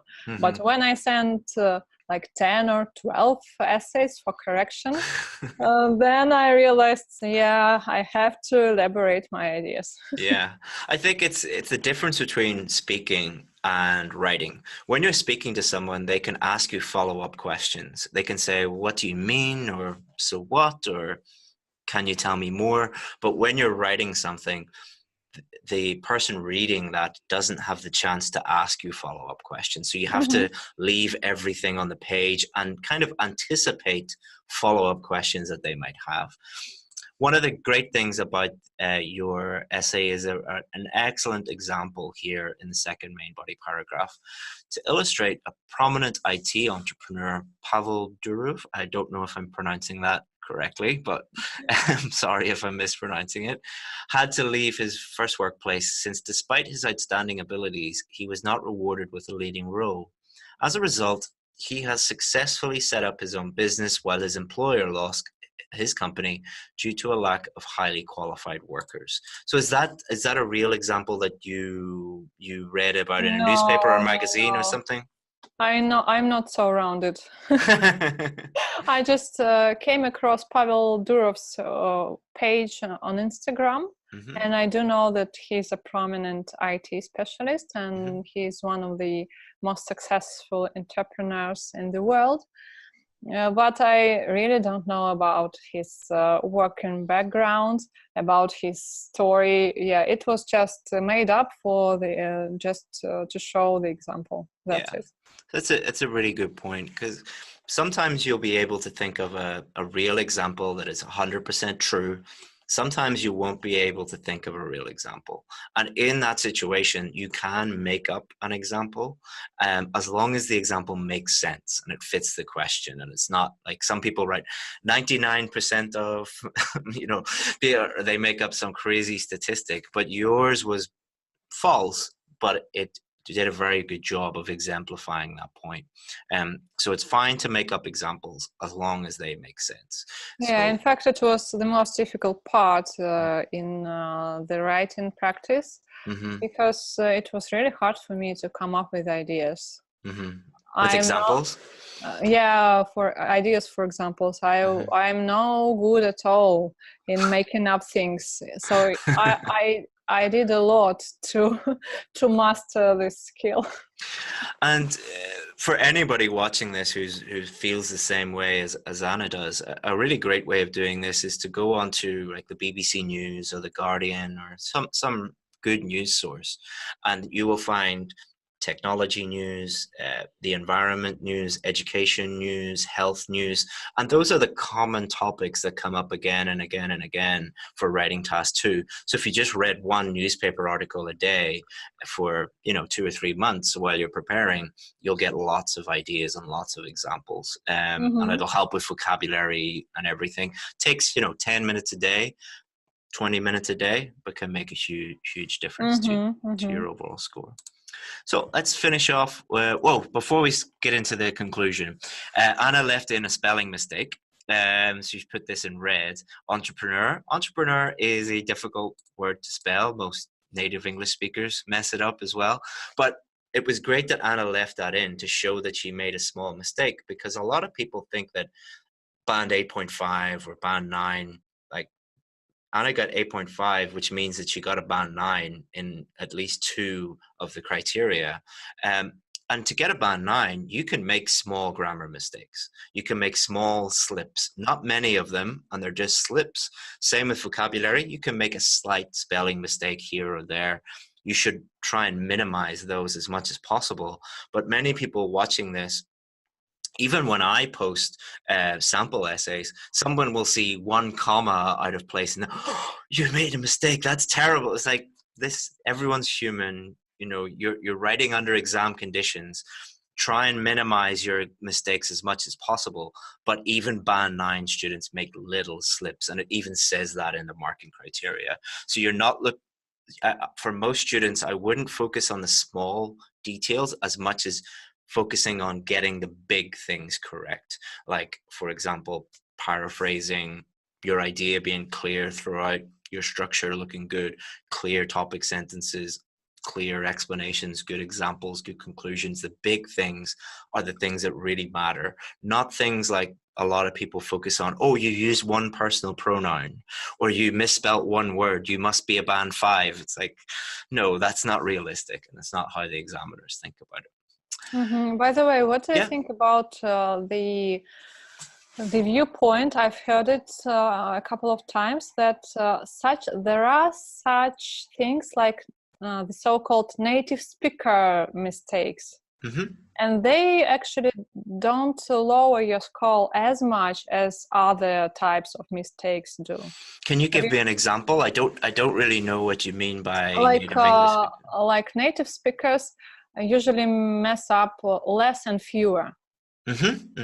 Yeah. So if you do this in your essay, this is just one out of or only one, or you have only 2 mistakes throughout the whole essay, it won't affect your score that much, because even native speakers do this. I mean, And if you listen to if you go and live in London or New York or Sydney and you listen to how native English speakers talk, they make little grammar mistakes a lot.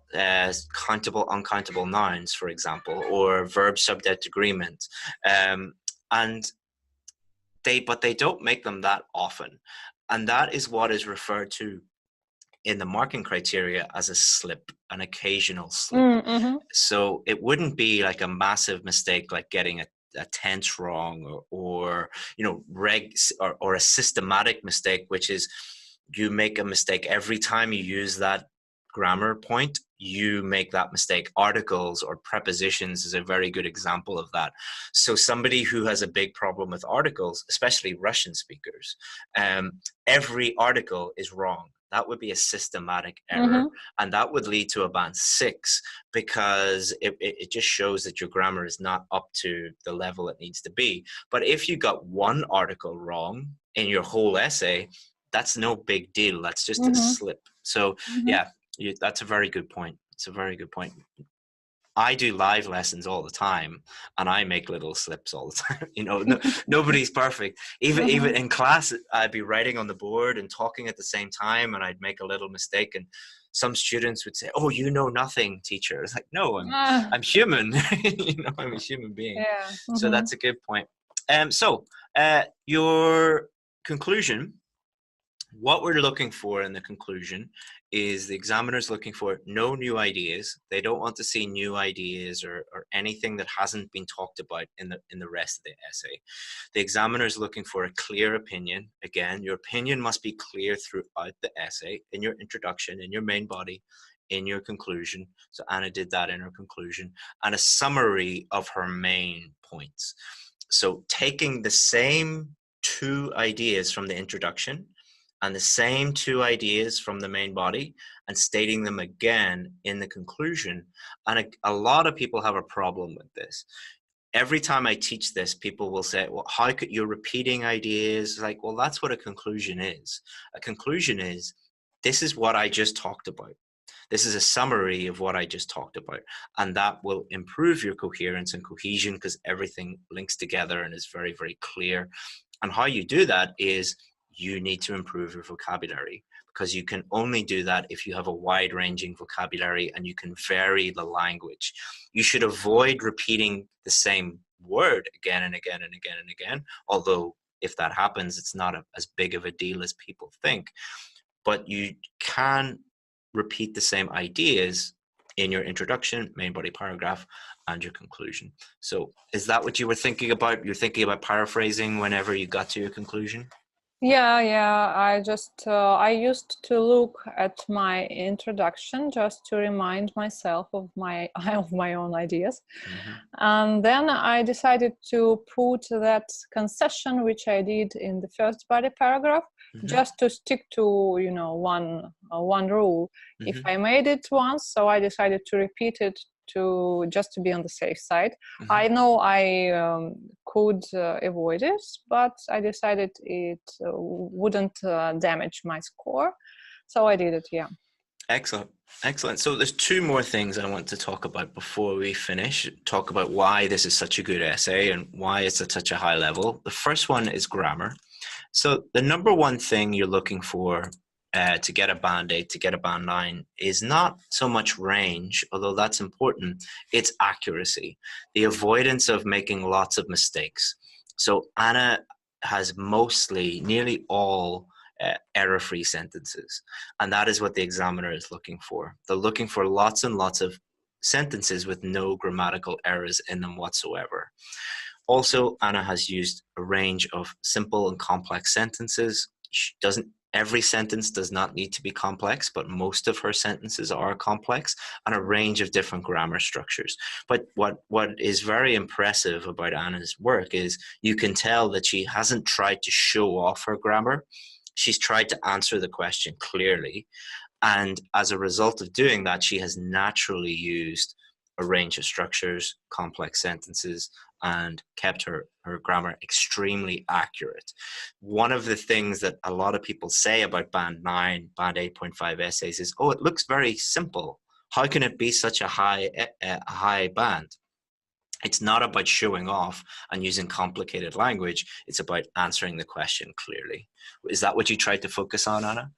Yeah, and during the exam, I realized that all the time I spent on mastering my grammar actually helped me, because I practiced inversions a lot.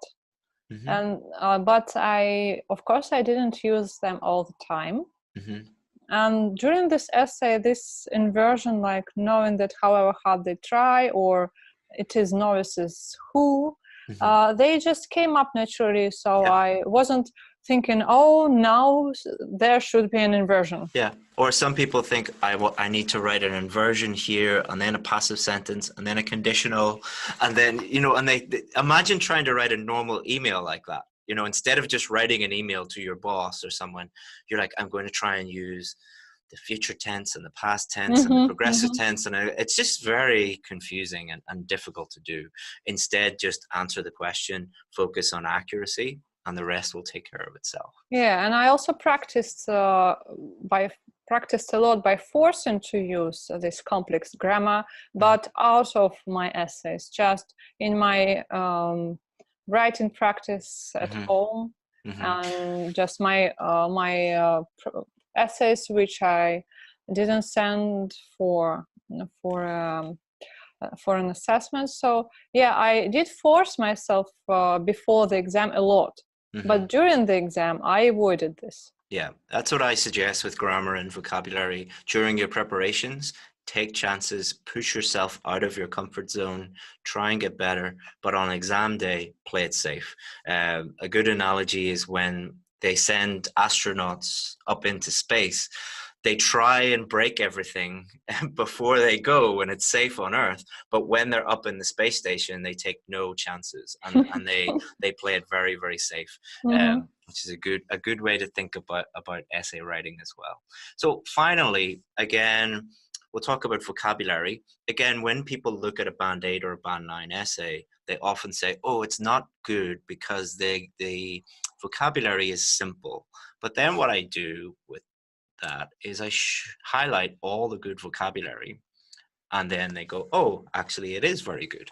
So if we look here, staff members, dedicated many years to working for a particular company, executive positions, younger workers, provided with an opportunity for a promotion, demotivated, senior employees, reliable and loyal, novices, and it just goes on and on and on and on. And the two things that are very impressive about Anna's vocabulary, number one, it's extremely accurate, which is what you're trying to do. You're not trying to use big, complicated words that are wrong.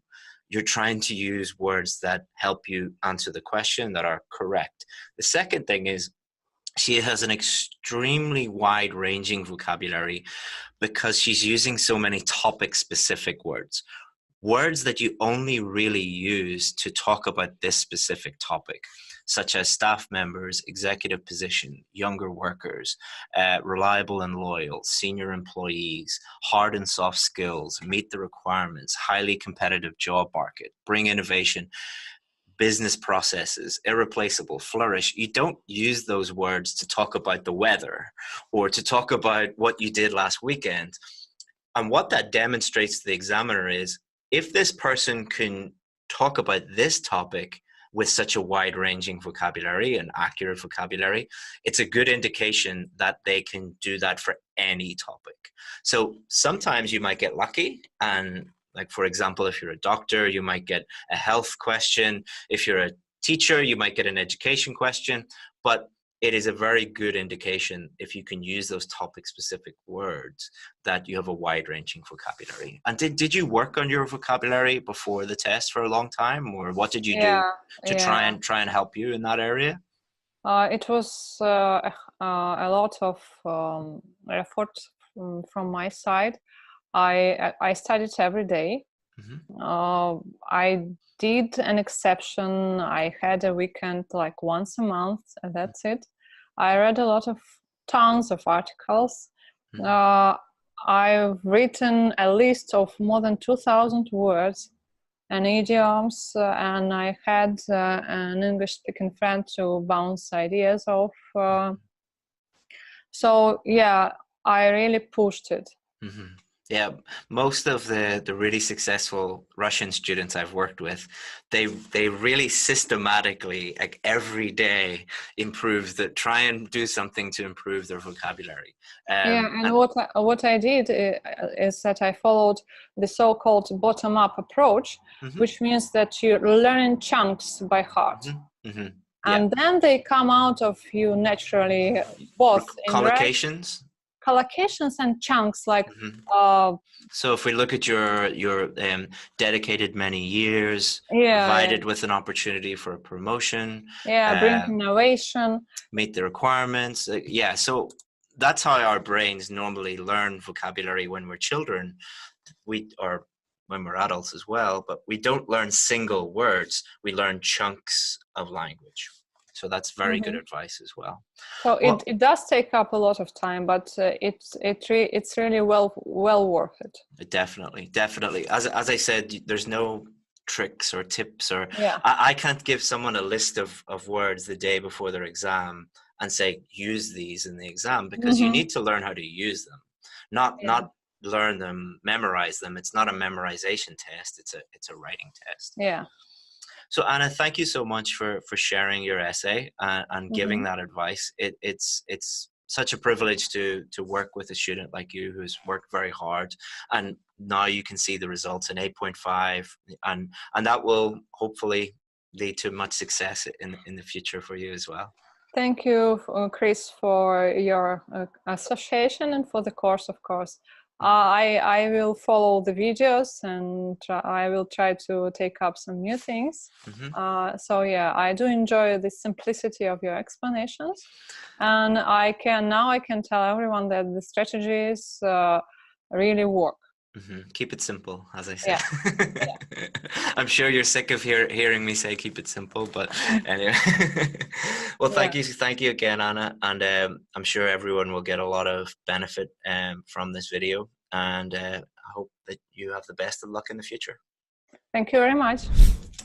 Hi everyone, Chris here from IELTS Advantage with another one of our success stories. So today we're going to talk to Komal, and what we were able to do with Komal was to bring her from 5.5 in writing to a band 7 in writing. So Komal was getting great scores for her listening. She ended up getting 8.5 for her listening. She got 7.5 in speaking. She got 7 in reading. But the thing that she was really struggling with, like many other students out there, was the writing. And she did the test 4 times, and on her final attempt, we were able to get her a band 7. So Komal, let's start off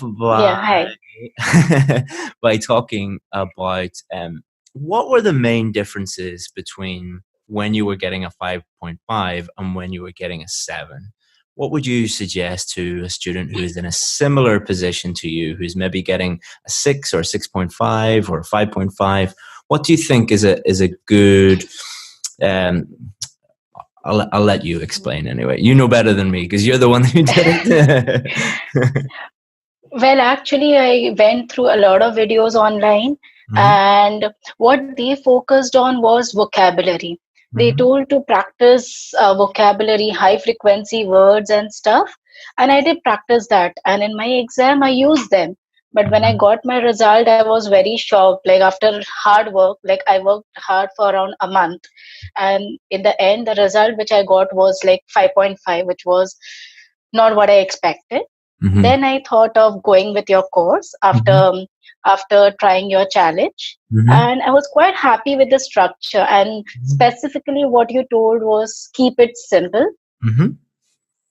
And the sample essays which were provided in VIP Academy, that helped a lot, because there were around, I guess, around 15-16 essays or so. And I went through each and every one, and the topics were different. And I read them, the vocabulary, I was shocked. I mean, is this a band 9 essay? Yeah. Yeah. Wherein others tell that you have to focus on vocabulary and stuff. And the formula which we have to keep in mind is keep it simple.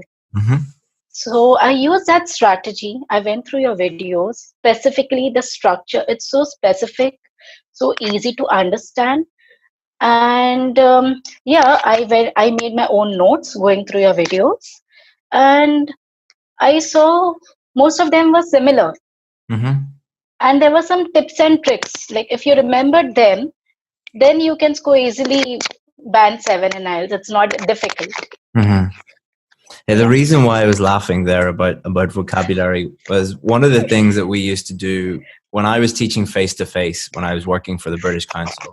On the very first day of class, I would give them a band 9 essay and a band 6 essay. And I wouldn't tell them which one was which. And I said, take the band 9 essay and put it on the left-hand side and the 6 essay on the right-hand side. And they always 100% got them mixed up. And the reason 100% of them said was, we thought the band 6 essay was a band 9 because it has lots of big words. And we thought that the band 9 essay was band 6 because it has lots of simple words. And it really comes from this thing that you will see on YouTube and Facebook and in lots of schools where they teach you that the secret to getting a high score in IELTS writing is use lots of big words. The problem with basically I came across those videos, 5 vocabulary words which would help you. The example plethora and stuff, and it was like I had literally by hearted them. Well, the problem is that the first problem is 25% of your total score is vocabulary. So by focusing on vocabulary, you're ignoring the other 75%. The other problem is what happens if you try and use very high level words? What do you do? It became very difficult. There was a time when I thought, oh my God, this is not my cup of tea. I should not do IELTS. And I told my husband, let's not go to Canada and let's cancel the plan. But then when I referred your structure, it was so simple. I mean, I just spend around 30-40 minutes a day or 2 hours in a weekend. And that was great, especially your correction service. It was so up to the mark. When I went through my mistakes, I understood where I was going wrong. I think that and your team, they are really very active. I mean, on Facebook group also, if I put something that I have difficulty and so, and they will immediately send me a link, which I have to just go through and practice. And I think the other problem with teaching people high-level words is that most of the people that they're teaching that to are not capable of using those words.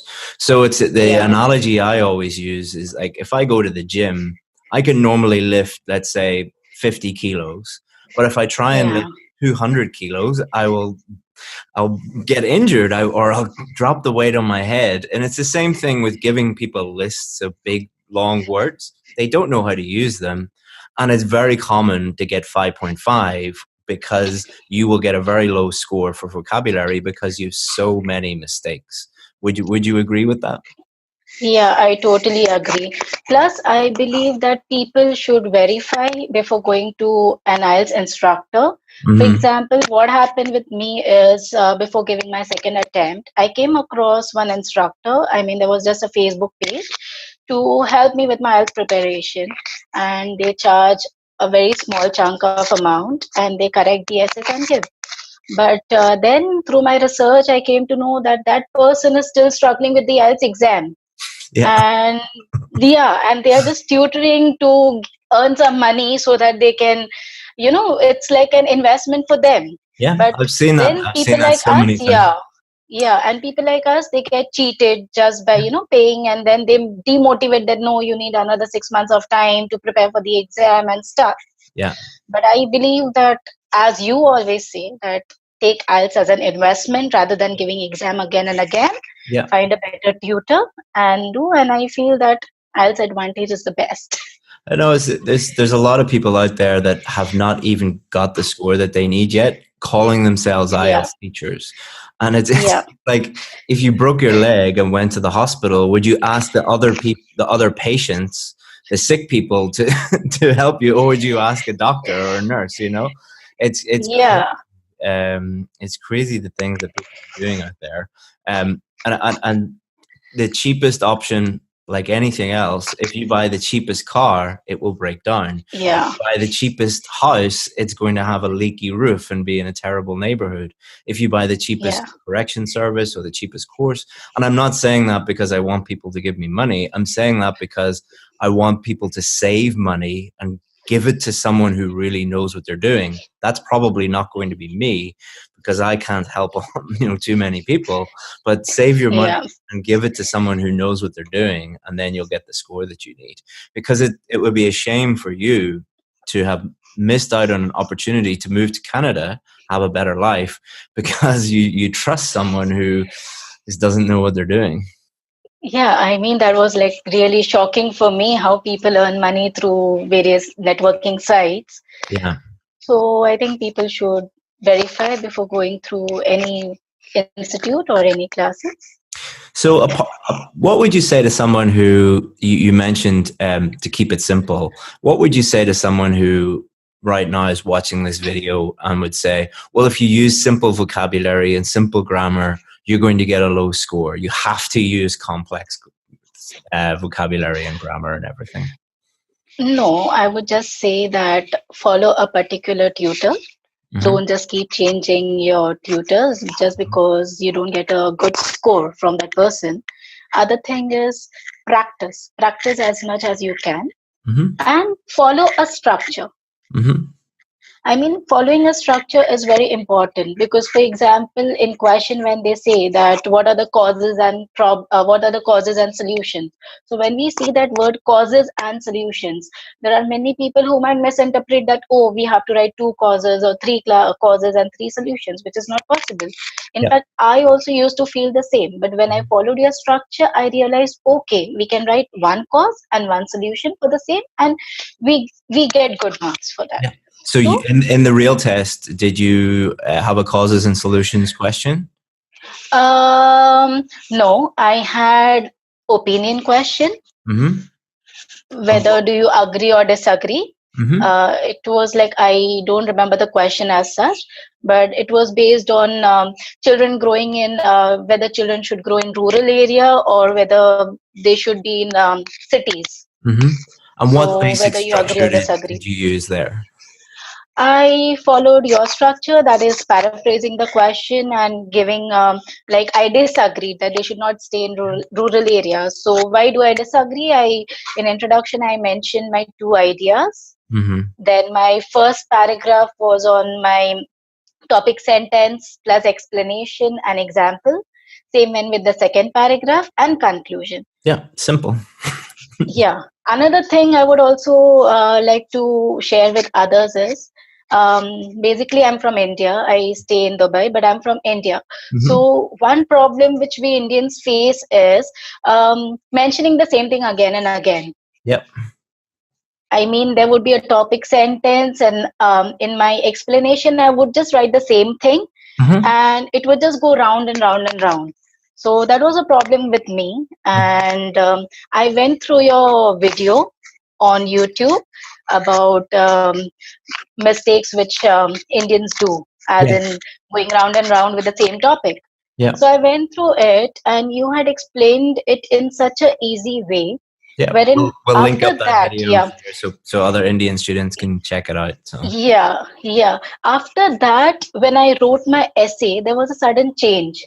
As in, first, when I used to get my essays corrected by you, I never got more than 6.5 or 6. And after going through that video, when I wrote my essay, I started getting 7, because it went into my mind how I have to basically write an essay. The typical format, because we are so used to writing same thing again and again and again, it reflected in my essay. So that video really helped me a lot. to overcome my problem with, running around the bush and writing the same thing. Yeah, I think for anyone watching, they might be thinking, well, I don't have that problem and I have no idea what my problems are. The key is to get feedback on your writing. As if there was if there was a problem with your car, you wouldn't try and fix your own car, or you wouldn't go to mechanic school and try and learn it yourself. You would take it to a mechanic and they would fix that one or two problems that you have. Exactly the same with writing essays. Anybody getting below a 7, there's at least one or two big problems that you have, but you're unaware of those things. But once you become aware of them and then you work on fixing those things, then you see progress. Yeah, and another thing, when I went through your videos, it also helped me to improve my listening, because I was listening what a native speaker spoke. So it helped me with my listening, and it also helped. So must have worked. And it also helped me with my speaking, because at times there are particular words which we might be pronouncing wrong. But when I went through your modules, I realized that some words are to be pronounced this way when you're speaking to a native English speaker. So the advantage is it's like a complete package. Yeah, I was recently traveling in Asia. I was going around different countries in Southeast Asia, and I was just Googling IELTS schools just to check out the competition there and stuff. And I couldn't believe that most IELTS courses are taught in the native language. So there was schools in Thailand that were teaching IELTS in Thai. There were schools in Vietnam that were teaching IELTS in Vietnamese. And I was like, this is crazy. Why are you doing a English test, but you're learning it in a different language? And then wanting to get a band 7, but doing that is just crazy. So I think another point from that is surround yourself with as much English as possible. Be listening and reading and speaking and writing English as much as you can, because it's an English test at the end of the day, And don't be overconfident, because I tried that. I became overconfident, and once I got 7.5 in listening. And I got a good score in other things. So I would advise people, don't be overconfident. Practice as much as you can. You can, that is the key. And get feedback. That is the key. Get feedback. That is very important, and go through that feedback. Don't just ignore it, and don't just ignore it and keep it aside. Please read your essays, go through that and review. It's even a problem that we have with some students on the VIP courses. We'll give them feedback and tell them, this is wrong, you need to fix this, you need to work on that, and they won't do that even when they get feedback. And we say that learning is the first step, getting feedback is the second step, but the third and most important step is taking action on the feedback. Actually, I was one of them. I got my essays corrected in the start, and I just had a glance, 5 minutes, and then that's it, and you don't read anything else. Okay, I need to just focus on grammar, nothing else. Okay, this is the feedback. Okay, fine. But then later on, when I got my result after my 3rd attempt, I became really very serious. And I took all my previous essays. I literally highlighted my mistakes, and I went through it. And then I understood that, yes, Chris told that once you're done with the correction, go through your essay, review it for 30 minutes or so, and then you write another essay. And that is how I got my desired score. I think that's another reason why we limit the number of essay corrections that people can do. Because if you don't do that, people just do essay after essay after essay after essay, and they don't look at the feedback or take action to improve the things on the feedback. Practice alone is useless.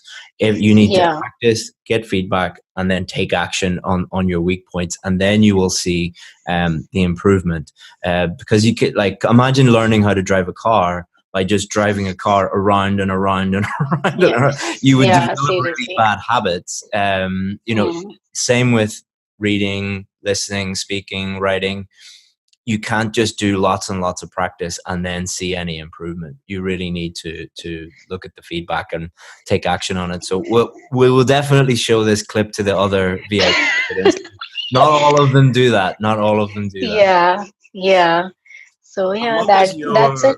What Yeah. was your mindset whenever you saw a lower score than you thought? Like, so when you were practicing, when you were sending us your essays, we were giving you 6, we were giving you 6.5, we were, you know, a lot of mistakes and things. What was your mindset towards that? Well, I got really very demotivated when I saw my score. And then I told my husband also, look, I cannot do this. You find another way to migrate or you give the exam. I told him, you give the exam. I cannot do it. So, but then he motivated me, and your quotes motivated me. The quotes which you put regularly on your Facebook Facebook page, as well as he also. Oh, Como, there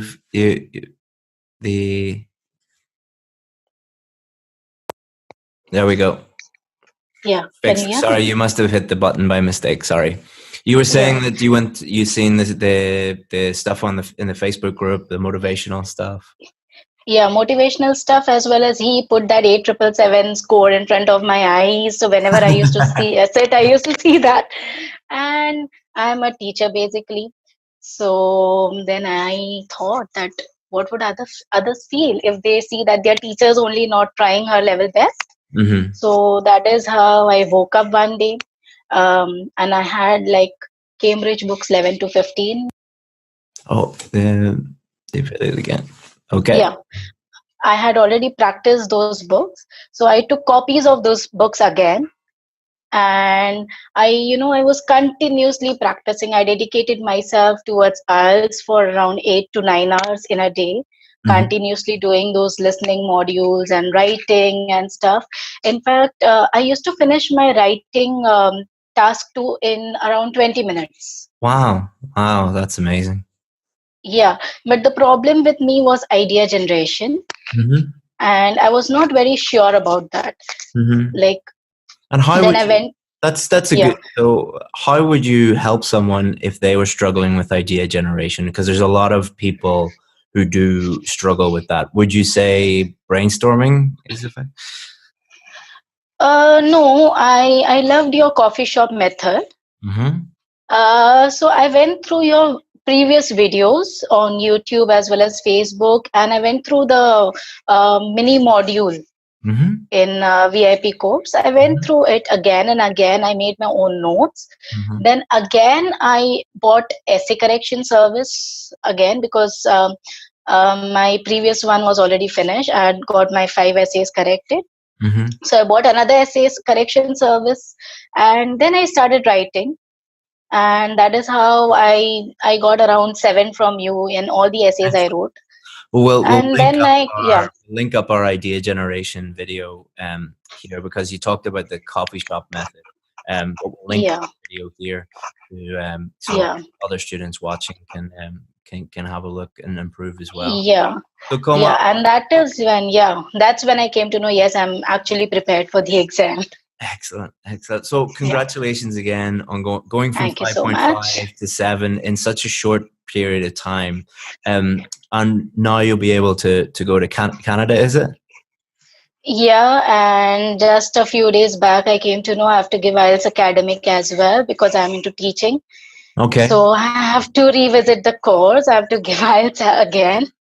Well, if you have any problems, well, you know that you've got lifetime access, and we'll help you. I feel that I took a right step enrolling myself with IELTS Advantage, and it's a very good investment for me. And thank you so much for helping me out. You're welcome, Coma. Yeah, because it's because of you that I'll be going to Canada now. You're welcome. Well, thank you so much for helping other people, and it's a really inspirational story, and you've given really good advice. So if you need anything in the future, just let me know. We're here for you, and we'll do anything we can to help you. All right? Sure. Yeah, thank you. Bye-bye. Yeah. Hi everyone, and welcome to a very special success story. Meet Andrea, who was one of our students, and what we're going to do in this video is Andrea did the test 10 times? Yeah, about more or less. And she was telling us about all the mistakes that she made. And what we'd like to do is share those mistakes with you guys so that you can avoid making those mistakes and you can get the score that you need next time. So we're kind of fast tracking you to getting the score that you need. And we'll also talk about how we helped her get a band 8 overall. She managed to go from a band 5 to a band 7 in writing, and now we're sitting in Cambridge where she is going to be living and working. And why don't we just start off by you introducing yourself to everyone? So. Yes, of course, Chris. Well, my name is Andrea. I'm from Venezuela, which is in South America. And I started this journey 1 year ago, more or less. So it was when I finished my training as an oncologist, and I decided to start preparing this exam. And in that moment, I never thought that it would be so hard. Mainly because it's true that the main thing is that you have to point out that you are making mistake and you are not so good as you thought you were. And the other thing is that you have to work on your mindset, because it's not easy to be constant and disciplined with your studies and at the same time dealing with frustrations and failures and rejection. So I did a lot of mistakes, many mistakes. Well, that's good for our audience because they can avoid them now. So. Yeah. So when I found Chris Academy and I saw that video about the mistake that you shouldn't avoid or you shouldn't do, and when I saw that video, I said, I did all those mistakes. So I wish I didn't, but I did, and it was part of my journey, and hopefully these kind of things will help someone. Not so good for you because you wasted a lot of time and a lot of money and thousands of dollars, but we got you there after you joined our academy, and we'll be able to help people now. So what are some of the big mistakes that you made that led to you failing the test? Well, the first thing is that, the main problem with the IELTS is that you are not able to find a reliable source of information. So part of my journey, I did it alone. So I didn't know anything about the exam, the structure, how to study, how to prepare this exam. So, for example, I took my first exam just to know the experience and to know about the exam, and it was a huge mistake because you felt like you know nothing. And the listening part, I got lost, and the reading, I was rushing myself, and the writing, I didn't have time to just write one task. I was one task too. So, and the speaking, it wasn't myself who was there, and I failed. I obtained in that exam the listening 5.5, the reading 6, the writing 5, and the speaking 6. So yeah.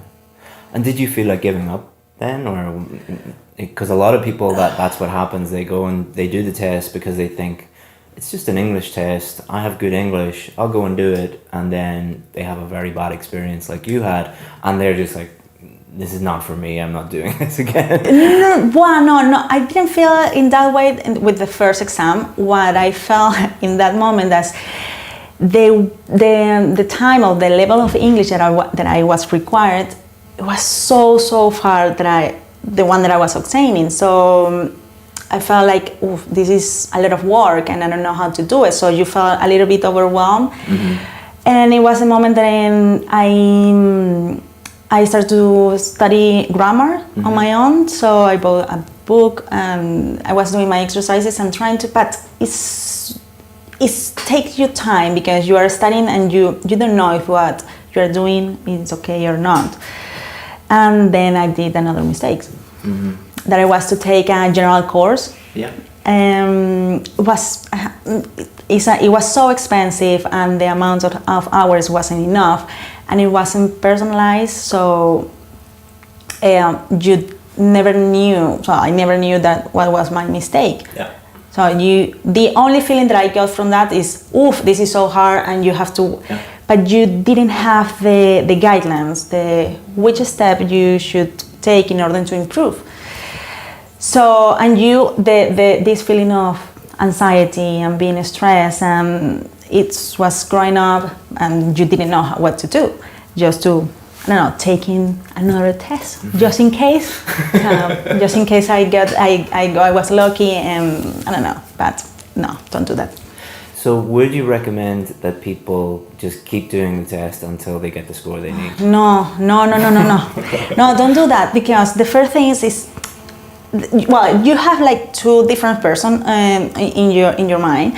So the one is that, no, well, maybe if you do the exam again, maybe you are going to obtain your score. But the other has to be the honest. You have to be honest with yourself and say, come on, you are not going to jump from a 5 in your writing to a 7. Yeah. It's not possible. Or your listening 5.5 to a 7, the score that is needed to. So you have to work on that. And then what happens if you take the exam many times, that you are going to deal with the stress of being under exam conditions, and then to deal with when you are receiving your scores and it's not the one that you wanted. So it's like, oh, and you have to start again. So I don't recommend to do that, even when I did it. Yeah, I think a lot of people email us and say, like, can you help me? And we say, yeah, no problem, but you need to do all of this work, and you need to maybe join our course, which costs a certain amount of money. And they say, no, I don't want to do that. So, well, you don't really have a choice. You can either spend the money failing the test over and over again, and spend the time failing the test over and over again, or you can actually learn what to do and spend, like, you probably spend about $2,000 on failing the test, whereas our course, when you joined it, it was like $350 or something like that. So, it's not cheap. I know a lot of people, that's a lot of money for a lot of people, but it is a lot less than failing the test multiple times. And well, the thing is, I have to say, because I was in that position and say, oh no, but I already booked my exam. But maybe it's because, well, in my case, I had like a deadline. So I had an extra pressure. And I can understand when people say, oh no, it's because I have to book the exam in 8 weeks, to wait for the results in 8 weeks, and so I can apply or whatever, because I was in that position. So it's difficult. So if you are there, I recommend you to work hard on your preparation, because it's true that it's hard, but it's not guarantee. It's not a guarantee that you are going to get your score. And then I think a lot of people, they do the test maybe one time or twice without any preparation, and then they do what you did, which was, okay, I'll just go for a general course and see what the format is and see what's going on. But why does that not help? Because it's not personalized. And sometimes I think that because it wasn't, I did two courses, and the other was a little bit more VIP, but it wasn't, because they changed the professor every time, and I think that they make you feel better about what you were obtaining. Because I remember that I was in this academy, there was another one before I moved to England, and they said, oh yes, you're doing great, you're obtaining in a listening a 7, but I didn't feel that my English was improving for that time.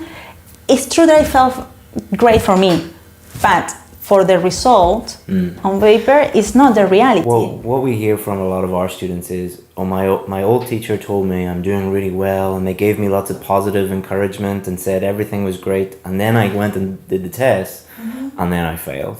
What we do is the complete opposite. We don't try and be your friend.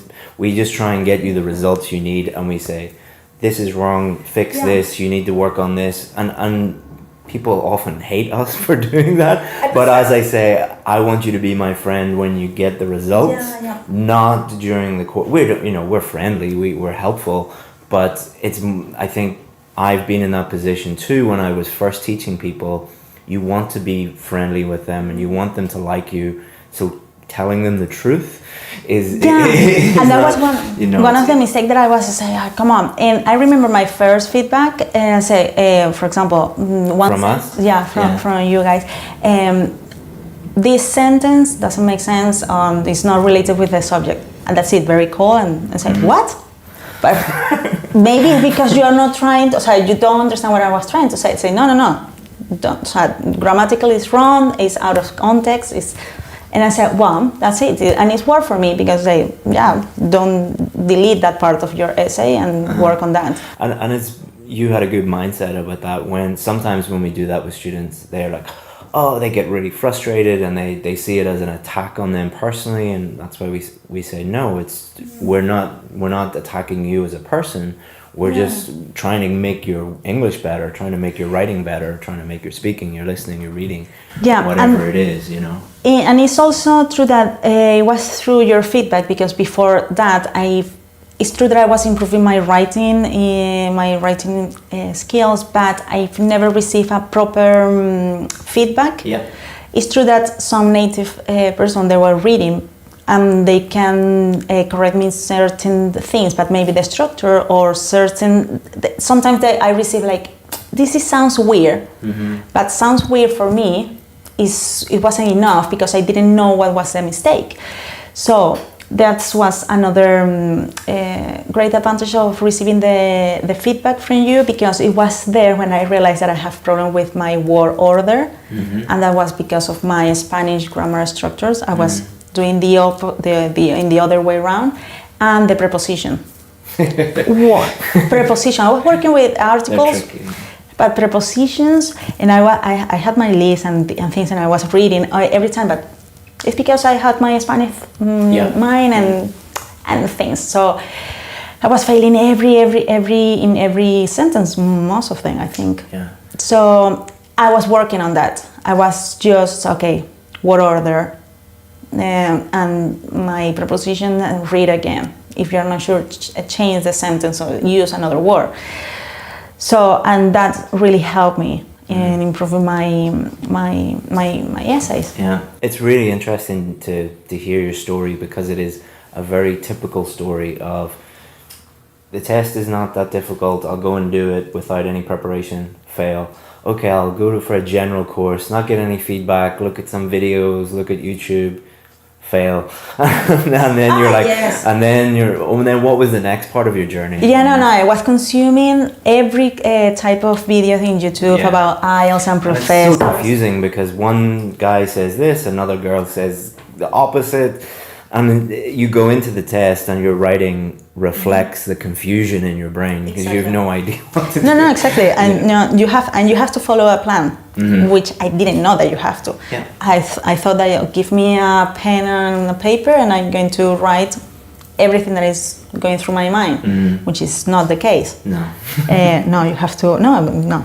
And then I thought that, for example, because in my first attempt that I just finished one task, that if I finish in the other, because if I obtain a 5 with just writing one, maybe if I finish the second one, I will obtain a 7, because, I don't know, just because of percentages or something, but no, it's because I didn't know what was the way that they evaluate my essay. I wasn't aware of that, the 4 areas, until you learn, and the moment that you learn that, is when you say, okay, can I understand what when I'm writing? Can I don't know, it's any mistakes, it's what is your vocabulary, how many words are you repeating, even if you're repeating yourself, your vocabulary, can the examiners understand when you are writing?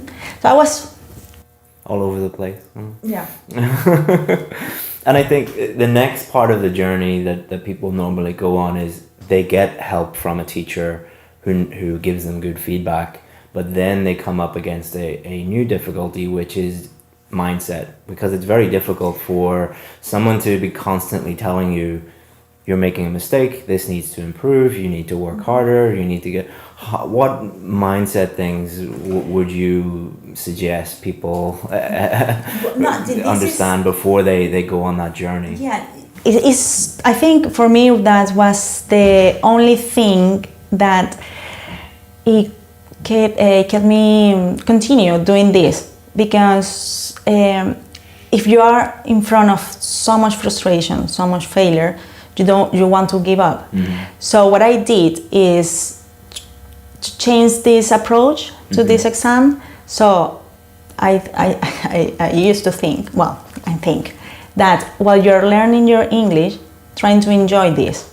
So everyone say, this is horrible. So for example, for me, writing an essay, it was my fear, because I didn't want to fail again. So in the moment I put in my schedule, Andrea, you have to write tomorrow 4 essays. I said 4 essays sounds horrible, but I say, okay, Andrea, maybe 1 introduction, then the overview, and it was so much easy. And at the end of the day, I wrote, 4 essays per day. Yeah, if you say to someone you want to climb a mountain and you look at the peak of the mountain, you'll never do it. But if you just say, I want to go 1 mile today and 1 mile the next day, you'll get up there. It's, yeah, and the other thing is because I was so focused on my writing, but I didn't want to write in that moment. But what I did was, okay, Andrea, so try to find another way to learn the English and how you can apply this in your studies. So I was listening and I was reading and listening different news, and I was trying to explain myself. If like I was talking to myself at home. Your neighbors must have. If you had a camera on my house, you say, oh, come on, this lady is a little bit crazy. Yeah, because I was explaining in front of the mirror. So I knew that I was working on my idea generation. I was working on topics that I wasn't feel comfortable. So in the moment that I read a question that, I don't know, it was religion, I think that because that was the other thing. Oh, I don't have idea, I don't know how to write. So I found that by doing this, in the moment that I would have to write, it was so much easier. So, and at the same time, I was, learning new words, I was working on my vocabulary, I felt more confident in front of someone to explain my point of view. Because that was the other thing. At the beginning, you feel so frustrated because you are not able to express your opinion. Yeah. So, and it'll help you here in Cambridge as well. You'll have a much richer life because you'll be able to meet new people and explain what you mean, and your work will be better and everything. Yeah, exactly. So I said, Andrea, this is helping you. Come on, and I know that you don't want to write, but I changed my mind and say, Andrea, you have to enjoy this. Otherwise... Yeah, we speak to a lot of people who say, I want to move to Canada, for example, and they're at a band 5.5, and we say, you should improve your vocabulary. I don't want to do that. It's like, why do you want to move to Canada? It's like, you want to move to Canada and not speak to anybody and not get a job and not do, this is not only going to help you with your IELTS preparation, but your life in general in your new country.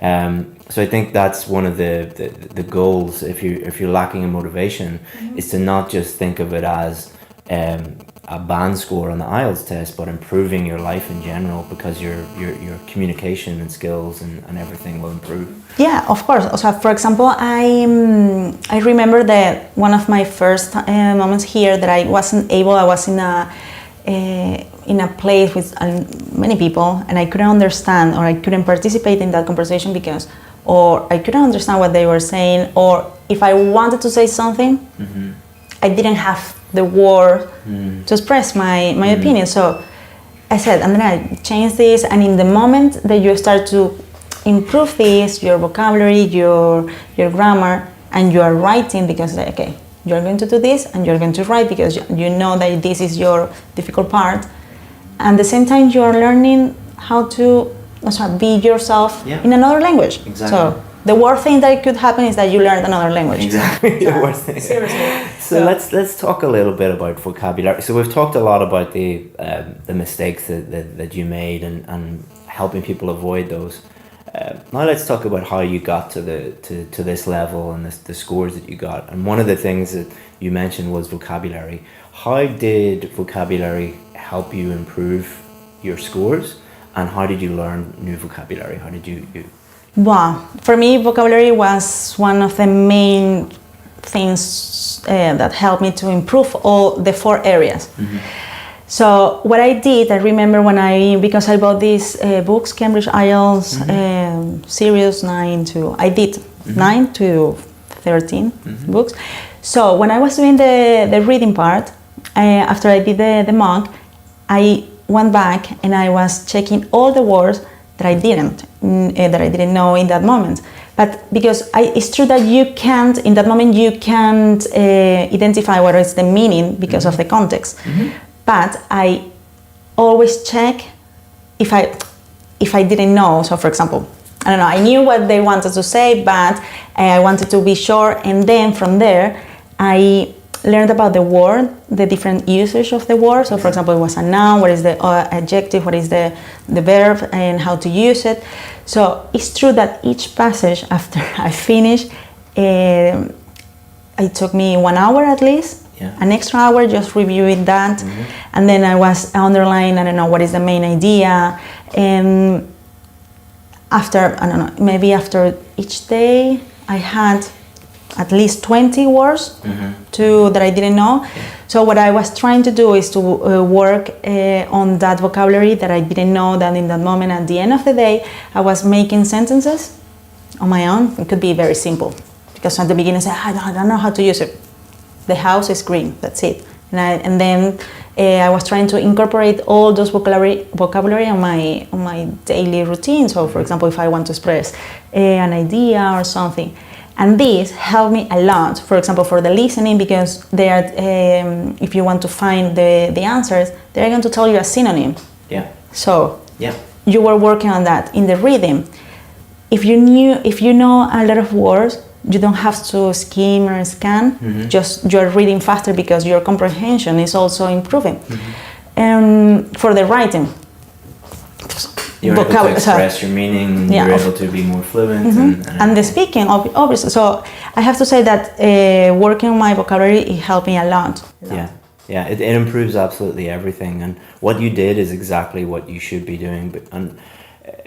A lot of people forget that you need to, if you're preparing for the test, you're going to be reading every day, you're going to be listening every day, so you're constantly going to be seeing new words. So do what you did, which is guess the meaning from context, then look the word up, and then use the words, review them regularly, you look at the different forms of the word, different synonyms, collocations, really learn them 100%, instead of what most people do is go online, try and find a list of band 9 words. There's no such thing, and it doesn't help you.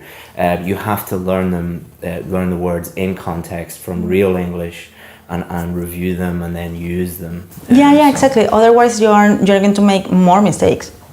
Because if you just learned a list of words, this doesn't make sense. And it improves reading, listening, speaking, writing, absolutely everything. So.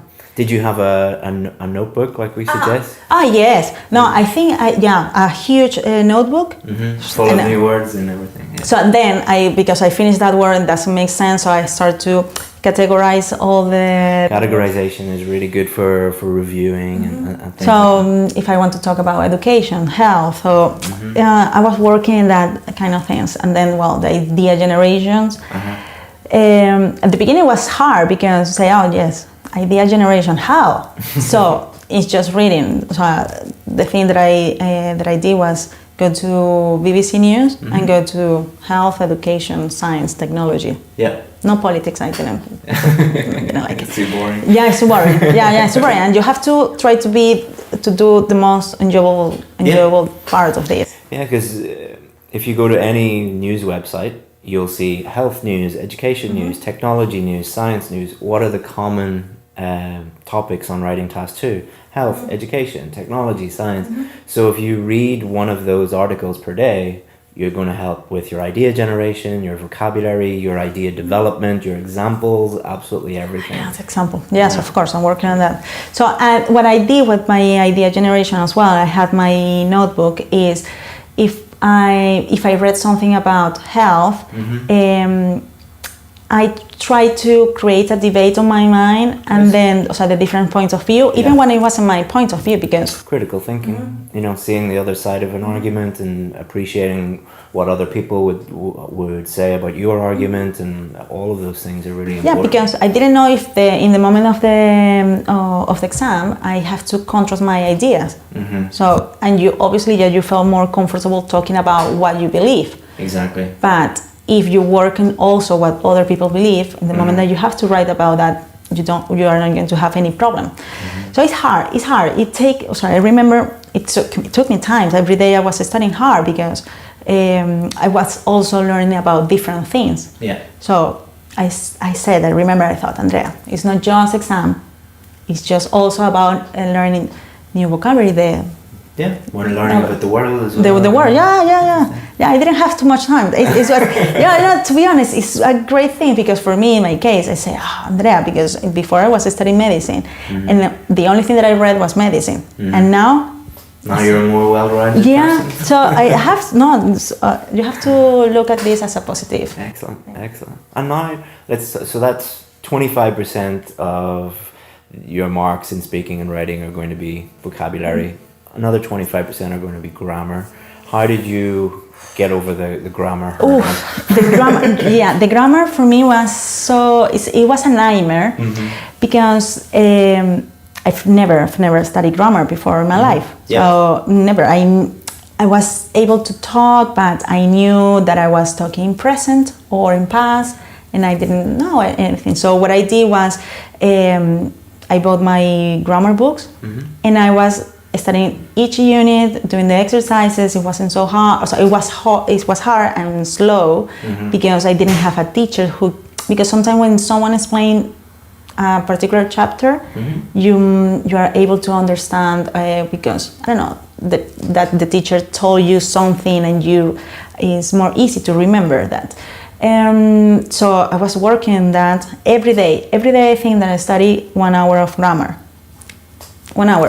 So I did my one chapter of my book, some exercises, reviewing that, going back. So it was part of my. Otherwise, I couldn't improve. And what would you say to someone who, let's say they don't even know that they're struggling with grammar, or they know they have a problem with grammar, but they don't know how to fix it? Apart from studying grammar, what would be your biggest piece of advice for them? The thing is, if they don't know that they are struggling with grammar, I think that the best exercises to do is to try to express something to someone. Could be so easy. Can you describe me this? And what did you do yesterday? So if you are struggling with that, it's because you need help. You need help in your grammar and your structure of this. So find a professional help. I think because you can do it alone, but it takes you time, and you don't know if you are doing well. Yeah, I'm not saying this because I want people to join our course or give me money. I'm saying this because if you don't get professional help with your grammar, you will have no idea the mistakes that you're making. And the analogy I always use is, if my car breaks down, I don't know anything about fixing a car. I bring it to a mechanic. If my little boy was sick, I wouldn't go onto YouTube and look up, his symptoms on YouTube. I would bring him to a doctor because why do we hire experts? Because they know a lot more than us, and they're able to immediately identify the problems. And for most people doing the test that are like at about a 6 or so, it's not that all of their grammar is terrible. It's because 1 or 2 or 3 areas they make small mistakes, or they have fossilized errors. Like it was prepositions. For a lot of our other students, it is articles. For other students, it's punctuation. So a professional will be able to I can look at your writing and within 30 seconds say, you have a problem with this, this, and this. You need to work on that. Yeah, no, it's true. It's true that studying the grammar, it will help you, for example, for your speaking. So as you study everything, but you are not going to use the whole grammar on your essay. But if you don't know what are you doing wrong, you're never going to obtain the score that you wanted. So it's the best. The thing, when I received my first feedback and I realized that I was making these mistakes, and I said, Andrea, you have to work that. And when I was producing each sentence, I was double checking these mistakes. So I said, okay, it makes sense. Verb, agreement, subject, things. It's not Spanish grammar. Okay, go. So it was the thing that it helped me a lot. No, it really does help. And what I'd also say about grammar is don't get too frustrated with it, because it can be little rules. Because I know how frustrating it can be for students. They're like, but the rest of the sentence is fine. You know, there's just one tiny article or one tiny preposition or a comma, and it gets very frustrating. But the thing to remember is, let's say articles and prepositions are your two main weaknesses. They're in every sentence. So if you're making mistakes in every sentence, then you can't get over a 7, because to get over a 7 for grammar, most of your sentences need to have no errors whatsoever. And then if every sentence has a mistake, it also affects your coherence, because it's more difficult to read. So, you know, a lot of students get frustrated because they say, yeah, but my structure is good and my vocabulary is good and I answered the question and it's just articles or it's just prepositions. It's like, I know, but you still need to fix it. Yeah, it happened to me, and I say, oh, but it's just a few prepositions. But then I felt relieved, because I thought, Andrea, it's just preposition. Yeah. So it's not like your grammar is so that no one can understand what you are saying. It's just preposition. Yeah. So just work on that. So it's easy. And you told us you're going for a job interview here in Cambridge in a few days. If you went into the job interview and every sentence had a grammatical error in it, they might give you the job, but they might give it to someone else because they say, you know, well, she might have a problem communicating with colleagues, or she might be writing a very important medical report and make lots of mistakes, you know, so hopefully it does help you with that as well. Of course. I am, and this is another type of motivation. So I said, Andrea, this is so you are going to do this in your future. So you don't want to be misunderstood and have horrible mistakes, and so learn about this the best that you can do it. So I think you have to find what is your purpose of why you are doing this. And then work on that. But trying to visualize yourself each day.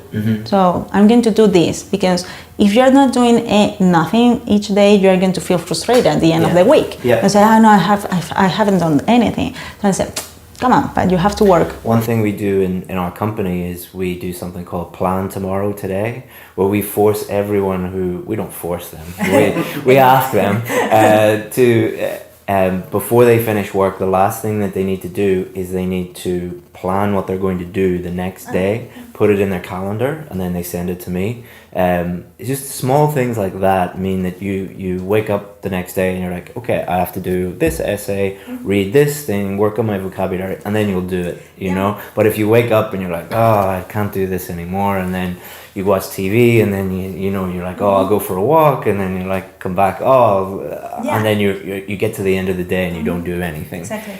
Yeah, it's something that well, I set my goals the night before. Yeah, exactly. So, and I was working. Even if you feel tired, even if you just do it, takes 5 minutes and it makes a big deal. And I said, and I remember I said, okay, I'm gonna start with the most difficult for me. It was writing. Yeah. I'm gonna do it. Yeah, start with the most difficult. The most difficult, because start with that, I did the other way around. Yes, I'm going to do the listening. I'm going to read some news. I'm going to talk to myself. And then when I was the time to write, I said, oh, I'm so tired. Oh, I've been working so hard. Maybe tomorrow. So there's a book called Eat the Frog, I think it is, but it's like eat the frog means that you do the thing that you hate the first thing in the morning, when you have the most energy, the most motivation, because your motivation will go down throughout the rest of the day. So, you know, and when you first start, the thing that you are struggling with the most, focus on that. Because once you turn those weaknesses into strengths, everything becomes much easier. Yeah, it's true. I remember I finished my essays and the first things in the morning, and I remember in between I have, so you are going to do some exercises, and that was like, okay, Andrea, if you finish all those essays and then you read and you practice this, you're going to do exercises, and then you can do whatever you want.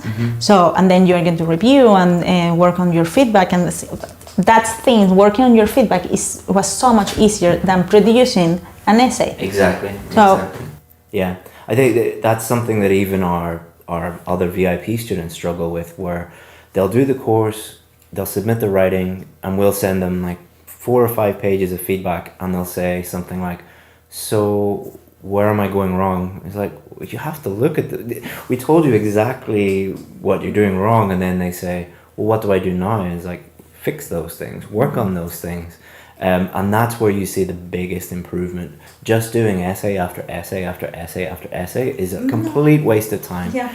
If it's better to do one essay and take action on the feedback than it is to do 100 practice essays and don't do anything, because you just make the same mistakes over and over and over and over again. So, and I that's difficult for people to understand, because they hear things like practice makes perfect. Practice does not make perfect. No, in this case, even when I did that, I don't know how many pages I wrote practicing my essays, but I remember one successful story in the Facebook group from one guy that he obtained an amazing score in the writing part.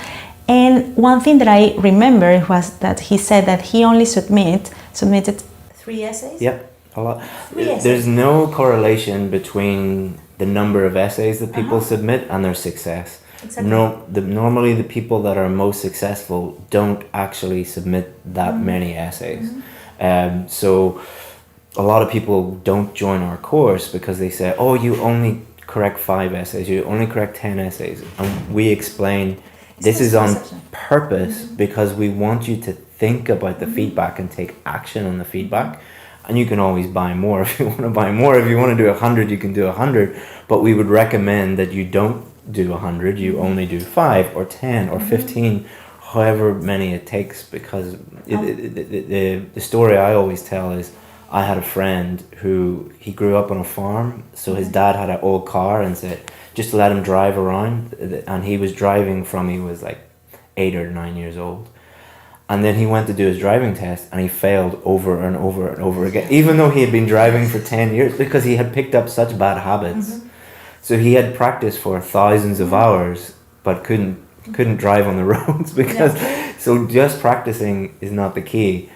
Practice, get feedback, think about the feedback, take action on the feedback, and then that's where the learning comes in. Yeah, no, it's true. And be patient, because this is then another thing that we think that after we finish to look at the models and study the models and practicing everything, that it could be instantaneously that we are going to be able to produce a perfect essay. Yeah, I can't watch Messi or Ronaldo play football and then go out and play for Barcelona. It's just the first step. Exactly. Watching a video is just that's why I get frustrated when I see videos on YouTube that say, watch this video and you'll magically get a band. Like, no. It's not gonna happen. It's not gonna happen. It is the first step, but this, it's watch the video, then do the thing in the video, then get feedback and take action. So that's good. So one of the things that I made in my notes about you was that you struggled with time management, but did I give you time management tips, or how did you solve that problem? Because tell people what you were doing when you got a band 5 in writing. What was happening with time management? Well, obviously, what happened when I was producing an essay also in the band 5, that I didn't know how to write. So my level of English wasn't so good, and I obviously, to produce 250 words, it was a nightmare. So it's true that I also made that mistake. I said, how can I improve my timing, blah, blah, blah. No, I realized that after I got better on my grammar and how to produce, to organize myself, the only thing that I was aware is about the clock and the timing, just to be sure that you are writing on time. But I didn't have any tips for time management. This became better when I was better at doing that. And it was the same with the reading part. So you in the moment that you read faster and you can understand everything that you're reading, you don't need time, and you're not going to struggle with that on the moment that you get better. It sounds horrible, but because I was looking for that tip. But because everyone wants the easy way. I always say, if I could give you the easy way, I would give it to you. And there are some things on the course that are little tips and that are, little shortcuts, but 99% of the things that we teach are the opposite of tips and shortcuts. And the story I always tell about time management is, if you look at Usain Bolt running 100 meters, is he faster than everyone else because he went and looked for time management tips? No, he's better at running. He's faster at running. So the way to become to improve your time management for reading is become better at reading. For writing, become better at writing. For listening, become better at listening. Which sounds very simple, but when people hear me say that, they think, oh, that's obvious, that's simple. It's like, no, what you're really saying is you understand that that's going to take work and you don't want to do the work. You want me to give you top 10 magic super tips because that's what you are looking for, because that's you want to save time. You know, ironically, by saving time, you're going to mess up your time management. The only tip that I remember about time management that I found it very useful, it was for the reading part. I found this girl that she was saying that she trying to do the first passage in 15 minutes, 15, and the second 20, and the third 25. Because it gets more difficult as you go through. A big mistake people make is they think that, oh, I'll spend 2 minutes on each question. It's like, no. It's like, or 1 minute on the, do the first part as quickly as you can, and that will give you more time to focus on the more difficult stuff. So we've talked a lot about the different mistakes that you can make, and we've talked a lot about your advice to students in different areas.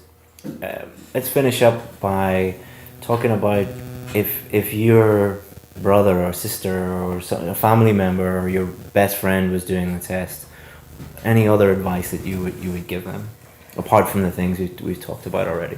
Well, the main advice I will say to someone is to set what is your purpose, so why you are doing this, trying to remain honest and realistic about your current situation and your level of English, that you are not going to be as good as you wish, but you can work on that and in order to improve. And please find professional expertise, because otherwise you are going to spend a lot of money and you're going to waste time, and it's better to find a good place and follow certain structures rather than, I don't know, doing that on your own and don't be successful in the time that you wanted. I mean, you talked about purpose. What did you think about when you thought about why am I doing this test? What kept you motivated? Well, the thing is, my main motivation was to work in England, but that was like too big, so a too wide goal. So then I narrowed this goal and said, Andrea, my main purpose was to be able to express my ideas in English. So that was my main idea. So, and then I knew that by doing that, I will improve and I will obtain my score. So, and then I will obtain my job here. But I was trying to put that more realistic and more useful in the future, that I knew that, okay, I'm going to use my vocabulary in order to communicate with other people.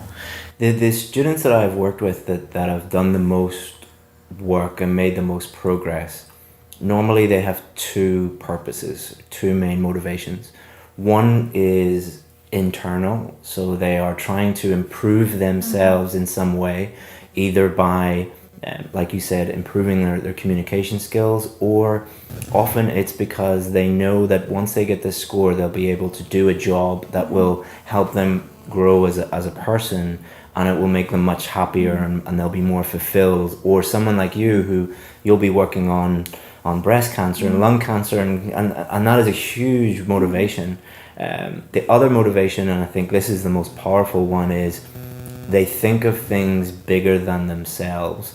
So, for example, for me, the reason why I'm very motivated is because I think of my wife and my son, and that keeps me going, and I work very hard. Often I will hear people talking about that they want to do it for their family or for other people, or like you, they want to go and do a job, a nurse or a doctor or an engineer, that will help a huge number of people. So whenever you feel a little bit down or demotivated, try and think of something bigger than yourself, and because it is difficult, everything is difficult, but like anything, the more difficult it is, the bigger the achievement. And the way that you are going to feel in the moment that you obtain your score is unbelievable. Yeah. So that moment, guys, is priceless. Yeah. Fridays are always the best day for us, because we look in the Facebook group and we see, I got this score, I got this score, I got this score, and that's really motivating for us. And you talked also about being honest with yourself. That is so important. Is a lot of people, the people that are most, I'm not being very fluent here or very coherent. The people who are easiest to lie to are ourselves. So a lot of people will say things like, I don't have time. It's like, you have 24 hours in a day. You chose to do something else. Or they'll say, this is just too difficult. Or they'll say things like, it's not my fault, it's the teacher's fault, or it is the test's fault, or it is whoever's fault. It's like, you need to take responsibility for your own development and your own performance. And if you have that very humble attitude, then you're going to do very well. And we have that attitude in our team as well. We always look for people on our team who are very humble, because we don't want people running around blaming everybody else and never wanting to get better. We want to work with people, and we want to work with students who just are always, how can I get better? And it's my responsibility. So that, I think, purpose and humility and being honest with yourself are really, really important. So that's great. That's great advice. If people just did those two things, they would be able to work very hard over a long period of time, and they would constantly improve, because they are always thinking, how can I get better? So that's great advice.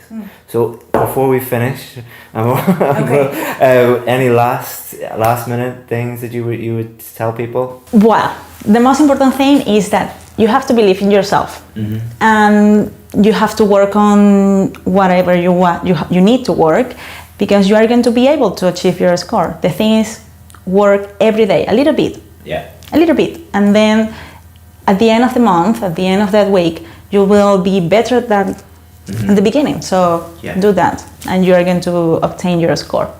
Thank you so much, Andrea. It was really, really helpful for the people watching. And the reason why we do these is there's a lot of confusing and conflicting information out there, and people don't know where to turn or who to believe. So someone like you, who has gone from really struggling and doing the test over and over to getting a band 8 overall, moving from a band 5 to a band 7 in writing is unbelievable. So thank you so much. Hi everyone, Chris here from IELTS Advantage, and today we have another success story, and we have Vikas, who amazingly got a band 8.5 overall, which I was just saying to him is higher than a lot of native English speakers and even IELTS teachers. He got an amazing band 9 in reading and 9 in listening. He got 8 in speaking and 7.5 in writing. Is that all correct? Yep, that is correct. So he's kindly decided to share his story with you guys so that you can learn from him, get some advice from him, and then you can improve your scores. So Vikas, can you just start off by introducing yourself to everyone? Sure, yeah. Hi, my name is Vikas, and currently I'm working, I was working as a product analyst in a company called Bloom Global. I was in the US for the past 4 years, and then I decided that I wanted to move to Canada. So I left my job in the US and then moved back to India, and then started my preparation for IELTS. And finally, I took my IELTS exam on August 7th, and I got a very good score of 8.5 overall. Excellent. Well done. Congratulations again. It's a lot of hard work to get to that stage. So well done. Thank you. So can you tell us a little bit about your IELTS journey? So like, how many times did you do the test? What scores were you getting? Those type of things. Sure. Actually, the official test, the final test, I took it just once. So this is, but before that, I took some of few mock tests, 2 or 3 of mock tests. And in all of them, I was getting an overall score of 7.5 or 8. But I was not getting good scores in speaking and writing exams. The reason was I was not doing good in task achievements or anything. But my scores in listening and reading were always varying. I was always getting either 8 or 8.5, and it was always varying. The main reason I think was because I was having pseudo confidence in my listening and reading abilities. So I was not practicing to the right, to my potential. So what I was doing initially was I was just going on YouTube and then looking for tests, and then I was just practicing and was following practice makes perfect kind of thing. So I was just doing that, and instead of correcting my mistakes, I was just practicing again and again. So, and after I watched your videos, I learned about what we should do. Instead of practicing a lot, we should just take in a few exams and then work on our or shortcomings or what all mistakes we are doing. I just started working on my weaknesses, and then I got better at it. Yeah, it's like you work in software development and product development. It's just like debugging. If you create a product and it's going to have a bunch of bugs, because that's normal. When you're learning a language, you're going to make lots of mistakes, and when you're doing the IELTS test, lots of mistakes. But the key thing is, just like any good developer, is to focus on debugging. Why did you make that mistake? And really thinking about why that was, and then addressing that. So when you were going through our method for improving your reading and your listening, what were the bugs, the mistakes that you seen? Okay. So with the listening, the issue that I had was instead of writing the same words that were spoken in the audio, I was using synonyms of it or writing some meanings of it. So I concentrated on listening to the actual word and then writing down the same thing. And the other thing was plurals. I was not if the word was newspapers, I was instead of writing it as newspapers, I was writing as a newspaper. And this was having a lot of grammatical issues. I was having such issues. So I tried to concentrate on those things in listening. And one more thing was different question types have different strategies, you put in your videos. So I was not following them. Whenever I used to watch the YouTube videos, I just used to practice them, and then I never used to understand where I was lacking in the listening section. So my most the most problematic section was for me was the maps, and also the section 4 of listening, because it's 10 question and they don't give any gaps between the questions. So I tried to improve myself on those sections, and then I got better score in listening. And in the reading, I was I was trying to read the entire passage before going into the questions. So because of this, the time I was short on time, and then I couldn't concentrate on everything. So what I after watching your videos, what I learned was I just had two strategies for different types of questions. So for any questions matching the headings or matching information, I first went to the passage and then note down my keywords, and also came up with my own headings, and then I answered the question. And for the rest of them, I just went with the question and then noted down the keywords, and then went to the passage. Yeah. Excellent. So if we go back to listening a little bit, when you said that you spotted two key mistakes, one was using synonyms instead of the actual word, and one of them was a problem with plural nouns and things like that. And I think that's a really great thing to highlight, because it shows that there was no problem with your listening skills, there was no problem with your English, there was no problem with your intelligence or anything like that. It was just silly little mistakes that you were making. And I think that's why practice doesn't make perfect, because if you just kept practicing and you kept making those mistakes and not spending the time to really analyze your mistakes and figure out what the bugs were and remove those, then I know that takes 1 day, 2 days to figure that out, even less. Whereas if you just tried to practice your way to a band 9, it would take years. So I think hard work is important, but working smart as well is also very important, as you probably know from your career as well. And then you also mentioned the different question types and having different strategies for those question types. And again, I think that's nothing to do with your listening skills or your English level or anything like that. It's just being a little bit more strategic and aware of the different types of questions, and then having strategies for them. And it also reduces the stress a lot, because you know what's coming, and okay, this is a maps question. step 1, do this, step 2, do this, step 3, do that. Would you agree with that? Yes, I do. Like, that's the same thing that I did as well. Like, after practicing all your strategies, like, it became really easy for me during the exam. Like, I knew what is going to come next, and then I was able to be prepared better and then answer it properly, and then concentrate on the right answer. Like, while I'm listening to the audio.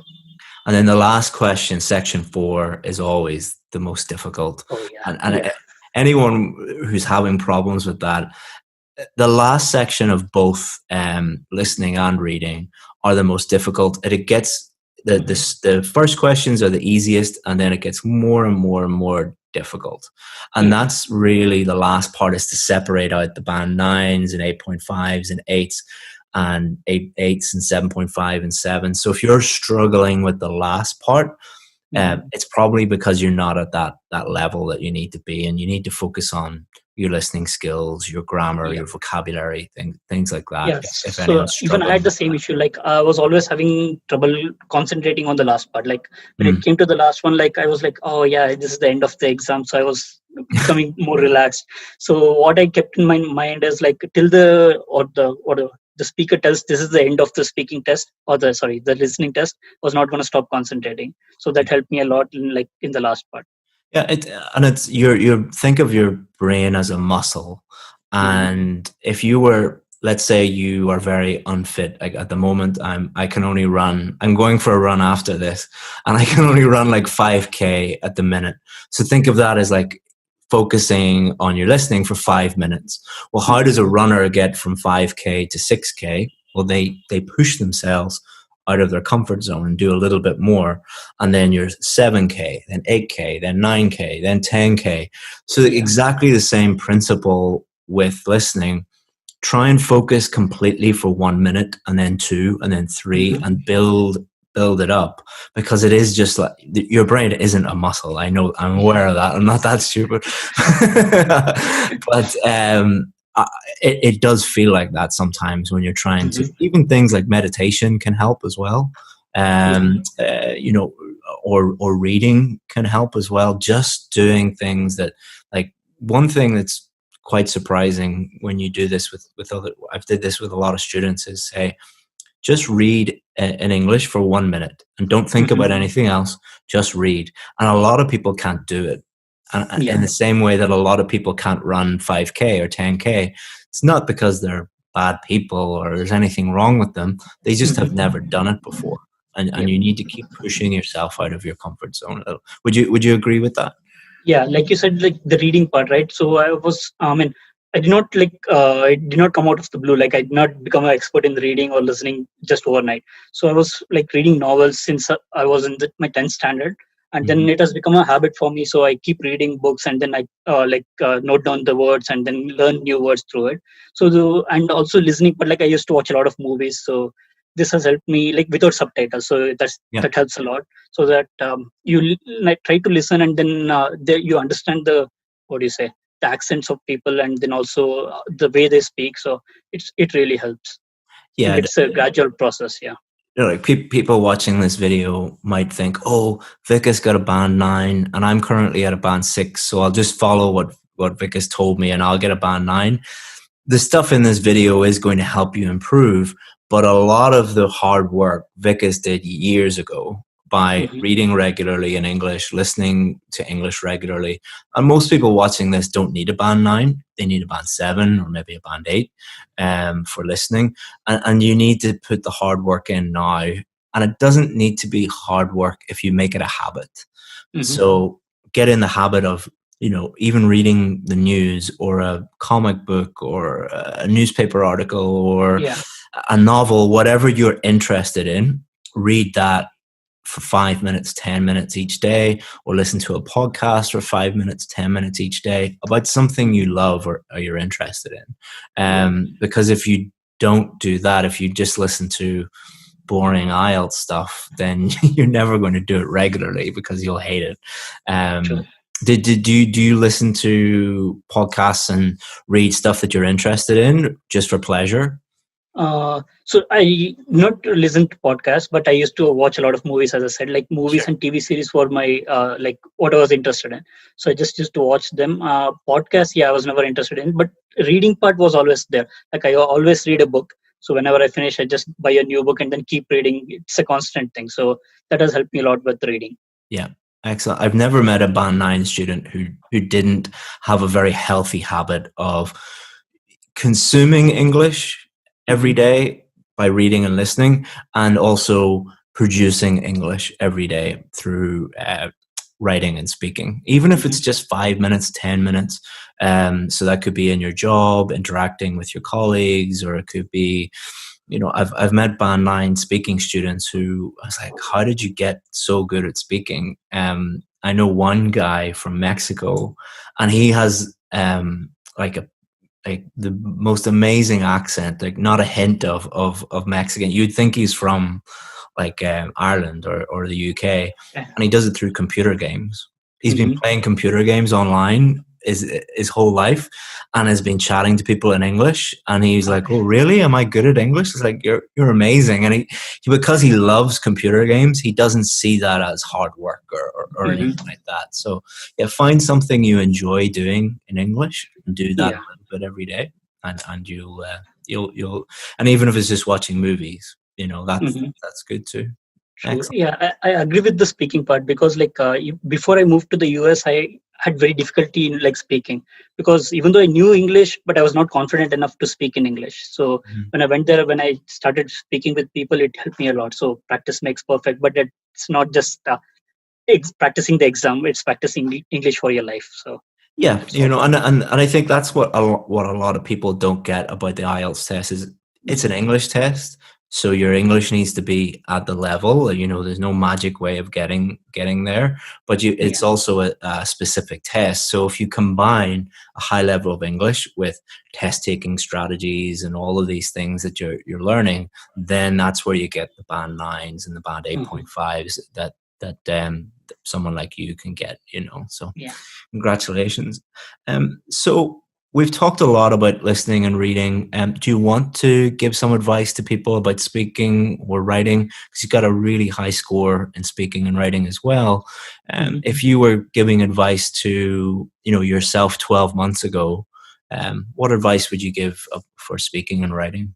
Okay, sure. So for both the parts, the one thing that I would say is start practicing early on. Like what I did, the mistake, like I started practicing from May. Like I decided to take the exam in May. So from the month of May, I was just practicing listening and reading every day, like for 1 hour. And then I never concentrated on speaking or writing. So at the end, like in the month of July or something, I got serious about doing the writing and the speaking part. So that's when I joined your course as well. So yeah, that's one thing. So start practicing early on. And the second thing is know your weakness in both the parts, because when I started writing, I mean, I never wrote anything, like I'd never practiced it. I just used to watch videos on YouTube and then see what all mistakes they make and how I can write something very similar. But instead of that, take a mock exam or take your correction like service, and then get the feedback on what you have written. So this helps you to find out the weakness, and then you can improve on that one. Yeah, so that's the same thing for writing and speaking as well. There's a huge difference between learning on YouTube and getting your individual weaknesses assessed by a real expert. You know, YouTube, don't get me wrong, there's some great YouTube channels out there that will familiarize you with what you need to do. But you know, it's like you work in software development. You can't really go onto YouTube and watch lots of YouTube videos on how to become a better coder and then just go and do it. You know, you need someone looking at your code and telling you what's wrong with it. In the same way with your writing and your speaking. There's a difference between reading and listening and writing and speaking is you're producing language when you are speaking and writing. So you need someone to look at that production, that product, and say, this is great, keep doing this, that's wrong, change this. And it's a simple process, but not a lot of people follow it. And again, I think it's because a lot of people think that you just go onto YouTube and watch lots of videos and then you're going to get the score that you need, which is not true, I don't think. True. I mean, like you can learn a lot of strategies by watching such videos, but unless you get the feedback, you won't be able to improve on yourself. Yeah, Oh, and it's a shortcut as well.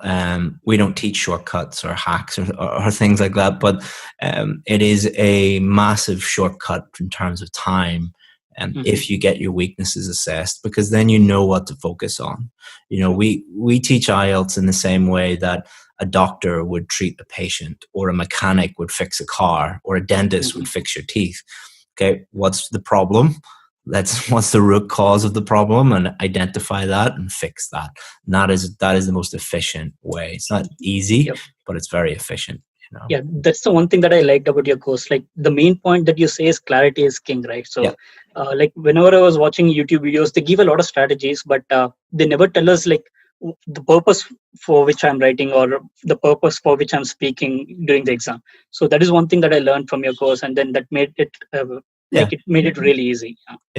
For anyone watching, I'll share that with you from the course. What is the purpose of writing? What is the purpose of speaking? It is not to show off how amazing your vocabulary is, how many grammar tenses and structures you know, how many words you've memorized. It is to clearly communicate with someone. Why do you send a text message? Why do you send an email? Why do you write a book? It is to take the things in your head and clearly communicate them. So if you could forget about 95% of all the strategies and tips and tricks and just focus on that, just focus on clear communication. And it won't only help you in the IELTS test, it'll help you in your jobs as well. Like I run a company with, you know, nearly 40 people working for me now. And once 40 people all start talking together, if one of them has poor communication skills, then it's really bad. So you know what, we preach that to our team as well. You know, just be super clear and simple with communication.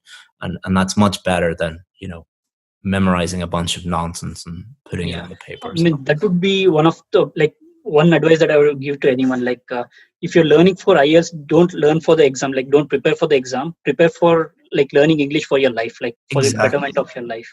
Exactly. Same with like the vocabulary improvement plan that we put together. A lot of people look at that and they're like, oh, this is going to take a long time. It's like, but if you want to move to Canada or Australia or UK, you're going to need a wide-ranging vocabulary because you want to live there. You know, you don't want to move there and just sit in your bedroom and be like, oh, I don't want, you know, you want to go and you and your family can have a much richer life, and being able to clearly communicate and understand people, what's going on, that really, really helps. And I think that's also a really good point for motivation. Because a lot of people are like, oh, I don't want to do this IELTS nonsense. You know, it's boring. It's tough. Don't think about that. Think about how much better your life is going to be for you and your family, and how, you know, if you're materialistic, how much more money you're going to earn. Well, you know, all those different things, and that really helps you with motivation. You know, so. Yeah, I mean, that was the main difference for me. Like, I was preparing for my TOEFL like 4 years back, and I was like, I went to US to study, so I was preparing for my TOEFL, and then I just prepared for the exam. So it was not that good. Like, I did not do good at my speaking section or the writing section. But while preparing for IELTS, I prepared in order to get better at my English. So it helped me a lot. Yeah, no, it not only helps with motivation, helps your score, but just makes everything much easier if you think one step ahead and improving your general English. And your boss and your team leaders and the people working under you and with you, they will thank you for it as well, because you'll be a much better colleague to work with if you can clearly communicate. So thank you so much, Vikas. I really appreciate you helping everybody. You gave some great advice. And I wish you the best of luck in the future. If you need any help in the future, myself and my team are more than happy to help you in any way we can. So stay in touch if you need anything, Vikas. Yeah, thank you very much, Chris. Hi everyone, Chris here from IELTSadvantage.com with another success story. So we have Navjot, and she's going to share her success with you guys so that you can learn from her. So Navjot, can you introduce yourself to everyone, please? My name is Navjot Kaur, and I am working as a lecturer in mathematics since 2012. And I wanted to migrate to Canada on a permanent resident basis, so I needed CLB 9, which is listening 8, and rest of 3 7. So I was quite desperate to get this score, but this has become only possible because of BAP course. So this is the all information I can tell about myself. So before you joined our course, what were you struggling with? What did you find difficult about the IELTS test? I was finding difficult the writing part because I had appeared 3 times before this successful attempt, and even though I was thinking that my attempt was perfect, and I was thinking that I'm able to get a 7, at least a 7, but it was not possible, even if I thought I have written very well. So first of all, it took a long time to make my mind that it is not the fault of IELTS, it is the fault of students, because I have listened from a lot of people that they are doing it intentionally and they are not going to give you a 7. So my last attempt was on 10th February, and then I had almost given up. So this was the only portion that, because I was getting quite higher score in listening, reading, and a 7 in speaking. So this was the only portion that I was struggling with. Mm-hmm. And what score did you get before, and what score in writing did you get after? I scored 6.5 always. Mm-hmm. Always 11. How many times? Yes. You three times you got 6.5? 3 times, yes, mm-hmm. sir. And then after we helped you, what score did you get? Sorry? After we helped you, after you joined the course, what score did you get in writing? I got 7.5. Oh, congratulations. Amazing. Thank you, sir. Yes, sir. So that's a very common problem for a lot of people. A lot of people are stuck at 6.5 and they need 7 or 7.5 in the writing test. So let's talk about that. Let's talk about the differences between what changed from when you were getting 6.5 to when you got 7.5. What did you do differently? Firstly, when I was taking classes from teachers, I joined 3 different teachers in a quite big city in my state. They were not telling about the different type of essays. It was like they are saying that we have to answer the question in a similar way. Whether it is a discussion essay or it is an opinion essay, then we can make an opinion essay a discussion one. This was the biggest mistake I have done in the previous attempts. Mm-hmm. So this time things were more clear because I knew what I had to do in the exam. Everything was crystal clear in front of me because I knew there are 5 types of essays, as you told, and there are different approaches to attempt all these questions. So I was quite confident this time that I will certainly get my score in the writing section. Mm-hmm. Yes. And apart from understanding the different types of questions and having a different approach, was there anything else that you think made a big difference in changing your writing from 6.5 to 7.5? Keeping the things simple. Yes, because I was making everything complicated. Because I don't think whose fault is this, but by default we are thinking that we have to write quite complicated vocabulary, and we have to use a typical type of sentences. That is not the main thing, because we have to convey our ideas and our opinion to the examiner or whoever is reading. Then this is the main thing. I think it can take a long time for everybody to understand that this is the main thing. We cannot use any random words which we have learned from random sources. So I think if everybody can understand it, but I think there are a lot of things. I think this is about I think we've done over 30 videos now with VIP students, and every single student has said, yeah, keep it simple. That's the thing that helped me more than anything. And it's a thing that is very difficult to explain to someone, because when you fail a test, what you think is automatically, naturally, you think, oh, I have to do things in a more complex way or a more complicated way.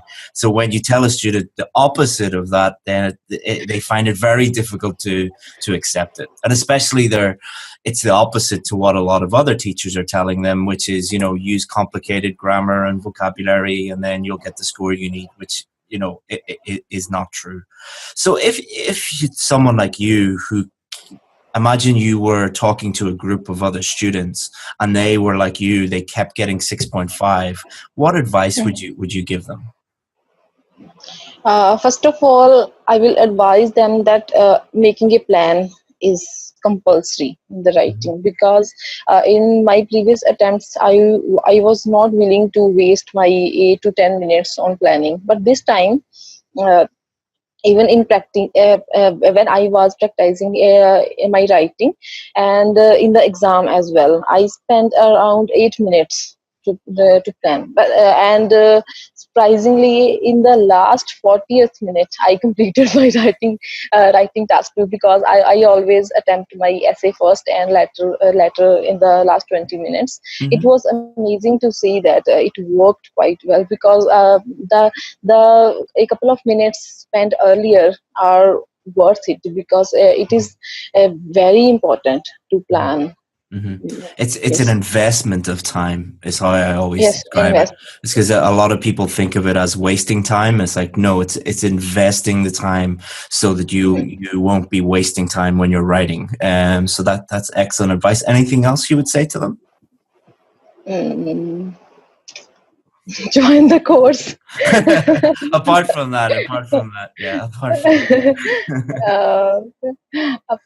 that,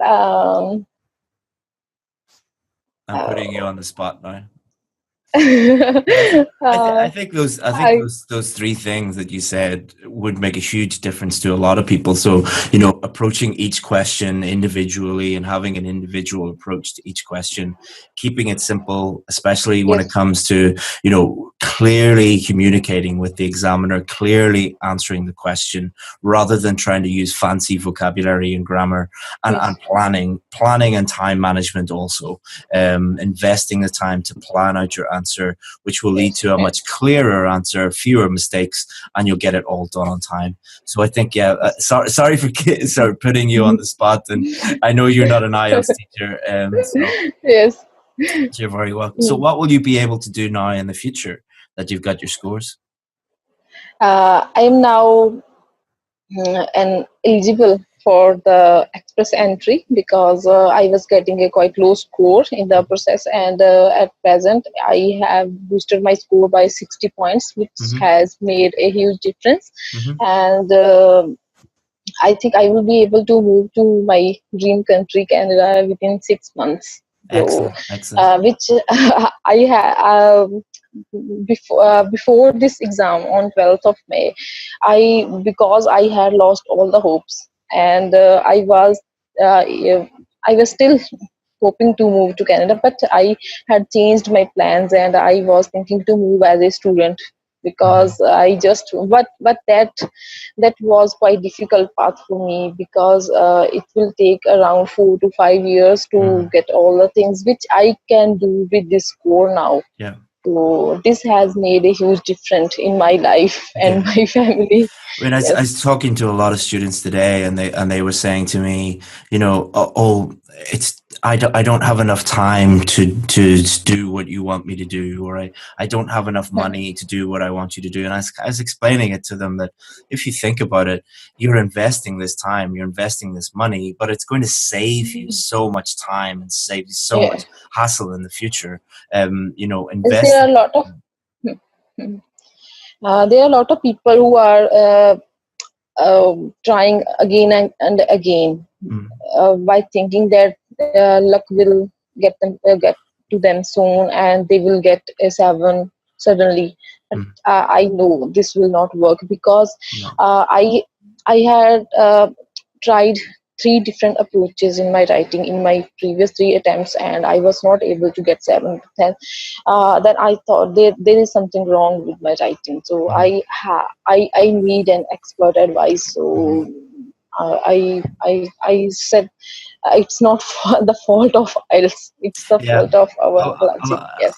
I think a lot of people who are failing over and over again. I was speaking to one guy yesterday, and we were talking about whether he could join the course. And on the call, he was saying he was blaming IELTS, he was blaming the examiners, he was blaming everybody. And I said, "Listen, you're not welcome on our course." And he said, "Why?" I said, "Because you won't accept that it's your fault. It's your fault that you're getting those scores, and blaming everybody else is only going to lead to further failure. But it's when you accept that, okay, it's my responsibility to get the help that I need, and my responsibility to do the work and to improve, then every single time we see students moving up and getting the scores that they need." But I see students every single day that aren't members of our course, that are maybe, you know, on our Facebook page or things like that, just blaming everybody except themselves. Like never actually saying, "Oh, maybe I just didn't find the right teacher, or didn't find the right approach, or, you know, or didn't work hard enough." And I think accepting that is a big step, not just for IELTS, but for pretty much anything. You know, if you blame other people for your problems, then, you know, it doesn't normally lead to success. So thank you very much for sharing that with everybody, and I wish you all the best of luck in Canada. You're going to be a mathematics lecturer? Yes, sir. Excellent. I am Excellent. Yeah. Excellent. All right. So thank you very much, and I'll see you again soon. Bye-bye. Hi, everyone. Chris here from IELTS Advantage with another success story. So today we have Ashok from our VIP course. Ashok, can you introduce yourself to everyone? My name is Ashok Dabhi. I'm a dental surgeon, and I'm from India. Great. And can you tell everyone a little bit about your experience with IELTS? How many times did you do the test? What scores did you get? What did you struggle with? Things like that. Krish, it was basically a long journey. It took around 1.5 years to reach this score. You don't believe. My first score was 5.5 band, but I just wanted to achieve my score at any cost, because I wanted to move to Canada. So that is why I worked hard. And right now my score is 8 in listening, 8 in reading, 7 in speaking, and 7 in writing. So from 5.5 overall to 7.5 overall. Yes. That's amazing. That is a huge jump. Even in a year and a half, that requires a huge amount of work and effort. So, you know, congratulations on that. And so can you share your journey with people a little bit? Like, to go from 5.5 to 7.5 in a year and a half is a massive achievement. So how did you do it? Share that with people.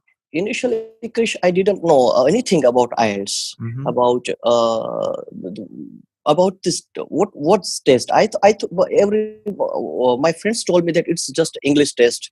So every time I read English, that's enough. And I also read initially I also read some sample essays, but I never practiced.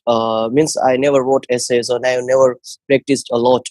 So initially I also took up some local training course from India, but it didn't work. After that I got 6.5. So one of my friend, he is also a dentist, and he is also a member of PAL Academy. Do you know Manthan Solanki? He is also my friend. So we both decided to enroll your course. So after that, you don't believe, I got 3 times 7 and 7.5 bands in writing. So the writing was the big hurdle for me initially, because I didn't know anything about writing. I didn't know the different parts of the different types of the essays. So it was the basic, it was the main hurdle for me. So after that, what I did, I strongly followed your advice. 2 main ideas, then explanation, then example. Initially what I did before enrolling your course, before taking your course, I mostly started writing whenever I got my question, so I started writing immediately without planning my essay. But when you told me that I had to plan essays before I write, before Absolutely. starting writing, so after that I gave at least 5 minutes for writing, planning essays, and then after I start writing my essays. Secondly, you always told that read newspapers. So I was I also prefer to read newspapers. So what happened, after reading newspapers, it became very easy for me to write down the examples. So I didn't have to think about the examples at the time of writing. Apart from this, it also benefited me in speaking portion, because in type 3, in part 3 speaking part, it's quite a typical questions. The examiner asked some typical questions, so it became very easy for me to answer all these part 3 questions. So that is why I mostly concentrated on reading newspapers. So I downloaded the Guardian, the Hindu. So at least I gave 1.5 hour to read newspapers Every day. and every day. Wow. And Awesome. you don't believe, Krish, I wrote more than 300 essays. That's a lot. Yes. I didn't correct And things. I also advise each and every members of the Pell Academy as well as other students that never miss Mondays as well as Wednesdays essay classes. I cancel my appointments for Wednesday, and I strongly read different students' essays. So it helped me to get all these ideas of different students. So at the time of exam, I didn't have to worry about the ideas. I didn't have to worry about the examples. I didn't have to worry about the explanations. So all these things, they're just stuck in my head. So it became very easy for me to write essays, particularly on exam days. So there was no room for nervousness. Yeah. So when you were sitting down on test day, how did Yes. you feel compared to the first time and the last time? How was there a big difference in how you felt? First time, I didn't know anything about essays, different structures of the essays. But after enrolling your course, it became very easy for me. Initially, what happened, our local trainer always told me, advised me to write down heavy vocabulary, so-called heavy advanced vocabulary, so many ideas without explanation. So that is why I got around 6 and 6.5 band. But You have to be after very careful with local trainers. Some of them are really good, most of them aren't. So it's a shame. Yes. So initially, I also believed that I had to use heavy vocabularies, and I had to use so many ideas without any explanations, without providing examples. But all these things are very necessary if you want to get a 7 or 7 for more than 7 bands. And secondly, newspapers also. I forgot one thing, that newspapers also play a very important role to learn grammar, because grammar is really a boring portion. But if you really, for me, it's quite boring. Whenever I read, whenever I start, whenever I read grammar, even though I created a whole grammar course, I didn't enjoy it. So when I read newspaper, so I was familiar. I was familiar with the prepositions and articles. So if anyone knows about the prepositions and articles, then they will definitely win this game. Because you don't have to write down heavy, active and passive voices or conditional sentences in this particular exam. The main aim of this exam is that how you can convey your message in English in simple way.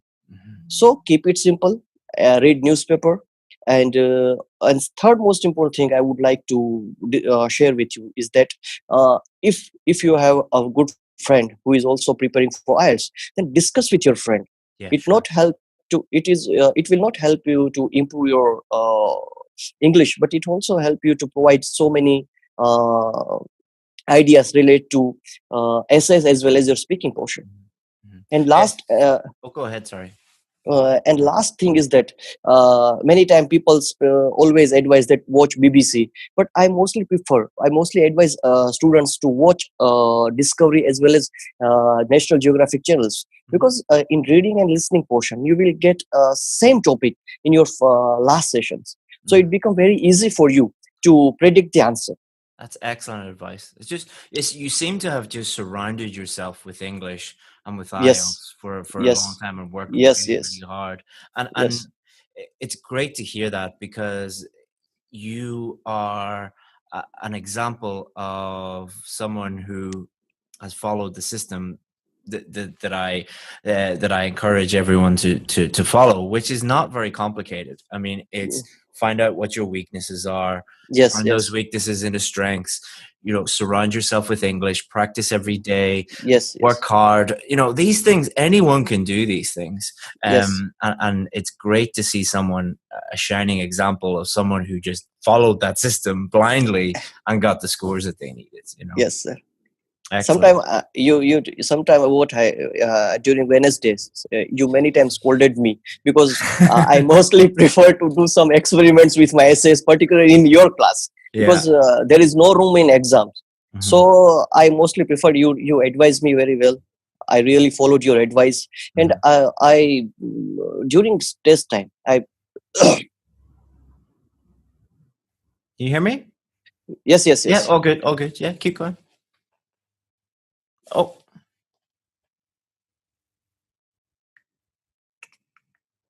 So, looks like Ashok has hit the wrong button and ended our success story a little bit early, but that's all right. He pretty much said everything that he needed to say. Maybe he lost power, maybe he lost the internet or something like that. But now that you have me alone, if you look at all of our success stories, all the students who were on the VIP course, they pretty much followed the exact same formula. You'll hear all of them talking about, you keeping it simple, simplifying everything, using grammar and vocabulary in a way that helps you convey your message and clearly communicate with the reader. Surrounding yourself with English, practicing your vocabulary, improving your vocabulary every day, reading every day, listening every day to English, planning out your answer, following a certain structure that we use on the VIP course. And all of them get the scores they need if they follow that system. It's really, really simple. It's not simple as in, ABC 1, 2, 3. You do have to do a certain amount of work. But if you're prepared to do the work and get the scores, you will get the scores you need. So that's pretty much it. I'm talking to myself instead of normally speaking to a student. But that's it. Thanks, guys. Bye-bye. Hi, everyone. Chris here from IELTS Advantage with another success story. Today we have Disha, who is going to share her success with all you guys so you can learn from her and be successful yourself. So, Disha, can you start off just by introducing yourself to everyone? Yes, hello everyone. I'm Disha. I'm from Punjab, India. So I got my score, listening 9, 8 in reading, 7 each in writing and speaking, just after the first attempt after joining VIP course. And I am just over cloud 9 right now. Congratulations again. Those are amazing scores and dream scores for being able to immigrate to Canada, isn't that right? Yes. Yeah, I waited for a very long time to get this score. Excellent. So you said that you joined the course and then you got the scores you needed the next time. But was that the first time you had done the test, or how long were you preparing for the test? Can you tell us a little bit about your IELTS journey? Yes, actually my IELTS journey started in February 2018. So it was my 6th attempt. In the first attempt itself, I got 7.5. So I was lacking in listening. So I got to know that I lack a bit of, I was not focused at that point of time, and I just gave the test after watching some of your videos only on YouTube. But later on, my struggle was more kind of managing the different modules. So that because I was lacking every time 0.5 band in one or the other module. So that was the biggest challenge for me. You're trying to get that consistency in every score in all modules. to go from a band 7 to a band 9 in listening is amazing. So most people never get a band 9. Even Never. native English speakers would struggle to get a band 9. So Never. well done. Yes, in fact, in my third attempt, I lost in listening only. I got 7.5 in listening, then 8, 7, 7.5 in others. That was fine. In fact, in one day before the test, this time also, I was so nervous about listening that I don't want to face that recording again. Because I'm so afraid of it. Yeah, I mean, fear and the stress can cause a lot of problems and things like that. So would you say that your biggest challenges, your biggest struggles were consistency, or were there any particular things, weaknesses or struggles that you had? I think in the beginning, my struggle was with consistency and focus. And with the time, as I got to understand about IELTS skills in various modules, my writing was quite fine. But now, and after failing a lot of times, because I used to think like I failed, my struggle was with the mindset. Okay. So when I purchased this VIP course and when I first gone through all the videos of mindset, and even every time I was a little bit demotivated, I saw your videos, mindset course, and I just buckle up again. Yeah, I think it's so important, especially when you're just missing by 0.5. It's quite easy just to a lot of people blame themselves and think I'm not good enough. But our attitude is the opposite of that. Is okay, learn from your mistakes, use those to get better, and turn your weaknesses into strength. So that is not easy. That's very difficult. It's a difficult mindset. Most people don't want to hear that. And so well done for having that. Because I always used to be a kind of topper, you can say, and my family was looking at me like, oh, what are you doing? You are not going. You're not able to get the score. It's just an English exam. So, you should say, well, you go and do it then.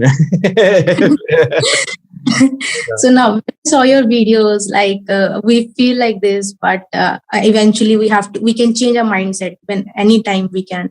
So every time I watched your videos and I got the motivation I needed to prepare. So we'll come back to mindset, but you talked a lot about focus, especially in regards to listening. And a lot of Indian students that I speak with need a band 8 or even higher for the Canadian PR. So if you were to give advice to someone who needs to increase their listening score to a band 8 or a band 9, what advice would you give them? In listening, I think most of the people, they try to, they focus more on the words. They don't try to make the connection, what exactly the speaker is trying to say. In fact, I found it very useful that the way speakers talk in listening, even by their intonation, by the way they speak, we get to know many things. Like, okay, this can be the answer by their tone itself. So instead of just focusing on getting the answer, we should relate to them. That makes things easier. That's excellent advice. So instead of going very in close into the individual words, to kind of zoom out a little bit and understand the general sentences, the general meaning, the intonation, and all of those different things. Yes, and in fact, in listening, because we always we have a short time duration in between the sections, so it is very important when to make the best use of that time, when we have to look at all the questions just to understand quickly, and then when to focus on the connected speech, when to just eliminate the options which we feel like they are not the answer. So this helped in MCQs especially too. Yeah. Intonation carries a lot of different meaning. Like if for example, let's say I'm teaching a class and a student comes in late and I say, please sit down, or I say, please sit down. Like, it's exactly the same words, and one is very friendly, no problem. The other one is, I'm angry. Exactly the same words. Or if I come home late to dinner and my wife says, that's fine, Or she says, that's fine. You know, one is I'm getting dinner and one is I'm not getting dinner, you know. So intonation is interesting. It's really important. And that's what I have understood. I have understood how to connect with people by their intonations. Excellent. And let's say let's imagine you have a friend who is at a band 7 in listening and wants to get to a band 8 or a band 9. What would be the main things that you would, what would be the advice that you would give that friend? For the listening part, I would say that meditation, it really helped me. Excellent. Because I am kind of person who gets a lot of thoughts at a moment. So just to sit in the present moment was a big challenge for me. So I started meditation. Yes. After that, I would say that we should go strategy question wise in the listening also. That what is the kind of question, and we should practice it strategically. So that for each type of question. Yes, because I have practiced a lot. It's like in these 3 years, if we say practice makes a man perfect, it is absolutely not correct. Not just a man. So much in the listening also, and my score was not increasing. So when I listened to your videos, I got to know that we have to fix our problems. So I started analyzing my mistakes, what kind of mistakes I make. It was not of spelling, it was not of grammar, it was sometimes of plural singular, but most of the times it was like I did not know the strategy of the question, and I did it wrong. I mean, if you got 2 students and one student does 100 practice tests and another student just does 5 practice tests, but that student looks at the 5 practice tests and all of the mistakes and analyzes the mistakes and then learns from those mistakes, the student who does 5%, just 5 tests compared to one who does 100 will do much, much better, because it's not about practice. It's about practicing strategically and yes, that's what I learned, analyzing my mistakes, which I was not able to figure out earlier. So that made all the difference. And it's really interesting what you said about meditation, because meditation not only helps with focus, but it can help with stress and it can help with many other things.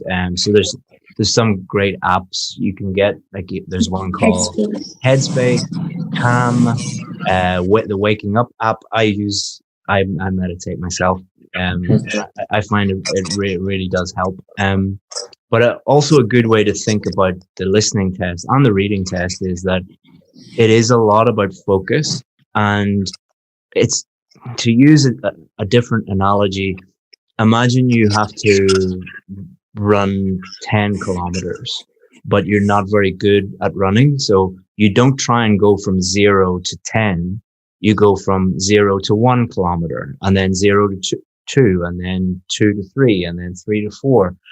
Exactly the same thing with listening.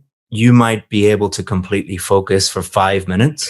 Then the next day, try to focus for 7 minutes, and then 9, and then 12, and then 15.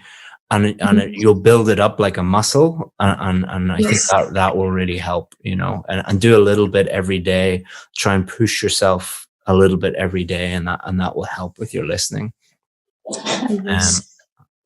And one more thing, like in the listening, I used to take deep breaths whenever I felt like I'm losing the focus. So it helped me to get into the present moment. And I thought I already knew beforehand that in the exam also I'm going to be stuck somewhere in the listening. But I will take deep breaths and I will just go with the listening test. I think there's something to learn from that as well, is like focusing on the present moment. If we look at that from a higher level, a lot of students, when they're preparing for the test, don't live in the present moment. They look at the past and think, I failed the test, which means I'm terrible, I'm going to fail again. And then they look at the future and they fear the future, and they're like, oh, I do. So I think, you know, meditation, living in the present moment, each day, just like, what do I have to do to get better today? What little thing can I do to improve? And really focusing on what's my biggest weakness that I need to work on today. Do a little bit every day, and then don't even think about booking the test in the future. Don't worry about that. Just every day try and get better. And then one day you'll be like, oh, I'm ready to book the test. I'm ready to do it. Whereas I think a lot of students book the test first and then panic, and then they don't do anything, and then they get really upset and stressed out. And so that's why we always say don't book the test until you're ready to get the score that you need, you know. All these things have already actually helped me, because I was also this kind of student. Every time in the past, I booked my test first and then I started preparation. Then there was a 1 week or 2 weeks before the test, and I was totally nervous. Like, I don't know where I stand. Now I have to go through it. And I just started fearing this exam like hell. And how did you cope with feeling nervous and feeling stressed? How did you manage your stress levels? When I saw your one of the videos in the mindset course that you have to put work every day and the test day will not be that much stressful. So I put in a lot of work. I got good score in writing also. In listening, one day before, as I mentioned, that I knew that I have done a lot of work, but still, I had this thing that anything can happen in the exam. Yeah. But I was prepared that this time I will not let anything ruin my exam. Yeah. So I will do my best. I don't know what will happen. Taking action, like if I have lots of problems in my business, like I run a big business, and a business is just basically a bunch of big problems that you have to solve. So it's stressful. But what I always tell the people working here is, as soon as you take action on that stressful problem, the stress goes away. What is most stressful is when you know that you have lots of problems and you don't do anything about them. That's really stressful. So for IELTS students, what I always say is like, okay, first of all, what are your problems? What are your weaknesses? And then just systematically go through each of those and attack those and take action. And then on test day, you're like, I've done enough work. I'm a little bit nervous, but not very nervous. Whereas what most students do is do nothing, do very little, maybe look at YouTube, look for some tips and tricks. And then on test day, they're extremely nervous because they know deep down in their heart that they didn't do anything, Really. Yes. And I did not want any such thing in my mind this time that I would regret I could have done this or I didn't do this. So I was prepared. I prepared question type wise. I did a lot of practice tests. Listening was the one module which I never missed doing it. So yes, I was able to do it on the exam day. Excellent. Well, Disha, thank you so much for sharing how you got a band 9 in listening and an amazing band 8 in reading and 7 in speaking and 7 in writing. And thank you so much for sharing that with everybody. And do listen to Disha, like the basic things, fundamental things that she said, such as practicing strategically, learning from your mistakes, learning how to focus on the test, and managing your stress levels. Like those things are very, very important. But if anybody needs help from us, feel free to get in touch with us, and we'll be happy to give you any advice that you need. Disha, I wish you all the best of luck in the future. And if you need anything in the future, get in touch with us. Any last minute advice for students? I would say to everybody who is sailing in the same boat that don't give up, because I was about to give up. But I don't know how. One of my friends, he called me on my birthday last year. He told me that why are you giving up? You just take IELTS Advantage. I got CLP 10. And then okay, so for my dreams, I will do it. And I never knew that I will talk to you so soon. Well, thank you so much, Disha. You deserve all the success because you worked so hard and put the work in. So thank you so much again for sharing everything with us. Thank you. Susan here. I'm part of the academic team, as you probably know. And we're here again to record another success story and to offer our congratulations to Nishtha. So Nishtha, could you just introduce yourself and tell the students a little bit about yourself? I am Dr. Nishtha Arora, and I've been working as a consultant dentist in a private dental college in a small city in northern region of India. And I plan to immigrate to Canada. So I wanted to take this IELTS general training course exam. So I looked up online and I came across IELTS Advantage course through a video in which a person had failed IELTS exam for 6 times. And when he took this course, IELTS Advantage course, he could get through the exam. So that really motivated me. I didn't want to make that kind of a mistake, and I wanted to clear the exam in the very first course. So I took this VIP course. I registered myself in the waiting list, took this course, and fortunately, I was able to crack the exam with high scores in the very first attempt. So. And you'd never taken IELTS before? Never. This was my first attempt. And what score did you need in order to achieve your desired score? The basic score that we need is 8,777. That is 8 in listening and 7 in the rest of the part. And that is what we needed. Would you like to tell everyone what you achieved? Okay, so my score is 9 in speaking, 8.5 in speaking, and 9 is in listening, 9 in reading, and 7 in writing. So that's pretty impressive scores, especially on your first attempt. It will now allow you to migrate to Canada. What did you find most difficult about the IELTS exam when you were preparing? Was there anything you were particularly worried about? Yes, in reading section, I was very, very worried about true, false, not given section. I took a lot of time to grab the actual strategy to attempt this kind of a question. And in listening section, the multiple choice question was something that I was worried about. So these two things made me a bit nervous, but eventually after practicing and listening to the tape scripts of the listening section, I was able to understand the accent, the slang used, and where paraphrasing is done. So those things were clear to me after listening to the tape scripts that is given in the official Cambridge preparation textbook at the back. So that was really helpful for me, and I was able to understand and was able to get such high score. Mm-hmm. And how did you get on with the writing part of the course? I've scored 7, so I'd say there is a scope of improvement. But basically, I listened to Chris's videos, and he told that there has to be a good structure for the answer.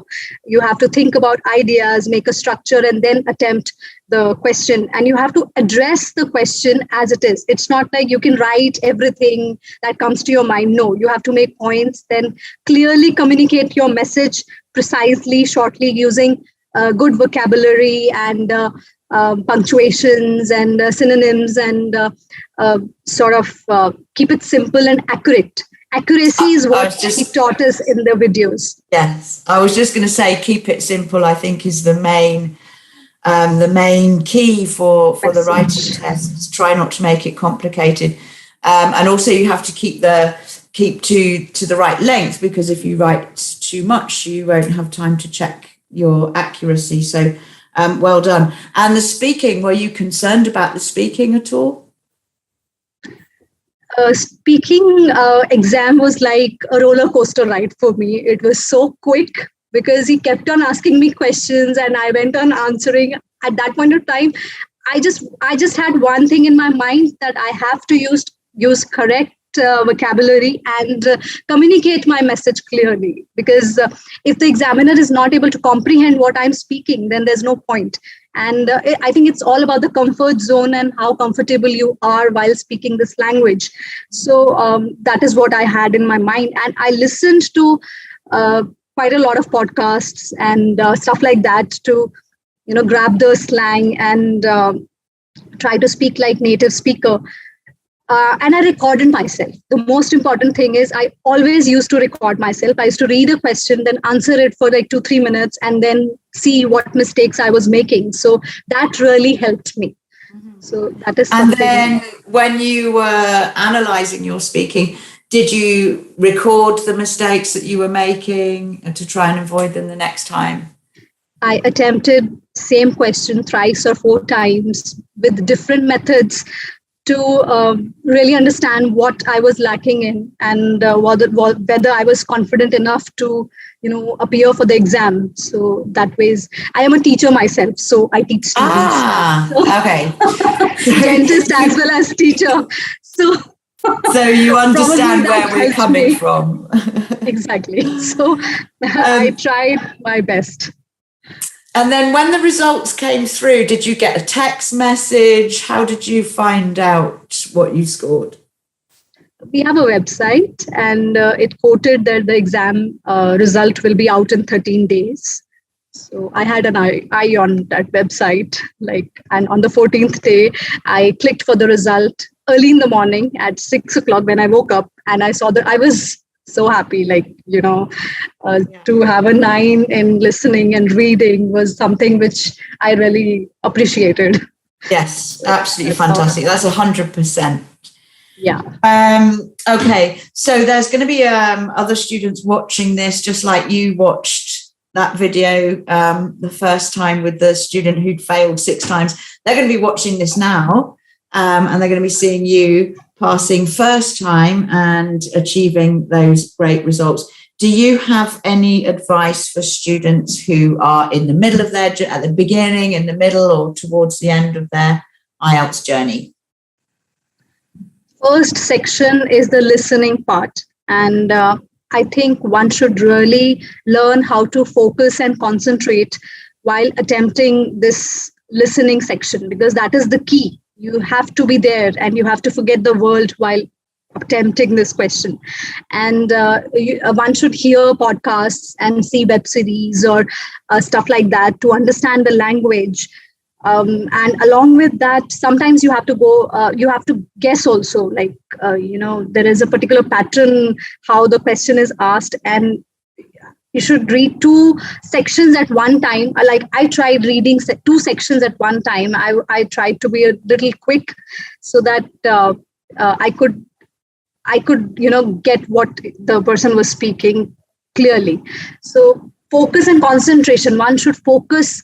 And that is the key message I'd like to say. Forget the world when you're attempting the listening section.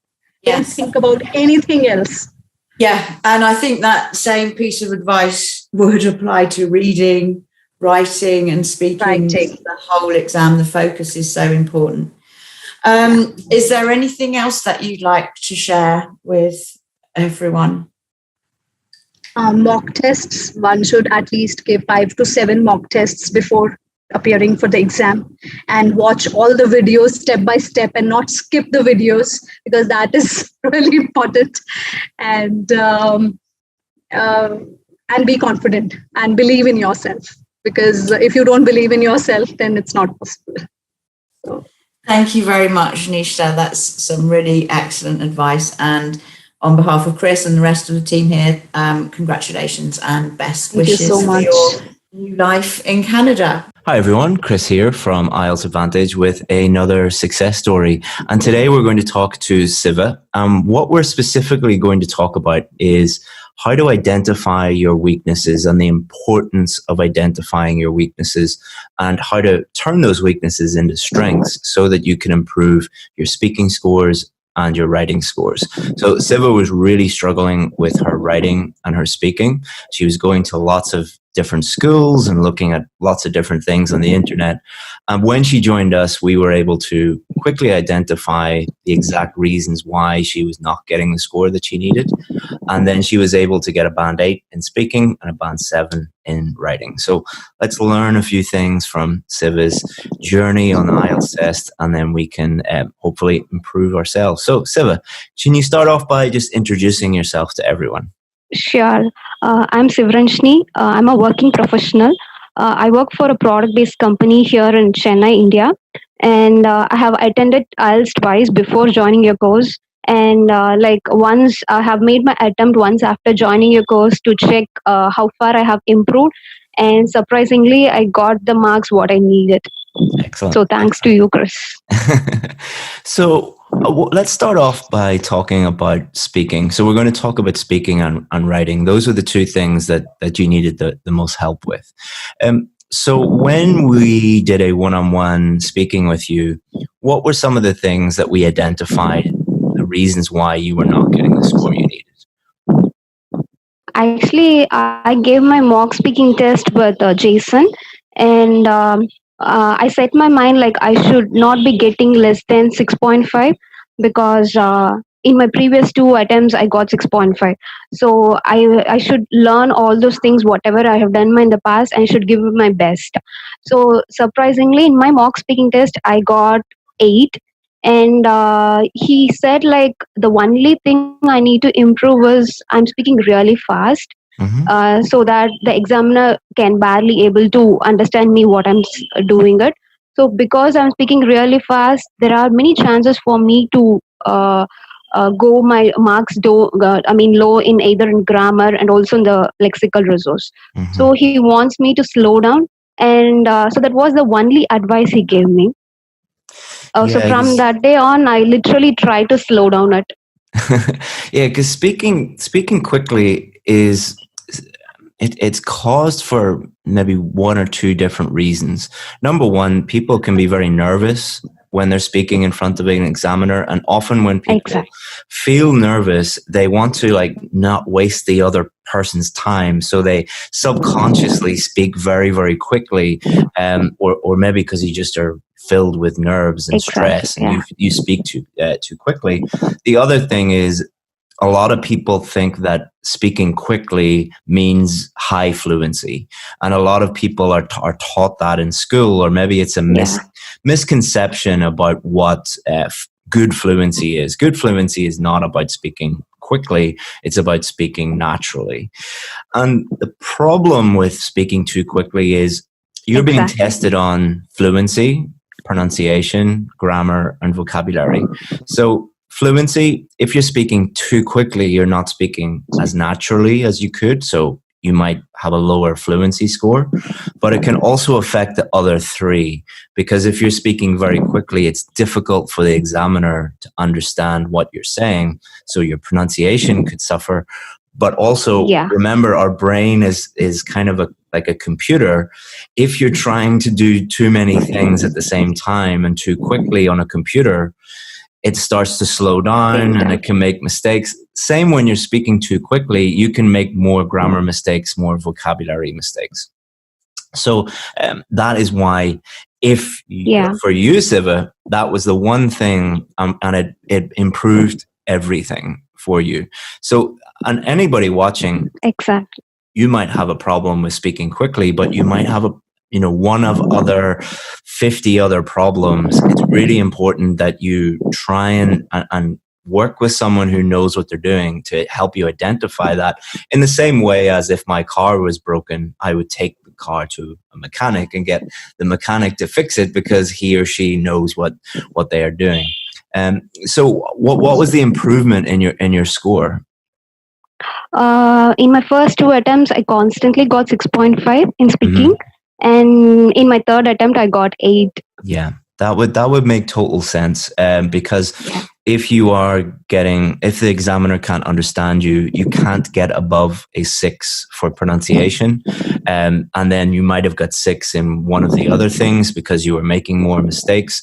So it's totally normal to get 6.5 because of just one thing, and that's frustrating for a student, but it's very satisfying when you understand what that one thing is, and then you can fix that. So well done, and congratulations for getting your band 8 in speaking. Thank you. And even the worst part was, even I was not aware like speaking really fast could affect my score. So I was not in that consciousness. So later when I attended Zoom session, I learned that like you have to speak naturally. And you have to let the examiner understand each and every word, whatever you're trying to say. So that is the key thing. I've also and found also that not trying to. sorry for it. There's a delay between the two of us. Well, I've also found that with many of our Indian students, because I think when you're speaking in your native language, you naturally speak very, very quickly. And then you start to speak English in the same way, and that can cause a problem for the examiner to understand. Not every Indian student, but many of the. Would you agree with that? In your native language, do you speak more quickly than you speak English? Even in the Zoom session, I could see many Indians speak at the same pace, whatever I speak. So it is like, it's a common problem in India, actually. And then often you will have, you don't have a problem with your pronunciation, but often the Indian students will have a little bit of accent interference. And that's not a problem. But when you combine speaking very quickly with a little bit of accent interference, that causes an issue, because the examiner can't understand 100% of what you're saying, and that will lower your score to a 6 for pronunciation. So it was great to be able to help you with that. Hello, Tommy. Come in. Look, I can't. Look. Hi, Tom. Hi. Siva in India. Say hello. How are you? I'll be up in 5 minutes, okay? I know it's ready. 5 minutes, all right? He's telling me my breakfast is ready. Sorry for interrupting. So now we've talked about speaking. Do you want to talk about writing now? Sure, I will do. What scores were you getting in writing before you joined us?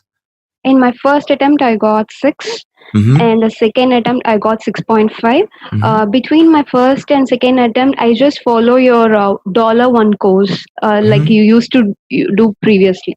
So I just go through your videos and try to learn on my own, like what is the structure I need to follow. And I could see an improvement of 0.5 there. And after joining the IELTS school in my area, I couldn't find any improvement in my writing. Like they were just telling what you need to write, but they're not identifying my mistakes. So I decided to join your VIP group, and I submitted my first essay for the correction service, and I was so shocked, and I felt really bad because I got 6 in my writing. And you people were literally able to identify each and every mistakes, even in the sentence, like articles, the subject verb agreement, the tenses. Like I could see these many mistakes I was doing it. So that's where I realized like I was not getting the score what I want because of all these mistakes. Then what I did was I did so much of things in between. I made a mini plan. Like I started reading books, I started reading articles, and I did so many things to improve my grammar, because grammar was my weakest part, especially the articles. So I did so many things, and the second time I took almost 3 months between my first and the second essay.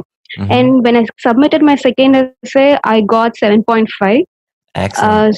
So I was so happy because I put so much of effort and hard work in that, and I got the scores. And again, I submitted my third essay. There I got 7. But still, articles was an issue at that point. So I was trying to work on it. Then at one point, I decided maybe I'll just book for an exam and I will give a try to check what is the improvement I have made. Then surprisingly, all my scores were, I was so happy, and I thought like maybe I got the score whatever I needed. Excellent. And you got a band 7 in writing overall at the end. Band 7. Yes. Excellent. Yeah. Excellent. So two things. Number one, it's really satisfying to hear you say, after my first correction, I took a lot of time to work on those things, because when somebody sees our corrections, they just see all of the mistakes, and it's quite like, oh my God, what am I going to do? Because it's just red. Everything's red. When I first opened that PDF, everything was in red. Exactly. Everything was, I was like, what is this? What is happening? Yeah. Even in IELTS, I got 6.5, but here I'm getting 6. That was so heartbreaking. Yeah. But I knew, like, because of my mistakes, you're giving the correction. Yeah. So I mean, I could figure that out. It's difficult for me as a teacher sometimes, because if you tell people you know, you've made this mistake, this mistake, this mistake, this mistake, this mistake. It can be a little bit demotivating, but also it's my job to tell people exactly what the situation is, so that they can fix it. But the most satisfying thing is when people see that for the first time, they react in one of three ways. Number one, they either pretend that, you know, put their head in the sand and pretend that everything is okay when it's not, and they don't take any action. Number two, they just immediately go and do another essay instead of actually focusing on the mistakes. And number three, some of them, which is the correct way, which is they look at each mistake and they work on fixing those mistakes, and then they're going to see improvement. So it's very satisfying to hear that you did that, and that's why you were successful. Because as we talk about in the mindset course, you need to see each mistake as a opportunity to improvement points. Yeah. So, because some people look at mistakes and think that, oh no, I'm going to fail. And other people look at mistakes and think, good, now I know exactly what to do to improve. It will help you to avoid the mistakes, whatever we are going to do in my real test. So it is actually, you should take it as an improvement point for us. Exactly. Exactly. And I know that's difficult, and I know it's not, nobody likes to be told you're not good enough yet, or you need to work on this, and nobody likes to hear that. But if you have the right mindset, you're going to really, really improve. And I'm so happy that you watched the mindset course that we include, and you got it from that, and the daily motivation stuff that we do, and all of that. Even I felt frustrated at many points, and I almost gave up at so many points. And I thought, like, even if I'm not feeling good, I would write an email to your team, and I would like to thank Mike, Jason, and Sam. Like, they always motivates me, and they reply back me in a short span of time, saying that maybe you should take a break. Like, just give a break when you're studying. Don't study for continuous hours. Maybe like once in a week, you should not think about IELTS at all, because that is also really needed. Because if you constantly think about IELTS, nothing is going to work out. You should give your brain some time to relax and to focus on other things. Like, you should have a healthy routine so that it will help you to boost your confidence and your mental power. Yeah, So sometimes you just that need. is more important. Yeah. Sometimes you need, because you feel like you're hitting your head against a wall and nothing is getting better. And sometimes you need to just step back and allow your brain to actually learn something and relax a little bit. And then you can come back and see, oh, I have improved and I need to keep going. And so it's knowing when to work hard and when to take a step back. And that's difficult for everybody, including me. I find that difficult. So well done, Siva. So any other last advice before we finish the video? Any other, if you were giving yourself advice 1 year ago, what would you maybe tell yourself?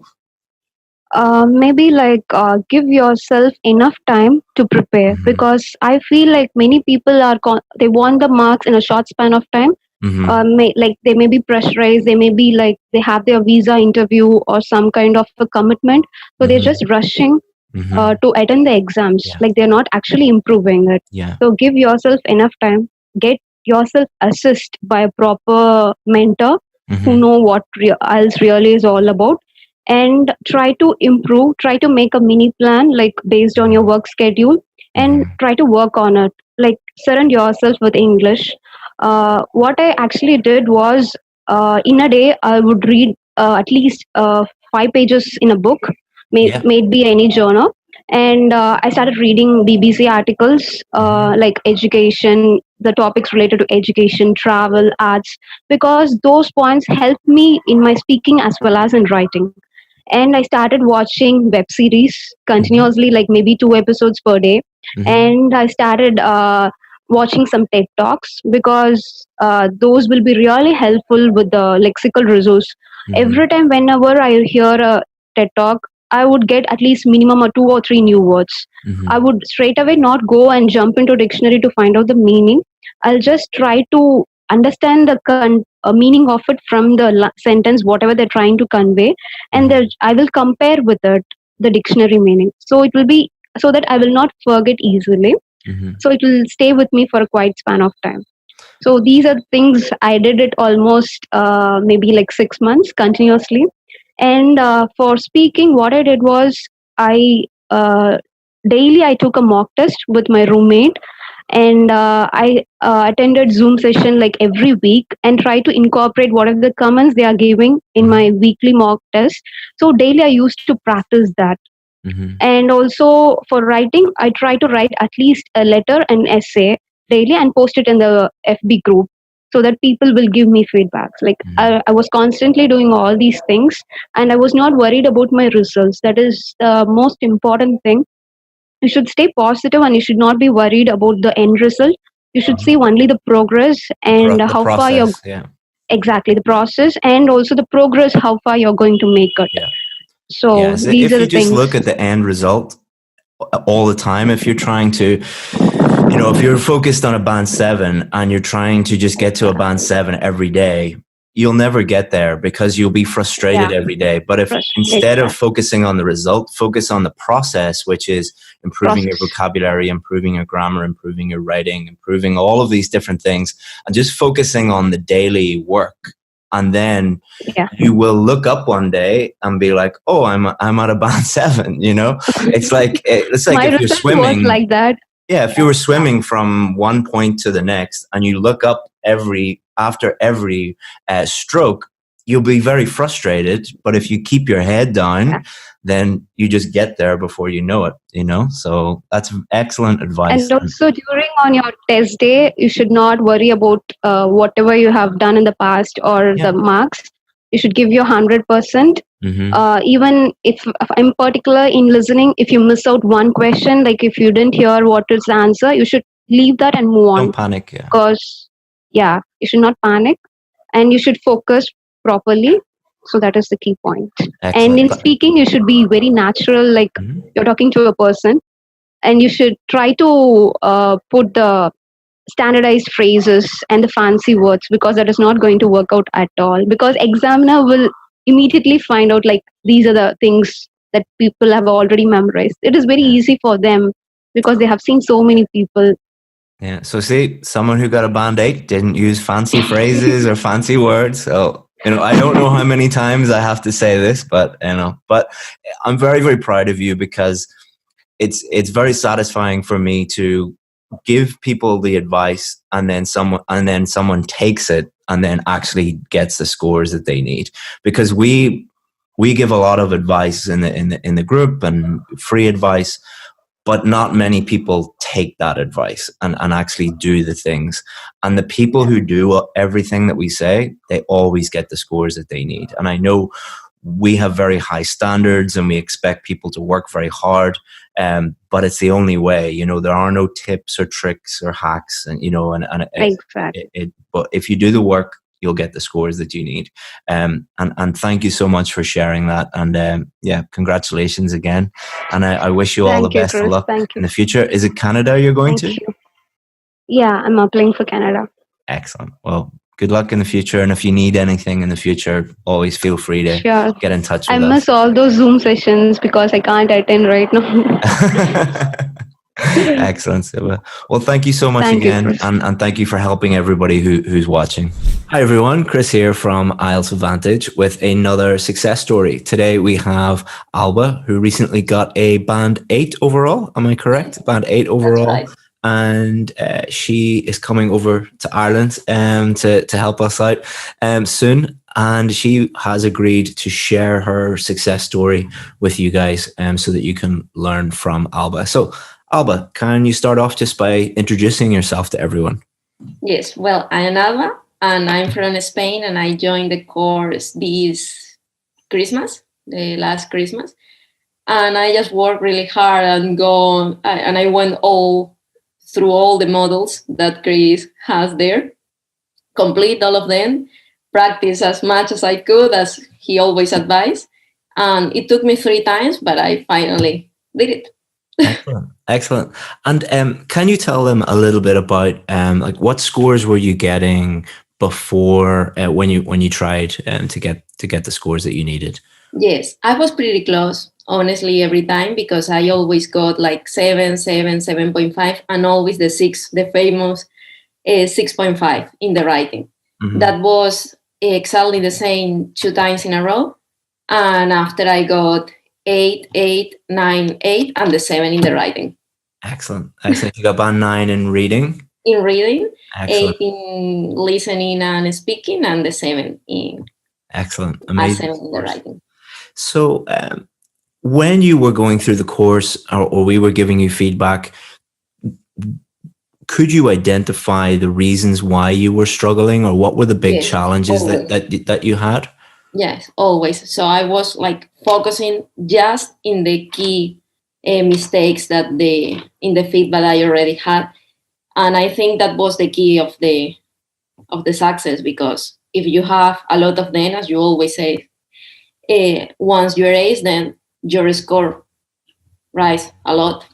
And what were those key challenges that you had? In my case, it was the articles.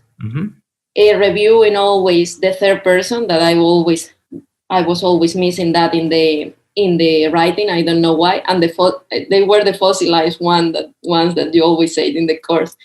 And what else?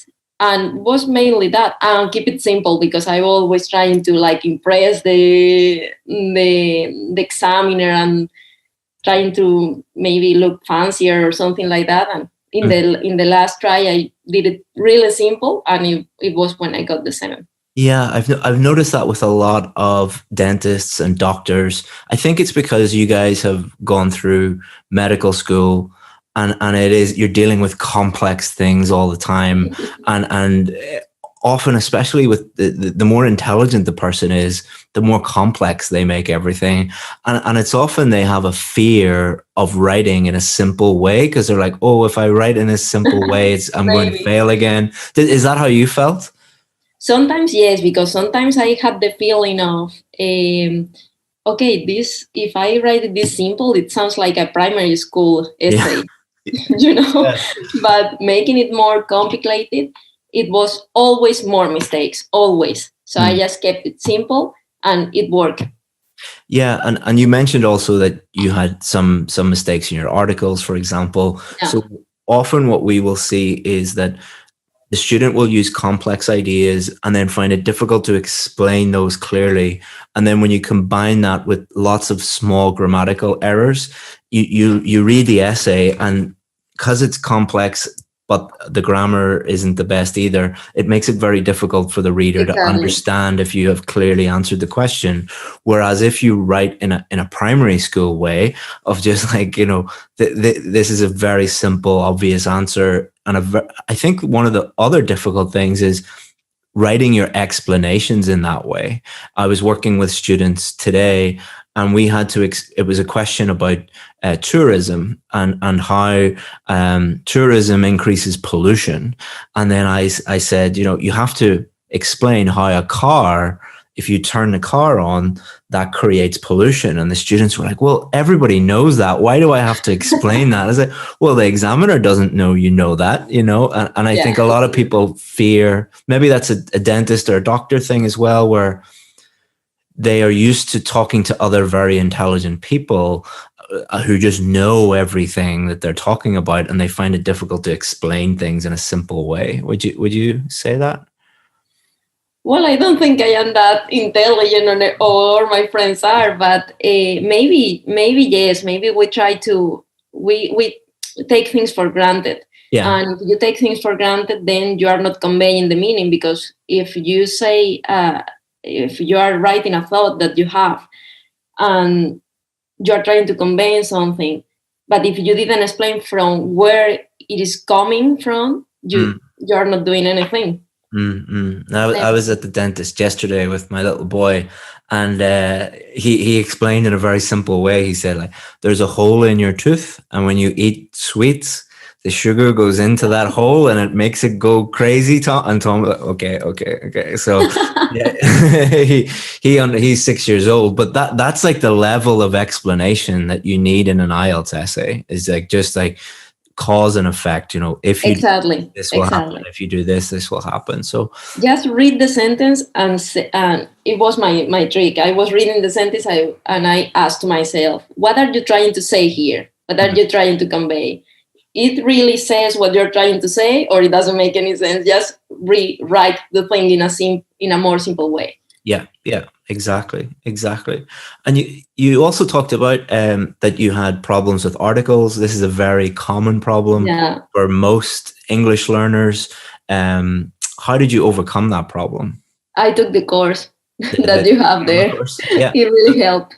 So what process did you go through with that course? And I took the course, and after follow your advices of reading a lot and paying attention of the articles that they were following the rules that you said in the course, and just practice. Yeah, I think the best writers I know are the best readers. They read a lot. So, you know, you could get a book that you're just in, like this is a novel. So you could get a book that you're interested in. And while you're reading, just notice, okay, if it's articles, for example, every noun that you see, look before the noun. Okay, why did they use the definite article? Why did they, and think about, okay, what rules apply to this? And that will help you while you're reading. And you'll also improve your grammar and your vocabulary and your ideas if you're reading each day as well. So that's really, really good advice. And if there was another dentist who was struggling with the same problems as you, what advice would you give them? I would say keep it simple. Mm-hmm. Don't try to get the IELTS scores if you don't have the level of English that you need. For example, for Ireland, you need a C1. If you don't have a C1, no matter how many courses you take, you need to have first the C1 and after learn how to use your level to get the scores. Mm-hmm. Absolutely. Because it's a lot of people think that it's an English test, and then other people think that, it's just you need just test technique. Exactly. So it's not like you have a system and you learn the system and you just pass it. No, you have to have the level of English that requires the band that you're looking for, and after learn the system that the one that you teach to reach that band with the level that you already have, because it's not a course of English, it's a course of how to optimize your English for IELTS. Yeah, and at the end of the day, it is a communications test, because they're testing when you move to Ireland and you have to send maybe a letter to a patient or an email to your new boss explaining that, you know, that this thing has happened. Can you clearly explain that to them? And that's another reason why we teach the simple method, because when you move, you know, if I was your new boss and I asked you, okay, why have you done this thing? And you send this very complex essay with, and I can't understand it. Like, what are you doing? You know, good communication is just clear and simple as possible. So exactly, it's a communication test. Yeah, absolutely. You have to convey always meaning. Well, thank you so much, Alba. And you will be moving to a place very close to my brother and about 2 hours away from me. So if you need any advice on moving to Ireland and where, thank you. You know, just I will need it for sure. That is no, and and it's a wonderful place that you're moving to, and I wish you the best of luck. So thank you very much, Chris. Thanks, thank you for all, because this is thank you. If not, it's our team and you. It's our team and you now. So your team. Thanks very much. All right.